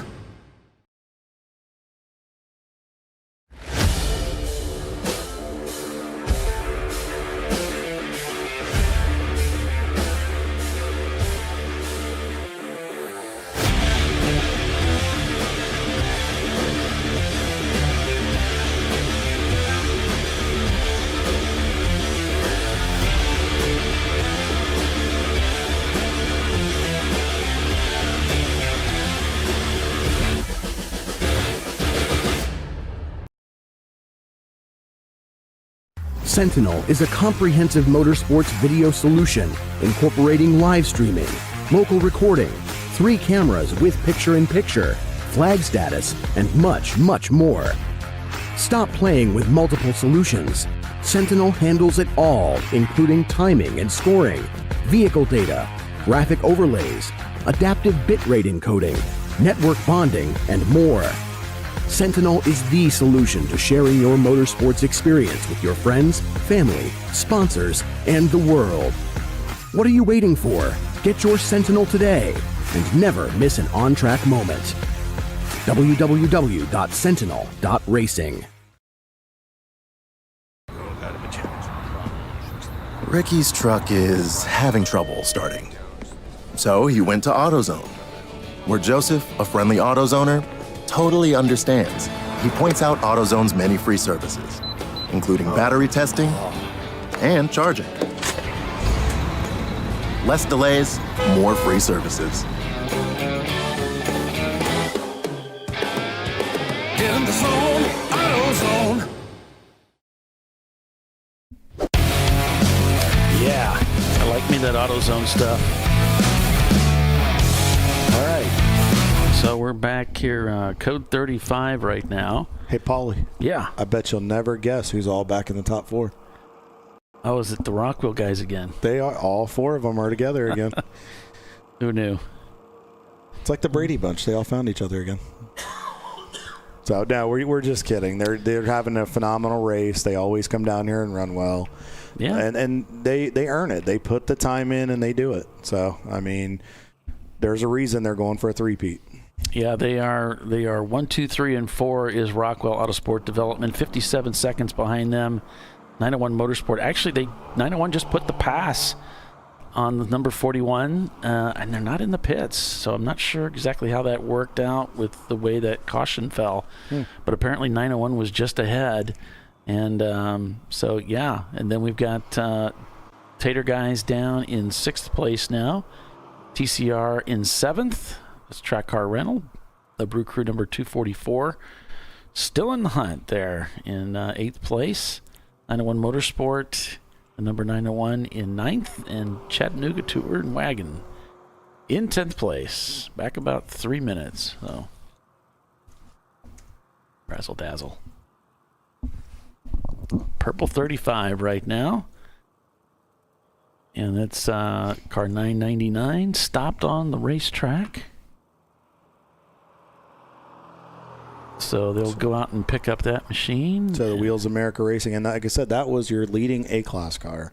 So it can happen to anyone, folks, at any time. You have to stay on your game, and you want to stay after it. As you can see, we don't know what led up to it, but we caught it on the broadcast at our camera there at 13 and 14. It was coming in, and it just locked up, and all of a sudden, it went right off the racetrack. Yeah, I mean, we saw a billowing of smoke, and that car just went sailing right off the racetrack. It wasn't going at a high rate of speed. It knocked a lot of speed off, but there was no keeping it on the racetrack. Here's a look at the A-Class car running right now. You see Wheels America, number 999, still scored in first place, as Kyle said, but that's going to change, of course, if they are disabled on the racetrack. Then on to B-Class, you've got Rad Air leading there over AOA.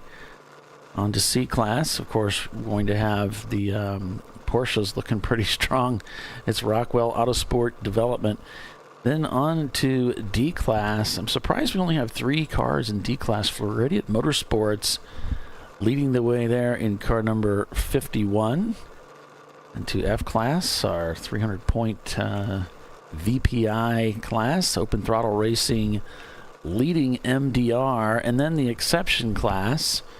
Now we had a number of cars show up for that, too. EC, it's a Gorman Motorsport leading over Open Throttle. And a good run for the guys with Faux 30 with the 65 car, though, which is the Embracing AI car. Tim Averill and his crew. That is our title sponsor from Watkins Glen when we did the double down up at the Glen, which was our last broadcast here on ChampCar.Live. So thank you, and good to see Tim back and that he's continuing to support the series. Well, and they just did the toe of shame. They towed the 999 down the front straightaway to be taken in behind the guardrail where everybody could see the stricken animal and what was the cause of the yellow. That's hard. Oh yeah, that's insult. That's like, it's not the knife in my back. It's the twisting of the knife and the salt and lemon that you added. It truly is. As we're going back yellow here, which means we should momentarily be going green. And I should be going back racing. It really is. When you get towed in as a driver, if they tow you off on a different part of the racetrack, it's not as bad because you're like, all right, it's not as big of a deal. I get a few minutes. Everybody, by the time we go racing, everybody will forget about it. When they tow you in front of everybody in the pits, the entire field, and it's not even, the car's not broken, it looks wrong, and everybody stares at you, and they just look at you like, there's three things they're thinking. What did you do? We feel really bad for you. And then the guys that know you really well, they went, it sucks to be you. and those are usually your best friends at the racetrack that are like, it sucks to be you. Yeah. And then they point and laugh at you because they can. That's really the only kind of friends I have. Yeah. I don't know what it's like not to have friends like that. Not that I have a lot to begin with. With some of them, I'll take the enemies. Yeah, you might be better off. Yeah, but it's one of those. But that's when you know you have the best friends, and those are the guys that'll be there for you. If they're laughing at you, pointing, it's because it's like, yep, that was me last race, or that was me 5 races ago. They'll at least be there to laugh at you. Oh yeah, absolutely. Well, like they say, you can't pick your family. And they kind of become part of the family. Well, they kind of pick you. Yeah. Yeah. They kind of pick you. Well, nice outbraking maneuver there. That looks like, I think that might have been, was that the 524? Yeah, that looked like those guys. That was a great outbraking maneuver on that BMW right there.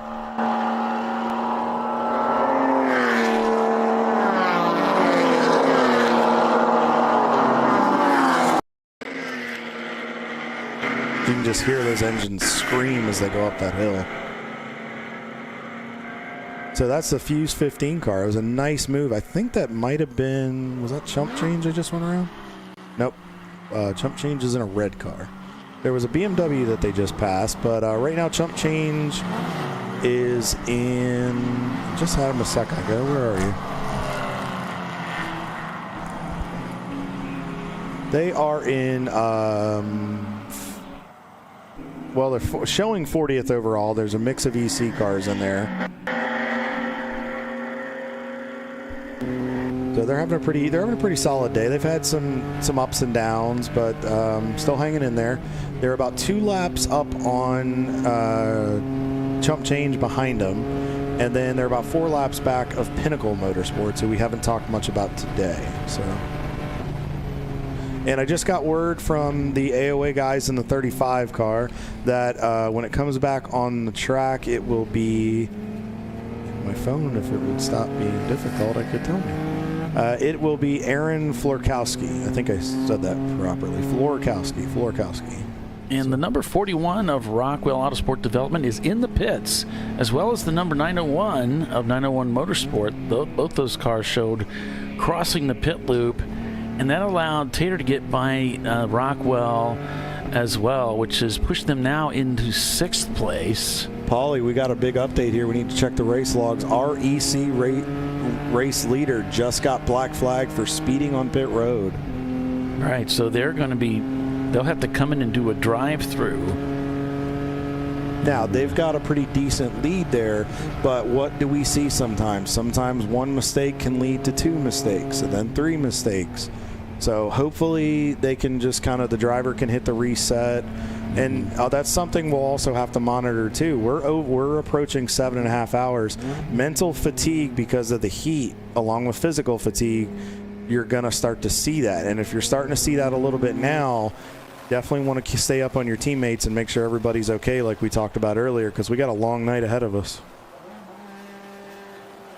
On board with Tater, trying to get by the hard 6 guys there. I think he wanted to go to the left, realized he was about out of real estate, and decided to ease up a bit.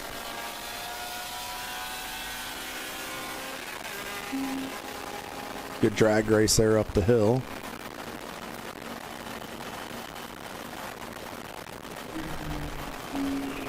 Goodbye there. And then that turn off there to the right is the south course that we would traditionally run here in March. Shifts down to 4th, turns in, and down through roller coaster. Yeah, 120-foot drop down into hog pen, which they call it hog pen because it used to be an actual hog pen. It's the lower part of the racetrack here. Well, Connie was telling us about that when she was up here earlier. She was talking about when she remembered in '98 and all that when they started the project and it was mostly farmland. Yeah, what was sad about it was it used to be a racetrack before then, and then it became farmland again, and there were cows grazing on the front straightaway, and they had to undo all of that. And wow, what a masterful job they did. It's amazing to see the growth of this place. I remember coming here for the first time in 2016 to run the North Course. That was my second ever Champ Car race ever, and it was back there in the Chump days, and it was a cold December doubleheader weekend, but it was a lot of fun, and this place was challenging for the first time. I got to admit it, but yeah, it's amazing to see even the difference in 9 years since then. On board with Floridian Motorsports.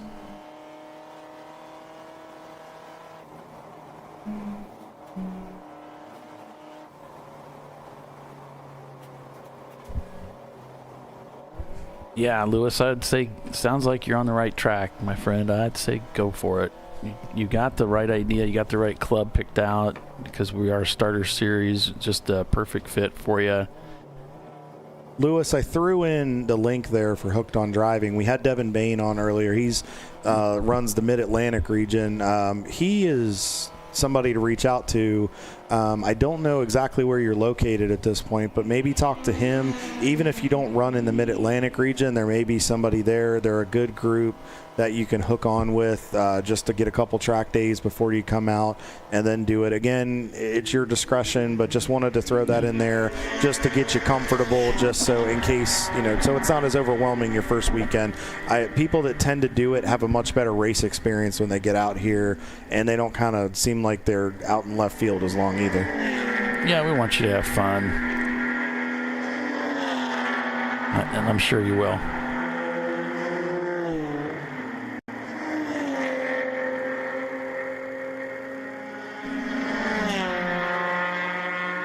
Back on board with Rad Air Racing. Hope you folks are having a fantastic weekend as we head into the later hours of Saturday, 4:19 p.m. here in Virginia as the sun is beginning to descend into the sky. Still quite high in the sky right now. But it is slowly coming down. I'm noticing in our broadcast booth here on the front straightaway, we're getting a little more direct sunlight. Probably in about 30 to 45 minutes, maybe about an hour, we're going to have direct sunlight in here. And then it's slowly going to go down, and then you'll start to see the difference. You'll start to see the more distinctive shadows. You'll start to see the headlights coming on. And actually, it is 20 minutes after 4 o'clock on the East Coast here, and we are inside of 2 hours until that mandatory 6 o'clock cutoff where headlights have to be on as we get into the nighttime hours and the twilight hours of this race. So, and we saw, like, for example, Rad Air earlier had that issue with their brake lights. Something, teams really need to check them on the next pit stop cycle, make sure everything's working. Probably would be recommended for teams to go ahead and turn their lights on and do all those courtesy checks, because the last thing you want to do is have to make an unnecessary pit stop for something that could have been prevented. Yeah, I just think too, same thing. I think it's a great idea. That last guy that goes out onto the track, eventually in his stint, he's going to have to turn the lights on. They get turned on in the pits, so they can be checked right then and there to avoid that another pit stop.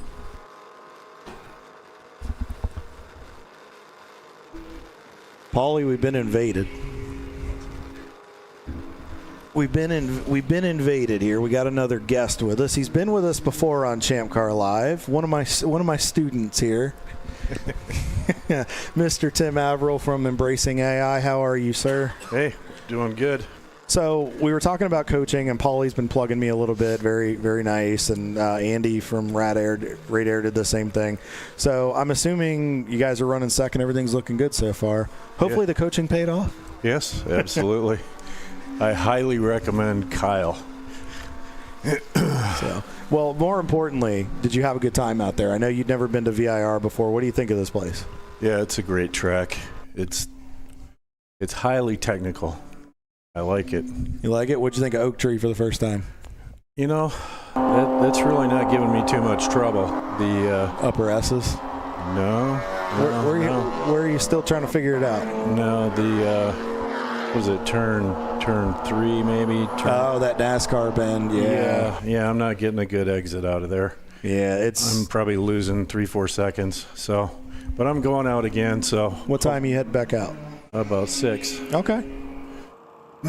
So, yeah, we're hoping to keep up the pace. You know, I'm not too far off the pace. I got about 5 seconds to go, I think. Okay. But I think we'll pick it up. The car's running great. That's good. Yeah, I mean, you guys are running second right now. Everything's looking pretty good. Second in EC class, first time out. Seems like you guys are putting down some pretty good laps. I mean, we saw you earlier in the race. Looked like you were running pretty strong. Car seems to be holding up pretty good. Yeah, the Tintry Silicon Sky BMW is doing fantastic. There you go. We gotta get all the sponsor plugs. Is that the 265 car, or you talking about on your car? 65, yeah. 65, yeah. There you go. Yep. So Captain America BMW. Very nice. So yeah, that wrap has become very, very well known. We definitely mention it every time we see it. So Tim, you were nice enough to your group was to sponsor the race at Watkins Glen. You've now done 5 or 6 Champ Car races with us. What do you think of the series? What's your impression been of it? Have you enjoyed yourself so far? Oh yeah. This is fantastic. Champ Car is a great group. All the people that participate. You know, I think I'm going to make some lifelong friends here. And it's a great series. It's a great place for people to start out that want to get into road racing and endurance racing. The pressure, is not too high, but you rise to the level of your training, right? So what you thought it was before you got into what you've been through now, what have been the differences? What you thought the ride was going to be to what it's ended up going? I guess I'm not following. So when you first decided I wanted to do this, what did you think the journey was going to be like to the fact of where you're at now? It was kind of what I expected. I'm an older guy, so I know what my limitations are. There's when I was younger and I first started getting out and doing track days and stuff, it's like, I'm awesome, I know I'm awesome, and I'm going to whoop everybody's ass. And then, the realization hit you, But I kind of knew going in that I had a lot of learning to do, and you got to have an open mind. How do you feel your progression's been? I mean, obviously, I've worked with you on some stuff, but Mike has an awesome organization and a lot of experience there. How's the development been? Are you seeing the progression race after race after race? Oh, absolutely. Like my first race was at Road Atlanta, and then we did Road Atlanta again with WRL, and I picked up 15 seconds. Wow. So I think I'm learning. And I'd like to actually get into a faster car next year. Okay. So we'll see where it goes. So the Embracing AI initiative, like we said, you guys were the title sponsor at Watkins Glen. For those viewers that may not have been on the broadcast, can you kind of give some insight on the Embracing AI, what that entails? From what I remember, there's a few different organizations of different components in IT and information technology that are tied into the program. Can you kind of give them some insight on this? Sure. Yeah, we kind of put together a group of companies and professionals to help implement artificial intelligence in a meaningful way, other than, just writing bad poetry and, goofy pictures, but actually integrating it into enterprise workflows, right? Like in business analytics and process engineering and things like that. Can you write us a fun AI of a poop emoji? Because he just code brown through turn 1 right there. He really did. He had to get a handful of wheel. I didn't want to cut you off, but I was like, you couldn't have brought me to the more childish thing as a race car driver. But it's like, he did a great job catching it. I'm sorry I cut you off, but we kind of need some of that. If you could help us with it, it'd be great. Sure. So you were saying with the initiative, and you've talked about where people get a little bit scared and apprehensive with AI. You want people to embrace it, use it for the good, and you talk about the human still behind the source, right? Yeah, absolutely. You got to have the human in the loop because, these models are evolving very quickly.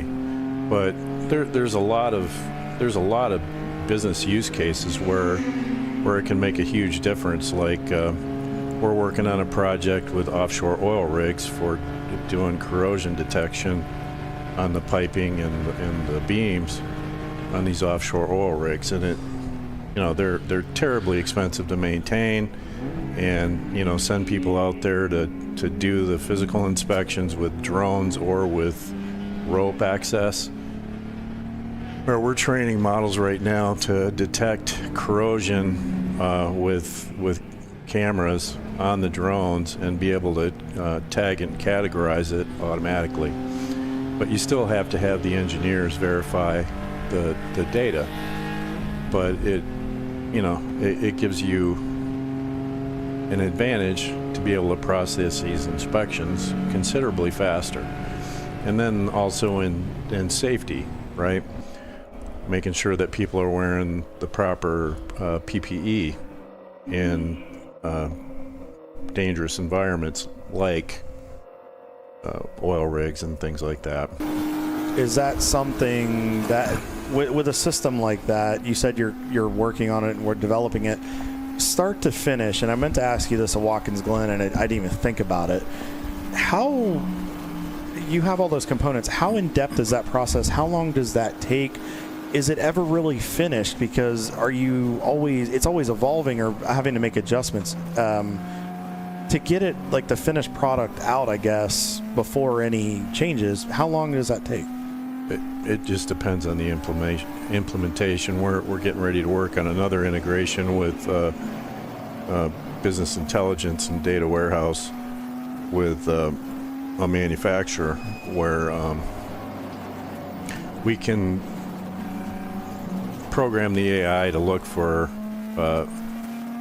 data insights that a typical BI analyst wouldn't find on their own, where it can go through and crawl through this data and look for, insights, opportunities that they might not normally find.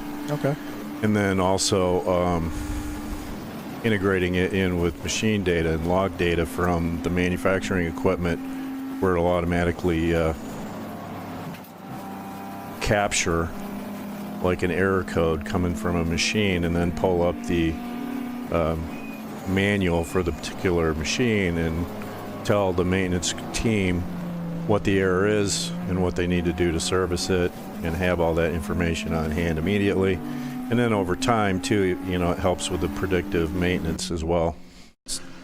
So every project's a little bit different, just depends on the complexity and yeah, exactly. What's involved.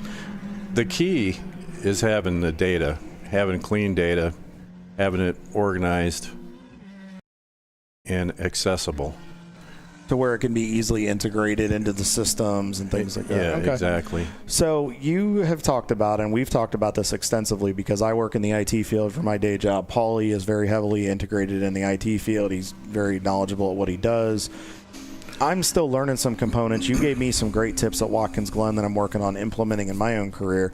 If our listeners or anybody want to learn AI, because you want them to not be afraid of it. You want them to learn about it and immerse themselves in it. Outside of getting a hold of you guys with Embrace, because it's embracingai.ai is the website, right, to learn more about you guys? Correct. Okay. What can some of the folks do to where they can kind of play with it a little bit, to where maybe they can take the fear away and see a little bit behind the scenes, I guess? I don't know. A lot of people are playing around like with Anthropic or ChatGPT and things like that, but that's not kind of indicative of how we're applying it, right? Okay. So, but would something simple like that maybe help them kind of see it to where it can benefit them a little bit, to where maybe they're not completely scared of it? So because everybody knows the stigma, AI, the robot takes over, and all the movies and stuff. Yeah, well, it probably will happen someday, but just kidding. But will it help me drive better? That's all. Can I use it to that advantage? Sure. Okay. Haven't you seen the AI driven F1 cars or whatever? If it'll give me a 6-pack of abs and make me look good, I can roll with that. Sure. I mean, there's, you can go to Udemy or some of those other things and take some courses and kind of get some understanding how to integrate it with different tool sets. But if you don't understand data flows and software development, it might be a challenge to start. But that's where you guys would come in. So they could start with something like that to just kind of see it a little bit. But then if they wanted to know more, that's where they would want to reach out to your program. Right. Okay. Right. Yeah, because there's a lot of things to consider, like data privacy and data sovereignty and things like that. And when you use OpenAI and Anthropic, you need to, have a little bit of caution about what you're feeding it. So in a lot of businesses are setting up AI policies now too as well, and not allowing people to use it in a business context unless they're following company policy. Right. Because just taking your company's financial data and throwing it in the chat window at ChatGPT is probably not a great idea. Probably not. I know in the government setting that I work with, they're slowly starting to integrate it, and there's people that are, there's a little apprehension, but it's slowly being vetted in and things like that. But it's like everything else. It's got to be developed, and you got to have the good and the bad in it, I think, at least my opinion. So. Yeah, well, and there's other things to consider too. I don't want to get too nerdy on you, but if you're integrating it internally into your corporate environment, and you've got HR data and you got accounting data and you've got, maintenance or manufacturing data, and then you also have to consider who can access what. PII. So you got to have your, role-based access controls and governance in place to make sure the maintenance guy isn't, chatting with HR data. No, absolutely. So, and that makes a big difference, especially, making sure privacy and things like that. So, all right, let's get back to a little racing here. So you've gotten to do it. You're loving it. You're enjoying it. So as far as the Champ Car side of things, I'm assuming you're probably going to continue driving for Mike over there at Open Throttle. What's on your agenda the rest of the year? Obviously, you're, finishing out your 24 here. What's past the 24? We're doing the WR finale in Austin in December. I'm not sure what else is on the schedule for the remainder of the year. And that's when we're actually doing our AI presentation. We're having a bunch of speakers and different vendors come to that venue over at Circuit of the Americas. So we'll have some, other technology showcases and things like that. It seemed like a good venue for that. So. Oh, absolutely.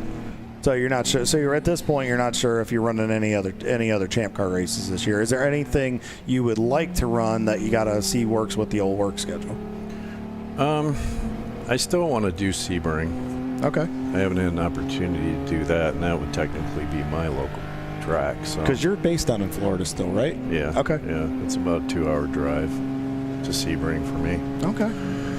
I've been out there a couple of times, but I haven't driven it yet. So. Well, give yourself a Christmas present. Run Sebring. Yeah, yeah.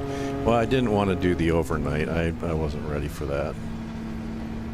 Because I think with Paulie this year it's a 14, right? It's not the doubleheader that we've had the last few years. Yeah, he's referring to the overnight we just did. Right, but the next one in December is a 14. It's not a doubleheader again. Yeah, I think it's because of Christmas. Right. Yeah, so it's buttered right up against it, so it kind of makes it hard. Yeah, I might do that yet. Okay. So. Well, hopefully we'll see you down there. Do you feel like now, with the seat time that you've gotten and the experience level, you feel a little more confident, ready to go for Sebring, like it wouldn't be as big of a jump?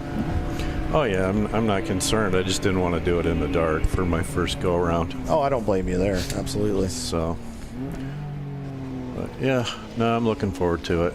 So when do you said you get back in at 6 o'clock tonight, and then are you doing a third stint by chance, or is that your? Yeah. Okay. Yeah, I'm closing it out tomorrow morning. Nice. Okay. So, yep.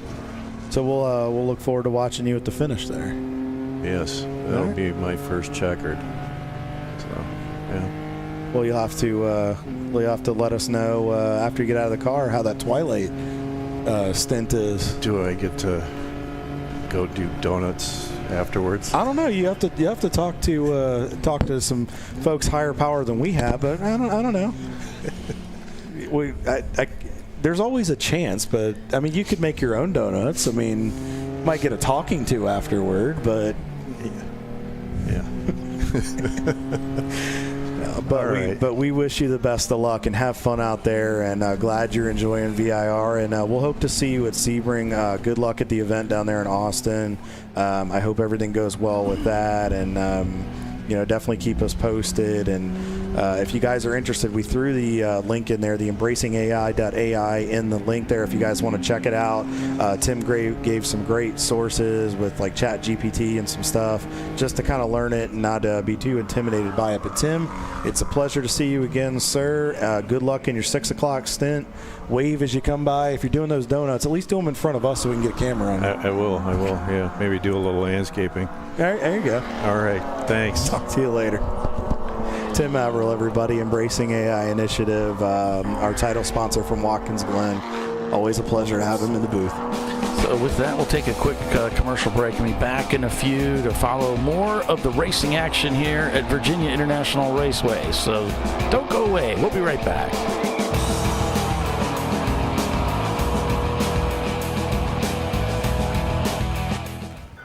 You know, I'd buy tires online, but then what?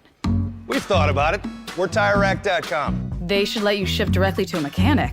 Actually, we call them independent recommended installers. They should have like 1,000 mechanics. Try over 7,000 installers. Then you just make an appointment. At a time that's convenient for you. This could change tire buying forever. TireRack.com, the way tire buying should be.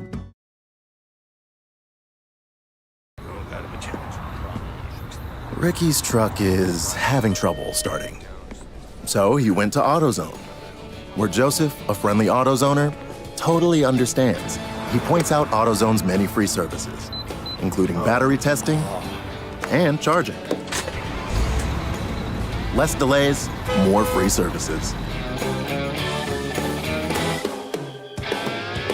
In the zone, AutoZone. Since 1994, Flying Wrench has been a family-owned business renowned for exceptional European car repair and maintenance. We treat every vehicle with the same care and attention as if it were our very own, building lasting relationships with our clients along the way. We specialize in high-performance vehicles, offering a range of services that include fabrication, construction, custom wiring, and much more. Visit us at flyinwrench.com.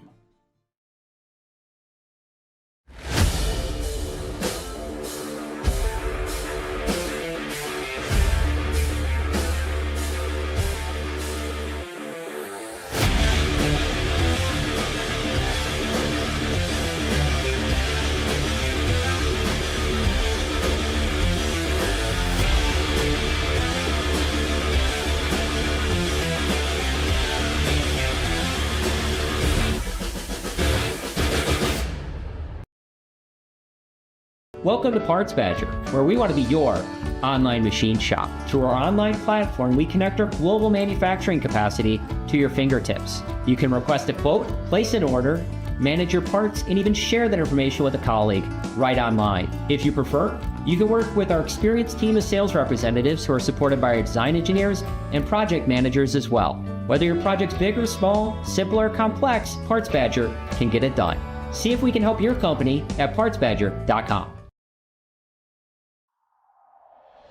Discovery Parts is a veteran-owned racing and safety equipment company. While we're located inside Atlanta Motorsports Park in Dawsonville, Georgia, Discovery Parts can also be found at the tracks, supporting a number of Champ Car Series events. We take pride in being a reseller of the best of the industry to Champ Car teams and drivers. We know racing, love racing, and look forward to tomorrow to even more racing. Visit us at discoveryparts.com.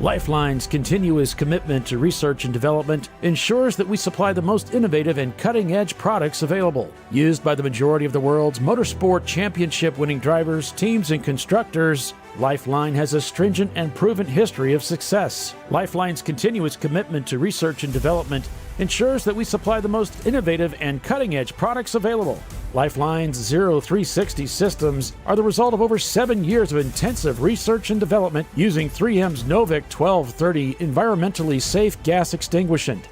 LifeLine uses only the finest quality components. For more information regarding our fire safety equipment and fire safety systems, please contact us at info@lifeline-fire.com. Sentinel is a comprehensive motorsports video solution incorporating live streaming, local recording, 3 cameras with picture-in-picture, flag status, and much, much more. Stop playing with multiple solutions. Sentinel handles it all, including timing and scoring, vehicle data, graphic overlays, adaptive bitrate encoding, network bonding, and more. Sentinel is the solution to sharing your motorsports experience with your friends, family, sponsors, and the world. What are you waiting for? Get your Sentinel today and never miss an on-track moment. www.sentinel.racing. The Jimenez family are having battery issues. But a friendly AutoZoner tests their battery and helps them find the right Duralast battery to get back on the road. In the zone, AutoZone.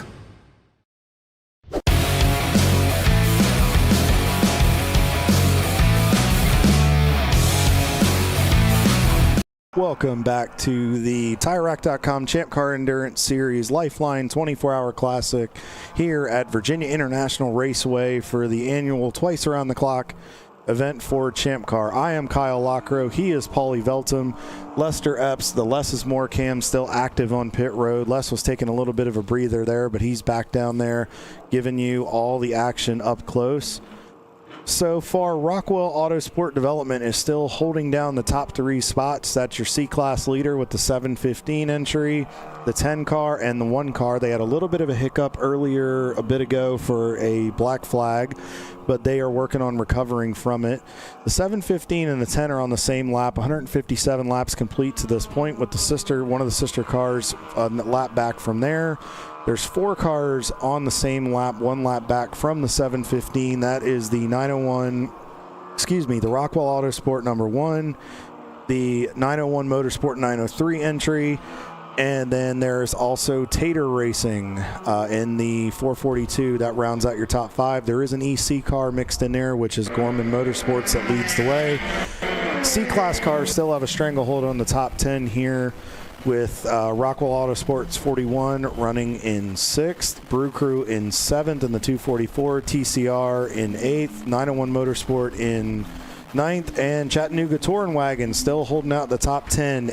Williams Racing Group in the A class, their 1999 Miata has now taken over the lead since Wheels America Racing, who was our last, I believe that was our last Code 35. They are now off the racetrack. That was unfortunate, but they now have a lead over Autonoma Racing in the A class by about 3 laps. And then in the D class, Floridian Motorsports is still holding on to a small lead now. They had a pretty good gap earlier, but 2244 Motorsport, which is the wrench rags guys, have closed in to within 2 laps for that class lead. So we'll have to carefully keep an eye on that battle to see what happens. And then for the B class, Rad Air Racing, Wayne is still digging hard, 142 laps complete on the day. Leading B class, they are 21st in the overall, so those guys have done very, very well, and they've got a decent gap on the car, on the AOA, the 851 car. But this race is not over yet as we slowly approach the 8-hour mark. Paulie, starting to see some more shadows growing on the racetrack. The sun is getting lower. We are starting to get into that transition period. What do the viewership, what should they expect as we get into the evening and into the nighttime hours? Well, as far as the broadcast is concerned, we're gonna shut down this stream at 8 p.m. and we'll kick off another one about 5 minutes later that will carry us through the evening. And then as the morning comes, around 7 a.m., we'll start up a third stream. And this is really just to get around some of the YouTube restrictions for the way that DVRs the recording so everybody will have access to those recorded files immediately. So that's what you can expect from the broadcast. As far as from the team, we're planning on running the show throughout the evening as we always do, to keep you informed as to what's going on. And speaking of that, Bruce Innovations was black flagged for dropping fuel. The number 110 car was brought into the pits for a drive-through penalty. And Rockwell Autosport Development number 1 car just came through the pits. So that pushes them a little bit further down the standings. And for the first time today, 901 Motorsports actually leads the race. Now, I don't know with pit stop changes and everything that how long that's going to hold true. But this is another one of those teams, as we spoke of earlier, that just does a really great job of keeping themselves up at the front of the field. And but as the pit stop strategies and so forth change, we can expect that they're probably going to they're going to be overtaken again by Rockwell here as Speedway Creations, one of their cars, goes down the pit lane here, and it looks like they may be rejoining the race here soon.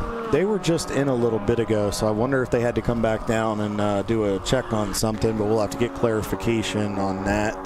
But yeah, Paulie, we'll have to see. But yeah, 901, Frank's Reinhardt's team really does a great job of just being so consistent, and they just stay in the fight. I mean, they're fast. Those cars are lightning fast everywhere we go. We saw that at Watkins Glen. I mean, any event they go to that we've covered this year, those cars are always up in the top 10. They do a great job of just giving these Porsche guys fits, and I think if they can keep it together, and their sister car's in the top 10 as well. I mean, the sister car's back there in 9th place, and that's the one that our buddy Ray Frank will get into later this evening. So it's a good team. Frank's done a great job. He's got a good group of guys that run for him. They're pretty good. I mean, he's done a lot of development on the cars, and he's smooth with it. So, and that's all you can really ask, and that's why they're knocking on the door of more wins.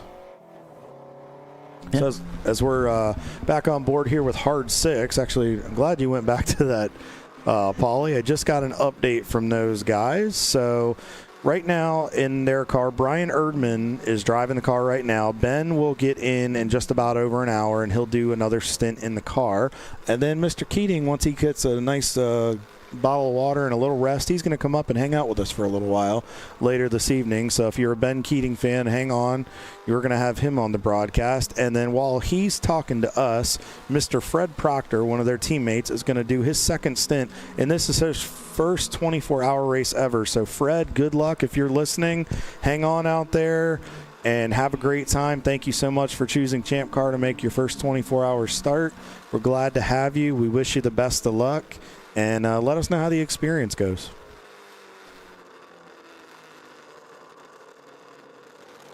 So, yeah, 901 Motorsports still out front. Their last lap, as we saw, was a 2:18.4. And Rockwell's one car last lap was a 2:24.07.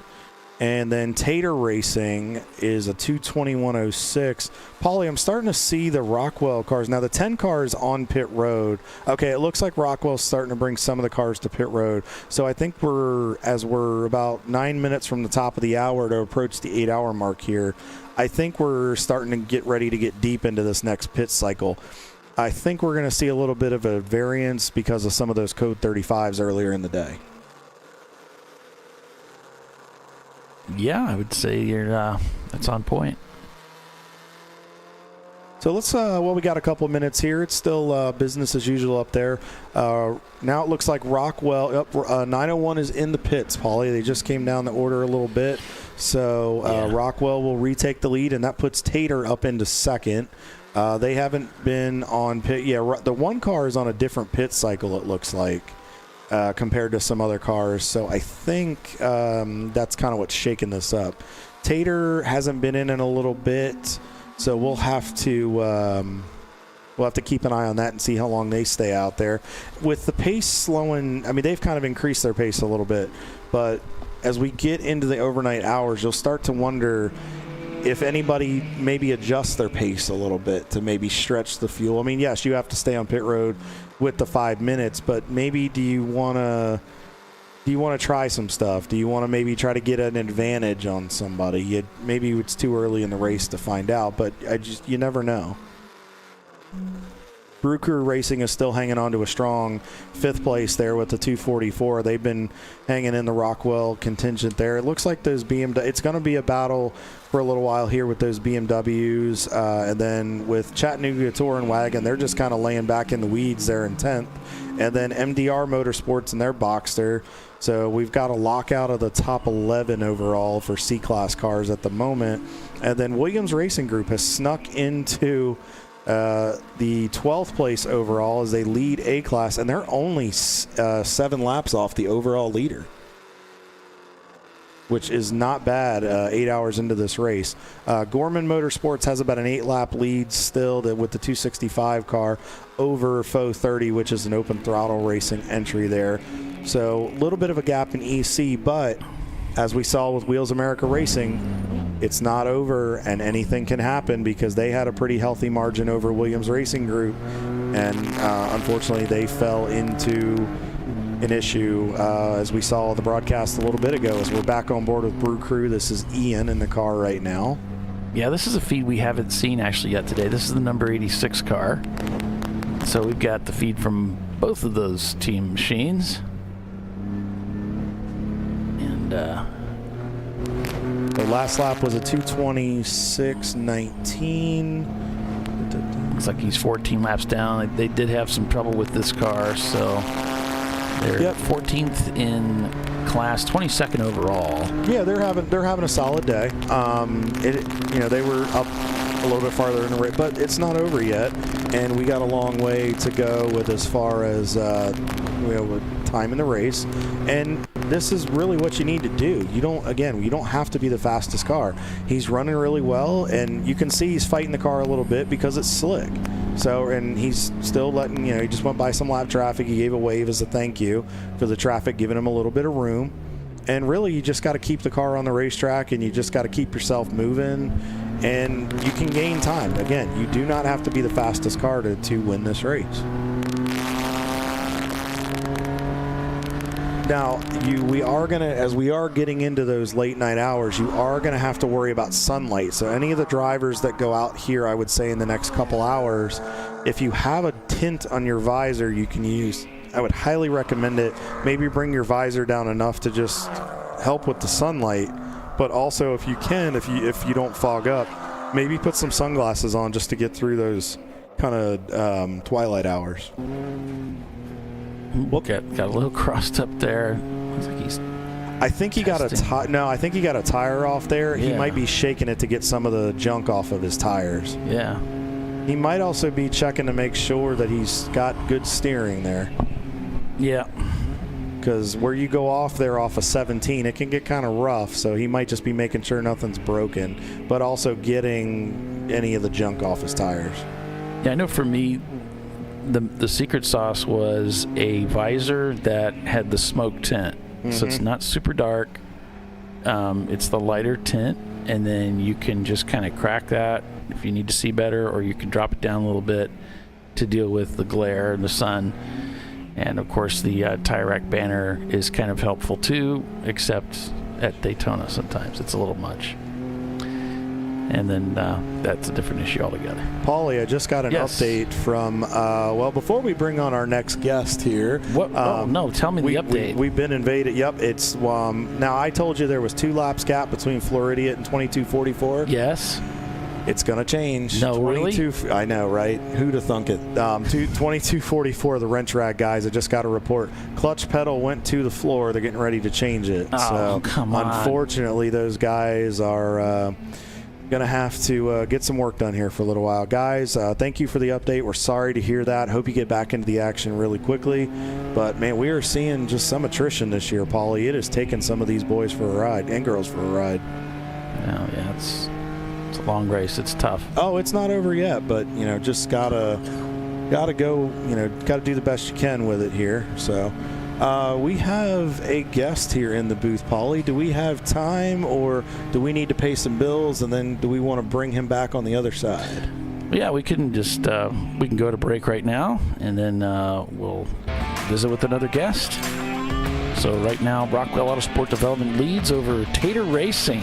They're in second place, followed by Rockwell and Brew Crew.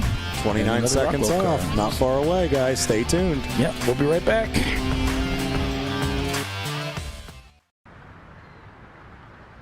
I probably need new tires. You do. What if they sold tires online? We do. We're TireRack.com. They could offer lots of tires We have so many tires. and help you find the right tire. It's called the Tire Decision Guide. Oh, and they could ship them to a nearby mechanic. We shipped over 7,000 independent recommended installers. This is an amazing idea. Sorry. TireRack.com, the way tire buying should be. George and Junior are fed up. They weren't planning on having to replace their brakes today, but they went to AutoZone, where a friendly AutoZoner helped them find a deal on the right parts. In the zone, AutoZone. Since 1994, Flying Wrench has been a family-owned business renowned for exceptional European car repair and maintenance. We treat every vehicle with the same care and attention as if it were our very own, building lasting relationships with our clients along the way. We specialize in high-performance vehicles, offering a range of services that include fabrication, construction, custom wiring, and much more. Visit us at flyinwrench.com. Discovery Parts is a veteran-owned racing and safety equipment company. While we're located inside Atlanta Motorsports Park in Dawsonville, Georgia, Discovery Parts can also be found at the tracks, supporting a number of Champ Car Series events. We take pride in being a reseller of the best of the industry to Champ Car teams and drivers. We know racing, love racing, and look forward to tomorrow to even more racing. Visit us at discoveryparts.com. Want to get started streaming your races or make your current live stream more captivating? We've helped hundreds of drivers create engaging live streams. It's simple. Create a new stream event, grab your camera, and start streaming. Head over to myraces.live to sign up for a free account. Or join us in our community Discord. Stream, share, engage. At Parts Badger, we're not your typical machine shop. When a market-leading mountain bike manufacturer was looking to reshore their hardware components, they turned to Parts Badger. Within weeks, we had deployed a dedicated manufacturing cell, ramped up production, and had guaranteed capacity to meet their demand. We're looking to be your manufacturing partner. See what we can do for you and your company at partsbadger.com.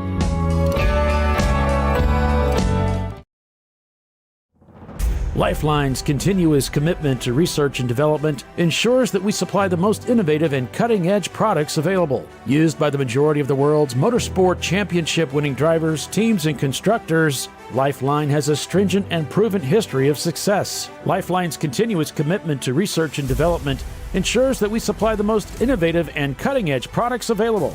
LifeLine's 0360 systems are the result of over 7 years of intensive research and development using 3M's Novik 1230 environmentally safe gas extinguishant.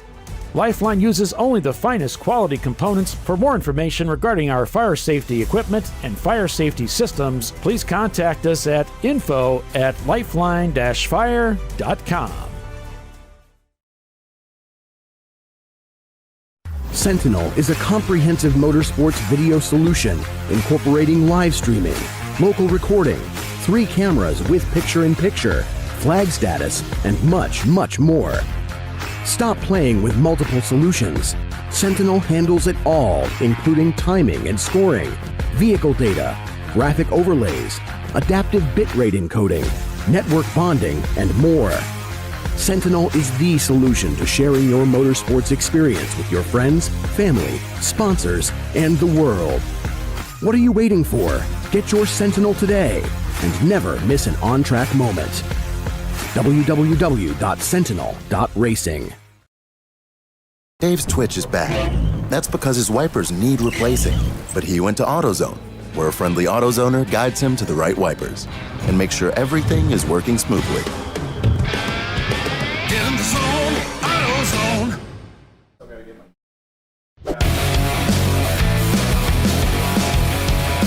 All right, folks. Welcome back, everybody. Welcome back to ChampCar.Live, presented by AutoZone out here at Virginia International Raceway, the 24-hour, the LifeLine 24-hour classic at VIR. And we have another guest. We do have another guest. Young guy, college kid, troublemaker. No, I'm just kidding. No, this is Camp Teague, everybody. He is, this weekend, he's a driver for Open Throttle. He's in the 69 car. What is the name of that car? I forget. Goldie. Goldie, that's right. I always forget. I know 430 and Specs and Kermit and all the names, and I always forget of some of the new ones they've integrated there. But how's it going so far? You guys are doing pretty solid. You're up to, looks like about 4th in the EC class, so... Yeah, it's not going too bad. The car feels amazing, so that is definitely a positive. Everybody's working real hard for position out there, so the competition is a lot of fun. It's fun getting out there and battling back and forth with everybody. But yeah, the track is a little bit warm right now, so it makes up for some harder grip areas in certain sections. But other than that, it feels amazing. The car is set up incredibly well. Mike and his team have really gotten it done with that car, and so it makes it really easy for a driver. And so I'm grateful for what they're doing for sure. Now, what I've heard is you're pretty much kind of the experienced veteran in the car this weekend, right? Yeah, believe it or not, yeah. I've got a little bit more driving experience than everyone else, but they're pulling their weight for sure. It's not just me doing the lifting. We've got some guys out there right now that are putting in hard work, and they're the reason we're in 4th place. I just get to go out there and be a part of it. I'm not all of it, so... So you've actually run this race before. So you and I met, I believe it was about 2.5 years ago. You had reached out wanting to get into road racing and find out more about it. And 2.5 years later, you're already in your second 24. So why don't you kind of give the viewers a little bit of a background on you and what's going on and where you want to go. Yeah, a little bit about me. I started working for racing schools when I was about 17, 18 years old, specifically Ford Racing School in North Carolina there, and I really wanted to get in racing as a young kid, but I never had the opportunity to. So as I kind of grew up and started working jobs and just trying to figure things out, I actually messaged you on Facebook, and I remember you invited me down to CMP to a race that you were racing at, just to kind of see what it's about, because I had never heard of Champ Car before. I had never even heard of it, and so I was like, what's going on with this endurance stuff? Come down, absolutely fell in love with it. A couple months later, we're here racing at the 24 Hours of VIR. And so there's not much to the story. It's pretty short, but found a team on Facebook in one of the Champ Car groups that said, you know what, we'll take a chance on you. being young and never done this before, and we'll come let you drive. And ended up going pretty well. I think we came second in class that year. Nice. Had our ups and downs throughout the entire race, but it was a great learning experience. And so we've got a couple guys on the team that it's their first race and it's their first 24, and so I'm hoping they get a similar experience this weekend for sure. Now, if I remember during that race, because I was driving for Brew Crew that weekend, and you were driving for Hans in the old Crown Vic, and that thing never quit that weekend. You guys stayed after it, and you guys end up finishing second. Didn't at one point you guys end up like you were doing donuts off of 3 just because it came around on you or something? It actually a wiring harness. It fell and caught on fire on the header. Is that what it was? Yeah, okay. Down in turn 1, I had to get towed off there. So that was a really interesting first experience for me, not knowing what to do. But so I just pulled off, and luckily they towed us off. And a couple hours later, the car was right back on track with more wires than it had in the first place. So, and ironically, Mike Sullivan, who's in the 975 this weekend, is actually he was your teammate. And he was. Yep, he was your teammate that weekend when you guys finished second. And Mike kind of helped introduce you to VIR and helped you get up to speed. So it kind of worked out, and it was a lot of fun. And then after that, I know we hooked you up with Radar with Bill and Andy and those guys. So. Obviously, you've done Champ Car. This is your second 24. So where does Camp T want to go? What are the aspirations, and where do you see yourself in 3 to 5 years? The aspirations and hopes and dreams are always to go, for everybody here, I'm sure, is to go do the IMSA racing and do whatever. But, right now my focus is kind of just set on the next race. Let's get to the next race. Let's keep this car on track. Let's finish this race first, and then we can get to that point. But, end all be all, you go race IMSA, go do the pro stuff and have the fun. And but yeah, right now my eyes are just set on finishing this race. There you go. So obviously you're enjoying driving for Mike. Absolutely. Really good operation there. So you're in school right now. You're up at Liberty, correct? Yes, sir. Okay, yes, so why don't you tell everybody outside of racing a little bit about you, kind of where you want to go on that side of it, and what's your backup plan? Yeah, so I'm a business entrepreneurship student up at Liberty University. It is my senior year, getting it done, very close. Like I said, a business entrepreneurship. I want to own my own business one day, hopefully in the automotive space. I am a massive car guy. I love cars. I don't know exactly what it will be in, whether it's mechanics or performance or what exactly it would be, but I would like to stay in the automotive space and do something like that. And I love hanging out with just a bunch of my buddies. We're college students, so we go and do college things and go tear up mud pits, and we live in a small town, so there's not a ton to do, so we make our own fun. There you go. That's good. And so you're, we kind of hooked up with you and you've done that. So you're under representation, right? I am. Under you, believe it or not. Well, you're more under my wife. Under Miss Tanya. I was going to say, you're under my wife. She has the control. I'm just one of the clowns in the circus at this point. We're all a part of it. But yeah, you guys actually take care of me really well here and got me hooked up with Mike and Open Throttle and a bunch of great people that helped me get here. You guys, obviously. And HPT Autosport, who is one of the partners that has gotten me here, and Max Pappas Innovations. Those guys have been awesome and come alongside me to help continue my racing journey and helping me just continue on. And so I just want to say thank you to those guys and thank you to you guys for helping get me this opportunity to be here and race my second 24.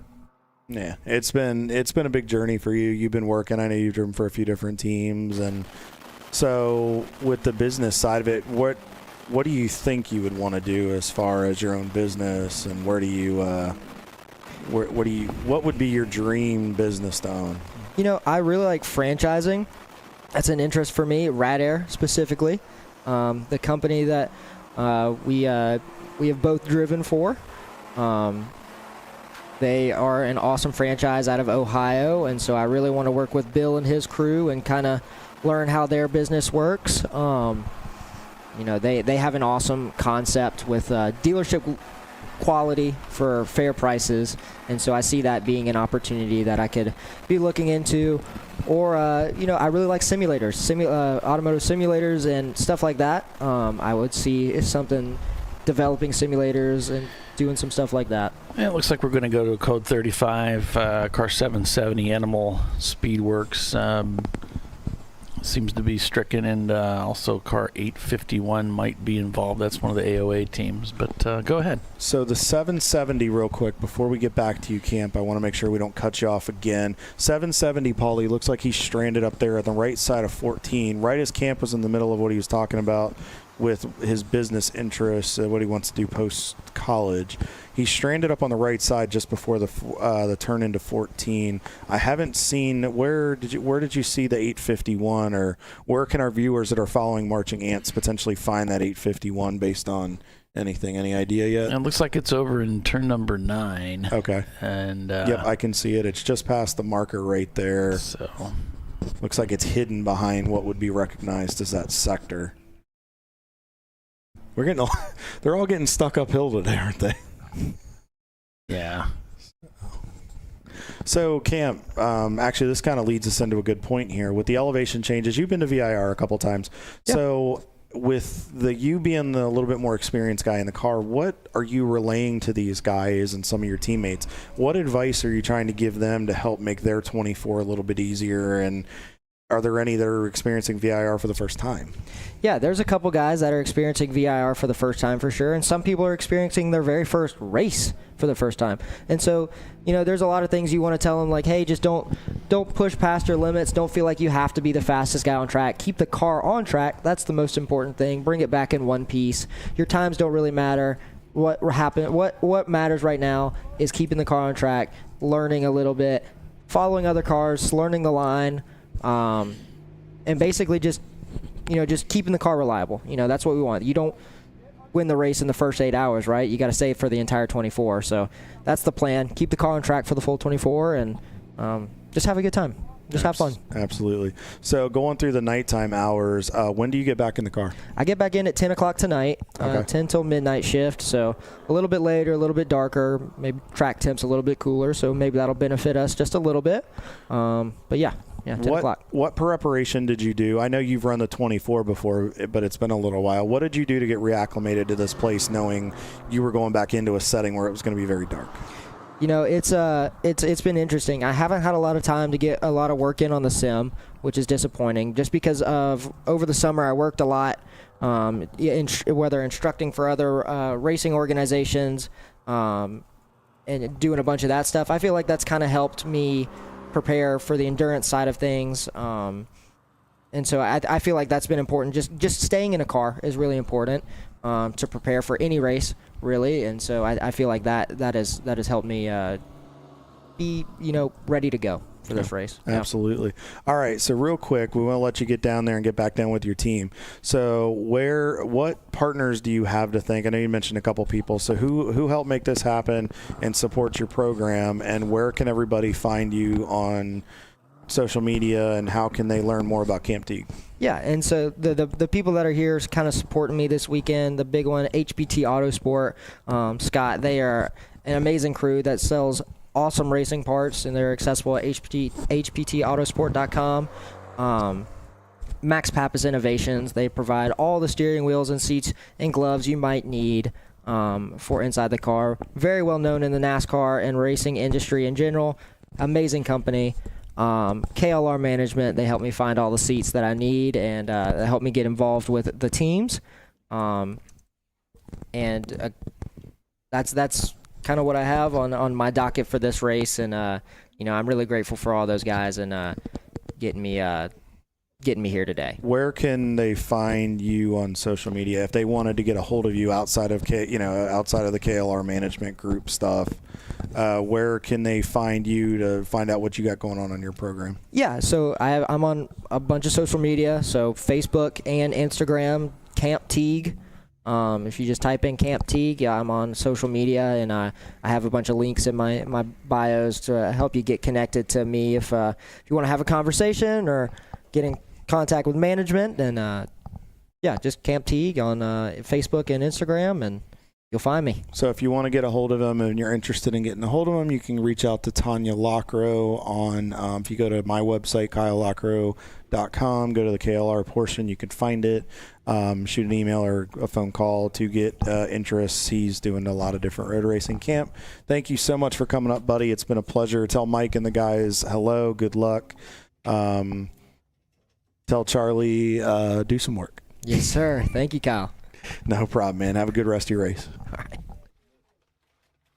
So as we are on board here with Derek, it looks like he's getting ready to get, not sure if he's getting out of the car. Looks like they're checking some stuff. Yeah. Or did he might be working on the cool shirt system. Maybe. I'm not sure if he hopped out or not, but looks like one of the 901 cars getting ready to rejoin the track here. Of course, purple 35, no passing is allowed, and the cars must maintain a speed limit of 35 miles per hour or less. So Rockwell Autosport Development with the one car, the championship-winning car, still leads this race. Tater Racing is in second with the other three Rockwell teammates holding down the top five. Brew Crew Racing, who we were just on board with, as they're on pit road. They're in sixth spot. 901 Motorsport, the 903 is in seventh. TCR in eighth. Chattanooga Touring Wagon in ninth. And the 901 entry is in the top 10. C-Class has a hold on the top 12 with MDR and Balthazar Motorworks rounding at your top 12. All C-Class cars. Your EC leader is still Gorman Motorsports with a pretty healthy advantage over Denton Cardin Racing has worked themselves up to second. They're about 6 laps back of Gorman Motorsports. Williams Racing is in the lead in A-Class, and they only have a 1-lap advantage over Noma Racing, apologize guys, in that division. And then F-Class Specs still has a pretty healthy lead by about 10 laps over MDR's Miata entry in the 830, and Rad Air Racing in Wayne is still leading with 149 laps complete in the B-Class. With a healthy margin over AOA, but those guys have gained a little bit on that operation, but looks like they're just trying to stay smooth and steady. So hopefully everything will continue to go as planned for them and everybody. But we are just 5:18 Eastern here at VIR. We are just over 8 hours into this race. We are already a third of the way through this thing. So the sun angle is changing. The drivers are going to have to adjust to that. Hopefully the temperature will come down a little bit, but the drivers that are getting in for this period of time, as we're continuing to circulate under Code 35 while they deal with the incidents on the racetrack, the drivers are going to have to be very, very careful about shadows. Shadows can play tricks on your eyes when you get out there, so it's recommended to have some type, as we talked about, Paulie mentioned about having like a smoke visor as we're getting ready to go back yellow here, which means green flag is shortly away. And hopefully they'll get rolling. We can get some more laps down. But you want to make sure you have something to counter the sunlight, but you also want to make sure that the change in light going from bright sunlight to shaded doesn't mess with you with the change and doesn't make you think that there's something there that isn't. So you really have to just continue to breathe in the car, pay attention, and just try to stay as on top of it as you can, as we are back under green here at VIR. Yeah, the old school way of doing it, you'll find in the videos, and there's still some people doing it. They take some duct tape and make a little band at the top of their visor, and there are some visors out there that are tinted. They have basically a black band, and then you can kind of play around with that as you you can tip your nose down a little bit, and that gets the band that's on the visor underneath the sun. You've seen some of the helmets, they actually have a bolt-on visor, which that sun visor that protrudes from the helmet. We don't allow those. So there's some different tricks you can use to try to make, shield your eyes from the sun as you're climbing the hill at Sonoma Raceway. But yeah, for the most part, I found that just a tinted visor was pretty helpful. But now some of these guys, they get hit with it really bad. It just comes right into their lap. And it's just like that on every track. You know, it's Sebring. It doesn't matter. You're Mid-Ohio. You're going to get nailed with it.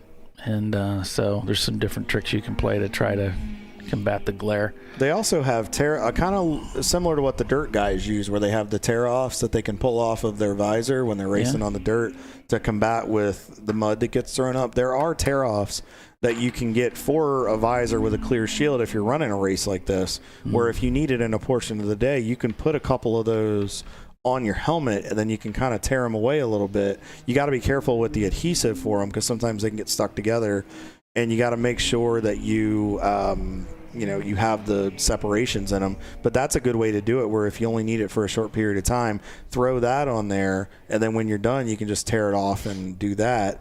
And then you can run the clear shield at night. That's kind of a cheaper way to get away with it if you don't want to get a visor. But it never hurts if you don't mind swapping your visor. It's a good opportunity to have that. And to Paulie's point, the tape over top the windshield actually is a really good trick. That's something a lot of the NASCAR guys do, especially when they go to Homestead. Going into one, when they used to race late in the day, it was horrific. It was right in the eyes as they drive off into one at 190 plus. So those are good tricks and good tips that you can use. Just they're a little bit more cost effective too, but as you're working on your safety stuff, pick up those tricks and little things that you can.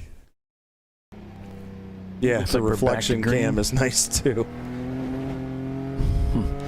So we're back to green here. A fresh windshield helps. If it's an older windshield, it's been peppered by the sand, it'll create a lot of glare. So a new windshield solves a lot of glare issues.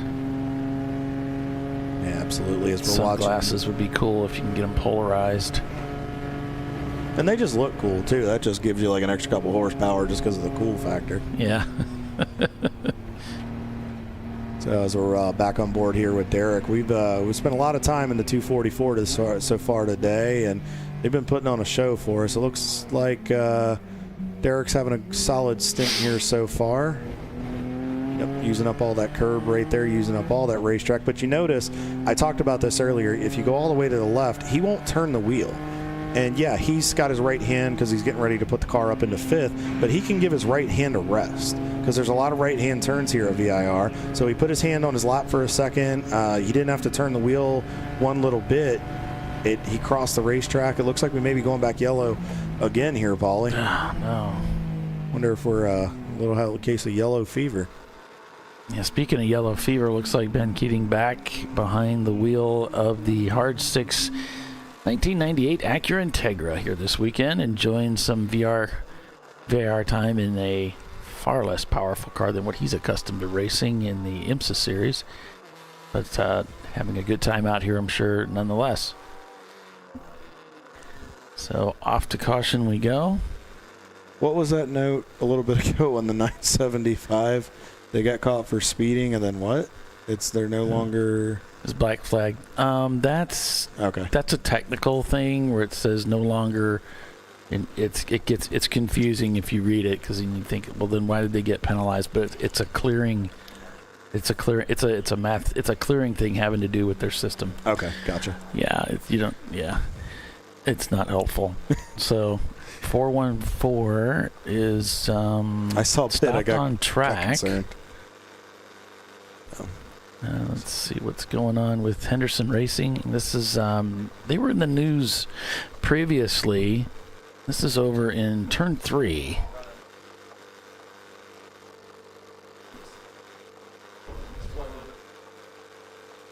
Oh yeah, they are turned. Looks like they're turned sideways there, and it looks like the tow truck's trying to hook them up. So Henderson Racing there, being tended to.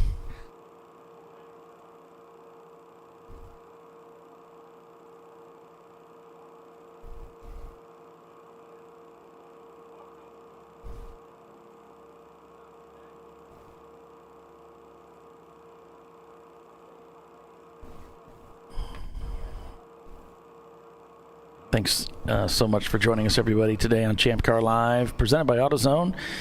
It's the LifeLine 24-hour classic at VIR, and we'll be covering the race throughout the evening till 9 a.m. tomorrow morning when they'll throw the checkered flag.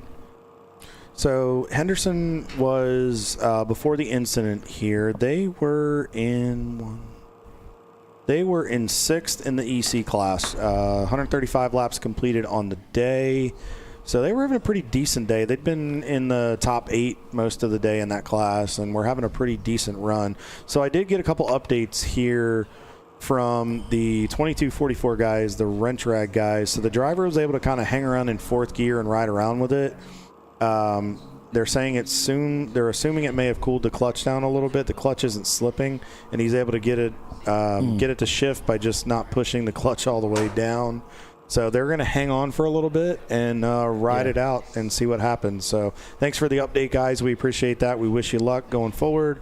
Williams Racing looks like they just had a new driver in the Miata, the leading A-Class car. Justin Lautz just got in the car. He's from St. Louis, from the Lou, as Kenny Wallace would call it. Old Herman. So he's from the Lou. I think I said that correctly. If I didn't, he'll probably do a YouTube video and tell me I'm wrong. Anyway, we have another guest in the booth, Mr. Andy. How are you? You guys are putting on a fantastic live stream. Usually, like, when I'm not here and I'm watching from home, definitely gives me some FOMO. So yeah, we appreciate that. Thanks for what you guys do. So you guys have had an interesting day so far. Yeah, you could say that. Our one car called Old Faithful, she's been old and she's been faithful. Been running this entire time with no issues. The other ones have given us a little bit of challenge. Our claim to fame for today is we did a 20-minute diff change after we made what we call a homemade open diff by putting a window in it. Oh, okay. So yeah, it's been an eventful day, but it's a lot of fun. It's a great opportunity. I'm here with Wars in Motion. We're running 3 E46s. And just a great opportunity for other veterans and active duty members to connect with each other. So you really can't complain. The best thing about this, although racing's great, is the camaraderie in the community. So we touched on this a little bit earlier in the broadcast, talking about Warriors in Motion and kind of the purpose behind it. And I probably barely scratched the surface in what I said. And so why don't you let our viewership know kind of what's going down with it, how this whole thing got started, and how it's gotten to this point. Absolutely. Yeah, so it started with Carl and Mike. They're the 2 founders of Warriors in Motion. It's a nonprofit organization that helps veterans, especially those transitioning, maybe some that are looking for a community again. Oftentimes in the military, you find a really tight-knit group, especially in special operations, where you have a very specific mission and a very small team to execute. And when you go out to the civilian world, it can sometimes be daunting and trying to figure out what you're going to do next. But what we found out is, even though it sounds counterintuitive, motorsports can really be a team exercise. So this is an outlet where we found people who found another home. And it doesn't have to be just people who are struggling. Like, there are plenty of us who are just out here having a great time and getting to meet new friends and networking. So they're running out of North Carolina, close by Rockingham Speedway. Okay. And so initially it started out with doing some, small races here and there, doing like autocross, teaching guys how to get on a track, and to the point where we're now partnered with Track Heroes, another organization that focuses on HPDs. Warriors in Motion has started focusing on racing, and we're building some kind of progression. So if you've never been on a track before but you want to, we have opportunities for you to wrench. We have opportunities to learn how to drive on a track, how to do high-performance driving. So it's been an awesome experience so far. So you guys are well diversified in your program. Yeah, I think you could say that. So this year, for the very first time, we did some off-road racing. So we're at the Mint 400. So each lap of the Mint 400 was 100 miles. So you got to finish 4 laps to complete it. It took us 3 vehicles and about 6 driver pairings to finish 1 lap. But it was a great first learning experience. I mean, we bought the UTVs on the way to Las Vegas this year. So we're excited for, as the program continues to expand, more and more people with skills are coming in. We're trying new things, and it's been an awesome time so far. That's awesome. And it's great. We love when you guys come out and be a part of this, and you guys are always just so gracious. You always help a lot of people in the paddock. We can tell you guys love racing. So what resources, the racing is great, but what resources do you guys have to help these veterans? Are there any services that you guys have in the program that help these guys transition and just help them when they're struggling? Because we always hear all these horror stories of soldiers that come back from fighting and just being in the military and that transition with the PTSD and TBI and other issues with it. What do you guys do to help that? That's a fantastic question. So I think the first part, we've used high performance driving as just a medium to connect with each other.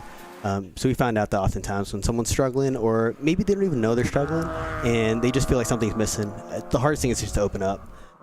And through like almost shared hardship or shared experiences through racing, learning to change out the diff in 20 minutes while it's still hot, or going out on the track for the first time, learning a new course where you'll have another experienced veteran who's your instructor.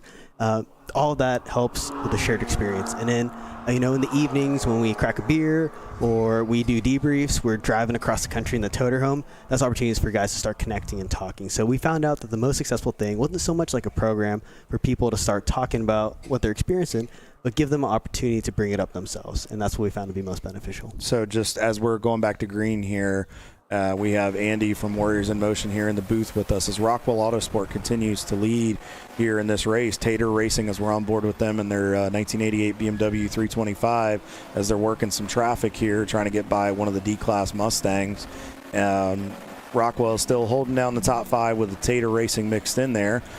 So just allowing them to build that camaraderie, that trust, which is a big thing, especially I work as a contractor with the United States Navy doing some work, and I know there's a lot of veterans and former service members that work in my program office that I'm in every day, and you can kind of see when they don't trust people, the things change. It's a little more difficult for them to really do what they need to do, but then when they do trust people, you can tell they're all in and they want to do what they got to do, and they know the job will get done.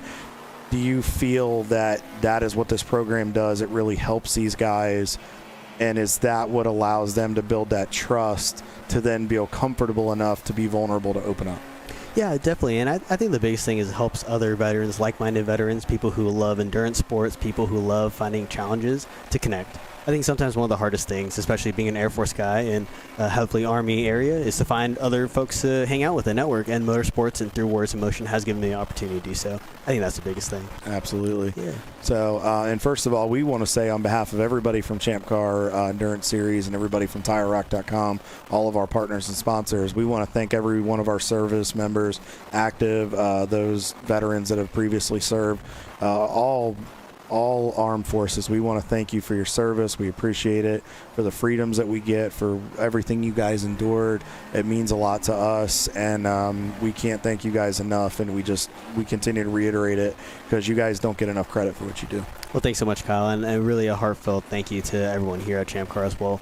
Without you guys helping out the program, we wouldn't be able to do what we do, so thanks for that. So what's next for you guys as far as the Champ Car schedule? We know you guys try to mix in some races, but you do all kinds of different things. As far as the Champ Car side of it, thank you, Timmy. Timmy Elliott, a lot of our followers, they reiterate our same thoughts. So love Tim. First time that I met Tim was at Gingerman. I was there with Fall Mission, another veteran team with that beautiful blue Malibu Athena, and Timothy has the turtle, right? The rabbit, right? Yeah, he calls it turtle. Turtle. Okay, it is a rabbit. Yeah, fantastic dude. He's such a friendly guy. I think we had some comms issues, and he lent us. He gave us a headset. So thanks, Tim. That doesn't surprise me with the person he is. So what's next on your Champs Car schedule, and where if folks want to contribute or be a part of it, or if they know somebody that would be a good fit for the program just to get them involved, how can they find you guys? Absolutely. What we got next, we'd like to stick just in our area, helps us support more veterans and keep the operating costs lower. So we like to focus on tracks like VIR. We went to Daytona at the beginning of the year, CMP. We're planning on coming back for VIR at the end of the year. Okay. But if you know anyone who would love to support the organization, you can go to the website. It has all the information about what we do. And as well as if you have someone that you'd like to nominate, someone who could benefit from the program, we'd love to talk to them. Even if they haven't driven on track before, and maybe they don't even know this is what they want to do, but you know that this would help them out, please have them go to our website. They can fill out the form there. We're also active on Facebook and Instagram at the Warriors in Motion. You can find us there, and we'd be more than happy to connect. What is that URL so we can throw it in the chat here for our faithful viewers? I'll go ahead and give it to you afterwards, and then we'll make sure we get that sent to the group chat. Outstanding. So going forward, let's kind of briefly touch on this race. It's been a little bit of an adventure for you guys, as you stated. So moving forward, knowing you guys, you'll get it fixed and get it back out there. You always find a way. So what's the game plan for the next 16 hours? Yeah, I think It's definitely shows on a 24-hour race that it's a game of attrition, right? I think we crunched the numbers. If we did 3-minute laps, we probably have a couple more laps than we do now sitting in the paddock. So I think the game plan here is just to understand which cars are having some overheating issues, and the car that is still moving on, we'll take care of her, and really just make sure that we take care of the car, and the car will take care of us. So our biggest goal is we want to get through the race, and I know the team's working diligently on the other cars. Now, how many veterans do you have in each car this weekend, or teammates? This event has been fantastic. We have 26 different veterans or active duty service members. So sure, the stints might be a little bit shorter, but it gives an opportunity for everyone from guys who have pro experience to guys who have never driven in a race, and it's been a fantastic opportunity. Absolutely. Well, we wish you guys the best of luck. Andy, thank you so much for coming and joining us. We greatly appreciate it. As soon as we get that URL, guys, we will throw it out there in the chat. If you want to just look them up and throw them into your search engine of choice, Warriors in Motion, great program. They've been around here a long time.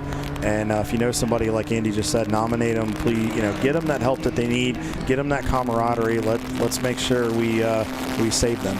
Yeah, if I could just thank two organizations that helped us out as well. Go for it. Anybody you want to thank? I know that they get talked on here a lot. My Races Live. They're the ones who supported our live stream for 118, and you guys have another live stream camera for us in 117. Super thankful for them because they're allowing us to share everything with you guys as well. I think the most interesting one is they have a live strategy feature. We can see all the live pit times and different team times, as well as looking at it live on your own pit box. We had an incident in stint 1, and what had happened was a coolant hose had fallen off. So as our driver was coming down into turn 1, a coolant hose popped off, and it made the rear tire slippery. So as he was making a pass, he spun the rear and he made some contact. So initially from an onboard, it looked like, he overdrove the car and hit the other car. But when we went back and we were watching in real time in our pit box, we could diagnose what was going on. Right? Wow. We saw the coolant hit the water hit the windshield, and then we saw him slip. So we're already starting to diagnose what we're going to do. As the car came back, we were already having a solution in place. So big thank you to My Races Live. Yeah, Claire and Erwin are phenomenal. They've been great to us, and we know they're big supporters of you guys in the military. So absolutely. And who are the other ones? Yeah, and then Be Fast, Have Fun. They're another lifestyle motorsports organization. You can find them on Instagram. They've been fantastic helping us out as well. So if you want to check them out, they have a lot of different content across different organizations, different kind of racing, and it's just a way to bring people back together and talk about it gets so competitive out there. Club racing has become so competitive. It's been just an ongoing price war, and this is something that we're really thankful for ChampCar for keeping things affordable to the everyday racer.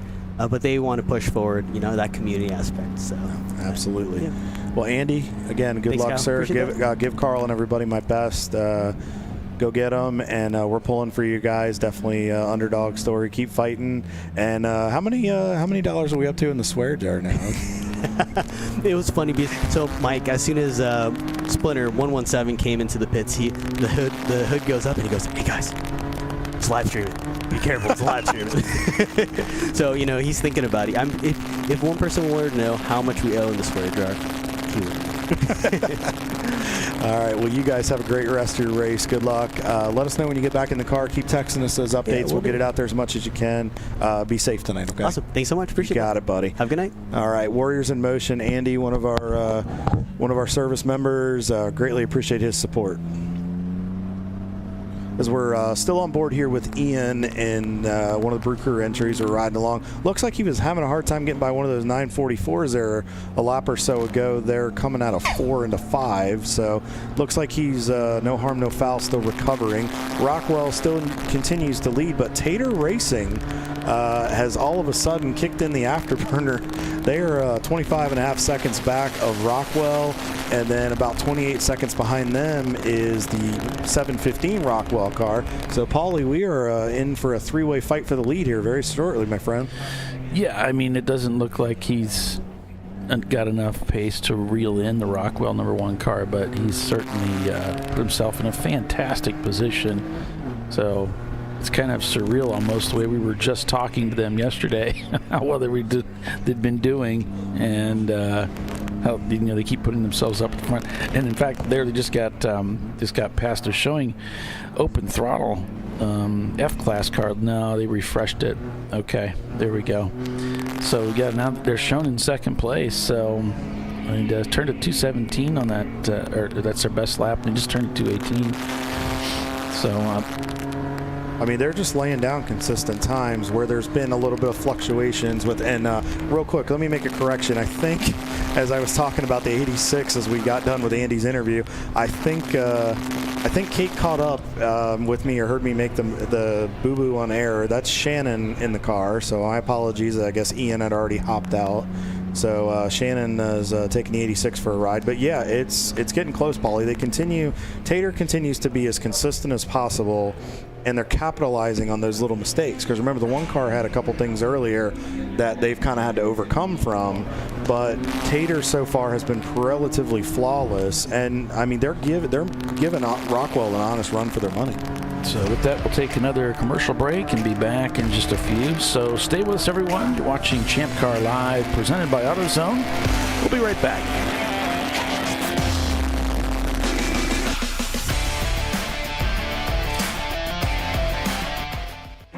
An important decision is afoot. This man is about to buy tires on TireRack.com. Tire Rack is the leading online retailer of tires in North America and a repository of advice and expert reviews. And it's done! All that's left is to arrange for safe, easy installation at one of our independent recommended installers. Well, I guess he did that too. TireRack.com, the way tire buying should be. Jamie's on edge. It's her first time changing her own oil, but she went to AutoZone, where a friendly AutoZoner helps her find a deal on what she needs to get the job done right. Get in the zone, AutoZone. Since 1994, Fly & Wrench has been a family-owned business renowned for exceptional European car repair and maintenance. We treat every vehicle with the same care and attention as if it were our very own, building lasting relationships with our clients along the way. We specialize in high-performance vehicles, offering a range of services that include fabrication, construction, custom wiring, and much more. Visit us at flyandwrench.com. Want to get started streaming your races? Or make your current live stream more captivating? We've helped hundreds of drivers create engaging live streams. It's simple. Create a new stream event, grab your camera, and start streaming. Head over to myraces.live to sign up for a free account. Or join us in our community Discord. Stream, share, engage.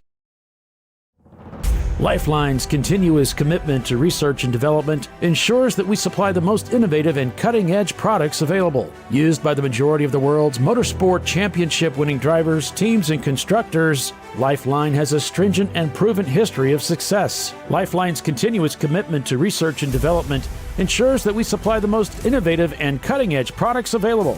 LifeLine's 0360 systems are the result of over 7 years of intensive research and development using 3M's Novik 1230 environmentally safe gas extinguishant. LifeLine uses only the finest quality components. For more information regarding our fire safety equipment and fire safety systems, please contact us at info@lifeline-fire.com. At Parts Badger, we're not your typical machine shop. An aircraft manufacturer had to deliver a new interior in just weeks. With hundreds of line items and tens of thousands of parts needed, they turned to Parts Badger.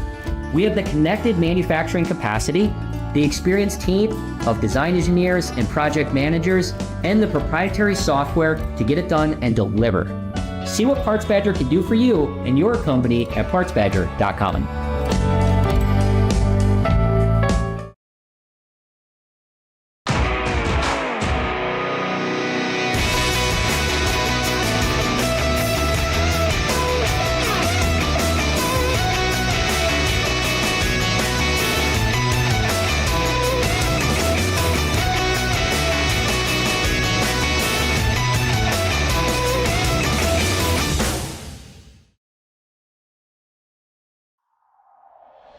Discovery Parts is a veteran-owned racing and safety equipment company. While we're located inside Atlanta Motorsports Park in Dawsonville, Georgia, Discovery Parts can also be found at the tracks, supporting a number of Champ Car Series events. We take pride in being a reseller of the best of the industry to Champ Car teams and drivers. We know racing, love racing, and look forward to tomorrow to even more racing. Visit us at discoveryparts.com. Sentinel is a comprehensive motorsports video solution incorporating live streaming, local recording, 3 cameras with picture-in-picture, flag status, and much, much more. Stop playing with multiple solutions. Sentinel handles it all, including timing and scoring, vehicle data, graphic overlays, adaptive bitrate encoding, network bonding, and more. Sentinel is the solution to sharing your motorsports experience with your friends, family, sponsors, and the world. What are you waiting for?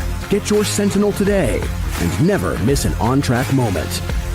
www.sentinel.racing.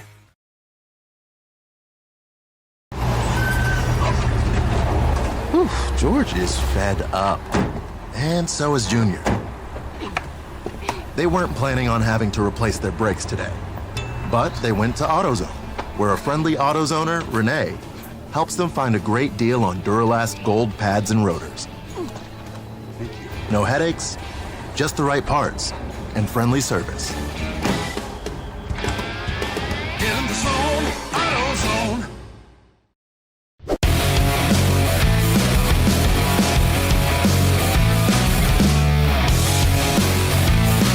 All right, welcome back, everybody, to ChampCar.Live, presented by AutoZone, here at the LifeLine 24-Hour Classic at VIR.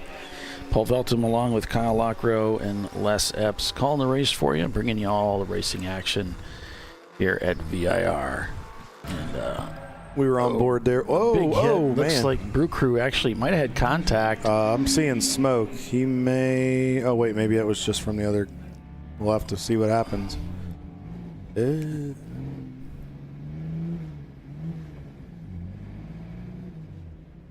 And that was the 244 entry too. That was what was their flagship. Oh, he's sat. Look at the wheel he's turned there. Yeah, that thing's been up pretty good.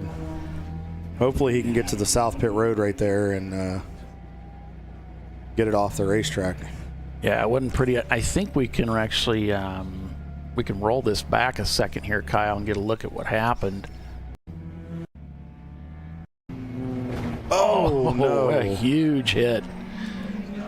That was a gigantic hit. I think that's the 68 car again in the news. And he didn't do anything wrong. He's just slow, and he took the racing line, and Brew Crew had nowhere to go. Yeah, and he was coming in so hot. I think he just didn't anticipate the closing rate being that way either. Just one of those unfortunate situations. What a shame. That was your 6th place car in C class and in the overall.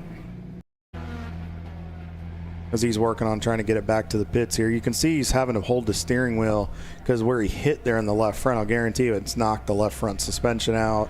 I mean, the toe is way out, obviously, but it's knocked some components loose and broken them. So he's having to nurse it very carefully back to pit lane. Yeah, he's getting into the grass accidentally. It's well, that's not of his making because as he's going over bumps and stuff, you see him. He's trying to hold the wheel just so much to the right because of the way it's knocked out. So he's trying his best to stay out of the way, but then not end up in the grass. Such a shame for these guys. 6th overall and 6th in there, but we've just seen this where just these things happen. Oh yeah, something. Excuse me, sorry about that, guys. Something is big time broken in that car. Just you can tell.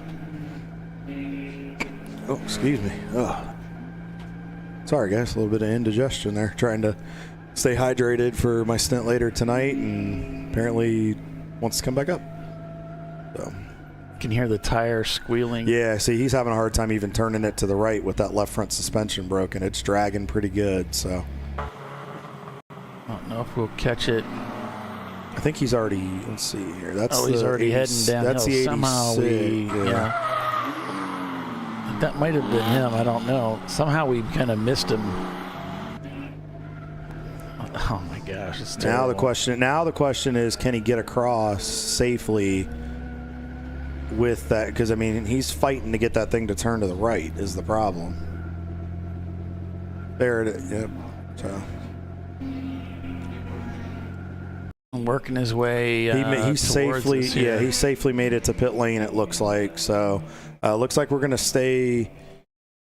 Hopefully it'll stay green here. I didn't see any fluid back there from where he hit, so I think it might just be see, he's trying to keep it off the guardrail right there. Can't even let go of the steering wheel. No, because it's just so beat up and bent. Yeah, see, they're just flagging him through and everything. They know he's going to the paddock in the garage area to get it worked on.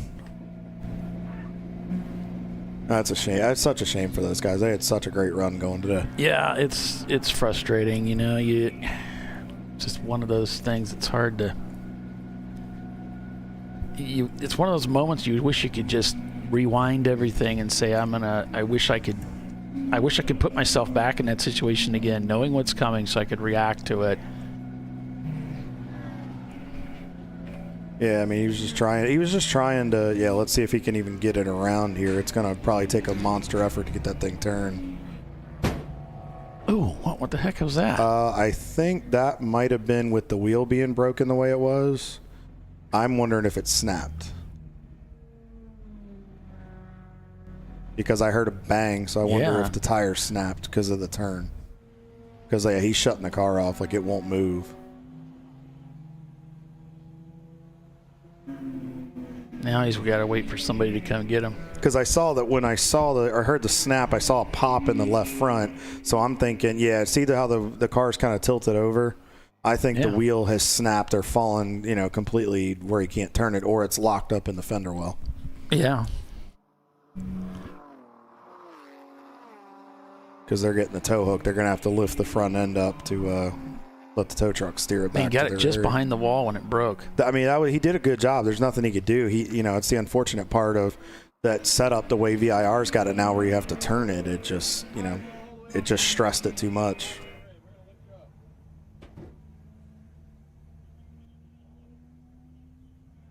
So yeah, they'll pick him up and get him out of there. So with the 244, which is showing right now currently in 7th, they had some laps up on their competitors. So as they will end up falling down the order, unfortunately, that will move up TCR, Chattanooga Touring Wagon, and 901 Motorsport to 901 here very shortly, up into 7th into 9th, and then that'll move up MDR in the Porsche entry. That'll go ahead and put them into the top 10. Here in just a few laps, as Tater Racing is in the pits. Let's see here. He puts the car in gear, shuts it off so it doesn't roll. Got his visor down. Looks like it's just a quick driver change. I'm assuming they're probably going to take fuel as well. I see some shadows behind with movement.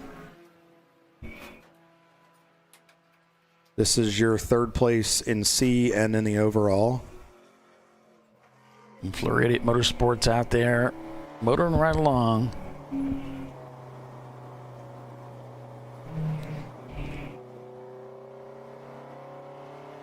See them just kind of taking their time there, just taking it easy. As we are about 6 minutes to the top of the hour, just about 9 hours into this thing. So I think we're getting ready to go into another cycle of pit stops here, Paulie, because I think there's a few cars that are kind of off the... Yeah. So... I don't know if I've got this in here or not. No. Those production guys. So anyway, while Paulie and is working with our production team here, let's do a class. We haven't done that in a little bit. I'll get a class leadership for you. We did the top 10. But Rockwell Autosport in the one car, your champion and your car going for the three-peat here, is continuing to lead this race. They're about a lap up on one of their team cars.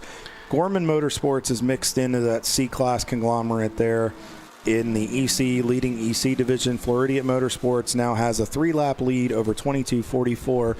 Williams Racing has increased their lead over Autonoma Racing by about 3 laps, actually. Looks like, and I don't know if it's a cycle of pit stops or what's going on there, but they've increased. They have a little bit of a gap there for the A-Class. Specs has a pretty decent gap by about 13 apparently I can't count, on the MDR Miata, and Rad Air Racing is still hanging on pretty strong, as they have completed 162 laps over AOA Racing in the B-Class.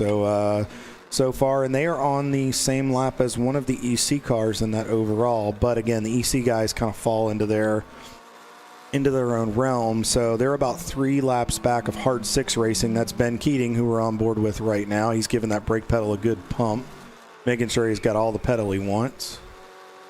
So they're not too far back from them in that overall as we're on board. So we'll ride along with Ben here. Paulie, we haven't done a lap or two, so let's ride along with one of the best in the business. And we'll kind of walk you around. I'll let Ben kind of show you around VIR, and I'll just kind of slowly and carefully describe what he's doing. I'll do it. I can do it. All right, do it. You do it, Paulie. I'll do it. You do it. Okay, he's going straight. There you go. He's waving. This is a thank you wave. That is a thank you wave.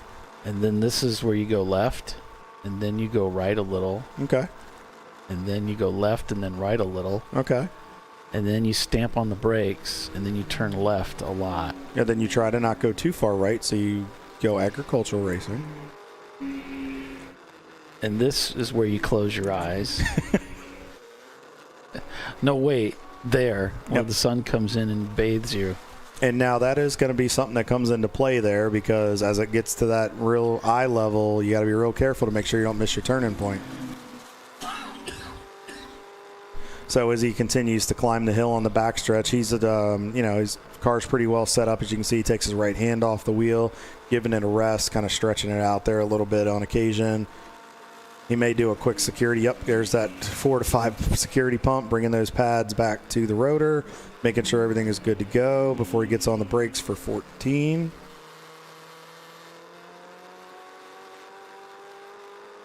Still driving one-handed. Now he's just showing off. Yeah, gets his hands back on the wheel there as he navigates through hog pin, just being real patient, getting a run on the Miata in front of him. Grabs some fourth gear right here and makes a pass. That was a nice job there. And that's that patience of an experienced driver. He knew the closing rate. He's got a lot of time here. He knows kind of how that happens. He can judge it. And he laid back, but he knew if he got on the throttle a little bit earlier, he could inch up to him and then make the pass. John, you're right. You guys are running really well today, 60th, and you're not even at the racetrack. So, and you know what? You're running really well, and you deserve a nice cold beverage, sir. So you should crack one of those open and continue to enjoy that 60th place. Dylan had to correct me. Oh, he did? 91 with 44% No, humidity? he said you definitely don't turn a lot at South. Ah, okay. South Bend, you don't do that.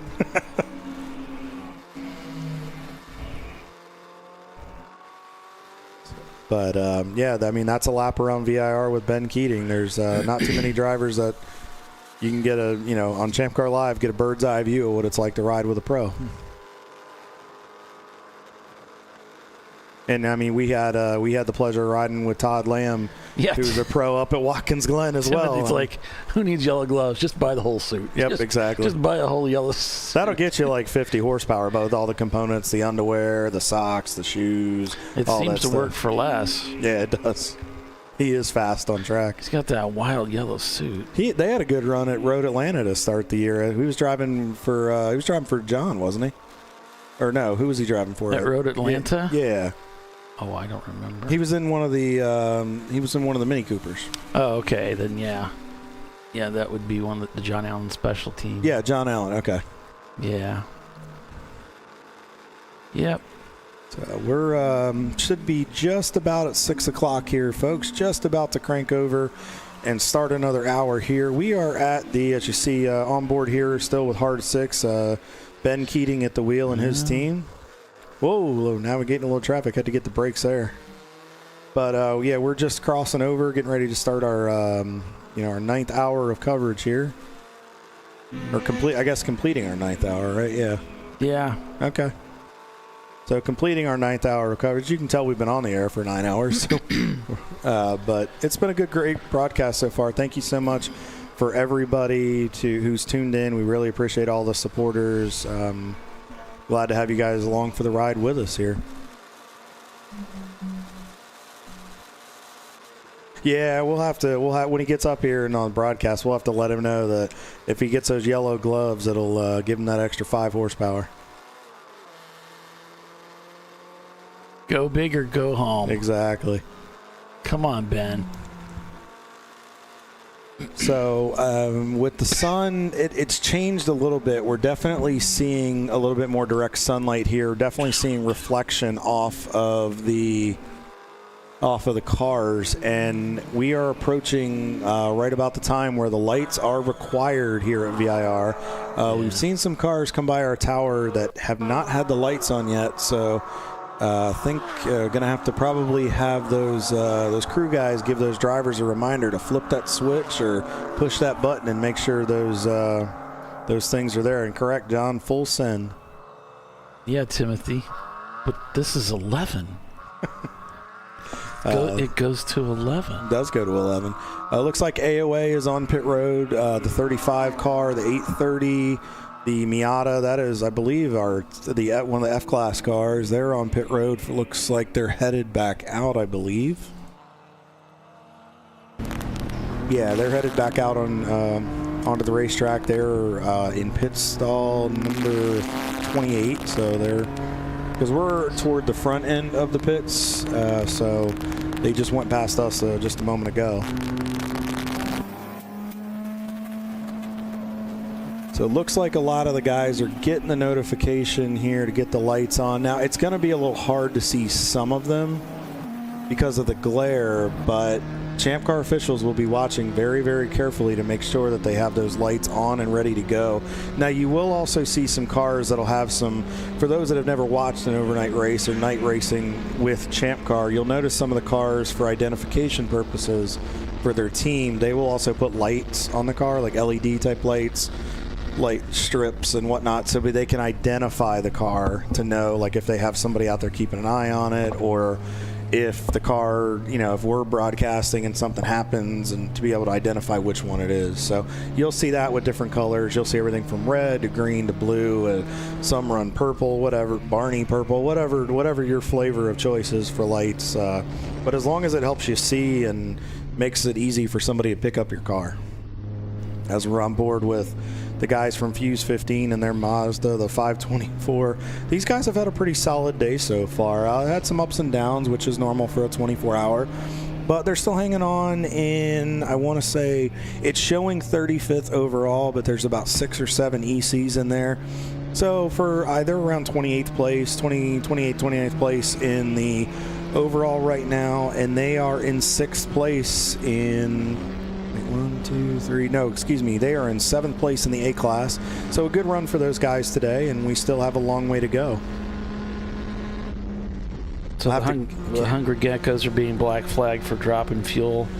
And unfortunately, the 110 of Bruce Innovations is once again being flagged in for dropping fuel. Yeah, these teams, I know they're trying to get as much as they can and get, to the end of these 2 hours, but they got to be really, really careful. I mean, Champ Car does not like, and neither does the track, they do not like fuel being dropped on a racetrack, because if somebody runs over that and hits it, that can end up a bad day for somebody and take somebody unnecessarily out of competition. And it's a safety thing. If something sparks, we don't need something inadvertently catching on fire and causing a bigger issue. So just some advice to the teams. We know you want to get it, as filled up as possible, but be very, very careful, because with the G-forces here, it's gonna throw that fuel to that side. So just keep that in mind.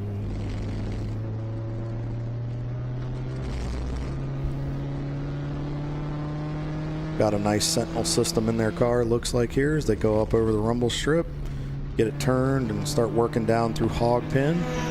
Usually in a Mazda Miata, you can pretty much, once you get it set down there, you can pretty much put it to the floor, other than just maybe a big toe lift or something to make sure it rotates. You can pretty much go flat through there, and that'll give you everything you need to get down the front straightaway as he lets one of the, I think it's one of the Integras go by.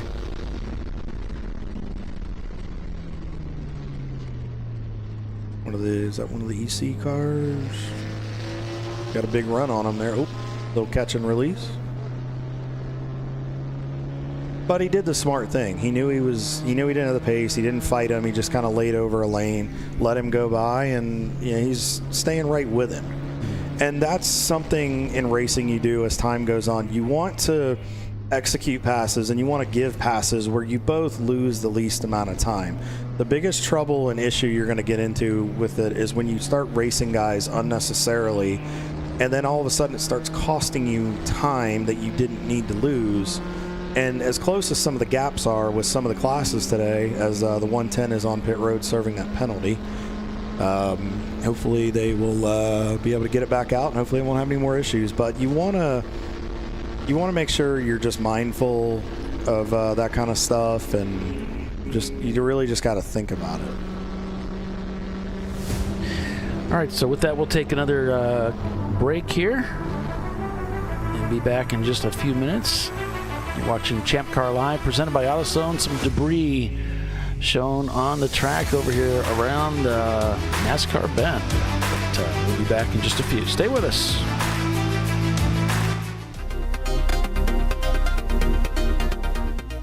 Welcome to TireRack.com, revolutionizing tire buying since 1979.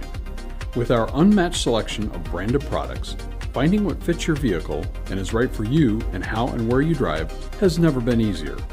Through helpful online shopping tools that include our professional hands-on reviews done at the introduction of a tire and consumer reviews that give real-world feedback over the life of the tire, you can make the right tire choice and find exactly what you need. And if you prefer to talk to someone, our tire testers, our sales team, are available on the phone. And that's how we get you the right tire for you and your vehicle for where and how you drive.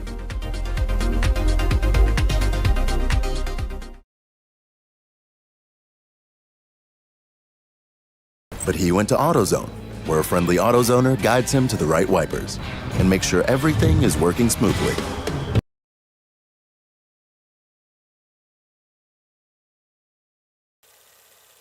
Since 1994, Flying Wrench has been a family-owned business renowned for exceptional European car repair and maintenance. We treat every vehicle with the same care and attention as if it were our very own, building lasting relationships with our clients along the way. We specialize in high-performance vehicles, offering a range of services that include fabrication, construction, custom wiring, and much more. Visit us at flyinwrench.com.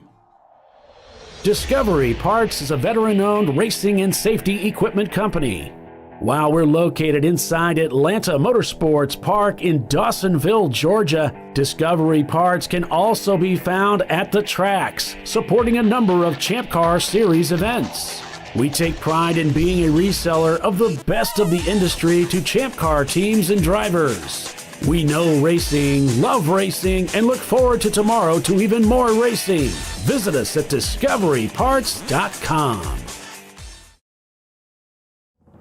LifeLine's continuous commitment to research and development ensures that we supply the most innovative and cutting-edge products available, used by the majority of the world's motorsport championship-winning drivers, teams, and constructors. LifeLine has a stringent and proven history of success. LifeLine's continuous commitment to research and development ensures that we supply the most innovative and cutting-edge products available. LifeLine's 0360 systems are the result of over 7 years of intensive research and development using 3M's Novik 1230 environmentally safe gas extinguishant. LifeLine uses only the finest quality components. For more information regarding our fire safety equipment and fire safety systems, please contact us at info@lifeline-fire.com. Jamie's on edge. It's her first time changing her own oil, but she went to AutoZone, where a friendly AutoZoner helps her find a deal on what she needs to get the job done right. Get in the zone, AutoZone.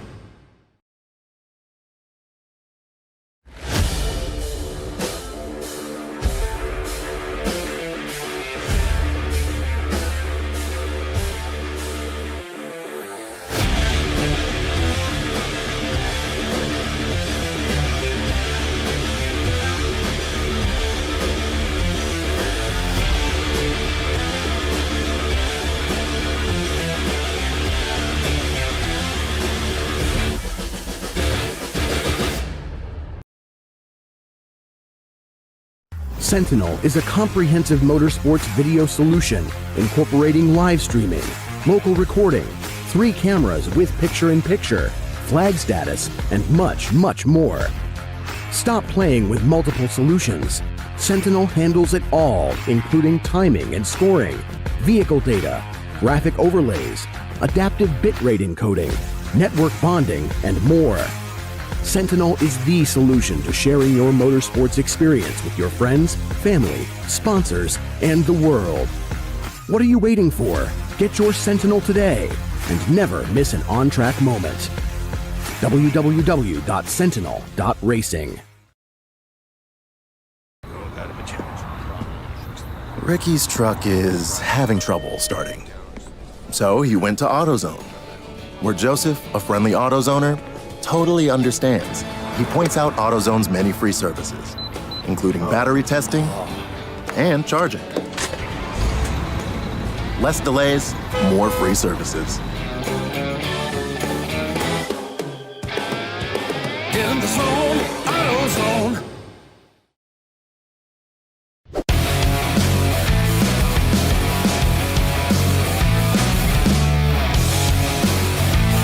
All right, welcome back, everybody, to ChampCar.Live, presented by AutoZone.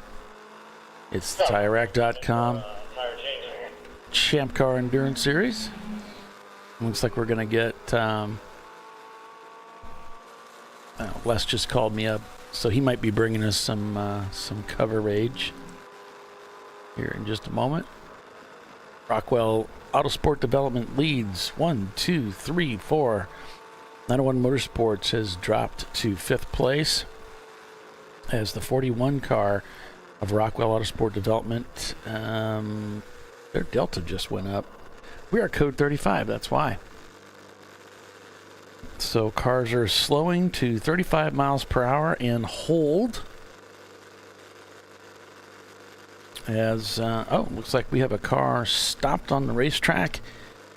And it is car 447. And that is the Trophy Wife Racing team. Over in turn number 5. Take a look at turn 5 here. And 4. I don't think that camera, I think we had some cameras that have... Are you just saying, about had enough? Oh, here we go. It's track right. Do you think we've had a couple cameras that have said, I don't want to play anymore? Quite a few, actually, which is really surprised. They've been so good this year. I wonder if the heat maybe is getting to them a little bit. You wonder.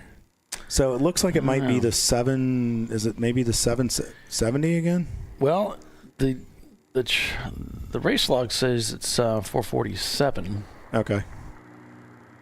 I mean, maybe that's the Trophy Wife Racing team. But their car's a red BMW, so... Well, the 447 is over there as well. I wonder if it was an incident, because I'm seeing the 770 on there, and it's not moving. Oh, now the box is moving. Are we typing another number? Will this prophecy be fulfilled? Possibly.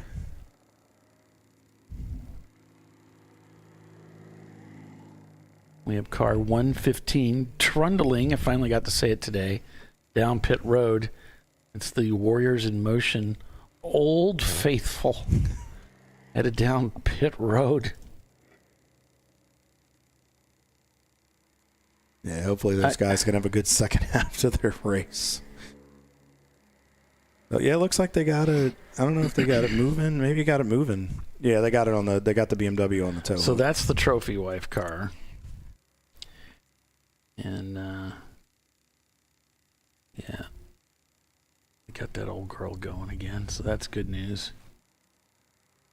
All right. So, Michael, what we're not sure exactly what happened, but we know Yeah, it said he stopped on... So we don't know if it was mechanical or whatever happened. Something went awry with the 447. So we don't know, but I'm sure our friends at Trophy Wife will let us know, and I'm sure we'll relay it to you once we have an idea. It could be just a lack of interest, just ran out of desire. That was all it was going to give us. So we are still, Rockwell is still holding down the top 4 spots in this race. Their best lap in the one car is about a 2:11 and change. Those guys have just absolutely been flawless so far through almost the first half of this race. And as we're back on board with the 86 car with Brew Crew. Yeah, except for passing under caution. Well, other than that side. That one. Those penalties will add up. Mistake that we know of. But, yeah. So now 901 has moved back into 4th place. So now it's 901's turn to get up there and try to break up the fight again. Tater's been doing it. Brew Crew and the 244 was working on it. So now Brew Crew with center punching that neon now that took them out. That 244 is now shown in 16th. Yeah, that was a tough hit. I don't think. They're still in the paddock, and we've got the number 86 is still out on the racetrack. Yep, the 86 is still rolling. Shannon's still behind the wheel as he was just navigating through Oak Tree right there, and that's him going down the back straightaway, headed uphill now under the code 35. Looks like the 41 car, Paulie, is headed back out on the racetrack, one of the Rockwell entries. Yeah. So he did come in, I would imagine, just taking advantage of the caution. Probably.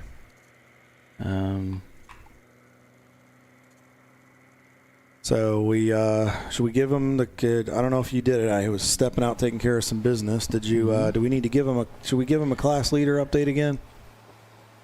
Just let them know what's going on. What have they done for us? I know, but for some reason, we owe them class leader updates every so often, and if not, we'll get corrected as we're going back to yellow. Green flag should be coming out here momentarily, but apparently we owe this to them. All right, so for your A class, you have Williams Racing Group leading over Hard 6, and we're back to green.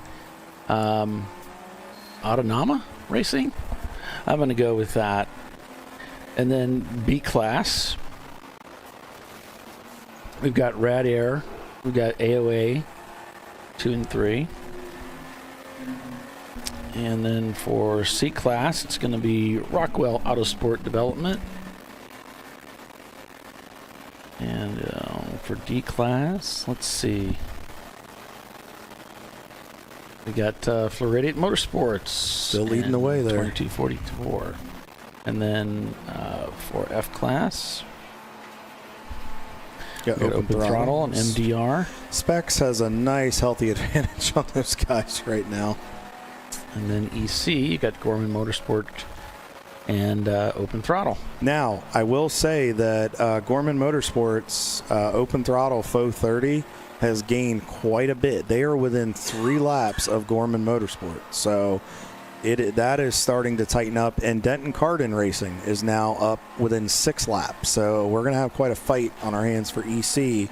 3 and 6 laps in this contest with what the time amount left to go is not a lot of time. Yeah, and again, folks, when that timer runs down, I'm just going to start up a new stream to carry us through the evening and morning, the early morning, the wee hours, and then there'll be another stream, the part 3, to carry us to the finish.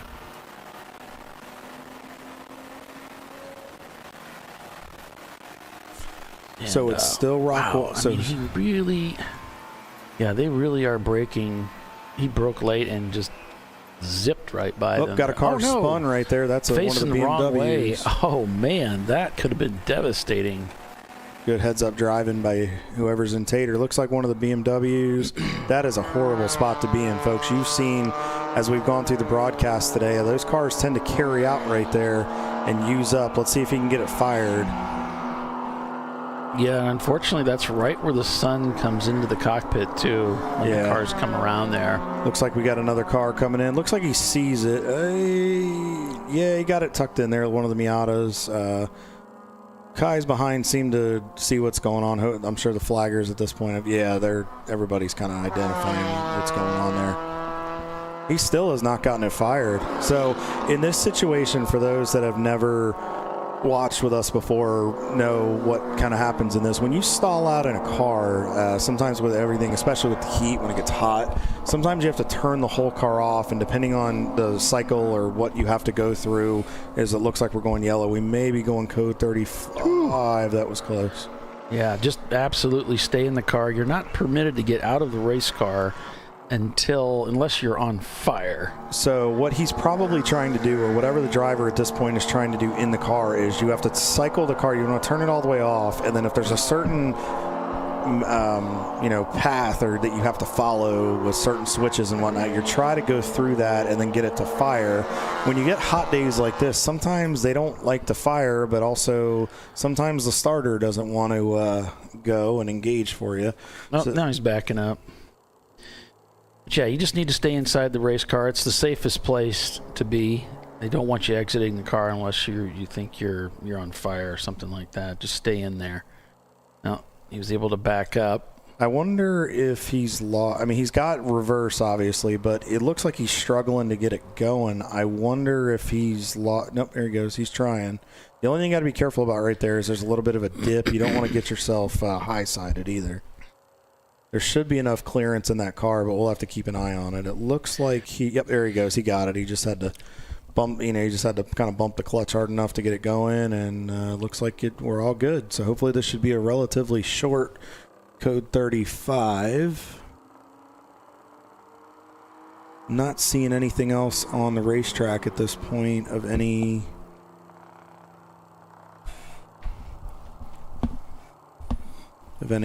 so we'll have to see what's going on in the rest of the world.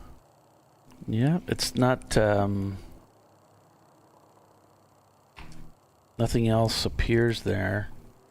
Reporting it as the 414 car of Henderson Racing again. Those guys have had a rough last hour change here.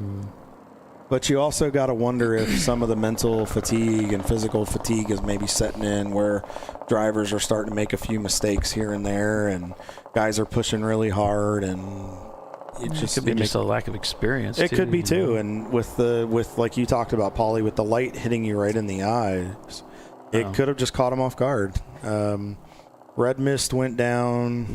I'll check on that. We'll talk to our production team and see if we can get them rolling. So as we are still under caution here, let's do a quick recap. We just did this briefly before, but no change up front. Rockwell still has a stranglehold on the top three with C-Class and the overall. With the 1, the 715, and the 10 car, the 41 is in the mix in the top 5, but separated by 901 Motorsport with the 903. Tater Racing still hanging on in 6th, TCR 7th, the 901 is in 8th, and then Chattanooga Touring Wagon and MDR in the 831 are your top 10. That is all C-Class cars with an EC mixed in there, but remember the EC is counted in their own class, not in the overall.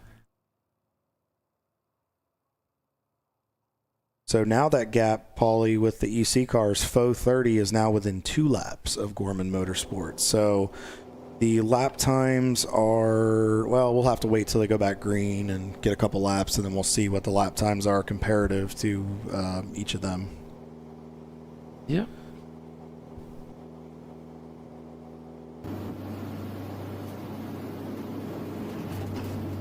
So let us know what you're working on this weekend, what your plans are. Absolutely. As you head into your Are you gonna stay up all 24 with us? Are you gonna stay with us for most of the night? Or are you guys are we gonna catch back up with you about 5 or 6 a.m. for the finish? Yeah, because from here on out, we're just gonna play a tape recorder. Yep, absolutely. You're just gonna hear our voices on loop. Well, we took last year's and we just copied it. We figure you guys aren't going to know. Right now. Oh, I'm not sure. Let me check something here. So Williams Racing Group still leads in the A class in 288, and looks like we're going yellow, so we should be going back green here momentarily. which is good. So that was a brief period under Code 35. The Floridian guys are still holding down D-Class, but pretty strong. So Williams Racing Group is 12th overall. They've gained 7 spots on the day in their current position, 4 in class, and we are back green here at VIR for the LifeLine 24-Hour Classic at VIR, the TireRack.com Champ Car Endurance Series. Yep. See, as we're on board with Balthazar Motor Works, Carlos back behind the wheel. We had some time with him earlier on board, and he was laying down some pretty consistent lap times, just taking it easy. Cool. So, with NDR right now, tell us about as these guys are going back green with NDR right now, tell us about your race so far. You guys got 2 cars out here in different classes, but running strong on both. Yep, we got the C-Class Boxster 832. Nice. It's running a solid race.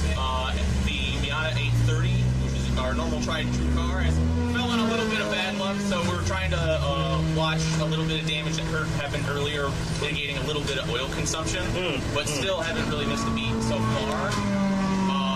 We're coming up on our next pit stop in about half an hour. Okay, pit stop in half an hour. All right. Everything running for fuel and everything good? Yep, things are going great. It's other than being nice and warm here, it's been good so far. Typical 24-hour weather. Yep, for sure. Just trying to survive the heat, stay hydrated, not get heat stroke. For sure. I'm sure everybody else deals with the same problem. But any plans to do any battling throughout the night? Well, hopefully it should be cooler at night. It always gets interesting here. Nice. So you guys are definitely taking a good punch from Rockwell. So we're gonna see what happens there. You know, with that Miata. We have some of our best drivers coming up for the night shift. Okay. So hopefully we'll be pulling at least as good a lap times, if not better. Excellent. I kind of knew that. This was any battling coming up for the night. Yep. I won't tell everybody. Wait and see. Right? Got something started. It'll be good. Awesome. So thank you for your interview. Thanks to the team. All right. Woo, team!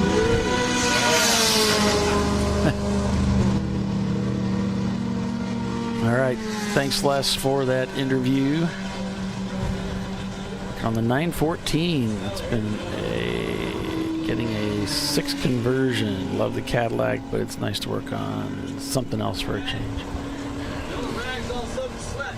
Your rag's all soaked sweat. That's fine. You knew it. Nah. Just pouring water on it. It's fine. I like the less is more cam. I saw that on TV. Thank you. It's cool. Do what I can. Les, you'll have to let us know if we had any line on the couch segment we wanted to do tonight. Gonna change the look. Spend the day like an Academy Awards party and wear like 2 different outfits. Right? I mean, during sunset, I'm gonna wear a different one too.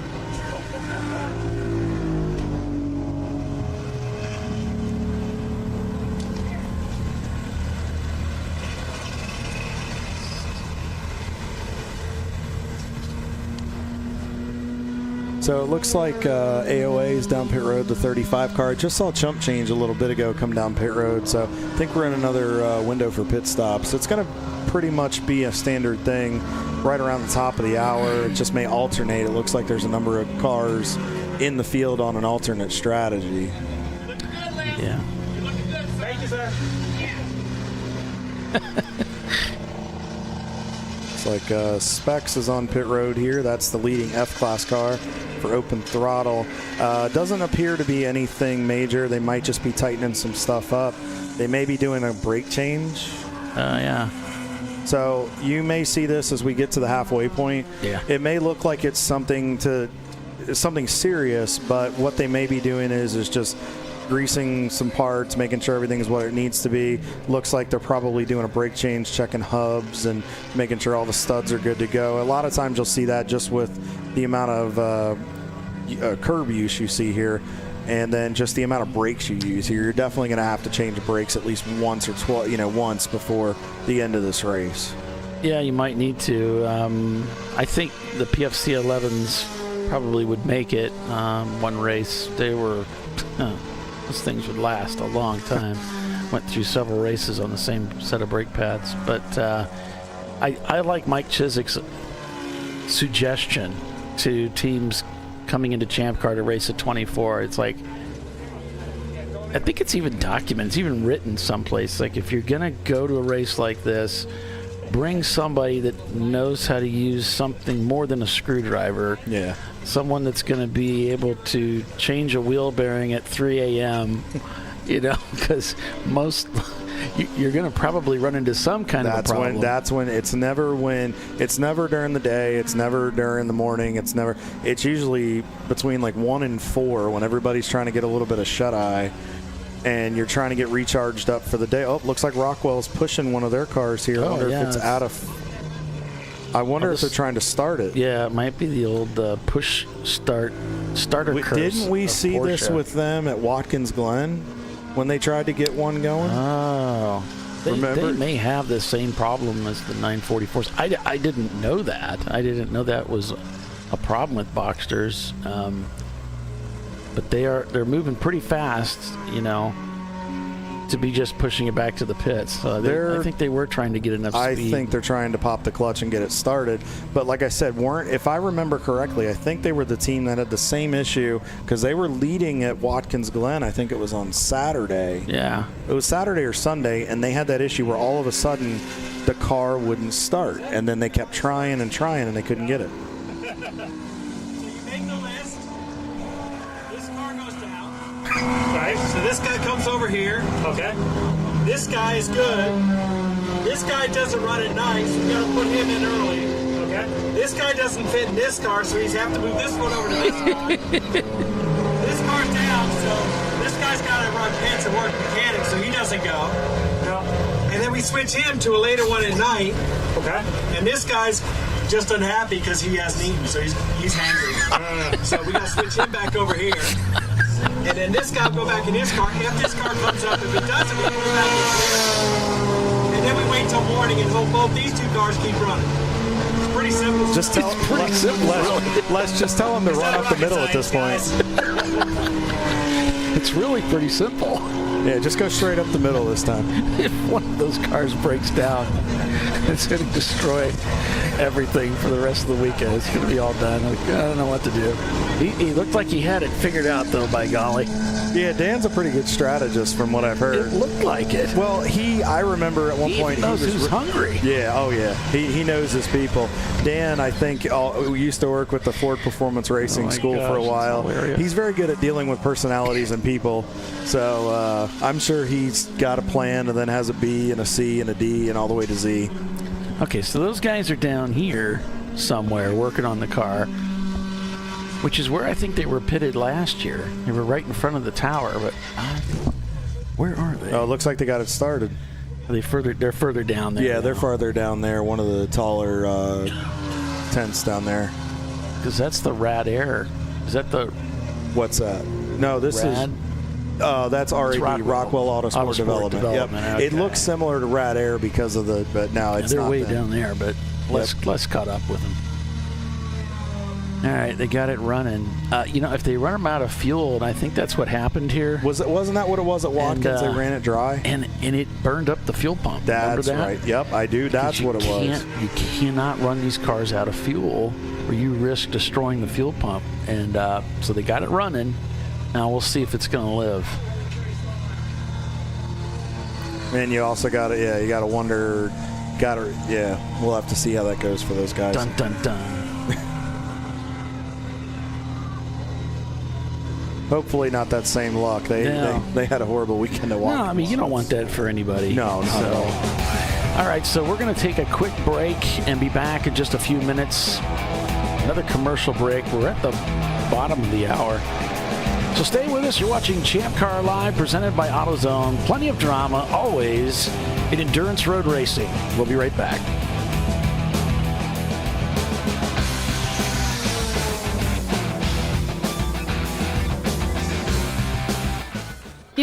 I'd buy tires online, but then what? We've thought about it. We're TireRack.com. They should let you ship directly to a mechanic.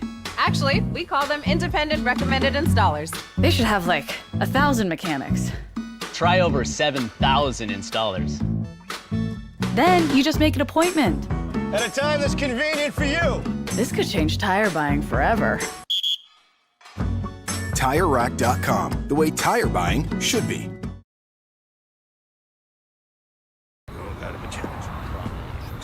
Ricky's truck is having trouble starting. So he went to AutoZone, where Joseph, a friendly AutoZoner, totally understands. He points out AutoZone's many free services, including battery testing and charging. Less delays, more free services. Get in the zone, AutoZone. Since 1994, Flying Wrench has been a family-owned business renowned for exceptional European car repair and maintenance. We treat every vehicle with the same care and attention as if it were our very own, building lasting relationships with our clients along the way. We specialize in high-performance vehicles, offering a range of services that include fabrication, construction, custom wiring, and much more. Visit us at flyinwrench.com.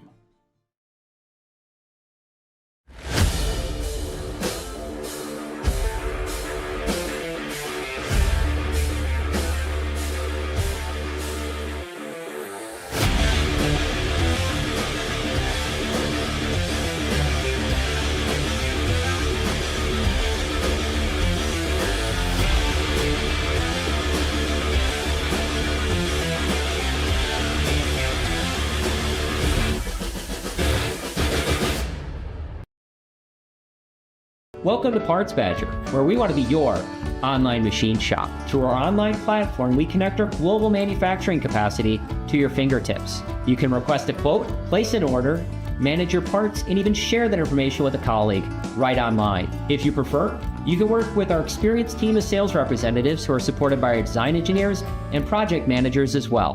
Whether your project's big or small, simple or complex, Parts Badger can get it done.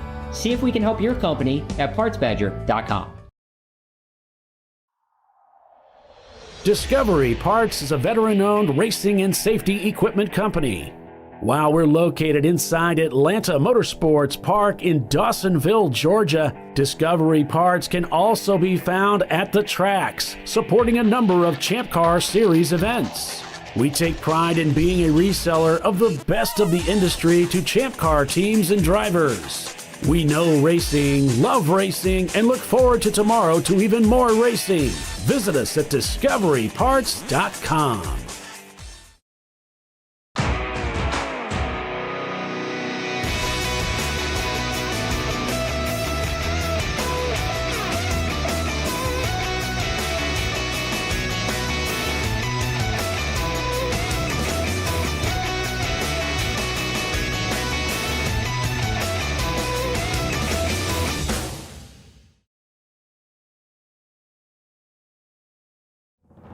LifeLine's continuous commitment to research and development ensures that we supply the most innovative and cutting-edge products available. Used by the majority of the world's motorsport championship-winning drivers, teams, and constructors, LifeLine has a stringent and proven history of success. LifeLine's continuous commitment to research and development ensures that we supply the most innovative and cutting-edge products available.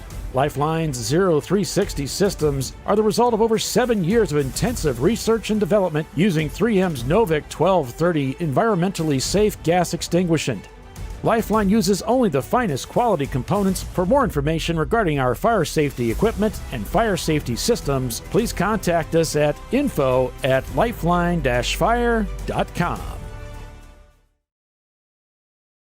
Sentinel is a comprehensive motorsports video solution incorporating live streaming, local recording, 3 cameras with picture-in-picture, flag status, and much, much more. Stop playing with multiple solutions. Sentinel handles it all, including timing and scoring, vehicle data, graphic overlays, adaptive bitrate encoding, network bonding, and more. Sentinel is the solution to sharing your motorsports experience with your friends, family, sponsors, and the world. What are you waiting for? Get your Sentinel today and never miss an on-track moment. www.sentinel.racing. The Jimenez family are having battery issues. But a friendly AutoZoner tests their battery and helps them find the right Duralast battery to get back on the road. Get in the zone, AutoZone.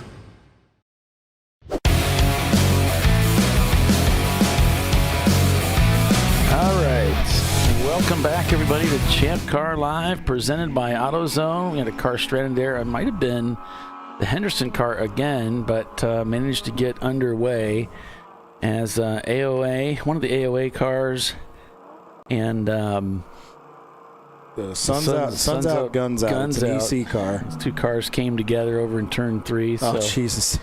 Yep. Hungry Gecko's just got another block flag. Those guys have had a horrible day. So 707 Hungry Geckos getting another. This one's dropping fuel, and that's twice today. Yeah, that's twice at least on the sheets that I'm seeing. No. Yeah, it's whatever they're trying to do isn't working. No, and you don't want to keep beating yourself in these situations. So, all right, well, we're back here. The TireRack.com Champ Car Endurance Series LifeLine 24-hour classic at VIR Virginia International Raceway, the annual 24-hour, twice around the clock stop for Champ Car enthusiasts everywhere. Let's do a rundown real quick. Let's do it. All right. So Rockwell Autosport is out front with the 1 car. They got a 1-lap lead on their teammate, the 10, and then another 2 laps back to the 715. And then 6 seconds back of the 715 is 901 Motorsport and the 903. They have been, them and Tater Racing, who's right behind them by about 11.5 seconds, have been giving Rockwell fits. They've put themselves in the middle of the Rockwell sandwich. The 41's in 6th. TCR down in 7th. The 901 sister entry is down there in 8th position. There's an EC car mixed in there. Gorman Motorsports continues to have a 3-lap lead up over Faux 30, the open throttle 65 car. MDR Motorsports has worked themselves up into 9th in the Porsche, and then Chattanooga Touring Wagon is not giving up yet. They are the 423. It rounds out your top 10. Williams Racing Group in the A-Class car has a 6-lap lead over Hard 6, which Ben Keating and his guys, they are coming back, recovering after their issues earlier. And then in D-Class, Floridiot has about an 11-lap lead over 2244. Those guys are dealing with a bit of a clutch issue. They reported into us that they were having an issue. They thought they were going to have to replace it. The driver's kind of riding around in 4th gear, hanging out, just trying to keep it alive at this point. They got a bit of a gap behind them, so no chance at this point of Speedway Creations surpassing them for second. So kudos to those guys for staying in the fight. And B-Class, Rad Air Racing with Wayne in their Neon is still hanging tough. They are on the same lap as the 86 with Brew Crew in the other entry there. And right now they are 18th in the overall and continue to lead the B-Class. And then as far as the F-Class, I don't want to forget about those guys, Specs with open throttle has about a 10-lap lead over MDR's sister car, which is a Miata, 1993 Mazda Miata in F-Class. So pretty competitive, getting a little crazy up front. We are going code 35 here, but starting to get some battles. We'll go through as we start to get into the nighttime hours and through the twilight. We'll try to cover some of those battles farther back in the field. Yep. The 715 car we saw a little bit earlier looked like it might have run out of fuel. They're scored in 3rd place right now, so it looks like that didn't hurt them too bad. For a lot of the teams, we're seeing a fairly decent gap from position to position. I'm just looking down through the top 40. This is Casey Kasem calling the top 40. 12 seconds to gap from Tater up to 901 Motorsport. So there is something, bit closer competition there. And for the number 41 of Rockwell, 18 seconds up to Tater. Yeah, as we go to another code 35, it's almost, it's pretty regular. It's pretty almost consistent. Where these guys don't really have to worry about finding a caution to get into the pits to get serviced. You know, they just got to wait a little while and they should be able to get in. Car 889 this time is the one that's afflicted. It's a local yellow. I guess the car was stopped on the racetrack. And that's a Porsche 944 of Fuel Your Wander. Fuel Your Wander. Yep, they are on turn 4. Yep, they are in EC. They're working on trying to get some laps going and trying to surpass the 606 with Section 8 racing, and they're not too far behind the Green Machine and Bruce Innovations in 111. So they are still amongst a big fight there, and they're only one lap ahead of Hungry Geckos. So hopefully they can get back going and retain their position. Yeah, I don't see them on camera, so I'm suspicious if maybe they were able to. There's an emergency truck going. There's nothing on the hook. How much you want to bet, Paulie? They're out of our camera view again, those jerks. Well, it could be that. It could be heat and fuel. I don't know. I'm not sure what's going on.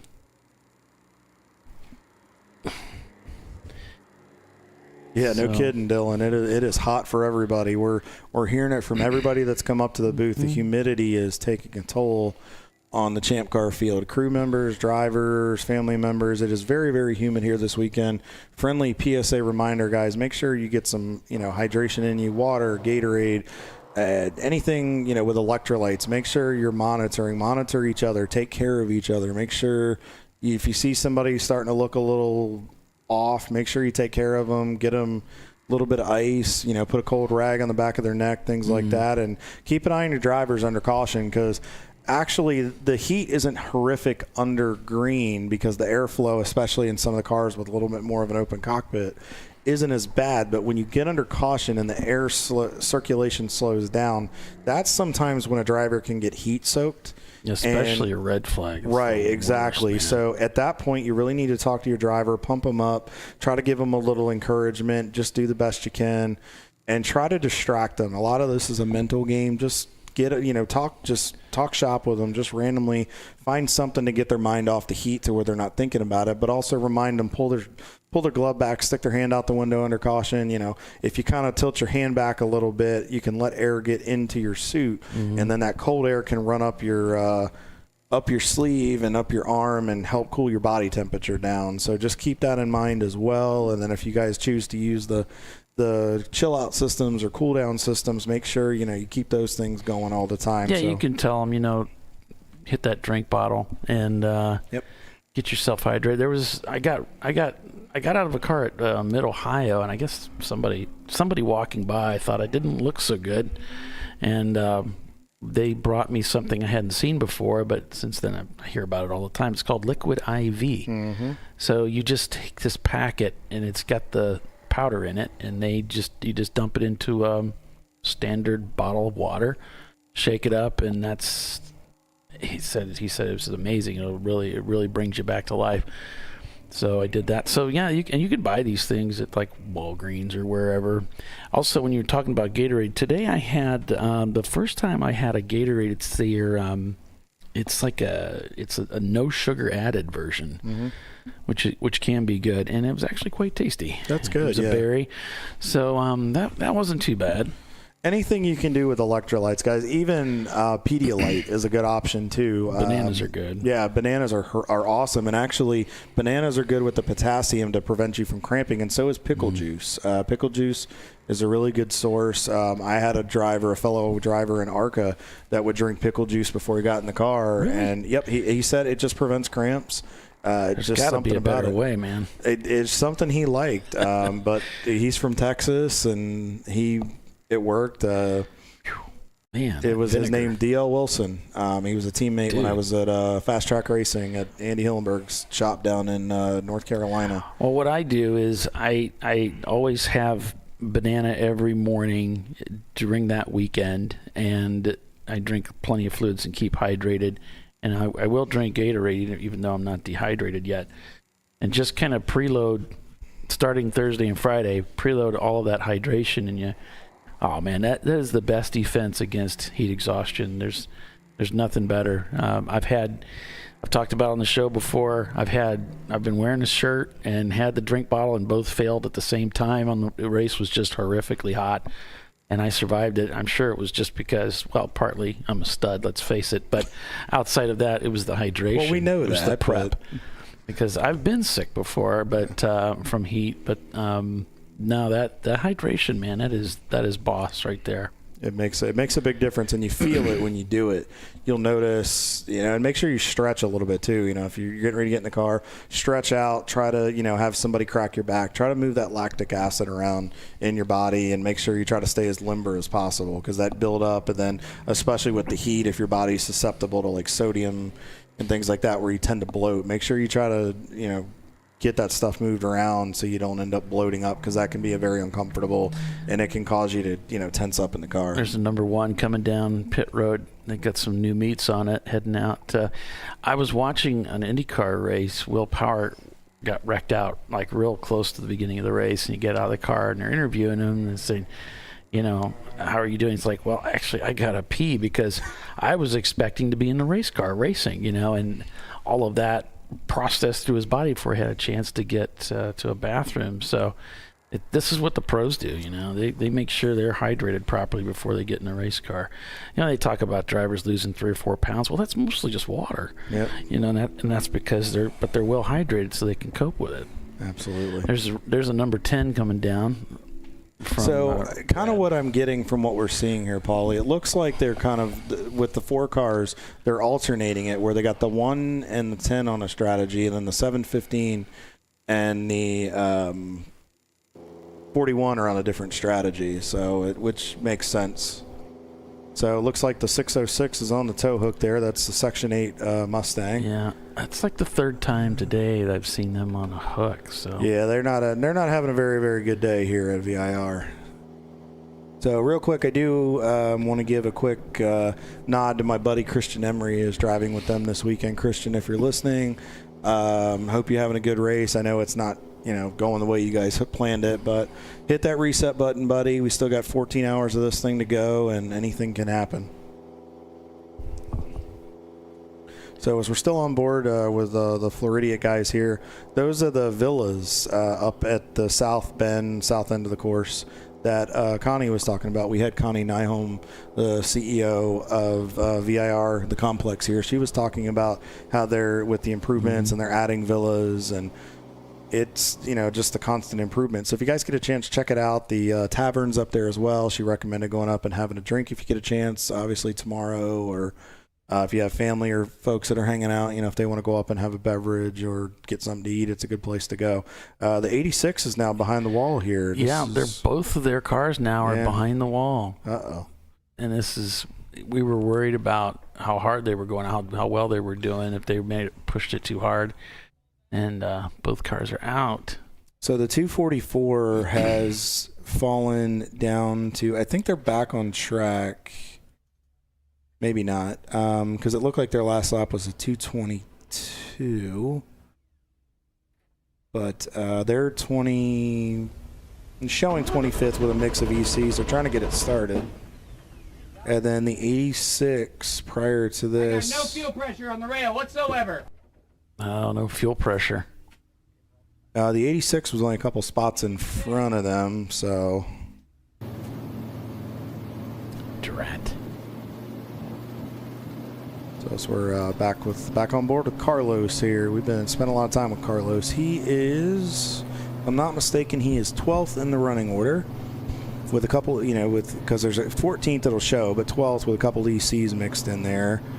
And he is only 1 lap behind Williams Racing Group, which is the leading A-Class car. So we'll have to monitor that gap. And Williams Racing Group is only 11 seconds and change behind Faux 30. And now, mind you, this is last time by the line as the field kind of closes up under this, this code 35 here. Rockwell's 41 car, we saw them on pit road a bit ago. They're about 45 seconds and change, just under 46 behind Tater. Tater's about a minute and change behind the 715. So we'll have to keep an eye on that. In Floridia, it's only 57 seconds behind Balthazar for that battle there.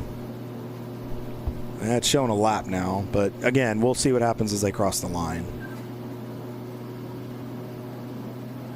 So what you want to do along with talking to your driver, it looks like it's a pretty open cockpit in there, so it looks like he may be getting some good air in there. But what is recommended, or what I would recommend to drivers, is take your hands off the steering wheel. Like, obviously keep one on there, but take a hand off there, kind of stretch your hand out a little bit, move your fingers around. And just try to keep a light grip on the steering wheel as much as you can. Don't death grip the wheel. That's a lot of times when your muscles can cramp up, or you can end up having some type of issue with everything. So just make sure you do that. Keep yourself, stretch your arms out if you can a little bit, and just kind of move your toes around in your driving shoes. Just try to keep the blood flowing in there. Keep yourself moving and everything while you're under caution, and then just try to plan out what you're doing, what your strategy of choice will be when you go back green.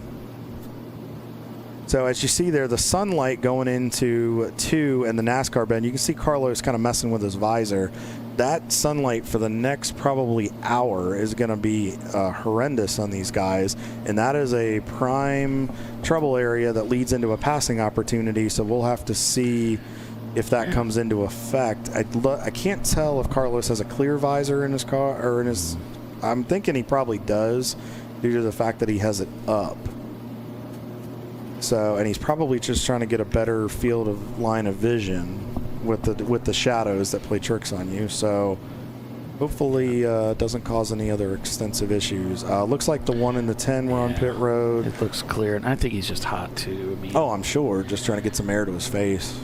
That was my thing. My biggest sin was I'd keep that open unless it was nice and cold outside, because it just needed the air.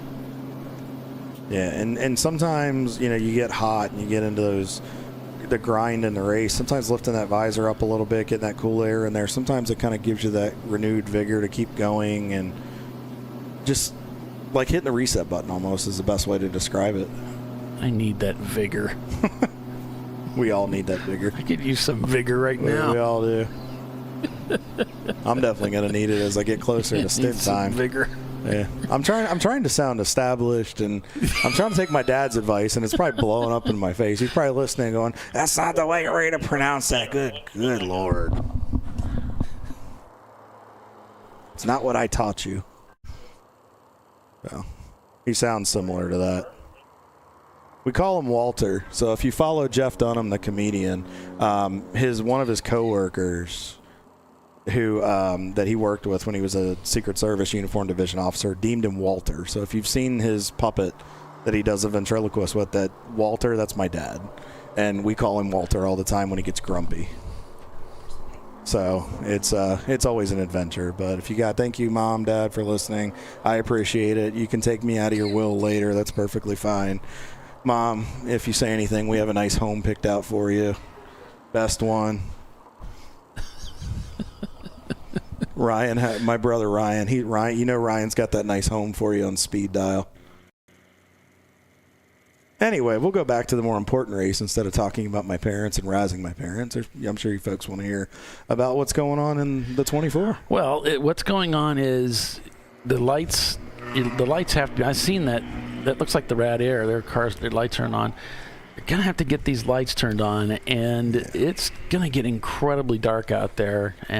We do have something like 8 of these self-powered light generators that sit on some of the key corners. And so those will be out there that we rented, so that way we can at least light some of those key corners for everybody. I'm going to see if I can get that list brought up here. I had a list at one time. And then, hopefully between that and the lights that the folks installed on their cars, it should be good to go. So the track lighting will be at turn 1, turn 5, turn 9, 11, which is down there at Oak Tree. So 9's up at the top of the climbing S's there. So turn 11, which is heading into Oak Tree. Turn 14, which is roller coaster. Kyle, keep me honest here. What's that? Turn 14. Yeah, that's the entry to roller coaster. Good job, Paulie. 16, I'm proud of you. See? I'm telling you, not just another pretty face. He's not just a pretty face. I mean, he's a stud, but he remembers things. Turn 16, which is down in Hogpen. So that's the areas that they're going to light up, supposedly. That's the areas where they've planted these machines. 1, 2, 3, 4, 5, 6 track lighting machines. So, Paulie, I just sent you. I just got an update from our folks at Trophy Wife. Alan Barksdale, said, "Hey, this is him." We went to the second stream. They're working on that as they transition. Paul Clauser's in the car. I think that's Clauser. I'm sorry if I butchered that. Paul is in the car. We'll just leave it at that. All right, and we'll get that feed going here. So we're still under code 35 here.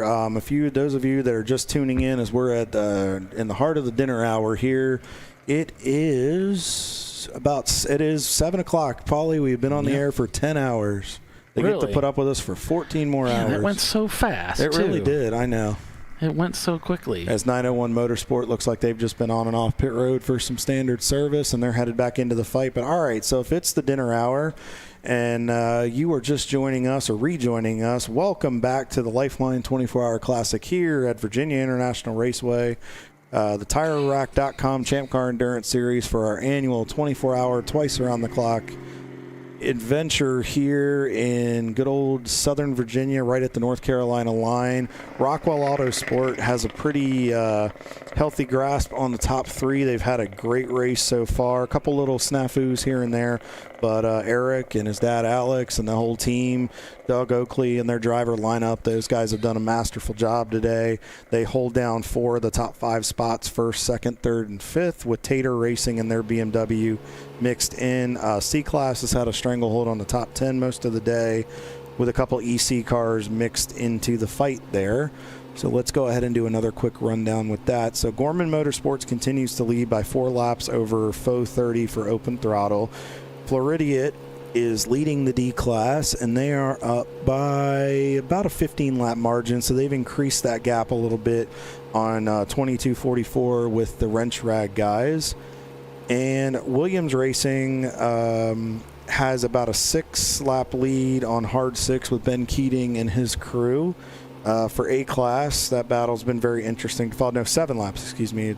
It's been an interesting fight with that one. And Rad Air Racing with Wayne Garth, I did get an update. They are still working on it. They ended up, two of our poor crew guys are doing a 3-hour round trip to go get a spare motor. So it is, they're hoping to try to keep it rolling, maybe find a way to get it back out. But if not, it is going to get a fresh piece here very, very soon in a few hours. Thank you guys for going to do that. But they continue to hold down the lead in B-Class by a pretty good margin over AOA in the 851. So, and they are inside the top 20 overall. So congratulations to those guys. This is their first ever 24-hour race in here at VIR. And so far, so good. Dylan says the heat has his energy levels at 0. Yeah, so be careful. Exactly. Be careful. So it turns out, too, and I would know this because I play a doctor on TV, that if you do experience heat exhaustion, it actually makes you more susceptible to experiencing it again. It actually does a little bit of damage to something with damage around the brainstem area. And so if you experience it really bad once, you might be predisposed to experience it again, even though the conditions aren't quite as bad. So just one more thing to cheer you up as we head to commercial. So stay with us. You're watching Champ Car Live, presented by AutoZone. And we're at Virginia International Raceway this weekend for the LifeLine 24-Hour Classic at VIR. Stay with us. We'll be right back.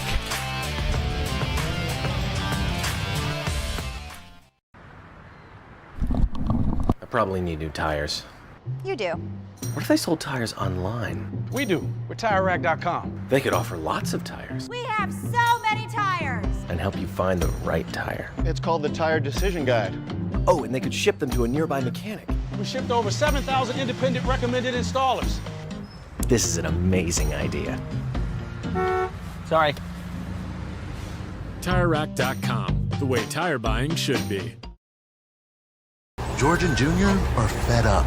They weren't planning on having to replace their brakes today, but they went to AutoZone, where a friendly AutoZoner helped them find a deal on the right parts. In the zone, AutoZone. Since 1994, Fly & Wrench has been a family-owned business renowned for exceptional European car repair and maintenance. We treat every vehicle with the same care and attention as if it were our very own, building lasting relationships with our clients along the way. We specialize in high-performance vehicles, offering a range of services that include fabrication, construction, custom wiring, and much more. Visit us at flyandwrench.com. Discovery Parts is a veteran-owned racing and safety equipment company. While we're located inside Atlanta Motorsports Park in Dawsonville, Georgia, Discovery Parts can also be found at the tracks, supporting a number of Champ Car Series events. We take pride in being a reseller of the best of the industry to Champ Car teams and drivers. We know racing, love racing, and look forward to tomorrow to even more racing. Visit us at discoveryparts.com. Want to get started streaming your races or make your current live stream more captivating? We've helped hundreds of drivers create engaging live streams. It's simple. Create a new stream event, grab your camera, and start streaming. Head over to myraces.live to sign up for a free account. Or join us in our community Discord. Stream, share, engage. At Parts Badger, we're not your typical machine shop. When a market-leading mountain bike manufacturer was looking to reshore their hardware components, they turned to Parts Badger. Within weeks, we had deployed a dedicated manufacturing cell, ramped up production, and had guaranteed capacity to meet their demand. We're looking to be your manufacturing partner. See what we can do for you and your company at PartsBadger.com.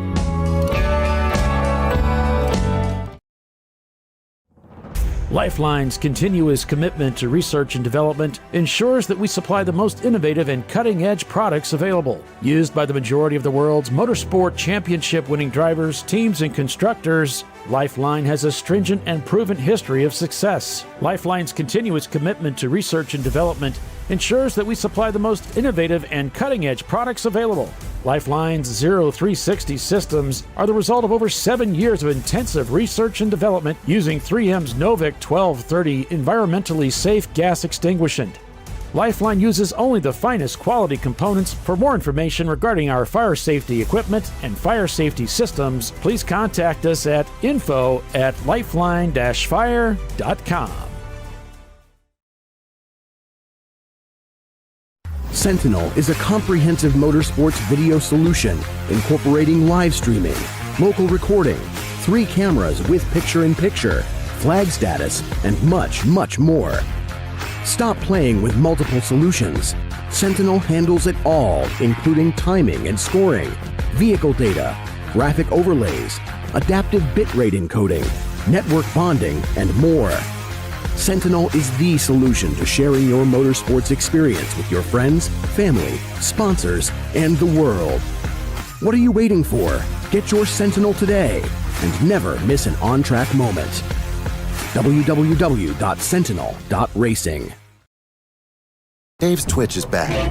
That's because his wipers need replacing. But he went to AutoZone, where a friendly AutoZoner guides him to the right wipers and makes sure everything is working smoothly. In the zone, AutoZone.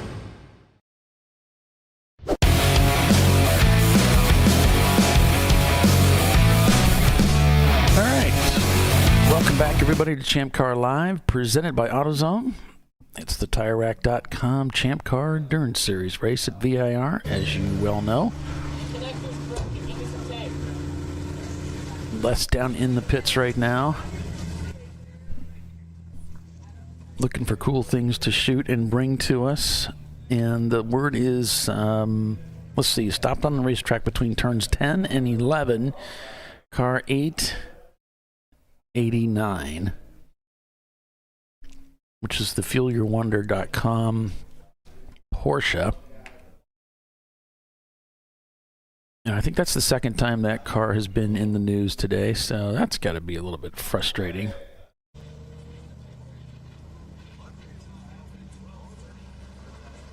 So stopped off track. Let's see. All right. So still under code 35 right now.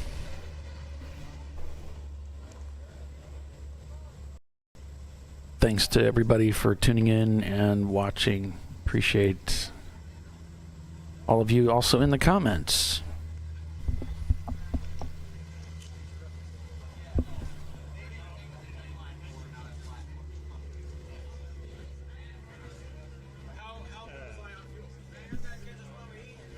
Macaroni and cheese? Yeah. Ooh, dog. Macaroni and cheese. Open throttle, eating good.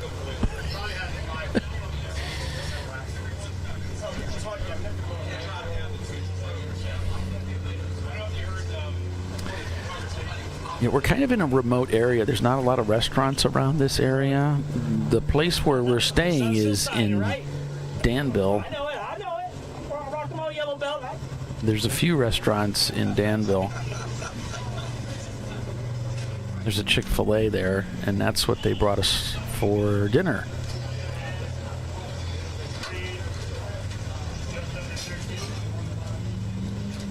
Got their drip pan underneath the car there. So that got snatched up.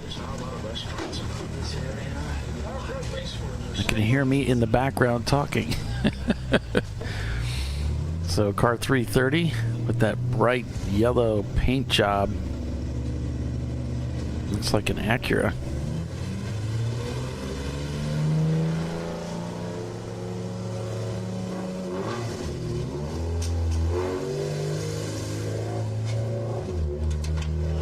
An interesting cut that they did to the door there for the driver to get in and out. Okay, so they're buckling the hood down. You can see the louvers there on the hood that they're using to ventilate that engine compartment area there on that A-Class car.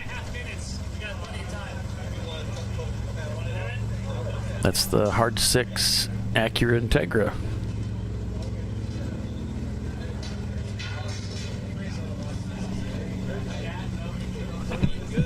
I love that about Party Channel, man. Party Channel gets fun.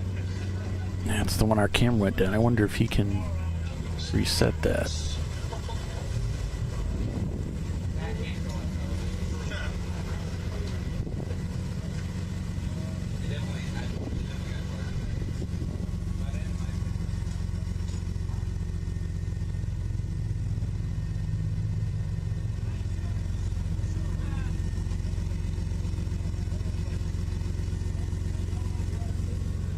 They're still down here.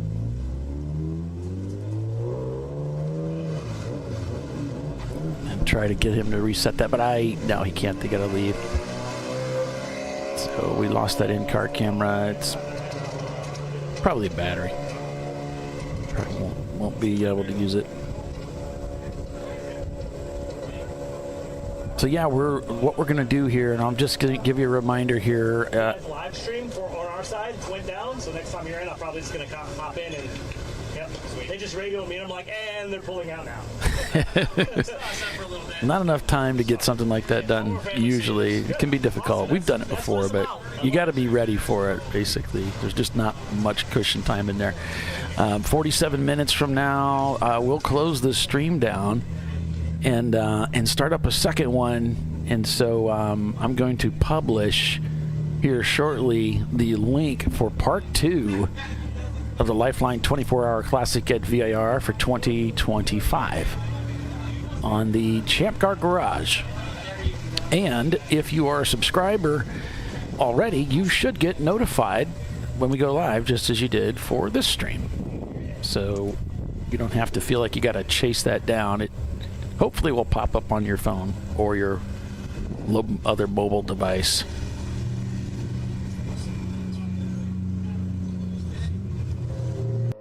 And the temperature's coming down a little bit. We've been really fortunate, though, because we've been hanging under the threat of rain this whole time since 2 o'clock. And that's going to carry on here for a few more hours. But so far, the skies out here look great. They look clear. I will admit, earlier this afternoon, it did look a little bit threatening, but Vortex right now, theory. I'm telling you, vortex it looks theory. fine. I don't see any clouds. I see beautiful skies. So hopefully the teams don't have to go through that. There may be some teams that are hoping for that, but I don't think that Kyle's hoping for that. Back to caution. I would prefer not. I'm hoping the vortex theory that Darrell Waltrip talks about is working beautifully, and these guys stay lean and green till I get in the car, so I can have a nice dry stint. Are you going to be up until 1 in the morning? I'm going to try. I might have you go in for me. That's David Kisak. There you go, Les. You got a ride. We can race together, buddy. Let's do it. Challenge accepted, man. I know he's got his stuff with him. Oh, I'm sure he does too. I'll guarantee you he's got his stuff with him. You got to be ready. Yep. That's David Kisak, one of the staffers with Champ Car and a board member. And less is more, just got offered a stint. There he goes.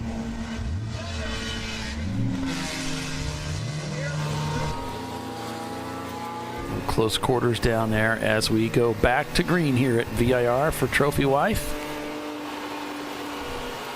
Those guys have been having a pretty interesting day, let's say the least. Let's take a look down here in the order. They are... Well, apparently I rolled past them, so let me see here. They are 16th in the running order. And they're in the top 15 in the C class, so they've made a pretty nice recovery after a couple of hiccups earlier in the race, but they're still hanging on pretty strong. It looks like they are about a minute, almost 2 minutes at least. They haven't crossed the line yet. This could change. It's showing they're on the same lap as Hard 6 in the 330, the A class car, and they're not too far off of Clapped Out Racing, who's hung in pretty strong there. So they're hanging on, and again, we still have over half this race to run. So how many hours have we been racing? How many hours? We are We started at 9 a.m. We started at 9. We are approaching 10 and a half hours. It is 7:17 Eastern on the East Coast here in the lower portion of Virginia, just over the North Carolina line. So there's really no reason for my batteries to be dead. See, I'm thinking about these cameras, and they should be solid.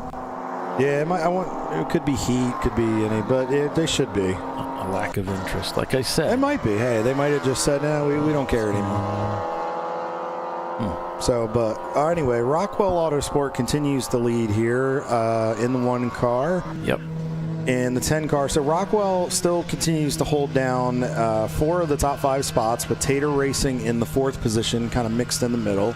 901 Motorsport, the 903, and the 901 are 6th and 8th, with TCR splitting them, running in 7th position right now. And then there's an EC car, the leading EC car of Gorman Motorsports, which is showing in the 10th position, but again in the pits. But again, remember, they are in the pits. The C-Class car, the 831, who Les just talked to, that was Dave Kissick. Okay, yeah. I always get that wrong.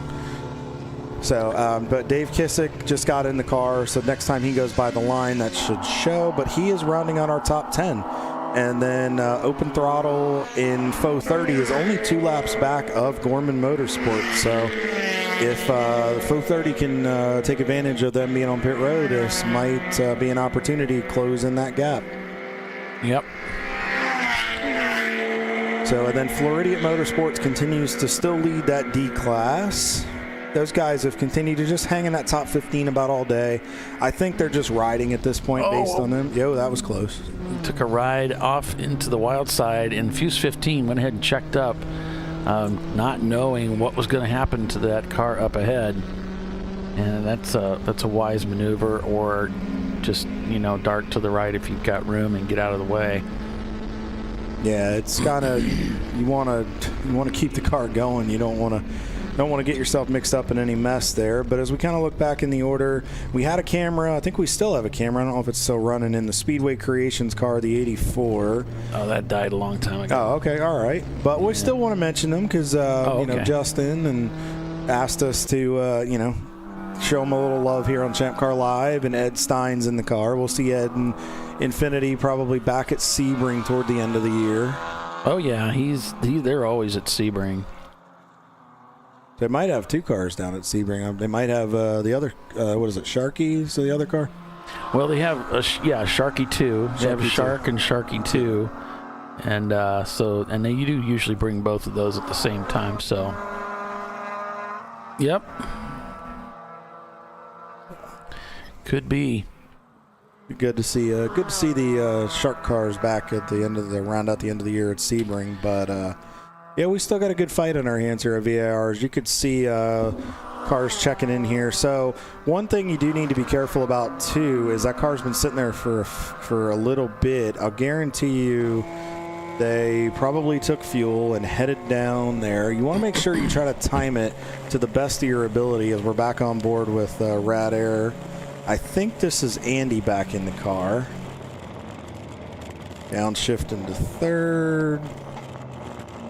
Rolling into the corner. I know Andy was very excited when he came up here earlier, and just seems to be really enjoying his experience here as he's just getting up to pace and just trying to take care of it. I know that glare is going to be a little bit of a bug for him. He's going to have to work through, but he will. Andy's a tough guy.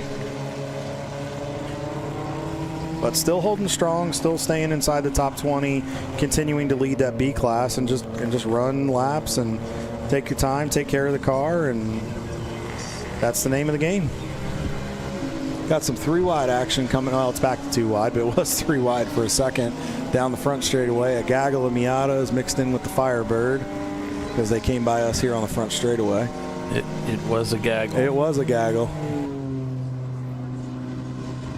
Do you know what a group of rhinos is called? No, I do not. It is called a crash. Called as a crash? It is called a crash. It is a crash of rhinos. Ah, okay. Like a murder of crows. Oh, okay. It is a crash of rhinos. I did not know that. And I think I know why.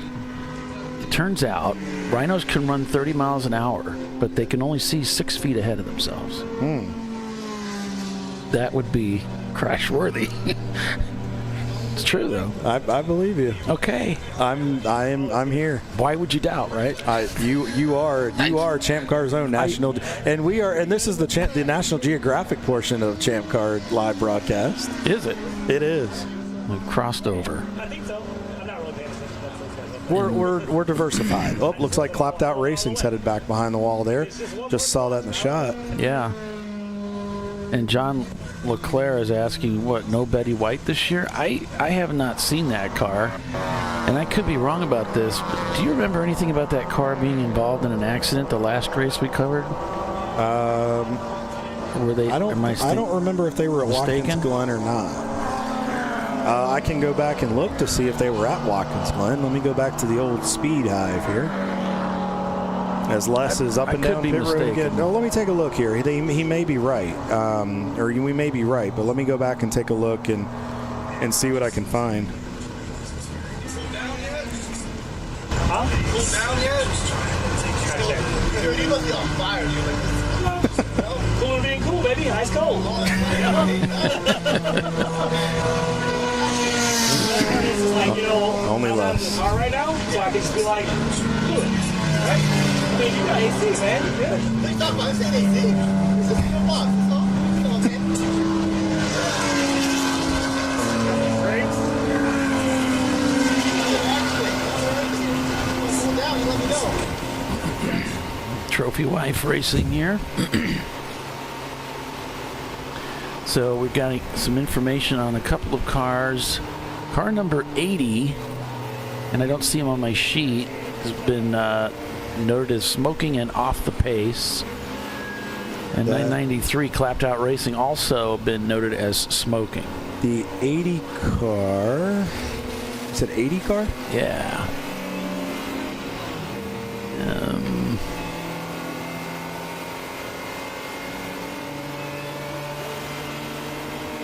right, maybe I'm delusional, but I did not think we had. Let me go look through. I don't think we had an 80 car in the field this weekend. We might not. Sometimes when they type this in, it's hand typed, and sometimes he types it in wrong.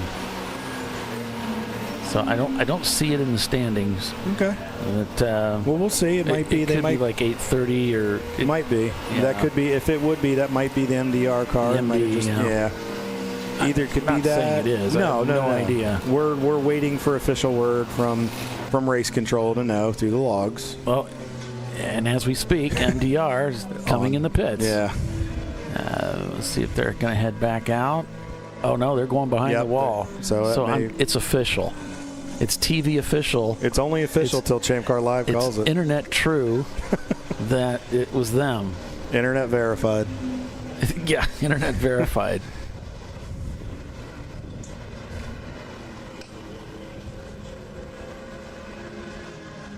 And there's a look out the side window here next to me here at the tower.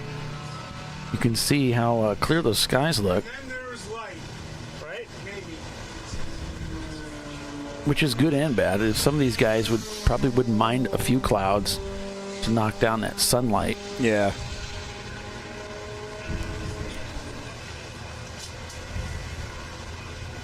And there's Floridian Motorsports. They seem to have been pretty clean today. They've had a good race so far. I'm gonna just kind of knock on our table here as to not give them the announcer's drink. Yeah, they're just rocking C-Class. They've got a pretty decent gap, and the gap has grown quite a bit over the last hour. As you can see, just going by some Miata traffic here, headed into one. You can tell he kind of took it easy under braking there. Didn't want to overshoot as he's coming up on 430. One of the other open throttle BMWs. You see that sunlight, folks. That is just horrible right there. That is a terrible thing for a driver to deal with. And then you have to deal with that going into a brake zone into 3. That's not fun. Now that should go away here in about maybe 20 to 30 minutes. But unfortunately, the driver that takes this Twilight State, you kind of have to deal with it a little bit and just know that's what you're up against. You right now. I'm there right now. I'm famous right now. Yeah, you've always been famous. Can you hear me? Oh, yes, Oleg, we can hear you. We can hear him. Yes, Oleg, we can hear you. So we got Oleg. You're driving with open throttle this weekend. What car are you driving? The Mazda Miata. Mazda Miata, the green one. Yep. 667, I think. Nice. How's your race going so far? We're 12 laps up. So 12 laps up, yeah. We're doing pretty well. I remember you did really well at walk-ins too, yeah? Yeah. You did really well at walk-ins too, right? Yeah, walk-ins. We got first on Saturday and second. Yeah. So this is your, this isn't your home track. That's your home track. Yeah. This is like a home track too. They're always coming here. You're always coming here. I love this track. Yeah. How often do you actually work? Because whenever I'm at the track, I see you at the track. So how does this work? Yeah, I was gonna say because even during tax season, you still be at the track. So I only work from January through April. January to April. No, I work all year. I'm just busy from January to April, so I can't race. Got it. Off season, I can manage my workload. Race once a month. Nice. So. LG Tax Advisors. That's right. Hit this guy up. So if you need your taxes done, go see Oleg. That's right. Good stuff, man. I'll see you soon. Go find Oleg. He'll get you every tax break you need as a driver, owner, whatever you need. We really do have a lot of resources that we really do. Don't really think about, and we've got tax guys, IT guys, AI guys. We've got dentists with the Rockwells, so if we chip a tooth, we're good. We got more engineers than we know what to do with. Yeah. I'm sure we've got attorneys and doctors. Yep. We've got Mike Coleman's wife, Lori, is a lawyer. We even have therapists. We do. Les, if you can hear us, let us know if you got that line on that couch for therapy tonight during the overnight sessions. Yeah. You know, we could do, Champ Car late night. Late night Champ Car.Live late night, folks. The saga continues. Well, stay with us. You're watching Champ Car Live, presented by AutoZone, Green Flag Racing at VIR. We'll be right back.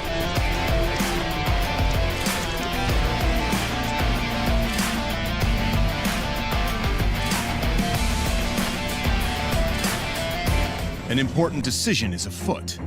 This man is about to buy tires on TireRack.com. Tire Rack is the leading online retailer of tires in North America and a repository of advice and expert reviews. And it's done! All that's left is to arrange for safe, easy installation at one of our independent recommended installers. Well, I guess he did that too. TireRack.com, the way tire buying should be. Jamie's on edge. It's her first time changing her own oil. But she went to AutoZone, where a friendly AutoZoner helps her find a deal on what she needs to get the job done right. Get in the zone, AutoZone. Since 1994, Flying Wrench has been a family-owned business renowned for exceptional European car repair and maintenance. We treat every vehicle with the same care and attention as if it were our very own, building lasting relationships with our clients along the way. We specialize in high-performance vehicles, offering a range of services that include fabrication, construction, custom wiring, and much more. Visit us at flyandwrench.com. Want to get started streaming your races? Or make your current live stream more captivating? We've helped hundreds of drivers create engaging live streams. It's simple. Create a new stream event, grab your camera, and start streaming. Head over to myraces.live to sign up for a free account. Or join us in our community Discord. Stream, share, engage. LifeLine's continuous commitment to research and development ensures that we supply the most innovative and cutting-edge products available, used by the majority of the world's motorsport championship-winning drivers, teams, and constructors. LifeLine has a stringent and proven history of success. LifeLine's continuous commitment to research and development ensures that we supply the most innovative and cutting-edge products available. LifeLine's 0360 systems are the result of over 7 years of intensive research and development using 3M's Novik 1230 environmentally safe gas extinguishant. LifeLine uses only the finest quality components. For more information regarding our fire safety equipment and fire safety systems, please contact us at info@lifeline-fire.com. At Parts Badger, we're not your typical machine shop. An aircraft manufacturer had to deliver a new interior in just weeks. With hundreds of line items and tens of thousands of parts needed, they turned to Parts Badger.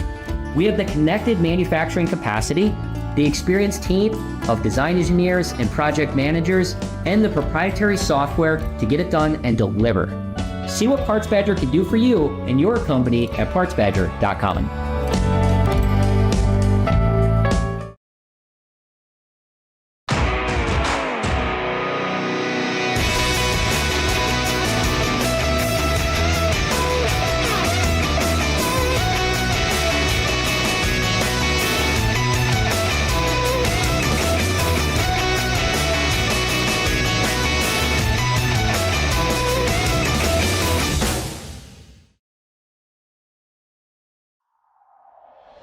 Discovery Parts is a veteran-owned racing and safety equipment company. While we're located inside Atlanta Motorsports Park in Dawsonville, Georgia, Discovery Parts can also be found at the tracks, supporting a number of Champ Car Series events.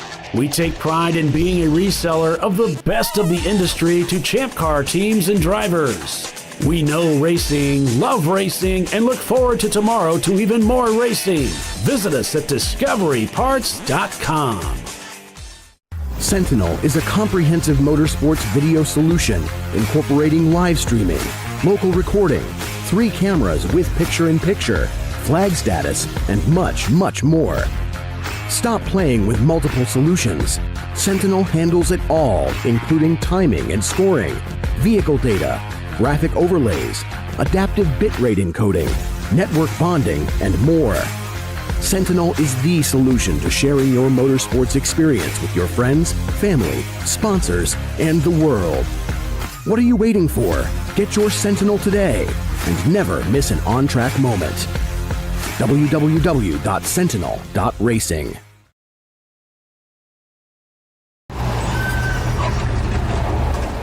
George is fed up. And so is Junior. They weren't planning on having to replace their brakes today, but they went to AutoZone, where a friendly AutoZoner, Renee, helps them find a great deal on Duralast Gold pads and rotors. No headaches, just the right parts, and friendly service. Get in the zone, AutoZone.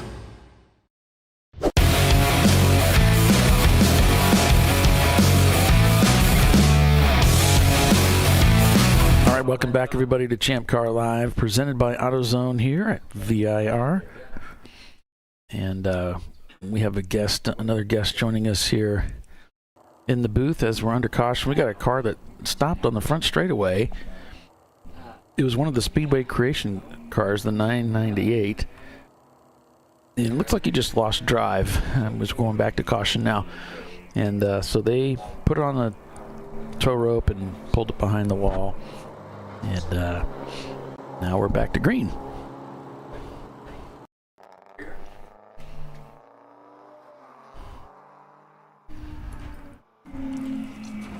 All right, folks, we are back on here. Thanks, Paulie, for bringing us back from break. We have a familiar voice in the booth. Many of you may know Mr. Ben Keating. How's your, you were just talking about it. You said you were having a little bit of having to work with that brake pedal. So how's your race been other than that so far? Yeah, the race has been so good so far. I think this is my 7th LifeLine 24-hour, VIR Chump Car race. I still prefer to call it Chump Car. But my 7th one, and, I don't want to count my chickens before they hatch, but it looks like we might be able to make it to halfway without going back to the garage one time. Yeah. There we go. We'll knock. There you go. We'll knock for you. And that would be quite an accomplishment for us. We've never done that. Okay. That's a never. And so, we're really excited. It's been a really interesting year. I'm assuming that most of the viewers are familiar with the point system and kind of how Champ Car works with building your cars. We've chosen to use our points to make power, and every year so far we've blown at least one engine, and this year. It sounds so funny when I say it, but I took my Chump Car to the wind tunnel, and we decided to take all the power bits off the engine to give us enough points to put a wing and a splitter on it. Okay. And it's been incredible. We're about 2.5 seconds quicker than we were last year, but more important than that, it's so much more comfortable to drive. Last year you just felt like you were kind of collecting yourself everywhere all the time. It was very difficult to drive, and so a 24-hour race like this with who knows how many different types of drivers you've got out there at one time. You got to have a car that's easy to drive. So we've made some major upgrades in our car, and man, I got to tell you, I'm just excited to be here. I get to race lots of cool cars and lots of cool races, but I would say this is the most fun I have all year, and it's definitely the most fun per dollar. If you do the fun per dollar scale, this is way at the top. You're saying that while the IMSA stuff is that the pro stuff and all, you're saying that the dollar it's not very cost effective. Is that what you're telling me? It is not. A lot of people are quick to say I'm one of the best bronze rated drivers out there. I'm quick to say I'm just one of the best bronzes that can afford to be here. It is. There are a lot of really good drivers out there that cannot afford to be there.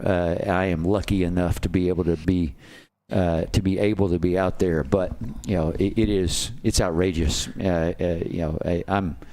I'm blessed to be able to be out there. I don't mind admitting that I went through drug treatment twice in high school, so I'm a recovering drug addict, and I'm also quick to say that my personality has not changed at all. This is just more socially acceptable than the drugs I was on in high school, and they're more socially acceptable, but they're more expensive too. Exactly. I was just going to say that before you went that. So I remember to kind of briefly hit on your stuff. I remember about a year or two ago, you were getting interviewed on NBC Sports during the 24 broadcast because you bounce around between the GT car and the prototype with the LMP. I mean, you do everything when you do the Rolex at Daytona that I've noticed. But I remember listening, and I know Parker Kligerman and I think Junior and a few guys were interviewing you there, and you gave some insight on your path to that point. Yeah. I don't know how many of our Champ Car viewers were able to witness that. It was a really cool interview. Can you kind of give us that same rundown? I think it's pretty well documented. There's a really good Dinner with Racers episode that they did with me. They did a really good job of documenting it also. But in 2005 for Christmas, my wife gave me a weekend at Texas World Speedway, an HPDE weekend. I was a car dealer, but I had no idea that anyone could take their car to the track and drive it like that. And I literally knew nothing. I was 35 years old. I went to my Dodge dealership and I took a Viper off the showroom floor. I was wearing Keens, not like sandals, shorts and a t-shirt, and I drove my car to Texas World. I did not bring a helmet. I did not bring any tools. I had no clue, literally no clue. They let me borrow, speaking of Earnhardt, they let me borrow an old school open face helmet. They let me drive in my Keens. I mean, golly, I think it was the most fun I'd ever had. And I promised myself at that point that I would come back and do it again. And so that was, I got it in December of 05. I did that weekend in 06. In January of 07, the general manager of Texas World Speedway says, "Hey, you're in a Viper. There's a big Viper group coming in January."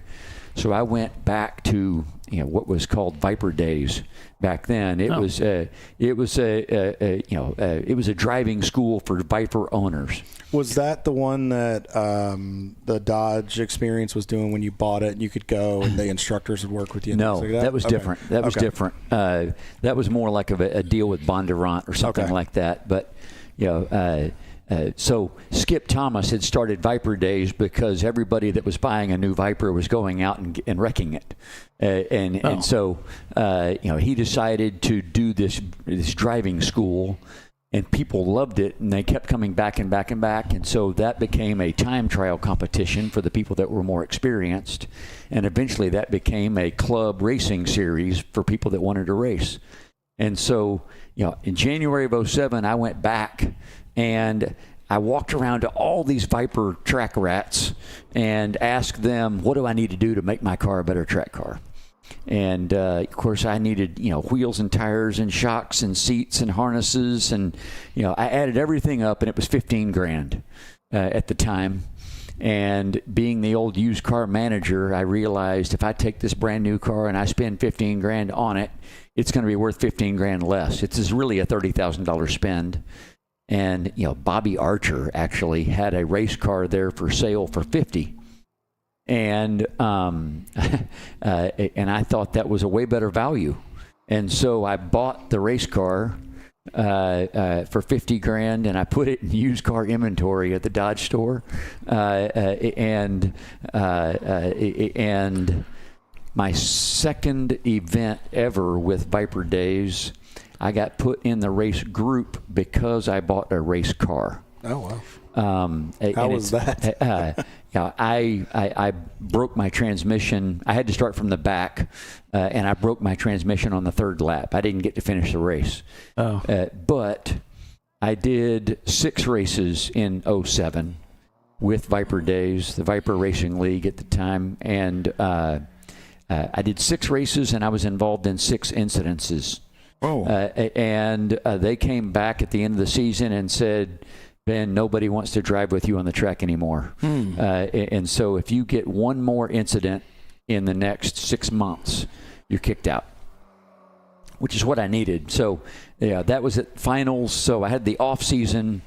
Yeah, I'm a really technical, engineering-minded kind of a guy. I bought textbooks on racecraft and how to drive, and I actually learned how to drive instead of just going out there and trying hard.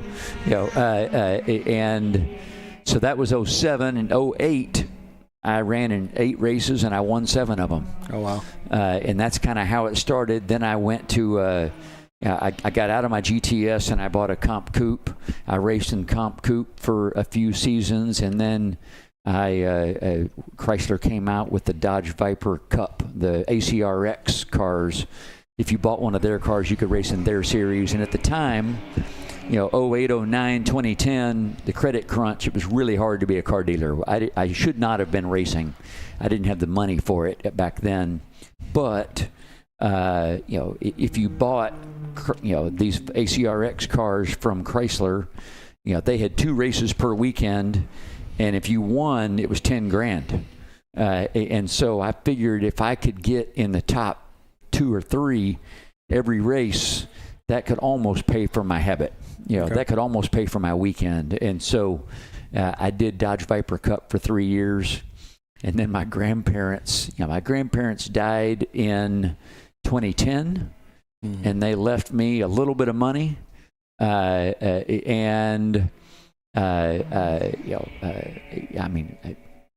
guy that a connection through Viper Racing was going to do the Rolex 24. I agreed to do it with them.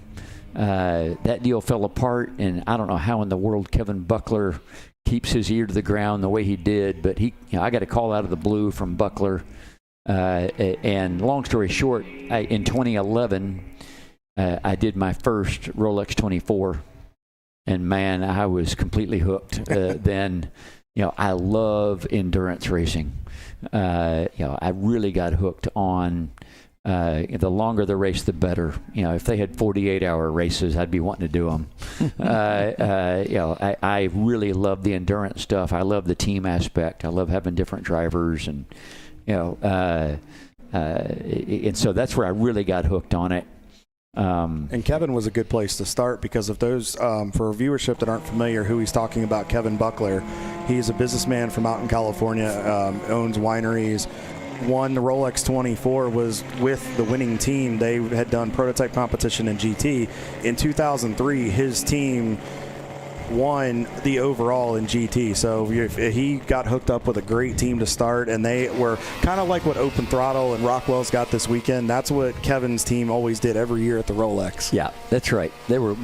I was in one of 5 cars at the Rolex, it was good. So then, in 2013, I did a full season in the American Le Mans Series with Buckler, with TRG in the GTC class. And the reason I went with the American Le Mans Series is because that's where Chrysler was racing the Viper GTSRs.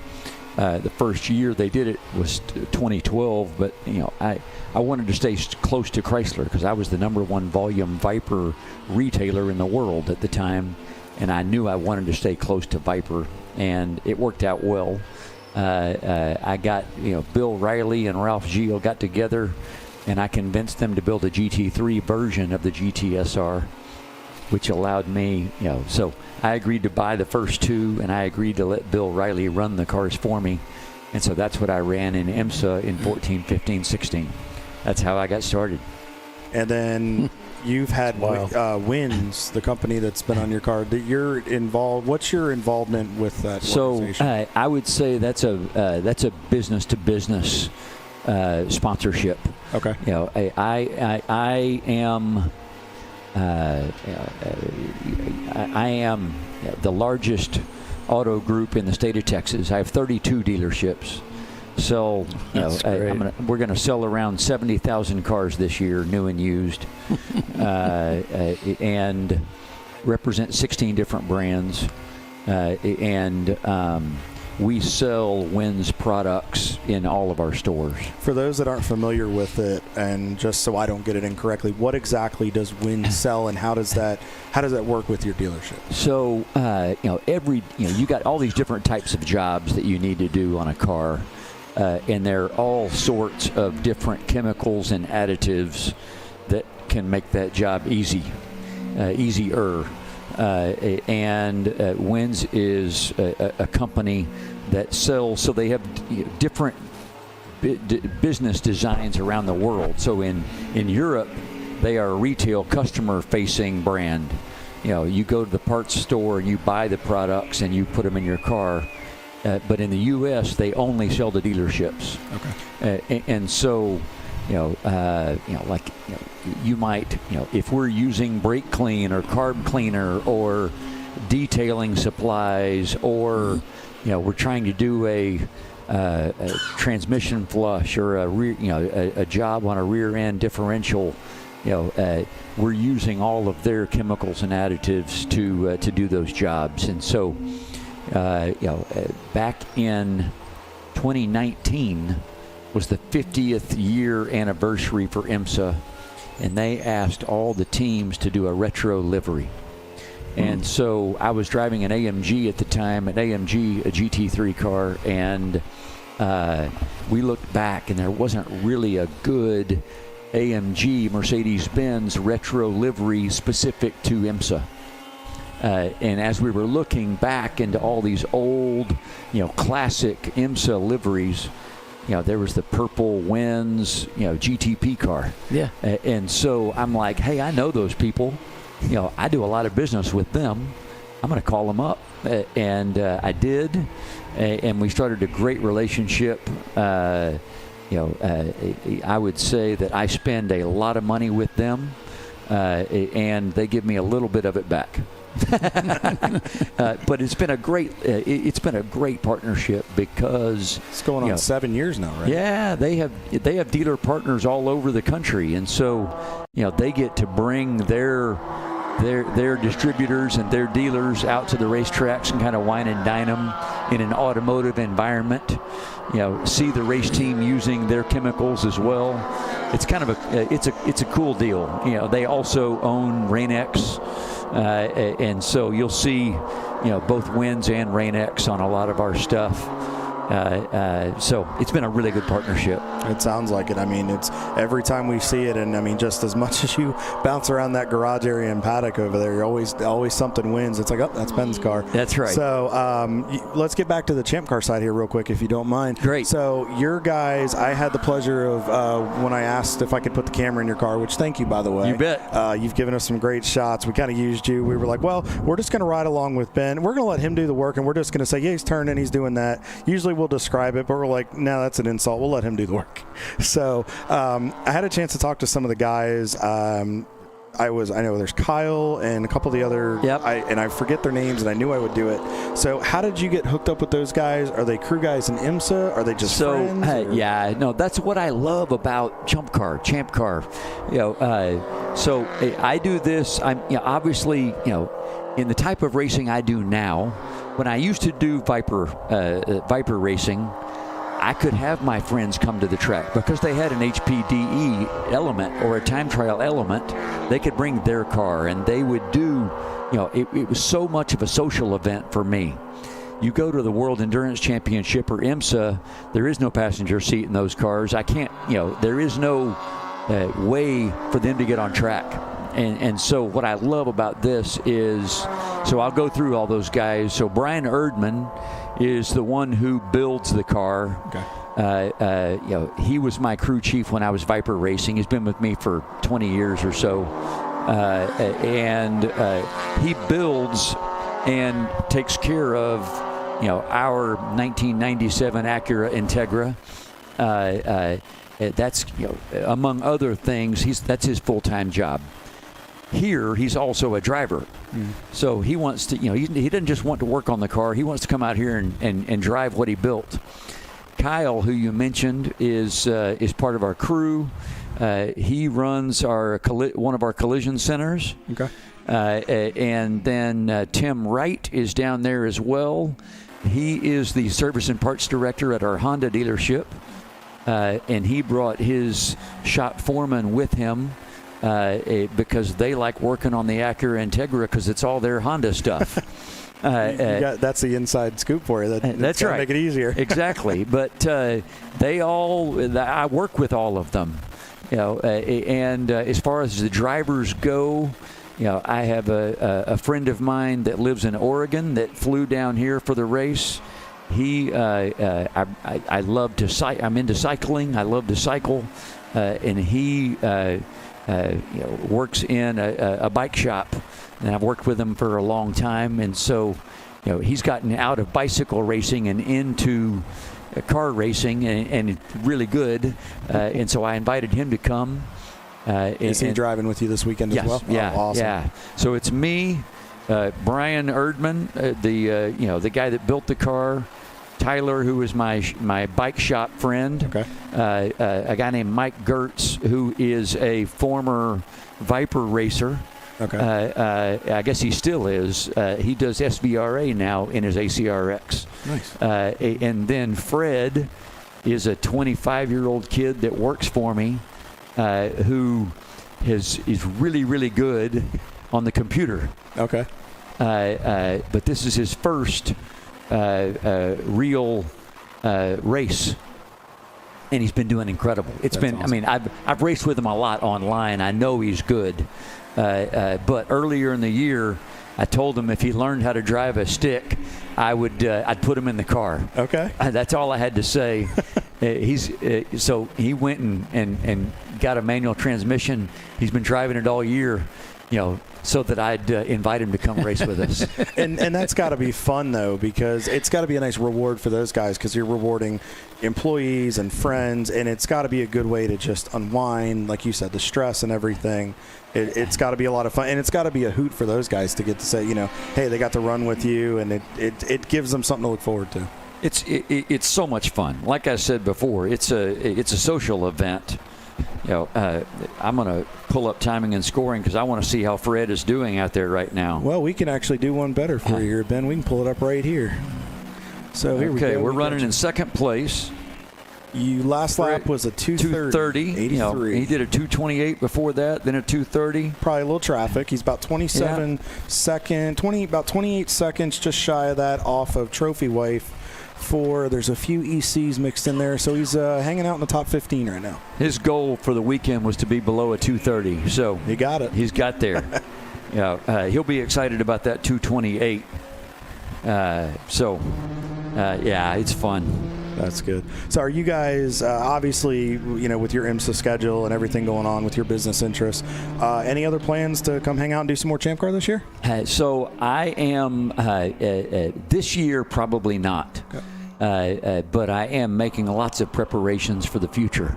I am, next year I will only do Daytona as far as IMSA goes. Okay. But I will do another full season of the World Endurance Championship next year. However, after this race last year, I turned Bill Riley loose to build me another car. So I've got Bill Riley building me a chump car right now. Nice. Oh, okay. I thought it was going to be ready for this race. I thought we were going to be a two-car team. Can you give, do you want to surprise us? Sure. Or you want to let us know what it is? I'm super excited about it because I'm a third-generation Ford dealer. I'm really a Ford guy, and I'm friends with a lot of those executives, and I'd love to invite them to come drive with me. Oh, yeah. Right? And so I'm building a 1970 Mustang. Oh, nice. 302. Like a Mach 1. And at least right now, it looks like it's going to be an F-class car. So it's going to be that's cool. 300 points. Okay. Yeah. A 300-point car. I'm really looking forward to it.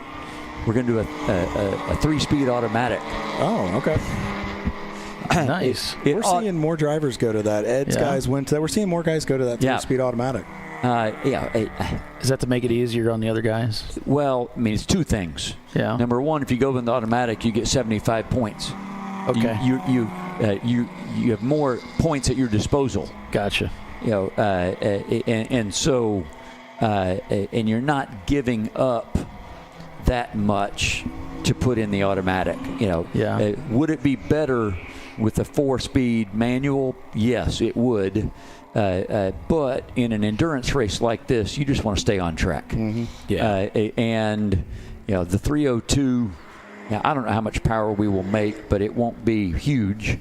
But it's enough to power along. We'll do the whole thing in second or third gear, which is not too much different than the Acura that I'm out there in. Well, it's funny you mentioned that about it, because, I mean, how many times this year, Paulie, since we've seen the increase in car counts at certain races with the F-Class, I mean, John Whitnauer's guys with Whitnauer Motorsports, the John Allen, some of the other cars that are running the F-Class specs, for example, with Mike Gorman with Open Throttle, those F-Class cars, how many times do we end up in the top 15, top 20, or even top 10 being competitive?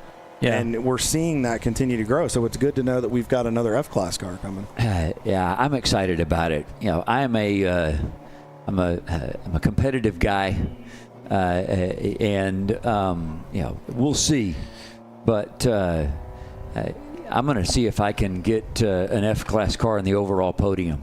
All right. Well, we look forward to seeing that. And I'm assuming the other reason, too, is just less risk of blowing out a transmission. That's right. Then you can get more renters if they're not as savvy with a stick. They don't feel like they're excluded. Yeah, I mean, I'd say most people are good with the stick, but it majorly increases the chances of a blown engine. Mm-hmm. All you need is a miss-shift, or you downshift too early, and you zing the motor up and you're done. Or, as you said, you can, bend a shift fork and cause problems with the transmission. A lot of the cars, even so far in the race here, have gone. I'm friends with one of the Miatas we're racing against. They already had to put a transmission in. So. It's easy. It's more real. I think it'll be more reliable, and it allows the driver just to focus on their line and one less distraction. One less thing to worry about. Yep. That's right. So we'll see. I'm excited to build the 300-point F-Class car, and then I'll have a lot of room to play with if I want to go to a 500-point car at some point. Okay. All right. Well, unfortunately, I got to close the broadcast. We got to go to part 2 because of a restriction from YouTube. Otherwise, we run out of our DVR. But thank you so much for coming to talk to us. You're welcome to stick around. You want to stay for the next, hang out with us for the next 8 hours. I love visiting. I'll take as much as you. I'll visit as long as you want me. Yeah. If you want to hang out with us for a few minutes, we'll get the next one spooled up. So make sure you guys tune in. Go to that Champ Car page there on YouTube. Yeah, and we'll I'll put a link shortly. up, and I'll put a link. I put a link up in the garage just now and on my personal page. So Rockwell is still continuing to lead. They've got the top 3 covered. We will do a rundown on the other side and let you know what's going on as we are approaching 8 p.m. Eastern here on actually just 3 minutes after the top of the hour. We will be back on part 2. Okay. All right. We'll see you on the other side, folks.